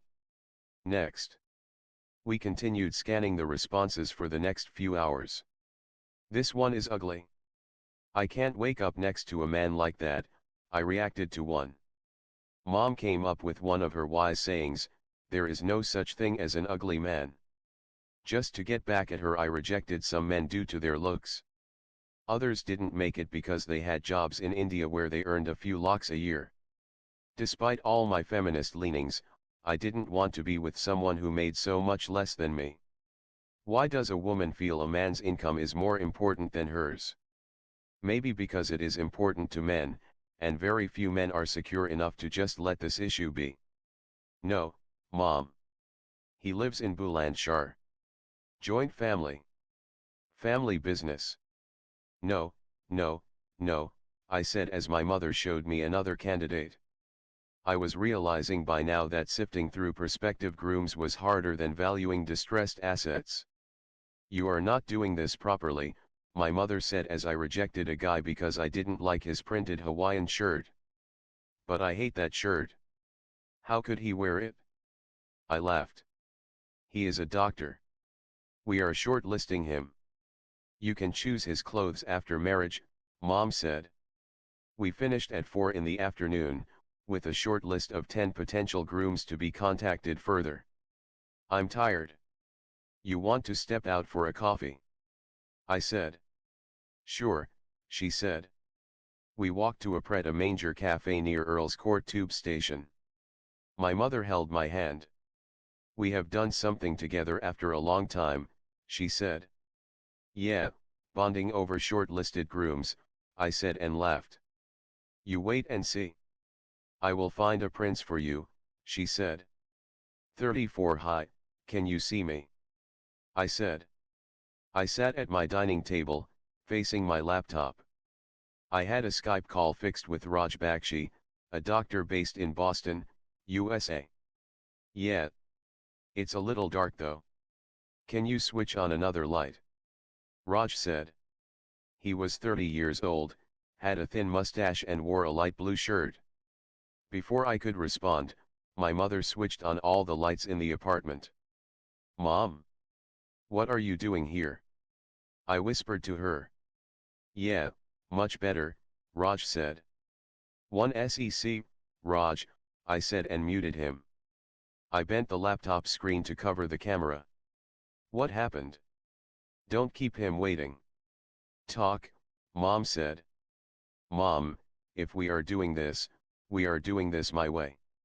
I am only trying to help, thanks. But let me talk to them without you hovering around. My mother made a face and left the room. I resumed the Skype call. Hi, I said. Hello. Must be quite late there. It's midnight, yes. London is 5 hours ahead. Sorry. I just came back from work, he said. You are a doctor, right? Yeah. And what exactly do you do? Your profile said banking. I am in Goldman Sachs. VP in the distressed debt group. Oh, he said and became quiet. So yeah, I said, wondering what to say next. I don't know why I take responsibility for awkward silences. What kind of doctor are you? I said. I am a GP, general practitioner, in the Boston City Hospital. Doing my residency. I could never be a doctor. All that blood. I feel faint in hospitals, I said and smiled. It's a part of life, he said, his tone somber. People are dying. Someone needs to save them. Ah. Yes. Of course, I said. Okay, isn't Dr. Bakshi a little too serious? How's Goldman Sachs, he said. Good. Hectic. But I like it. They pay people very well, I hear. It's based on performance, but yes. It's good money. If you don't mind, how much do you make, he said. Isn't this too much too soon? What's the protocol? He can ask me all these things in the first call? Can I ask him too? Are we sharing compensation already? I smiled, to lighten his Operation Theater mood. Sure. Why keep it hidden? I make 100,000 a year. Plus benefits, he said. What am I supposed to do? Clap? Okay, I said. And you, he said. I don't know why I didn't feel like telling him. Perhaps I was getting tuned into male pride. I could sense which guy could take it and who could not. We can discuss all this later. So what do you want to specialize in? Or do you want to specialize at all? I want to be an ophthalmologist. Eye doctor. I know. Good, I said. I had a sinking feeling this wasn't going to work. How do you end calls like this? So how much is your salary again, he said. Okay, he asked for it. Thrice. If you must know, I made $500,000 last year. I heard his chair creak in response. $500,000, he said. Yeah. That's what $500,000 is, I said. I kicked myself for that patronizing comment. It wasn't funny. I had a feeling nothing was funny to Dr. Stuck-Up Bakshi anyway. Okay, he said. Okay. What the fuck is a singular okay? They should ban this one-word reply in conversations. How am I supposed to take it forward from here? So yeah. What else do you do apart from work? I said. Excuse me. But I have to go. Oh really? What happened? I said. I hate being rejected. Even by boring men doing their residency in Boston. Nothing. Okay, I will tell you. This is not going to work. Your salary is too high. How can you get too high a salary? I mean for me. I mean compared to me. I realized this was a dead end. Why not end it with a bit of fun? Oh, so you mean you are not man enough to handle it? I said. He hung up without saying bye. Oops, strike one I guess. Haha. 3 weeks later we had struck off all the 10 shortlisted names from the list. It's not going to work, Mom, I said. We had come to Dishoom, a quirky modern Indian cafe in Covent Garden. We ordered pav bhaji and masala chai, a rare delicacy in London. I told you not to mention your career too much, she said, upset that I had rejected all 10 suitors. I can't hide who I am, I said. Why can't you be like your sister? Because I am not a Didi. I don't want to be her. We came back home. She came up with another idea. She wanted to upgrade our shavi.com membership to the VIP category, where special agents help you get grooms. We have special needs. We need special help, she said. I guess I was special. Specially fucked up. No wonder she needed an army of specialists to trap a man for me. She sat on my bed. I lay next to her and turned the other way. Do whatever you want, Mom, I said. One of my daughters got settled so easily. I just hope and pray God helps us, she muttered to herself and raised her folded hands to the sky. What's with invoking God? Am I some illness? A misfortune? I said, without looking at her. Will you stop being so touchy? It is a fact Utti's marriage happened so quickly. She has whiter skin, which helps. But she also had a good attitude. You should have an even better attitude. I turned towards her and interrupted her. What do you mean, even better attitude? I should be more subservient? What is that word in ads? Homely. It just means submissive, right? You want me to be more homely? Well. Yeah. I am not homely. So maybe I will just stay single. Don't say such horrible things.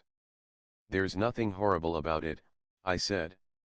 This money and international job have gone to your head. You are not even a girl anymore. What? I said, one eyebrow up in disgust. Forget it. Mom, Dad used to walk me to the school bus stop, remember? When I was in primary school. She looked at me, said nothing. He used to tell me, Beta, when you grow up, you can do whatever you want. The sky is the limit for you, so. Why do people tell girls all this? You ask them to achieve things, but when they do, you can't handle it. Why does it become you are not even a girl anymore? I don't know all that. I never worked. I didn't have choices like yours, she said. Neither did you have the courage, I said. She paused for a second before she spoke again. I don't know. Okay, fine, I don't have courage. Anyway, I think it is better for women if they don't work. Mom. I screamed in exasperation. What? My job means a lot to me. Can you not demean it? Can you not demean me, my mother said. She broke into tears. Her sobs turned into a full-blown crying fest, as she mourned the loss of her 10 short-listed prospective sons-in-law. I looked around. I found a tissue box on the bedside table. I passed it to her. She wiped her tears. Do you know how much pain I had to bear when you were born, she said. It's called labor, Mom. I didn't cause it, it is how kids happen. I heard you wanted to abort me, I said. She looked up. Who told you? It's not important how I found out.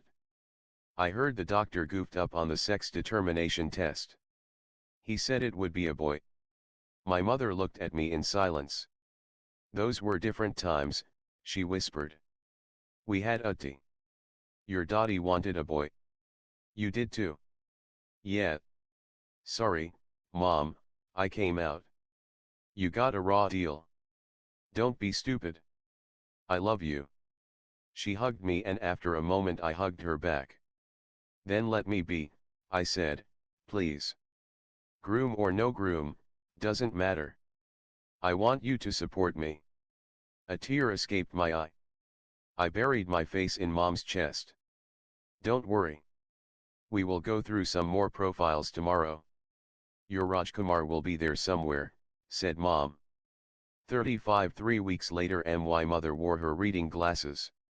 She flicked through the pictures on the shaadi.com app on my phone. See this? Why haven't you accepted this one, my mother said. We sat in my living room at noon on a Saturday morning, I in blue pajamas, white t-shirt and she in a salwar kameez. Read it out, Mom, I said, typing on my laptop. What does he do? He works in Facebook, she said, and removed her glasses, surprised. How can you work in Facebook? He does Facebook all day. No, Mom. Facebook is a company. Go on. How old? 28. Height 5 feet 10 inches. I will read his profile. Sure. He wrote it? I said. No, it says written by parent. That's 2 points down. Stop it.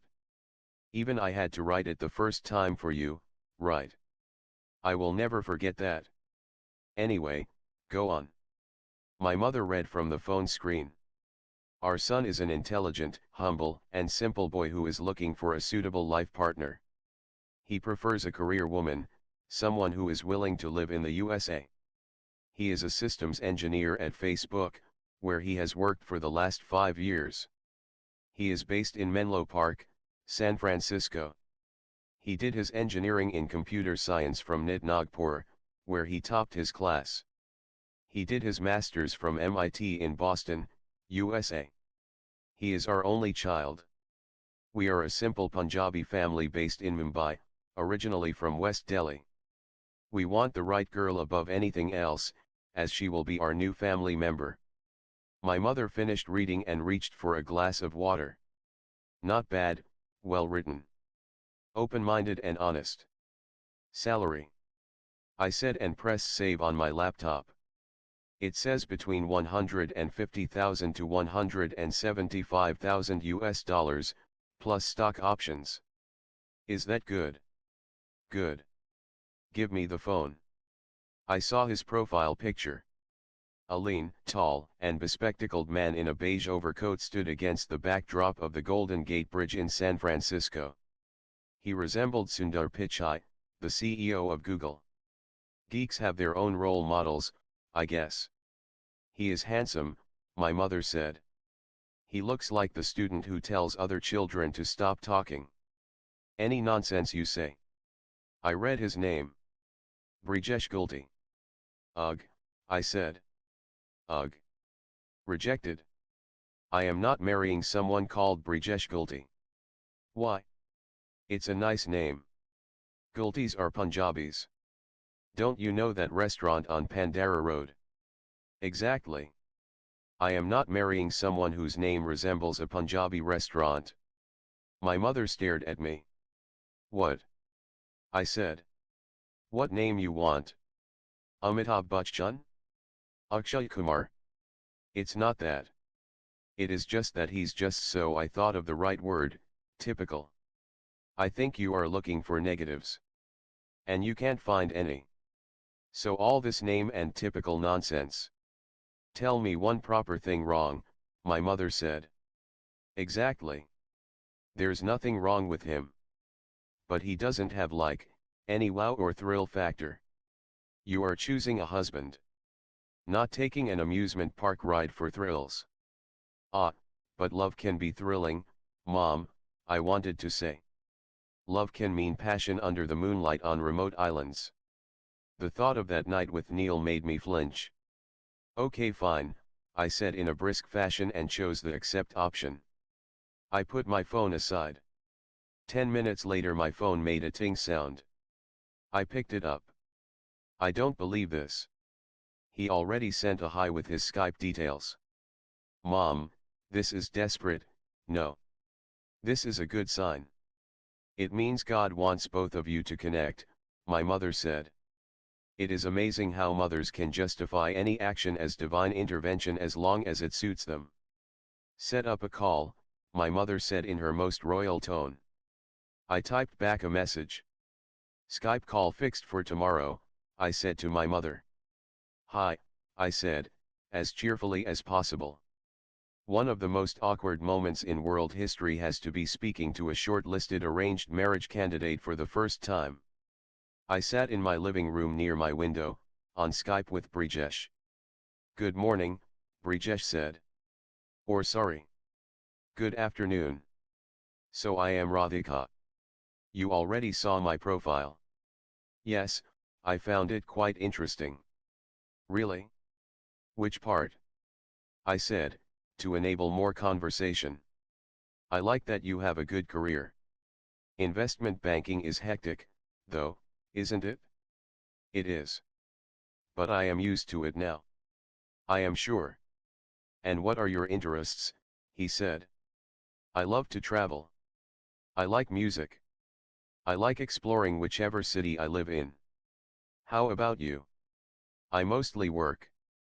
But I like watching cricket and Bollywood movies. Really? An Indian software guy who likes watching cricket and Hindi movies? Can it be more stereotypical? It seemed Brijesh had read my mind. Yeah, so typical, right? Cricket and Bollywood. I am kind of boring. For the first time a guy had admitted a weakness to me on a Skype call. He was kind of boring. But unlike super bores who didn't even know they were bores, at least he knew he was one. I smiled. If I go to sleep on this call, then I am afraid you may be right, I said. He laughed. You have a good sense of humor, he said. Thanks, I said. Actually, I watch some English movies too. Have to develop a taste. You can suggest some good ones to me. Sure, I said. He can praise a woman's sense of humor and even take advice from her, not bad. He continued to talk. I can't pretend to be fake sophisticated. I grew up in Narayana Vihar in West Delhi and then Boriwala in Mumbai. So I didn't have much exposure. But now I want to learn more about the world. Wait a minute. Did you say you grew up in Narayana Vihar? Yeah. Why? It's a small colony in West Delhi. I am from Narayana too, I said, surprised. H Block. That's where my parents live. What? I was in G Block. G478. My parents still have a house there. They live in Mumbai now, of course. My bedroom door opened. Mom came in. Narayana, she whispered, her face unable to contain her excitement. She had probably had an ear to the door and heard our entire conversation. I shooed her away. I spoke to Brijesh again. This is uncanny. Did you shop from modern stores? Yes. That fat uncle who never had change, he said, and both of us laughed. Anyway, so yes. I wanted someone who has Indian roots but is better exposed to the world than I am. You have been in New York, Hong Kong, and now London. I felt you could be an asset to me.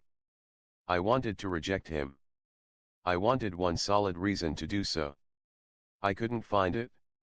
He talked about meeting up towards the end of the call. I go for work to New York sometimes. It's midway between London and San Francisco. If our calls go well, would it be possible for you to come? Let's see, I said. Skype is good for now. Speak soon. My mother entered the living room the second I disconnected the call. You can't snoop on me, Mom. This is not fair. She came up to me and gave me a hug. Sorry, my beta, she said and kissed my forehead. But what a great boy. And Narayana? See how Sai Baba's blessed us. 36 1 month later, St. Regis Hotels Cafe, New York. Radhika, right. I heard his voice as I entered. I turned to look at him. He wore beige chinos and a black turtleneck, perhaps his homage to Steve Jobs. Brijesh, I said. We shook hands. Yeah. Good to see you in person, he said, guiding me to a table. The old world luxury cafe had high ceilings and colonial-era furniture. A saxophone player and a pianist played in one corner. We ordered tea for two. A waiter brought us tea on a tiered silver tray of goodies: scones, jam, clotted cream, cakes, mini cucumber sandwiches and chocolates. Afternoon tea was a great idea. Everything looks lovely, Brijesh said. He took a few sandwiches and placed them on his plate. Glad you like it, I said. I wore office attire, a grey suit, partly because I had gone to the 85 Broad Street office earlier to meet Jonathan and Craig. Mostly, I wore it because my mother had told me not to. She had instructed me to wear a magenta salwar kameez and dangling gold earrings. I told her I wouldn't go to New York looking like I am a part of a Baisakhi celebrations troupe.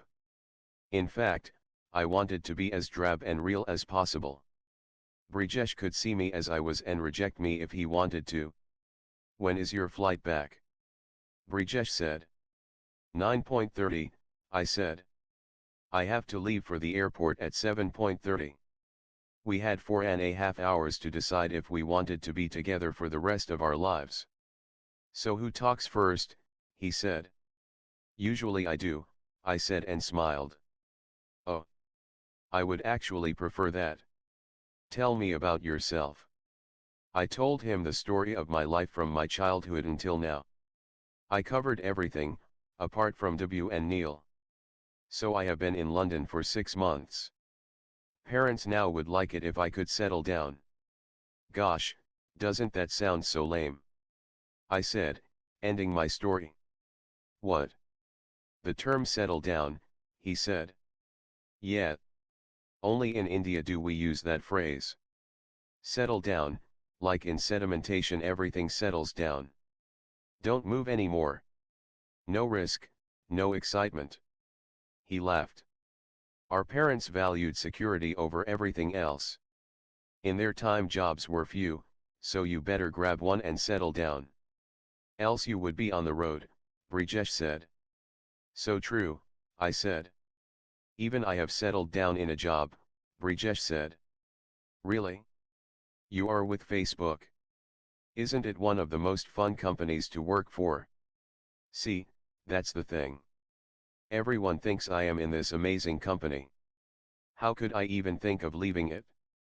Do you like your job? Work is challenging. Money is good. So then. Sometimes I wonder. There is so much happening in the tech world. Can't I start something of my own? Of course you can. He looked happy at my encouragement.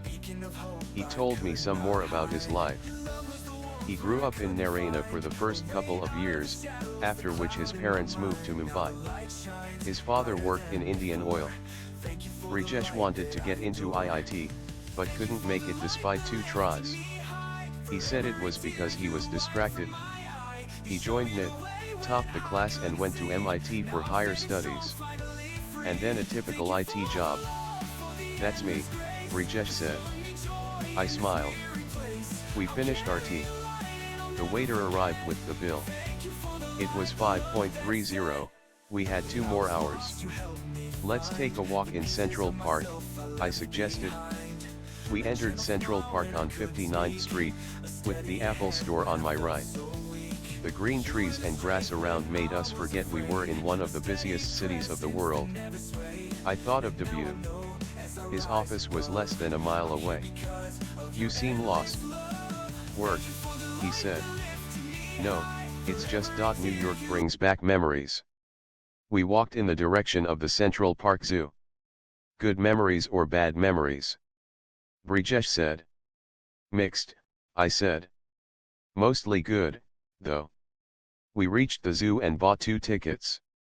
We saw the highlight, a pair of baby grizzly bears, born just 6 weeks ago.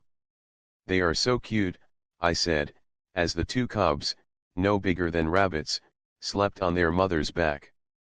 You like kids? Brijesh said. My heart beat fast. The kids and mother question had made me lose men in the past. Did he mean, do I like kids in general? Or did he mean, would I like kids with him? My mind went into overdrive, imagining little infants with nerdy glasses, working on Facebook servers. Kids. I came back to reality. Yeah, I do like children. Never thought I would, but at some point I do want to have messy, naughty kids. Me too, he said. We came out of the zoo and walked further north.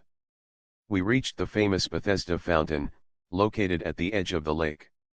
We sat on the steps and watched ducks with their ducklings swim in little groups.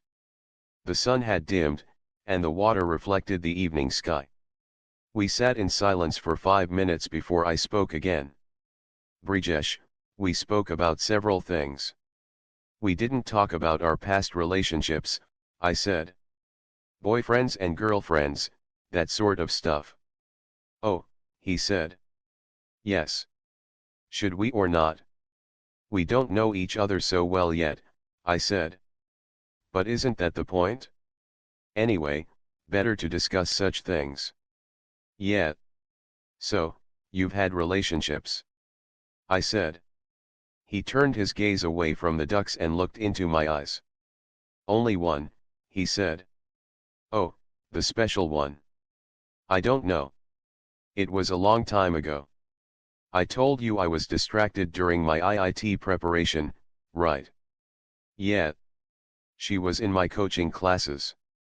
Okay, I said. A girlfriend. I liked her for roughly 2 years. She liked me too. Unfortunately, we expressed our feelings too late. We only dated for 2 months. Meaning, her father took up a job in Saudi Arabia. She moved there with her family. I am sorry, I said. It's okay, he said and smiled. It was a long time ago. How about you, he said. You have had relationships. Nothing in India. I did have a relationship in New York and, well, I don't know what to call it, but something in Hong Kong.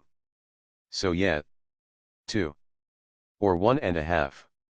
Oh, he said, somewhat surprised. Yeah. I did. God, I feel lighter telling you that. I don't know why, but I do. He smiled. It's over, though. Both of them ended. A long time ago, I said. Did it hurt when they ended, he said. Yes, it did, I said and smiled, but I am okay now. He did not probe further. Would you like to know anything more?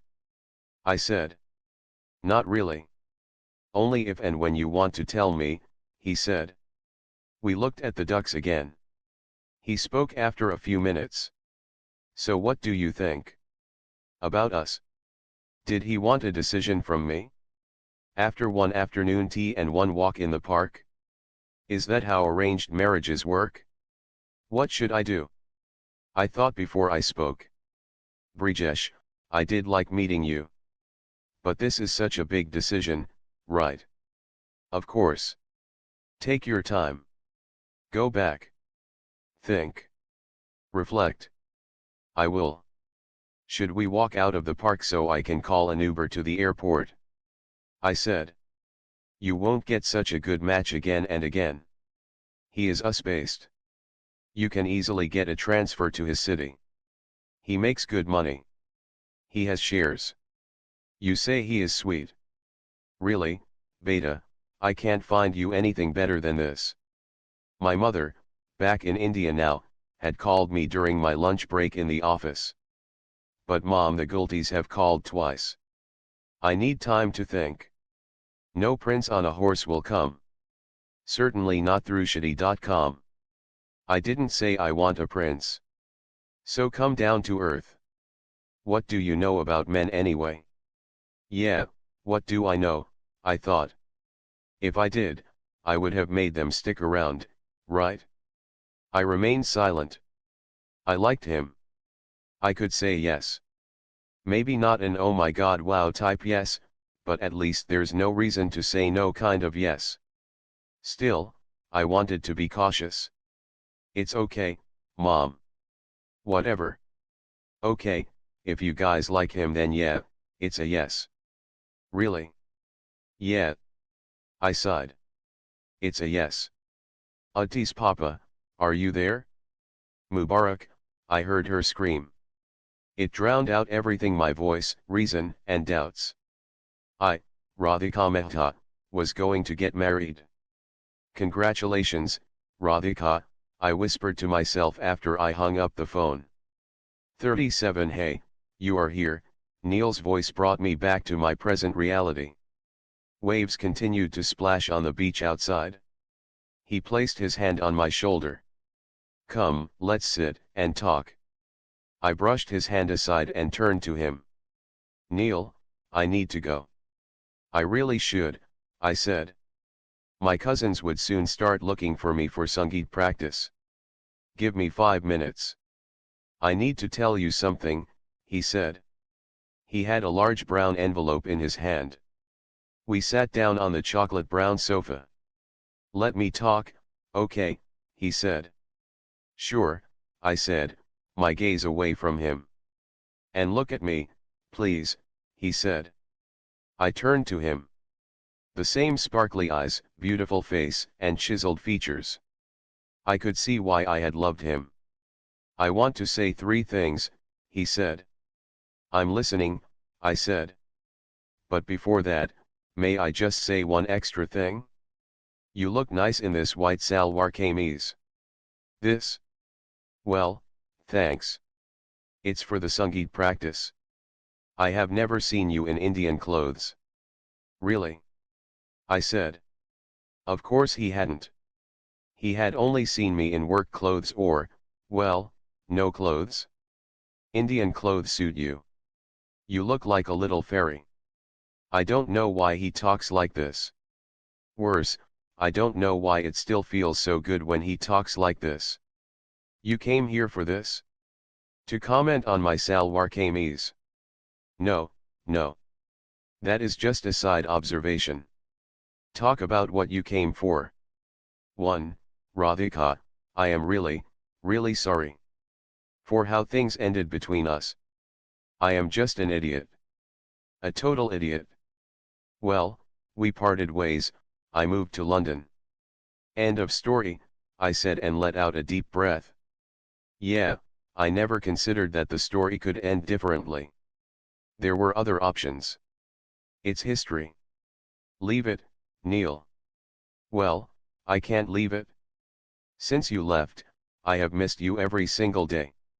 I can't even bear to pass your cubicle. Every bit of Hong Kong, every business trip reminds me of you. I am filled with pain every time the taxi passes Old Peak Road. There are other routes to your house, I am sure, I said. He looked at me. I stared back. I am sorry, Radhika. I loved you so much. You were the best thing to ever happen to me. Or ever will. Smart, young, beautiful, compatible, and successful. I had you. You loved me. And what did I do with it? Nothing. I didn't respond. I made the biggest mistake of my life. I really did, he said. Now, where else had I heard that line recently? He placed the brown envelope on the table. He clasped his hands and lifted them in front of me. I know you don't believe me. But only I know the hell I went through after you left. That is why I am here. I believe you, Neil. I missed you too. However, we couldn't do anything about it, right? So yeah, what's the point of you being here? For the second thing I am going to tell you. He picked up the brown envelope. He pulled out a set of A4-sized sheets. The first page had a stamp paper. I am leaving Kusum. These are the documents, he said. I felt dizzy. The suite spun around me. He gave me the papers in my hand. He and Kusum had filed for a mutual consent divorce at the Hong Kong family court. My hand began to tremble. I put the divorce documents on the table. Why? I said. You are asking me why, he said. You, of all people. You had a perfect family. If I did, why did we have what we had? I kept silent. His eyes became wet. What about the kids? We plan to co-parent. Share custody. What did Kusum say? Not happy, of course. However, she gets it. She knew something was amiss in our marriage. We had grown too far apart. What will she do? I said. I don't know why I had such concern for his ex-wife. She will figure it out. Financially, she is more than okay. I gave her half of whatever I had. No questions asked. In return, she agreed to co-parenting and mutual consent. I couldn't believe I was discussing a divorce at my wedding venue. Neil continued, I am sorry, I will skip the details. The point is, he said and exhaled, my marriage is over. I am sorry, Neil, I said.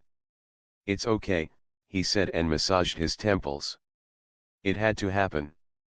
Should have happened long ago. I checked my phone. I had missed calls from 2 of my cousins. I hope you are okay. I need to go now. You had something else to say? The third thing. I said. Yes. There's a small plane waiting at the Dabolim airport. Your chartered flight. Yeah, Radhika, he said and leaned forward to hold my hand. Our flight. What? I said. I didn't withdraw my hand. I just gave a quick glance to confirm the door was shut. I know this will be a huge mess for you. Your entire family is here. There are huge expenses. But hear me out. What? I will cut a check right now, at the hotel lobby. I will pay for everything your family or the groom's side spent for this wedding. So financially, it's a non-issue. You just come with me, and we fly away on the plane. To Hong Kong. To wherever, actually. Neil, are you kidding me? No, I mean it. I have wasted too much time. I have overanalyzed, treated our love like it was a financial deal. It doesn't work like that. You have to do these things from here. He touched his chest to indicate his heart.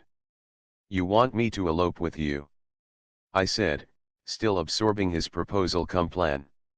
You can talk to your family. I can meet them as well. When we reach Hong Kong we can get married. What if I don't want to be in Hong Kong? Neil became quiet for a few seconds. It would be nice if we can be there for a while, he finally said. My kids are there. But if it bothers you we can move to another city. I will commute. See them from time to time. I looked at him searchingly. I knew him well enough to tell he wasn't lying. Neil Gupta, partner at Goldman Sachs, never uttered a word if he didn't mean it. I kept my gaze on him for a minute. Say something, he said. What am I supposed to say? I have to dance to Chittiyan Kalayan now. What's that? A Bollywood song. For my Sangeet. Wait, that's Punjabi, right? What does it mean? Fair complexioned wrists, white wrists, actually, I said. Of course, it's India. Has to be white. So you dancing and all? With all those hip moves, he said. I nodded. Both of us laughed. For a moment it felt like old times, when he and I would chat over breakfast at the Goldman Cafe. Look, I don't want to deny us a celebration. We can do a court marriage now in Hong Kong. Later, when the dust settles, we can have our own big fat Indian wedding. One in India and one in London, for my folks. I realized he hadn't let go of my hand. He slid off the sofa and knelt down. He lifted my hand and kissed it. My beautiful Indian princess, rather I should say smart, analytically sound, and extremely beautiful Indian princess, will you marry me? My heart beat fast. Neil, unattainable crush of most Goldman girls who had met him, the man whom I loved, was in front of me on his knees. Please, princess, say yes, he said. My phone rang. I wanted a disruption to avoid answering Neil. I picked up the call without looking at the caller ID 1SEC, Neil, I said. Baby, where are you? Debu's voice on the other side made me jump. Hey, I got to call you back, I said. Okay, listen, I called home and talk to you later, I said and hung up. All fine. Neil said, still on his knees. I nodded. He lifted my hand up again. Radhika Mehta, I love you and will always do. Will you marry me? I pulled my hand back. I smacked my forehead. Fuck, Neil. Really, fuck, I said. What, Radhika? You had to do all this now? Where were you in Hong Kong, when I lay silently crying in bed next to you? You were crying? I couldn't hear. Silently crying. And you said I am not the marriage type. What was that? I am not meant to be a mother. I freaked out. I didn't want what we had to end. I couldn't figure out how to keep you. I stood up. How did you figure it out now? I said, or rather screamed, and pointed to the papers. Did you even suggest any such options then? I was the young VP at work you slept with. That's all I could be, right? I understand you are upset. I didn't treat you right. I came to resign. It didn't matter to you. The best you could do was to arrange a transfer. Wow. Why didn't you shout at me then? Huh. I said, twisting my dupata's edge. You could have told me that what I was doing was wrong. You had a family. What am I supposed to say to you? Let's be together. Leave your wife and little kids. I wish you had, he said in a bleak voice. I paced up and down his suite a few times. He sat there, still on his knees. Sit on the sofa, Neil. There is no need to be so dramatic. He complied and sat back on the sofa. Fine. Not dramatic, but be pragmatic, he said. This is so stupid, Neil. Really, I expected better from you. So I acted late. Is that what your anger is about? Go ahead, yell at me. That's not the point. I missed you every day. I didn't contact you. But I did what I had to do with my life. Then I heard about your wedding and it was now or never. So I came here. To take you away. With me. Forever. He walked up to me. He held my shoulders with both hands. Neil, just stop, I said. Fine, hit me. Slap me. You did it once. Do it again. As many times as you want. But come with me. I felt his breath on my face. He had Ralph Lauren's Romance on, the same perfume he used to wear when he came to bed with me. Leave me, Neil, I said, even though I didn't make any effort to extract myself from his grip. He held my shoulders tighter. I said leave me, I said, my voice breaking. I started to cry. Radhika, what is with you and your tear taps? SHH, he said, enough now. It's okay. I am here now. It's all going to be fine. He placed his hand on the back of my head. He pushed my head forward until my forehead rested on his chest. He didn't try and kiss me. He just patted my head a couple of times. He brought his mouth close to my ear and whispered, I will be here, in this room. The pilot is waiting for my instructions. You calm down. Go back and think. It's a lot for you to take in. I will wait until you give the go-ahead. Then we will do what we have to. I nodded. I lifted my head.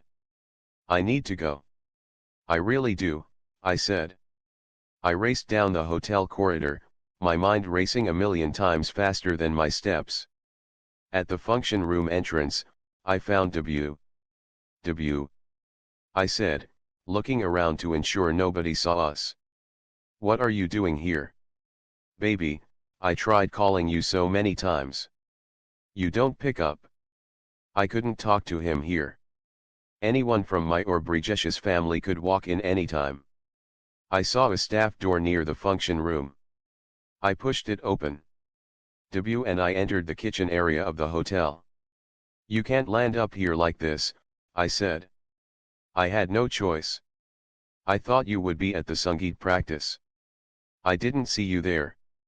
A chef next to us fried a kilo of onions on full heat. You went in. I said, aghast. I pretended to be lost. Another guest in the hotel. Never do that again, okay? Sorry. We only have one more day, Radhika. I called to tell you I spoke to my parents. About what? About us. About everything we had. And the situation we are in now. I had a 2-hour call. Debut, I am not exaggerating this. But my head is a big mess and might explode right now. My phone rang, my mother was calling. I have to take this, I said. My mother shouted at me as soon as I picked up the call. Are you mad? Where have you disappeared? Your cousins are looking for you all over the hotel. I am here only, I said. Where? In the toilet. Why are you taking so long? Is your stomach okay? Eat carefully, don't get loose motions on your wedding day. You need medicine. Mom, I am fine. 2 minutes. Okay, bye. I hung up and looked at Debut. You heard that? I said. See how everyone is looking for me. I am sorry. Anyway, my parents protested a lot, but I convinced them. They want to come here. Please, debut. I just need your decision. I am your first love, Radhika. First and only. You don't even know this guy you are getting married to. I have more choices now, I wanted to tell him. What do you want me to say? I said instead. I tried to walk past him. He blocked me with his arm. Stop this wedding. Tell your parents. I will come with you. It's now or never. Can I said and paused, can I think about this, debut? Really? I have practice now. Yeah, he said and lowered his hand. Thanks, I said. I will love you until the last day of my life, he said from behind me. 38 Focus, Radhika madam. Your feet are not matching the beat, Mickey, the choreographer, said to me. Though he was ticking me off for the 15th time, he had remarkable patience in his voice. In his place, I would have slapped my student. Neither do I have Chitty and Kalayan in real life, nor can I do the steps for Chitty and Kalayan, I said. He played the original song with Jacqueline Fernandez on the LED screen behind the stage. My 6 cousins who had to dance with me had mastered each move down pat. I couldn't keep up beyond 5 steps. I couldn't hear the lyrics or Mickey's instructions. I only heard the following in my ears, debut. Neil. Brijesh. Debut. Neil. Brijesh. I heard I love yous in Debu's and Neil's voices. I heard Brijesh saying he wants to go apartment hunting in San Francisco. I heard Neil talking about the waiting plane. I imagined Debu's Bengali parents packing their bags along with their monkey caps and buying Rasgulla tins for their Goa trip. Mickey paused and replayed the song for the 16th time. 1-2-0-T, Radhika madam, start, he said. Chitty Kalayan ve, oh Mary Chitty Kalayan ve. Chitty Kalayan ve, oh Mary White Kalayan ve. I tried to dance. The image of Neil making love to me on the Philippines island flashed in my head. It switched to Debu and me sitting in our Tribeca apartment and watching TV together. I came back to reality, and tried to remember the steps. Madam, again you are missing the beat. What is happening? Cut, cut. Restart. 3 more attempts for Radhika the wobbly-toed bride. Well, turns out I sucked at these attempts too. Finally, Mickey stopped the music. Only Radhika ma'am now. Cousins, please leave stage, he said. He meant business. He played the song again. I came to the middle of the stage. In the first stanza, I had to lift my wrists to my face and move my eyes. Instead, I stood still. My legs felt weak. I dropped to my knees. I sank onto the stage floor and burst into tears. I cried loud enough to make the choreographer come running to me. He feared he would lose his job. Sorry, madam. I am sorry. We don't have to do this dance. It wasn't the dance. It was the thoughts that danced in my head. What on earth was I supposed to do? Madam, I change song? Romantic song? Ashiki too? Tum hi ho? Just walk around looking sad. Easy. Try. I shook my head. My cousins ran up to the stage and surrounded me. What happened, Diddy? Sweetie said. Nothing, I said. I am so useless. I can't get these stupid steps. Diddy, I can be the center girl, Sweetie said. How can you be the center girl? Are you the bride or what? Idiot, Pinky, another second cousin of mine, said. My mother came up to us. What is happening, she said to me. I stood up. I gave her a tight hug. I cried again. She patted my back. Calm down, my biddy ya. Every girl has to leave her parents' home one day. Sure, that's what she thought this was. I am crying at the thought of leaving home. Never mind, I have not lived at home for years anyway. Give her a break. She will do it in a few hours, my mother said. But, madam, Sangeet is this evening, Mickey said in a concerned voice. She will do it later, my mother said in her trademark stern, no more negotiation voice. I came back to my room with my mother. Rest, I am sitting here, my mother said. I lay down in bed. My mother opened a newspaper and sat next to me. Mom, I said. Close your eyes. Try to sleep.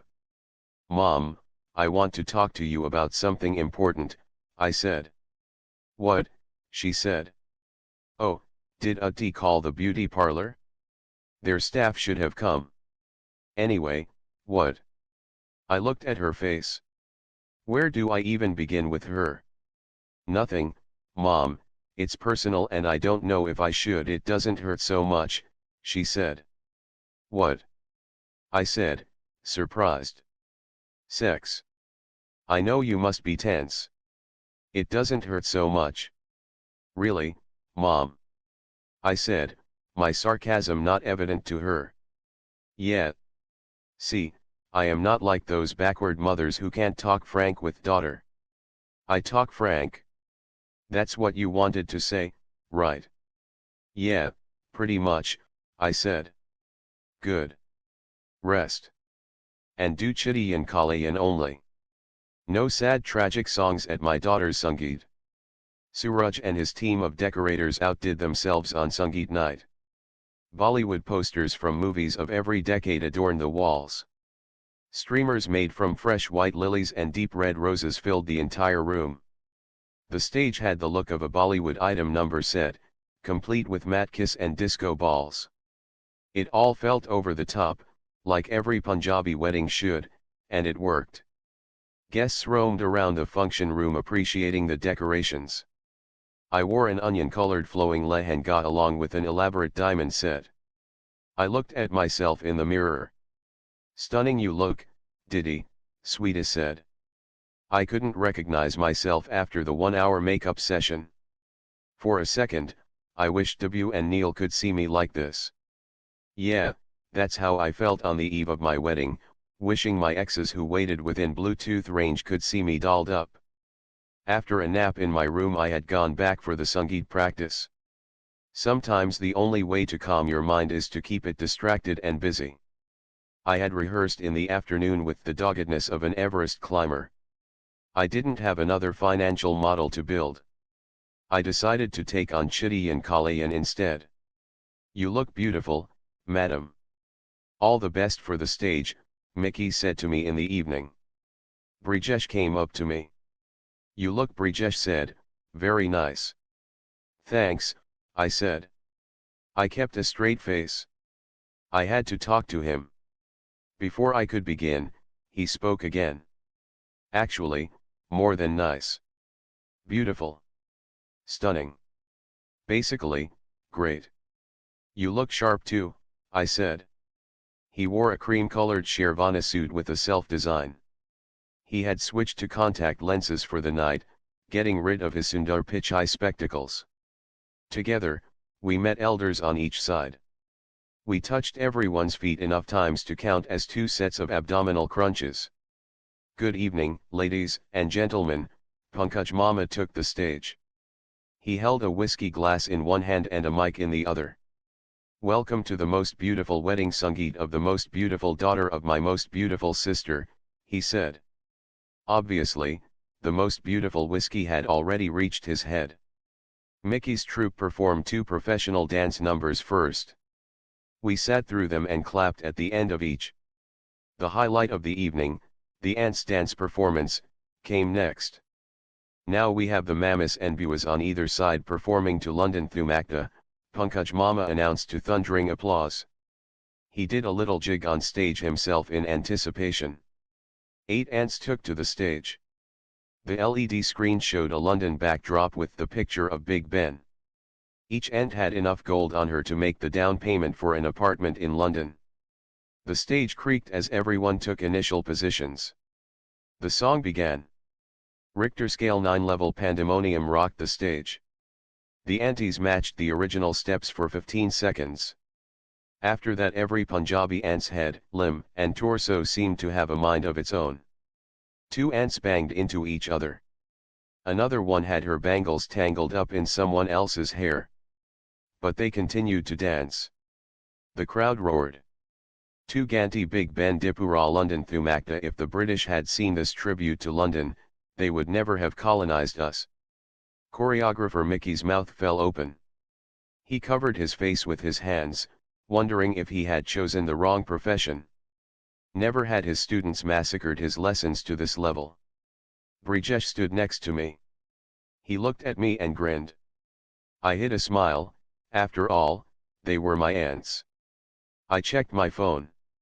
It had 2 messages each from Neil and Abu. I didn't open them. Instead, I placed my phone in Utti Didi's handbag. Your turn is coming soon, Utti Didi said. Didi, I don't feel like it, I said. What? Your cousins are already backstage. They have waited for this moment since they came to Goa, she said. All the best, Brijesh said as the time came for me to go backstage. Can you get me a drink, Brijesh? I said. Huh? Yeah, sure. What do you want? Anything. Whiskey. Sure, I said. He returned from the bar with a large peg of Black Label. I chugged it in one shot. Take it easy. Don't be tense. It's just a dance, Brijesh said. It's not the dance. We have to talk, I said. Pinky came and tugged at my lehenga. I had to go.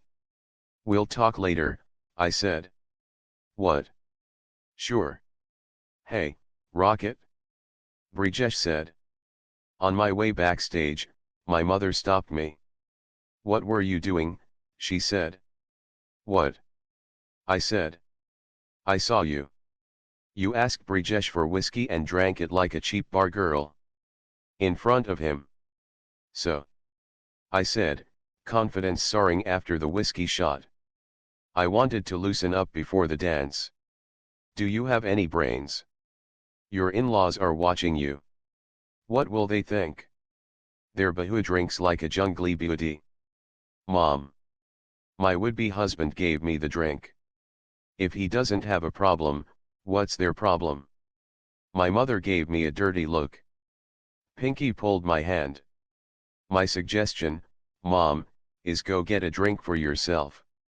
You need it, I said to my mother as I left the function room. I survived the stage. I did not let my choreographer down. I remembered all my steps. I nailed Chidiyan Kalayan, even though I found it more challenging than foreclosing the assets of a distressed Chinese factory. The audience cheered. Mickey kept repeating 1 2 3 4 and turn round and 1 2 3 4 from behind the stage. The song ended. My cousins and I finished our performance with a huge group hug. The audience broke into applause. Why does one have to get married to have so much fun? Why can't extended families just get together once in a while and dance for no reason? The crowd gave us a standing ovation. Brijesh clapped the hardest, perhaps not expecting his investment banker bride-to-be to break a leg on stage as well. You were fabulous. You are a good dancer, he said. Oh no, I suck. Those 4 minutes took 4 hours of merciless practice. I couldn't do that even with 4 months of training, he said. A waiter with drinks passed us. I stopped him and gave Brijesh a glass of whiskey. Drink up, I said. Are you sure? We still have to meet so many people. You will need it. We need to talk, I said. What? Before I could answer, lights dimmed in the function room. A DJ took over. The stage now became a free-for-all dance floor. In Punjabi weddings this means first the kids take over the floor. Then their elder teen cousins come and kick them off the stage. Next, all the uncles get drunk and shove the teenagers off. Finally, the uncles get so drunk that they even drag their wives, or the aunties, onto the stage. Brijesh and I also danced to a few songs. Brijesh was right. He couldn't dance. Imagine Bill Gates or Mark Zuckerberg trying to do Bhangra. You get the idea. After 3 songs, I whispered in Brijesh's ear, "Brijesh, let's step out and talk." 39 MYers felt a sense of relief as the DJ's music faded out as we left the function room. We came out to the Marriott garden, dark and silent at night. The December air had a mild chill to it and I rubbed my hands together. "Where are we going?" Brijesh said. "Out of sight," I said. I found a palm tree with a bench underneath it. We sat down, adjacent to each other, facing the sea.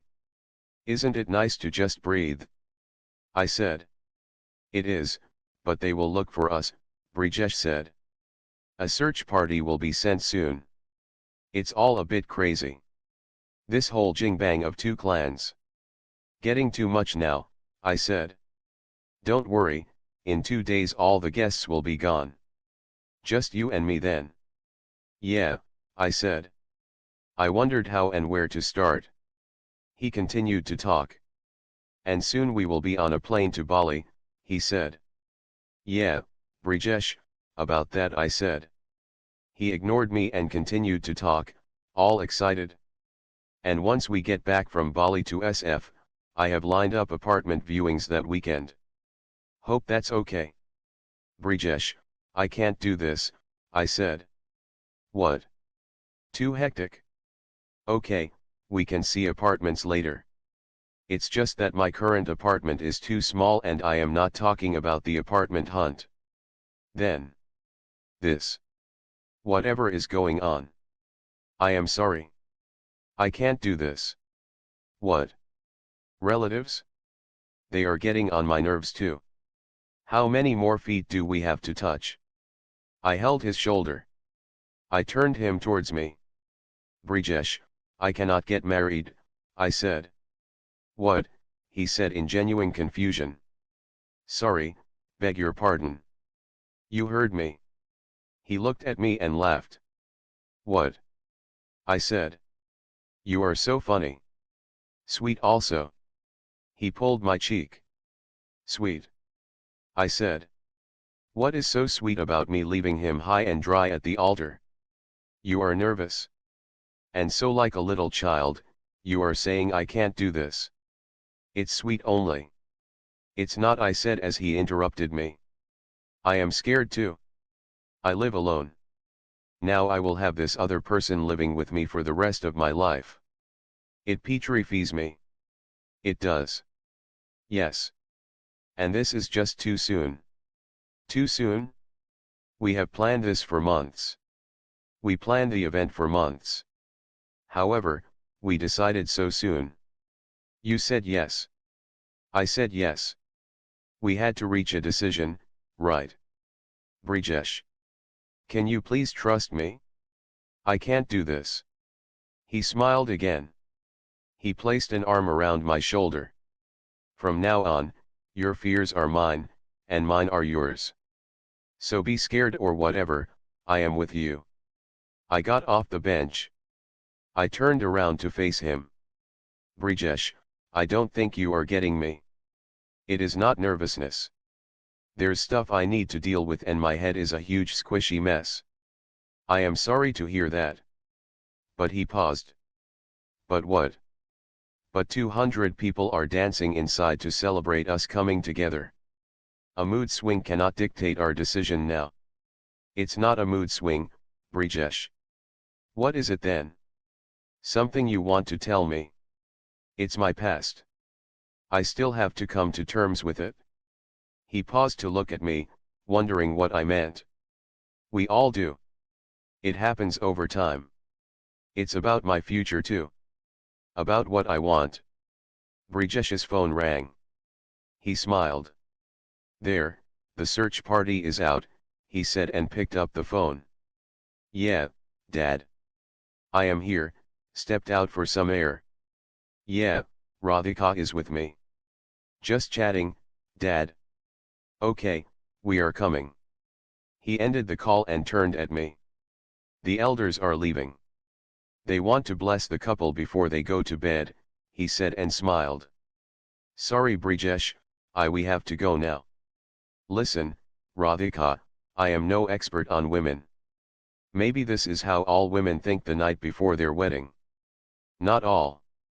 Maybe in arranged marriages they do. We still don't know each other.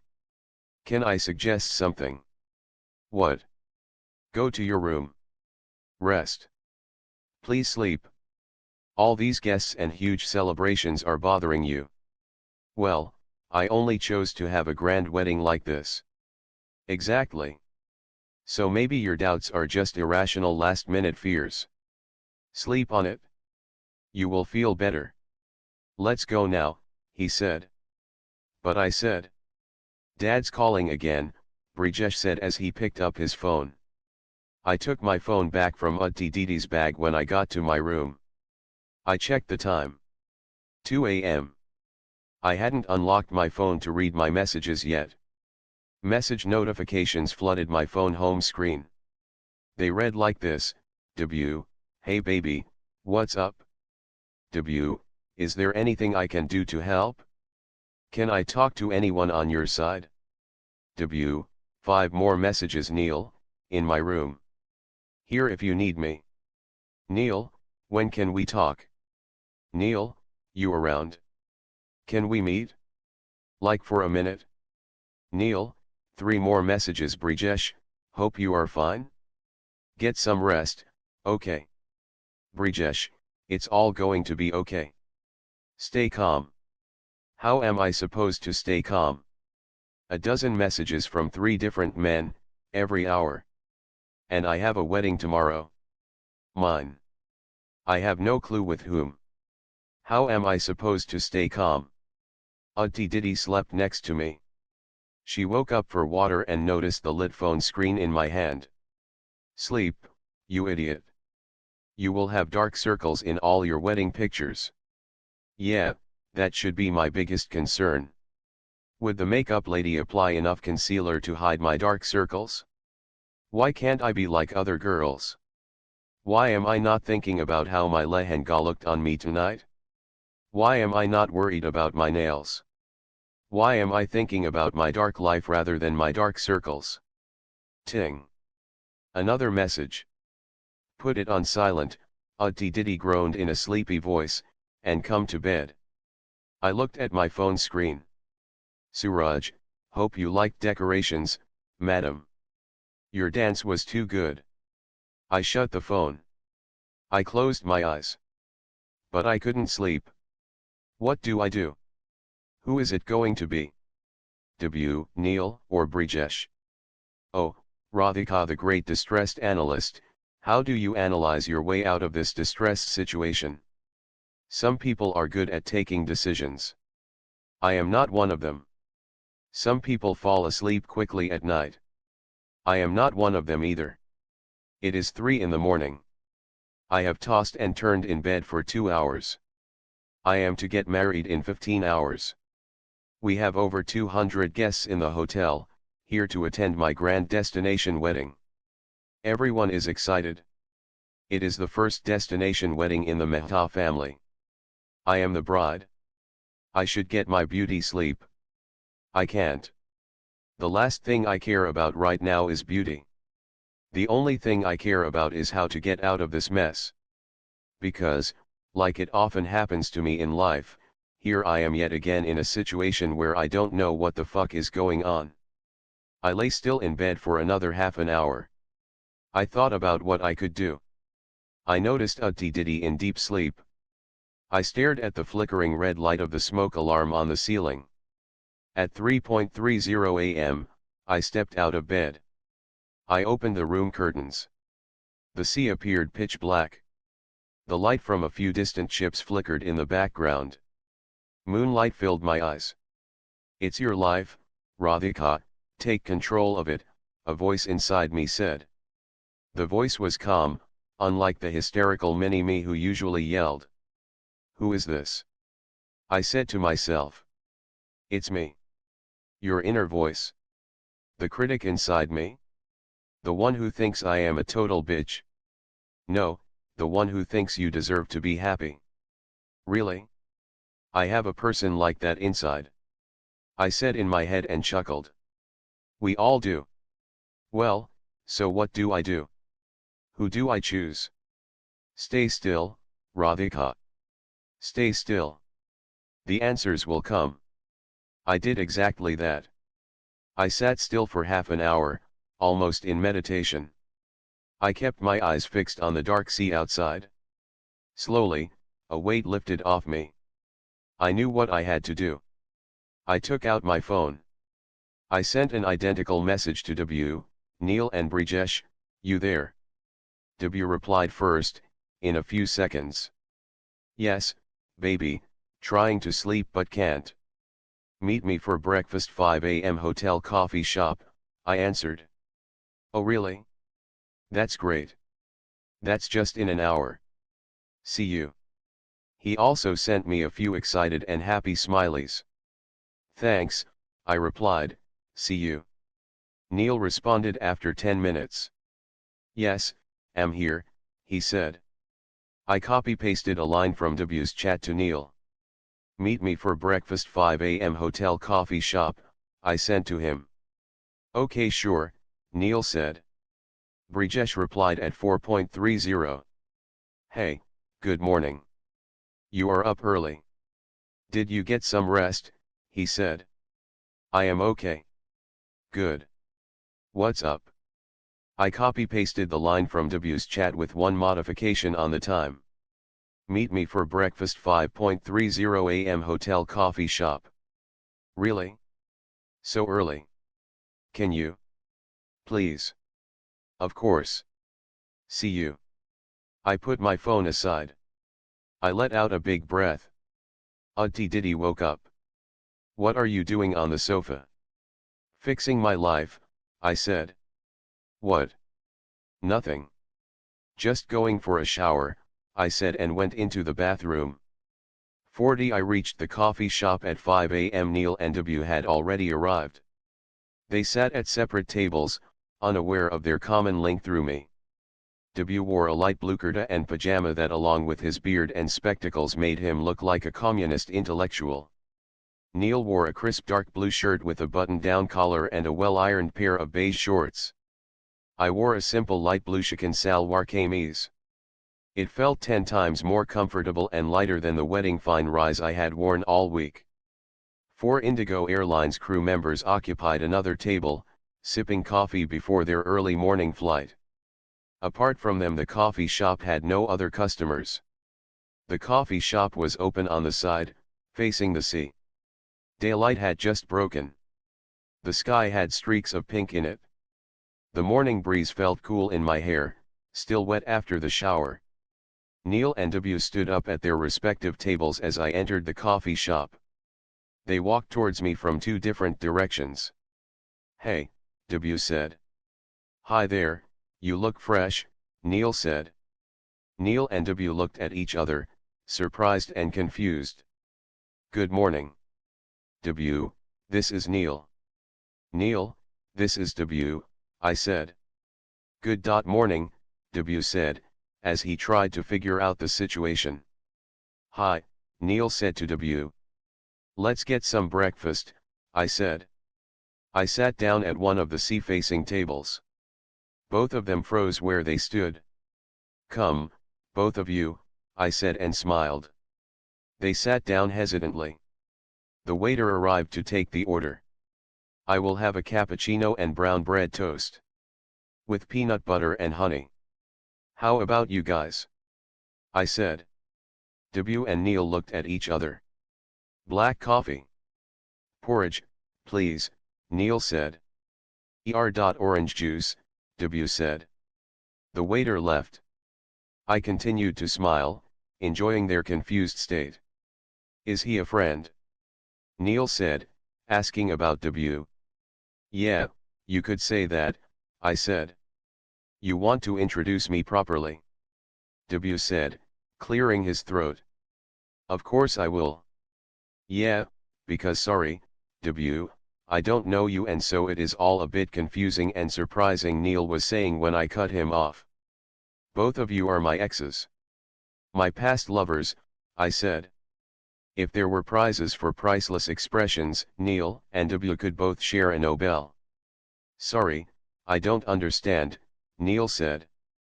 I am an ex, but who is he? W. My boyfriend in New York, remember?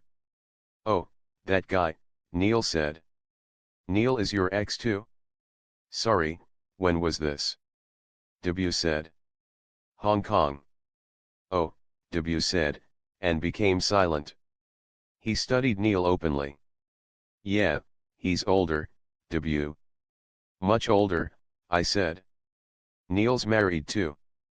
W realized I had caught him staring at Neil and took his gaze away from him. I was. Not now, Neil corrected me.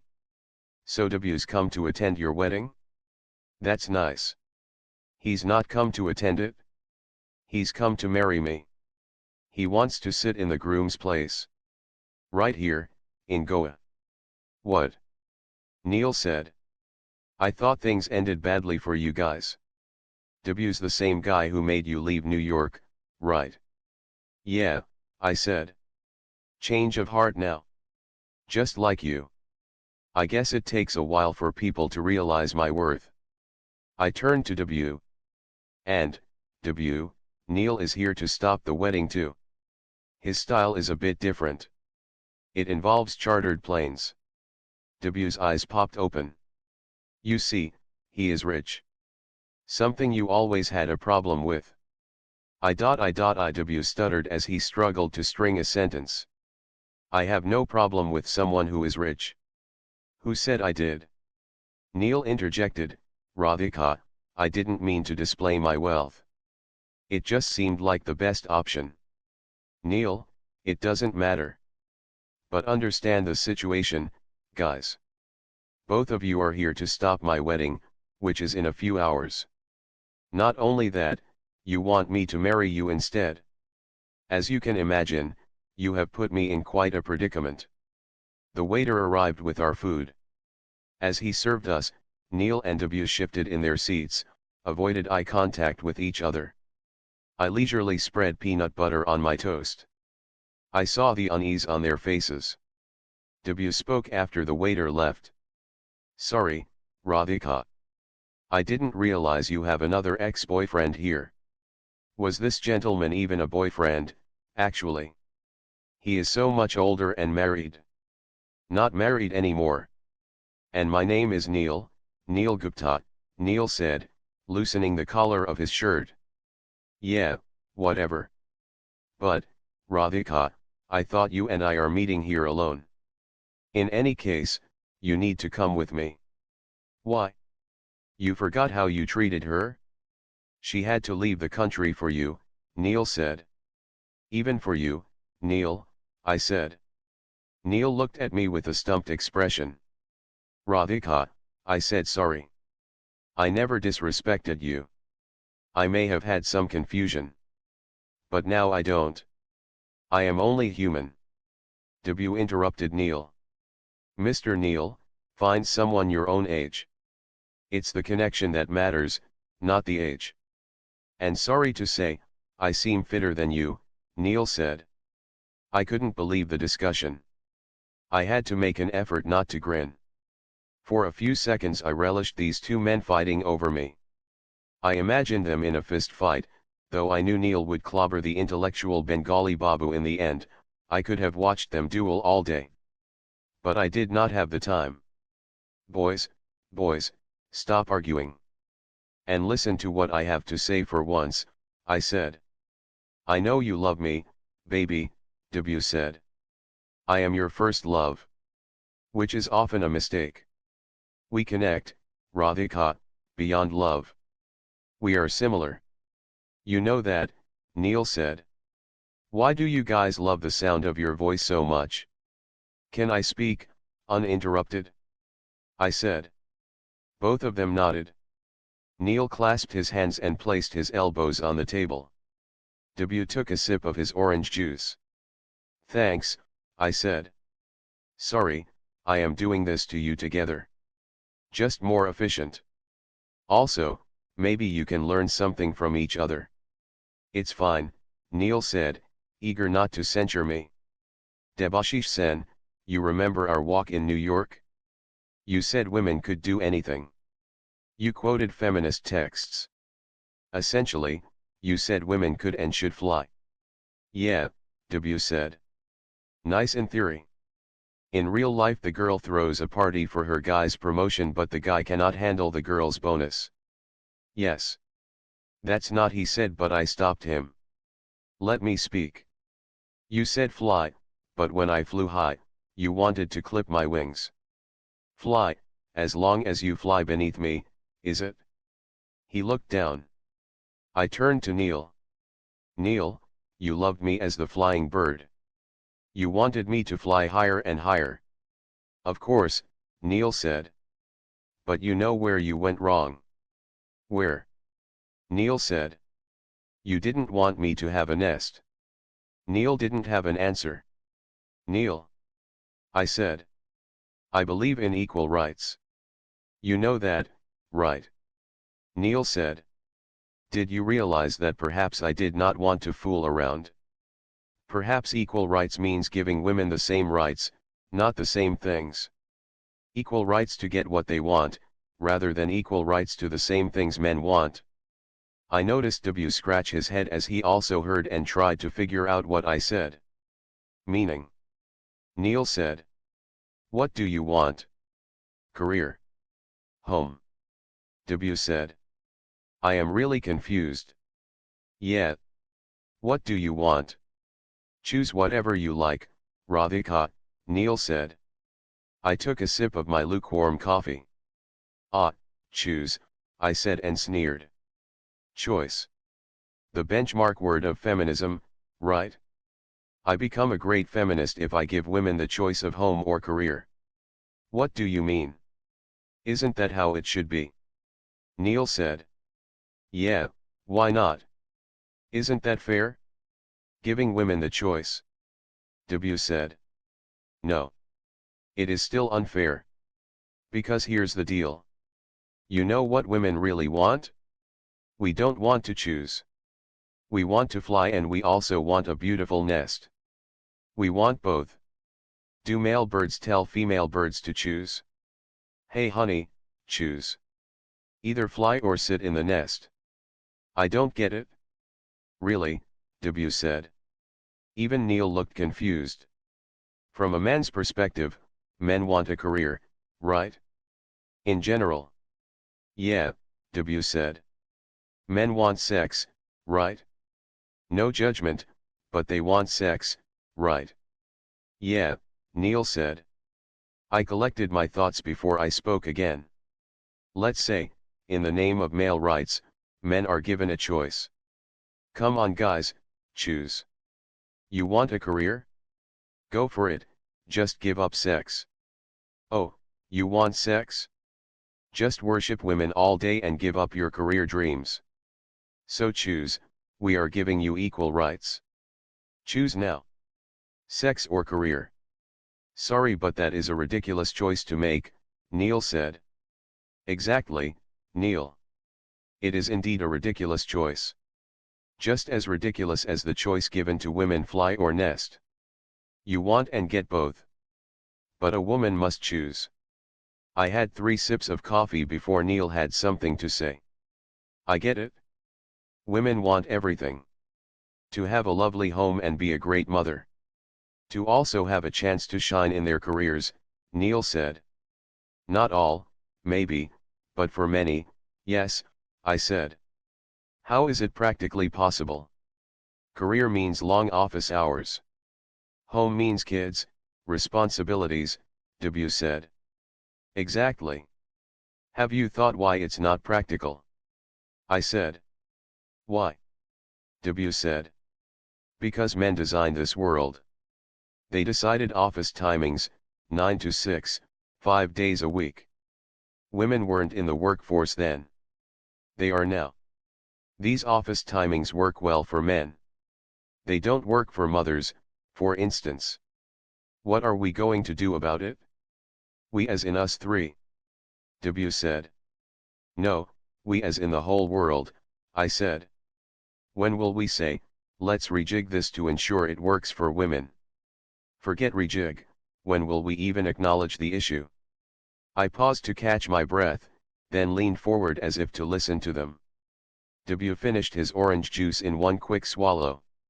You have a point. Conceded. I didn't realize your strong need to have a family too. That is why I made a mess last time, Neil said. I imposed my notion of motherhood on you. Ignored your desire to have a good career alongside. But forgive me and come with me. I will support you, W said. No, I said, my voice coming from somewhere deep within me. You are making the right choice with me, Radhika, Neil said. No, Neil, not with you either. What? He said. I checked the time. It was 5:28. I am not coming with you, or with you. There are fundamental things about both of you that won't change. W, you say you will be supportive, but the fact that you couldn't handle even a bit of my success means it's an intrinsic part of you. You can't change that. And I plan to be a lot more successful than what you saw. So, sorry, no. But Radhika, W began. I placed a finger on my lips to shush him right there. And Neil, you are amazing, no doubt. The chartered plane, tempting, of course. Now with the divorce and everything I know you love me too. But you know what, you love only half of me. My other half is Kusum, the woman you left. You want a party girl. Someone young, who allows you to cling on to your youth. The same youth you work so hard in the gym for. Well, I won't be this young girl forever. I don't know what Neil Gupta will do with me then. He likes Radhika, his young vice president, but will he like Radhika, the diaper-changing wife and mom? Of course, ISHH. I am not going to compromise and settle for less. I have made up my mind. Thank you for listening. Now, no more lectures. I will simply tell you the action plan. What? W said. Both of you, I need you to leave, right now. This hotel, Goa, and my life. You will not bother me, my family or my guests. No messages, no calls. You are my past, but guess what, I am done with my past. So please, I said. I pointed to the exit. But, W said. I am saying fuck off in the nicest way possible. Please do appreciate that. And do fuck off, I said. W and Neil looked at each other. They looked at me once more and stood up to leave. In silence they walked out of the restaurant. Together. Out of my life. Brijesh entered the coffee shop just as they left. He came up to me. He wore grey workout clothes. He noticed the used crockery and cutlery on the table. Good morning, wife-to-be, he said. These people? They came to see you. Good morning, Brijesh, come. We need to talk, I said. He saw my serious expression and sat opposite me looking a little baffled. Yeah, sure, he said. By the way, white suits you. Thanks. Brijesh ordered a plain dosa and coffee. Feeling better from last night? Brijesh said after the waiter left. Sort of. We always feel more anxious at night, Brijesh said. Don't worry. Remember, whatever happens in life, eventually it is all going to be okay. You really believe that? I said. Yes. Good. So Brijesh, I thought about it all night. This just doesn't seem right. I can't get married to you today. What? He said. Are you serious? Some nervousness is understandable, but I am going to inform my parents now. After that I will talk to your parents. What? Unless you can talk to them first. I prefer that. Put the blame on me. Radhika. I ignored him and continued, I will settle all bills. Nothing needs to be paid from your family's side. I am so sorry for this, and Brijesh interrupted me. Who the hell do you think you are? Brijesh said in an out-of-character high pitch. I looked at him, surprised. I am sorry. I can understand you are upset, I said after a pause. You understand? That's it? My entire extended family is here. They have celebrated with us for a week. The morning of the wedding, what do I tell them? The bride says no. She has cold feet. It's all my fault. I accept that. Everyone is here, Radhika. Everyone. I know. The waiter arrived with Brijesh's dosa and coffee. Brijesh left them untouched. Can I ask why? Brijesh said, his voice under control again. Tears rolled down my cheeks in response. Why, Radhika? Those guys who you saw leave. They are my past. My exes. He looked back at the restaurant exit. It's okay. They are gone, I said. You invited them. I shook my head. In brief, I told him what had happened to me all of last week in Goa. He listened with full interest, and had a shocked expression at the end of it. That is some story, he said as what I had told him sank in. Yeah, that's my week. What did you decide finally? I told them to leave. Get out. Out of Goa and my life, forever. Good. Then what's the issue? Your past is gone. But I am not in the present either. I am nowhere, really. I need to find myself. Find yourself, he said, a bit of sarcasm in his voice. You have told me you had 2 relationships. As long as they are in the past, I don't care. No, Brijesh. This wedding stands cancelled. I am sorry, I said and stood up. He looked at me. He could see from my expression that I offered no scope for negotiation. He remained silent. I turned around and left the coffee shop. 41 My room in Goa resembled a funeral scene. Despite the 5-star luxury and the gold around my aunts' necks, people had a somber expression. I had communicated my decision. My mother had displayed her hysteria. Dad sat stone-faced, unable, as usual, to react to any conflict situation. My aunts had gathered around my mother, offering fake sympathy and condolences. I could sense their glee. I was providing family gossip for months.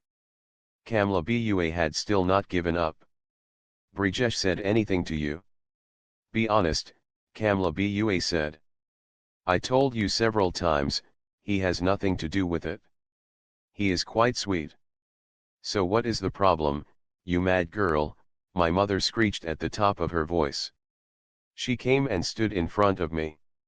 Slap. Before she could deliver another slap, Kamla Bua held her down. I didn't react. No, Aparna, no. Keep control. Sai Baba will make it all okay, Kamla Bua said to my mother. What will be okay? We are ruined. Look at her, still glaring at me. There's no need to hit me, Mom, I said, my face red as I fought back tears. So what should I do to cure you of your madness? Look at Utti. In 3rd year of college she was engaged. Married after a simple graduation. I am not Utti. This is what happens when you educate girls too much, Kamla Bua said in a low, consoling voice. It's her father's fault, my mother snapped. He never said no to anything. Ahmedabad, New York, Hong Kong, wherever she wanted to go, he would let her. Can you keep Dad out of this, Mom? I said, my voice muffled. I turned to everyone and folded my hands. All of you, I have a request. You are all my extended family. Yes, I take full blame for the debacle that happened. You can judge me all you want. But can you please not judge my parents for this? My aunts and uncles looked at each other. I continued, treat it like a gone holiday. That's it? My treat. I need your support. My bigger issue is Brijesh and his family. They will be hurt much more. I need grown ups from my side to be with me when I tell them. Nobody gave me a response. Fine, I will talk to them on my own. Please enjoy your last day in Goa. Those wanting to fly out earlier, talk to Suraj to change flights, I said. The tableau continued. I turned to leave. Wait, I will come, Utti Diddy said. I don't understand what you are doing. But I will come. Can't let my sister do this by herself. She stood next to me and held my hand. I smiled at her and held back tears. I will also come with you, Pankaj Mama said. Come, Richa, we can't let her go alone. Richa Mommy debated between the roles of obedient wife and offended aunt, and chose the former. No need, my mother said.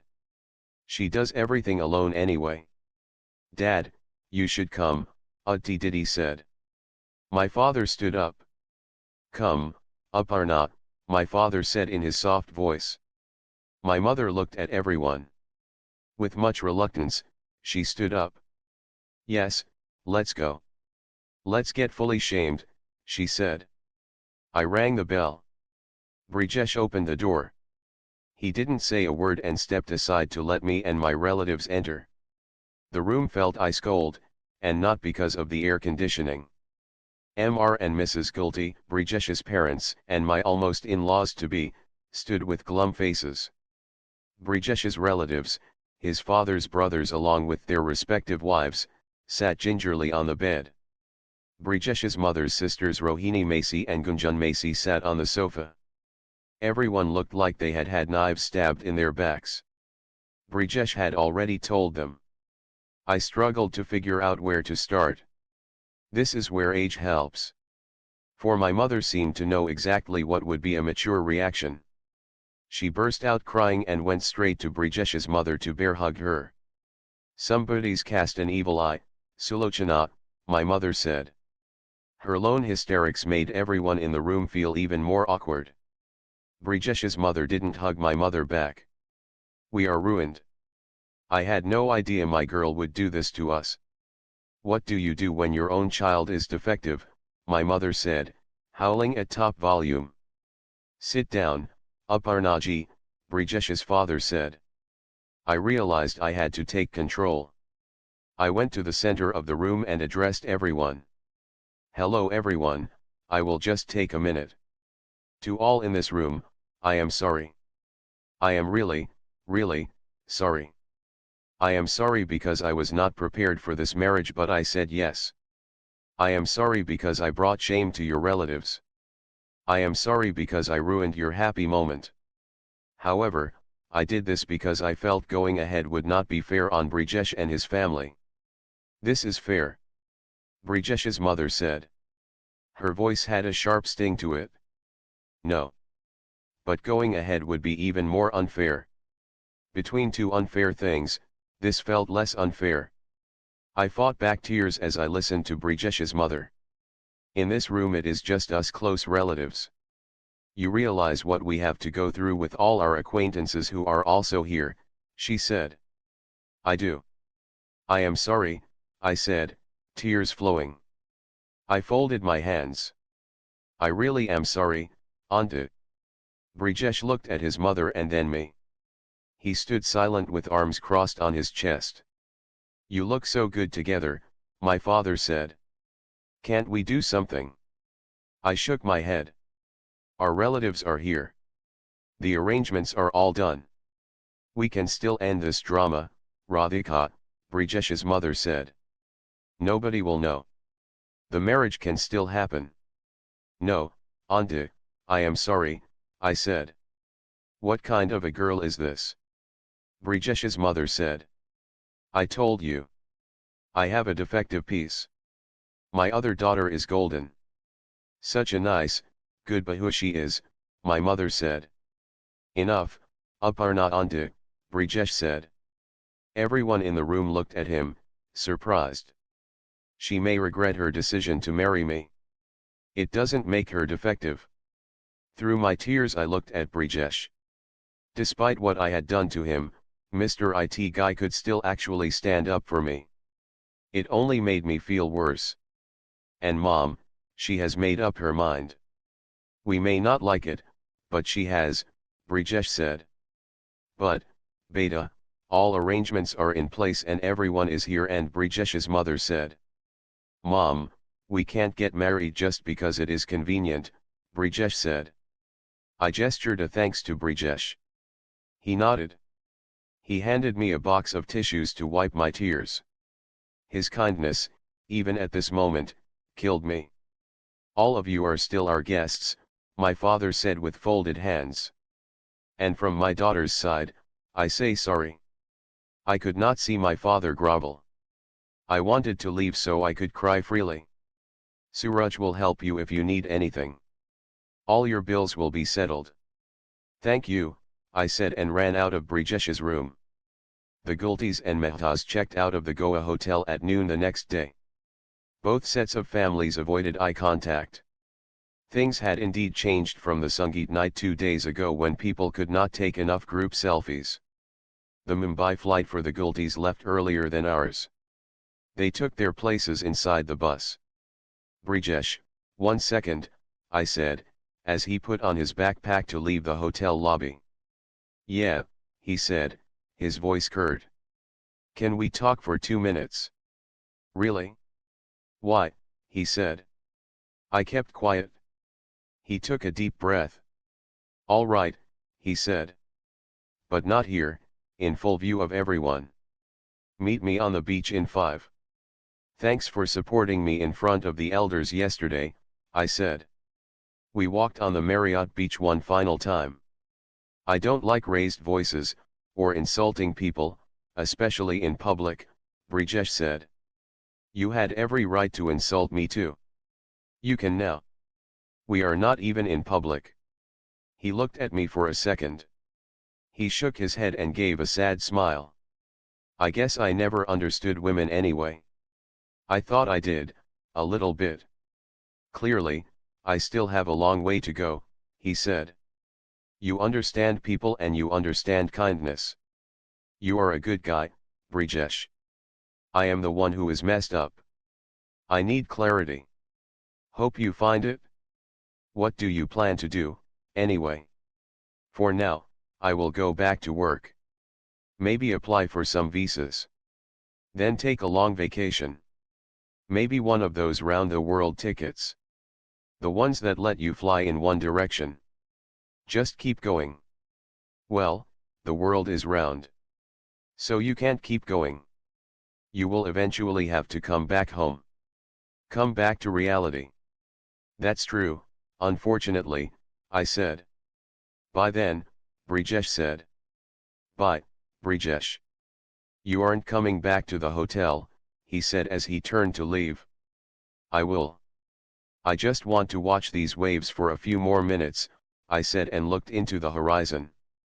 42 3 months later, El Albergue Hotel, Ollantaytambo, Peru. I sat in the cafe and sipped my coffee. The tiny blue trains to Machu Picchu came and went at regular intervals. I downloaded my trip photos from my phone into my laptop as a backup. My laptop flashed the date, March 23, with a reminder saying message B.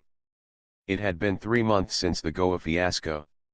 Despite the reminder, I found it difficult to gather the courage to message him. I flipped through every picture from my trip to distract myself. In the past month, I had started eastwards from London. I visited Berlin, Cairo, Beijing, and Sydney before taking a flight to Lima in Peru, South America. From Lima I landed up in Ollantaytambo, or simply Ollantay, the base point to visit the famous ruins of Machu Picchu.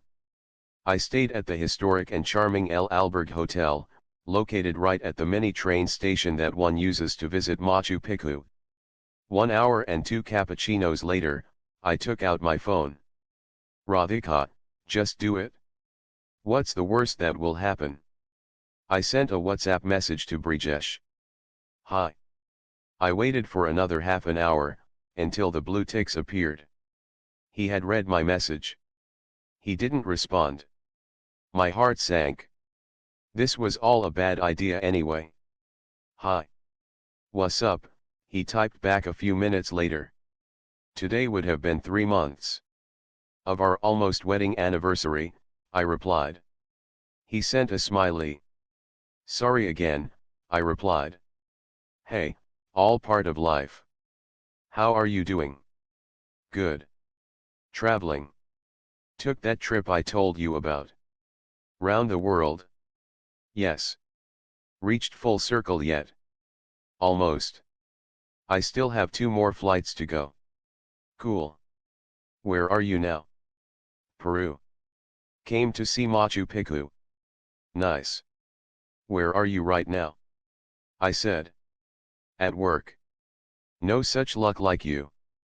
Brijesh, I wanted to ask you something. Sure. My next stop is San Francisco. I am there in 3 days. Oh, cool. Yeah. Was wondering if you want to meet for a coffee. He didn't respond for a few minutes. I had a sinking feeling about this. I sent him another message anyway. I totally understand if you can't or if you don't want to. Sorry, my boss had called me.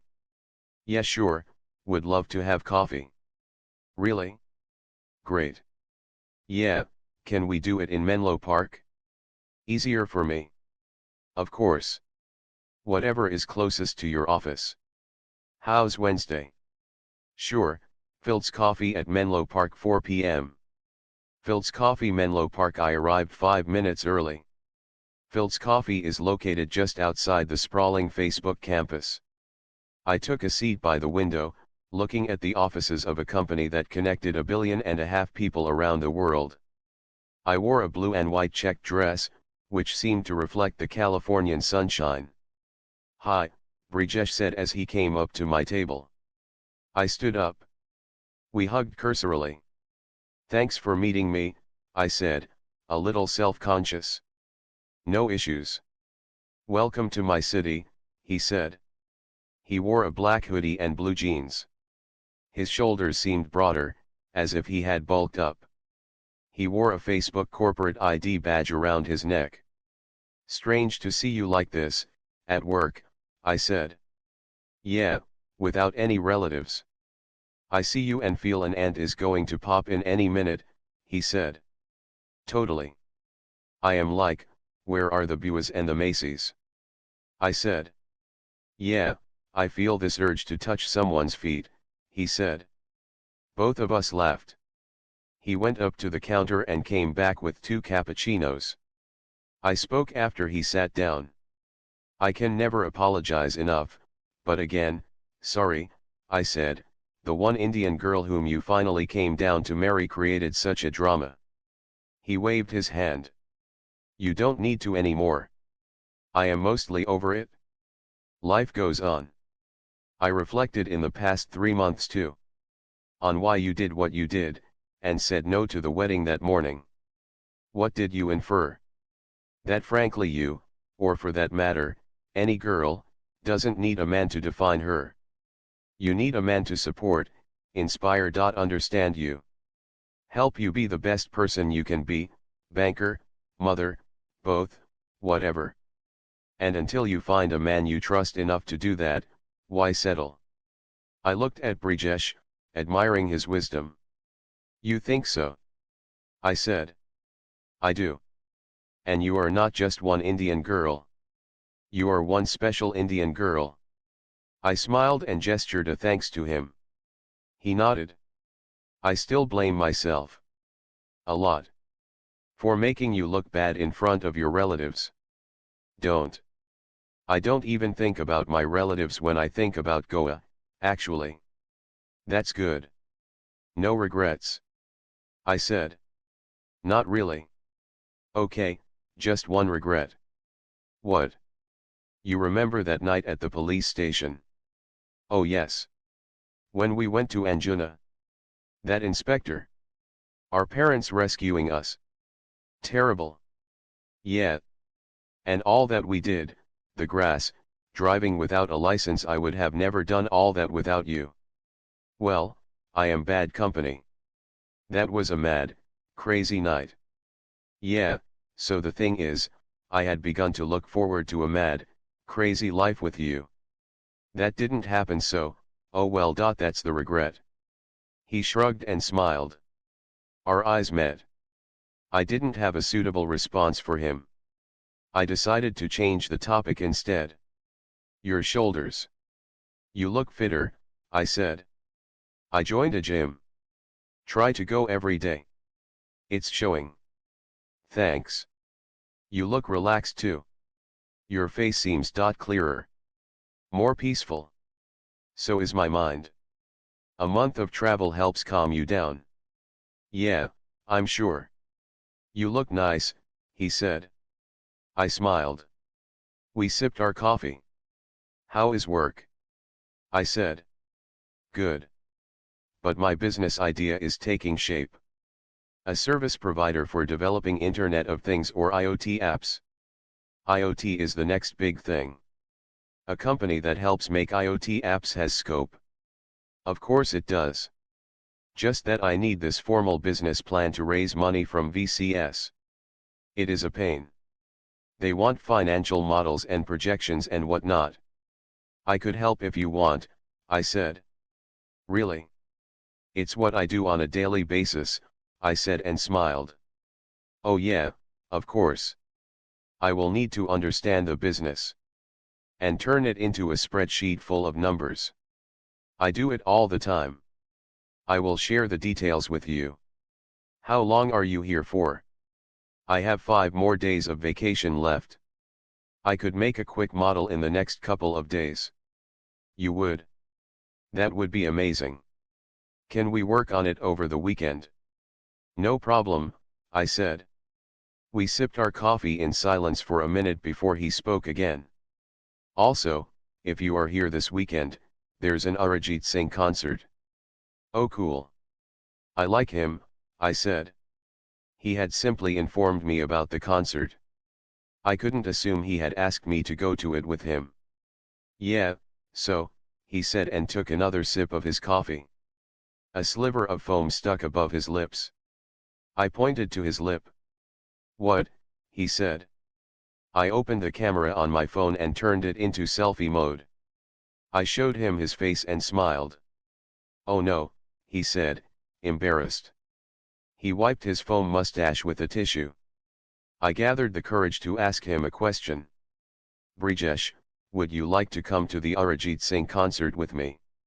I said, my heart beating fast. I had to be prepared for any response, including a bitter, biting rejection. Of course, that is what I meant. You will be helping me with the business, so we could go together to the concert later, right? He said. I would love that. To go to the concert with you, I said. Yeah, I would love to spend more time with you too. Our eyes met again, this time for longer. He took another sip of his coffee. It created an even bigger foam mustache. He also had some foam stuck to the tip of his nose. I showed him his face in my phone's camera again. He smiled. I smiled. We looked at each other for a few seconds. Then we laughed.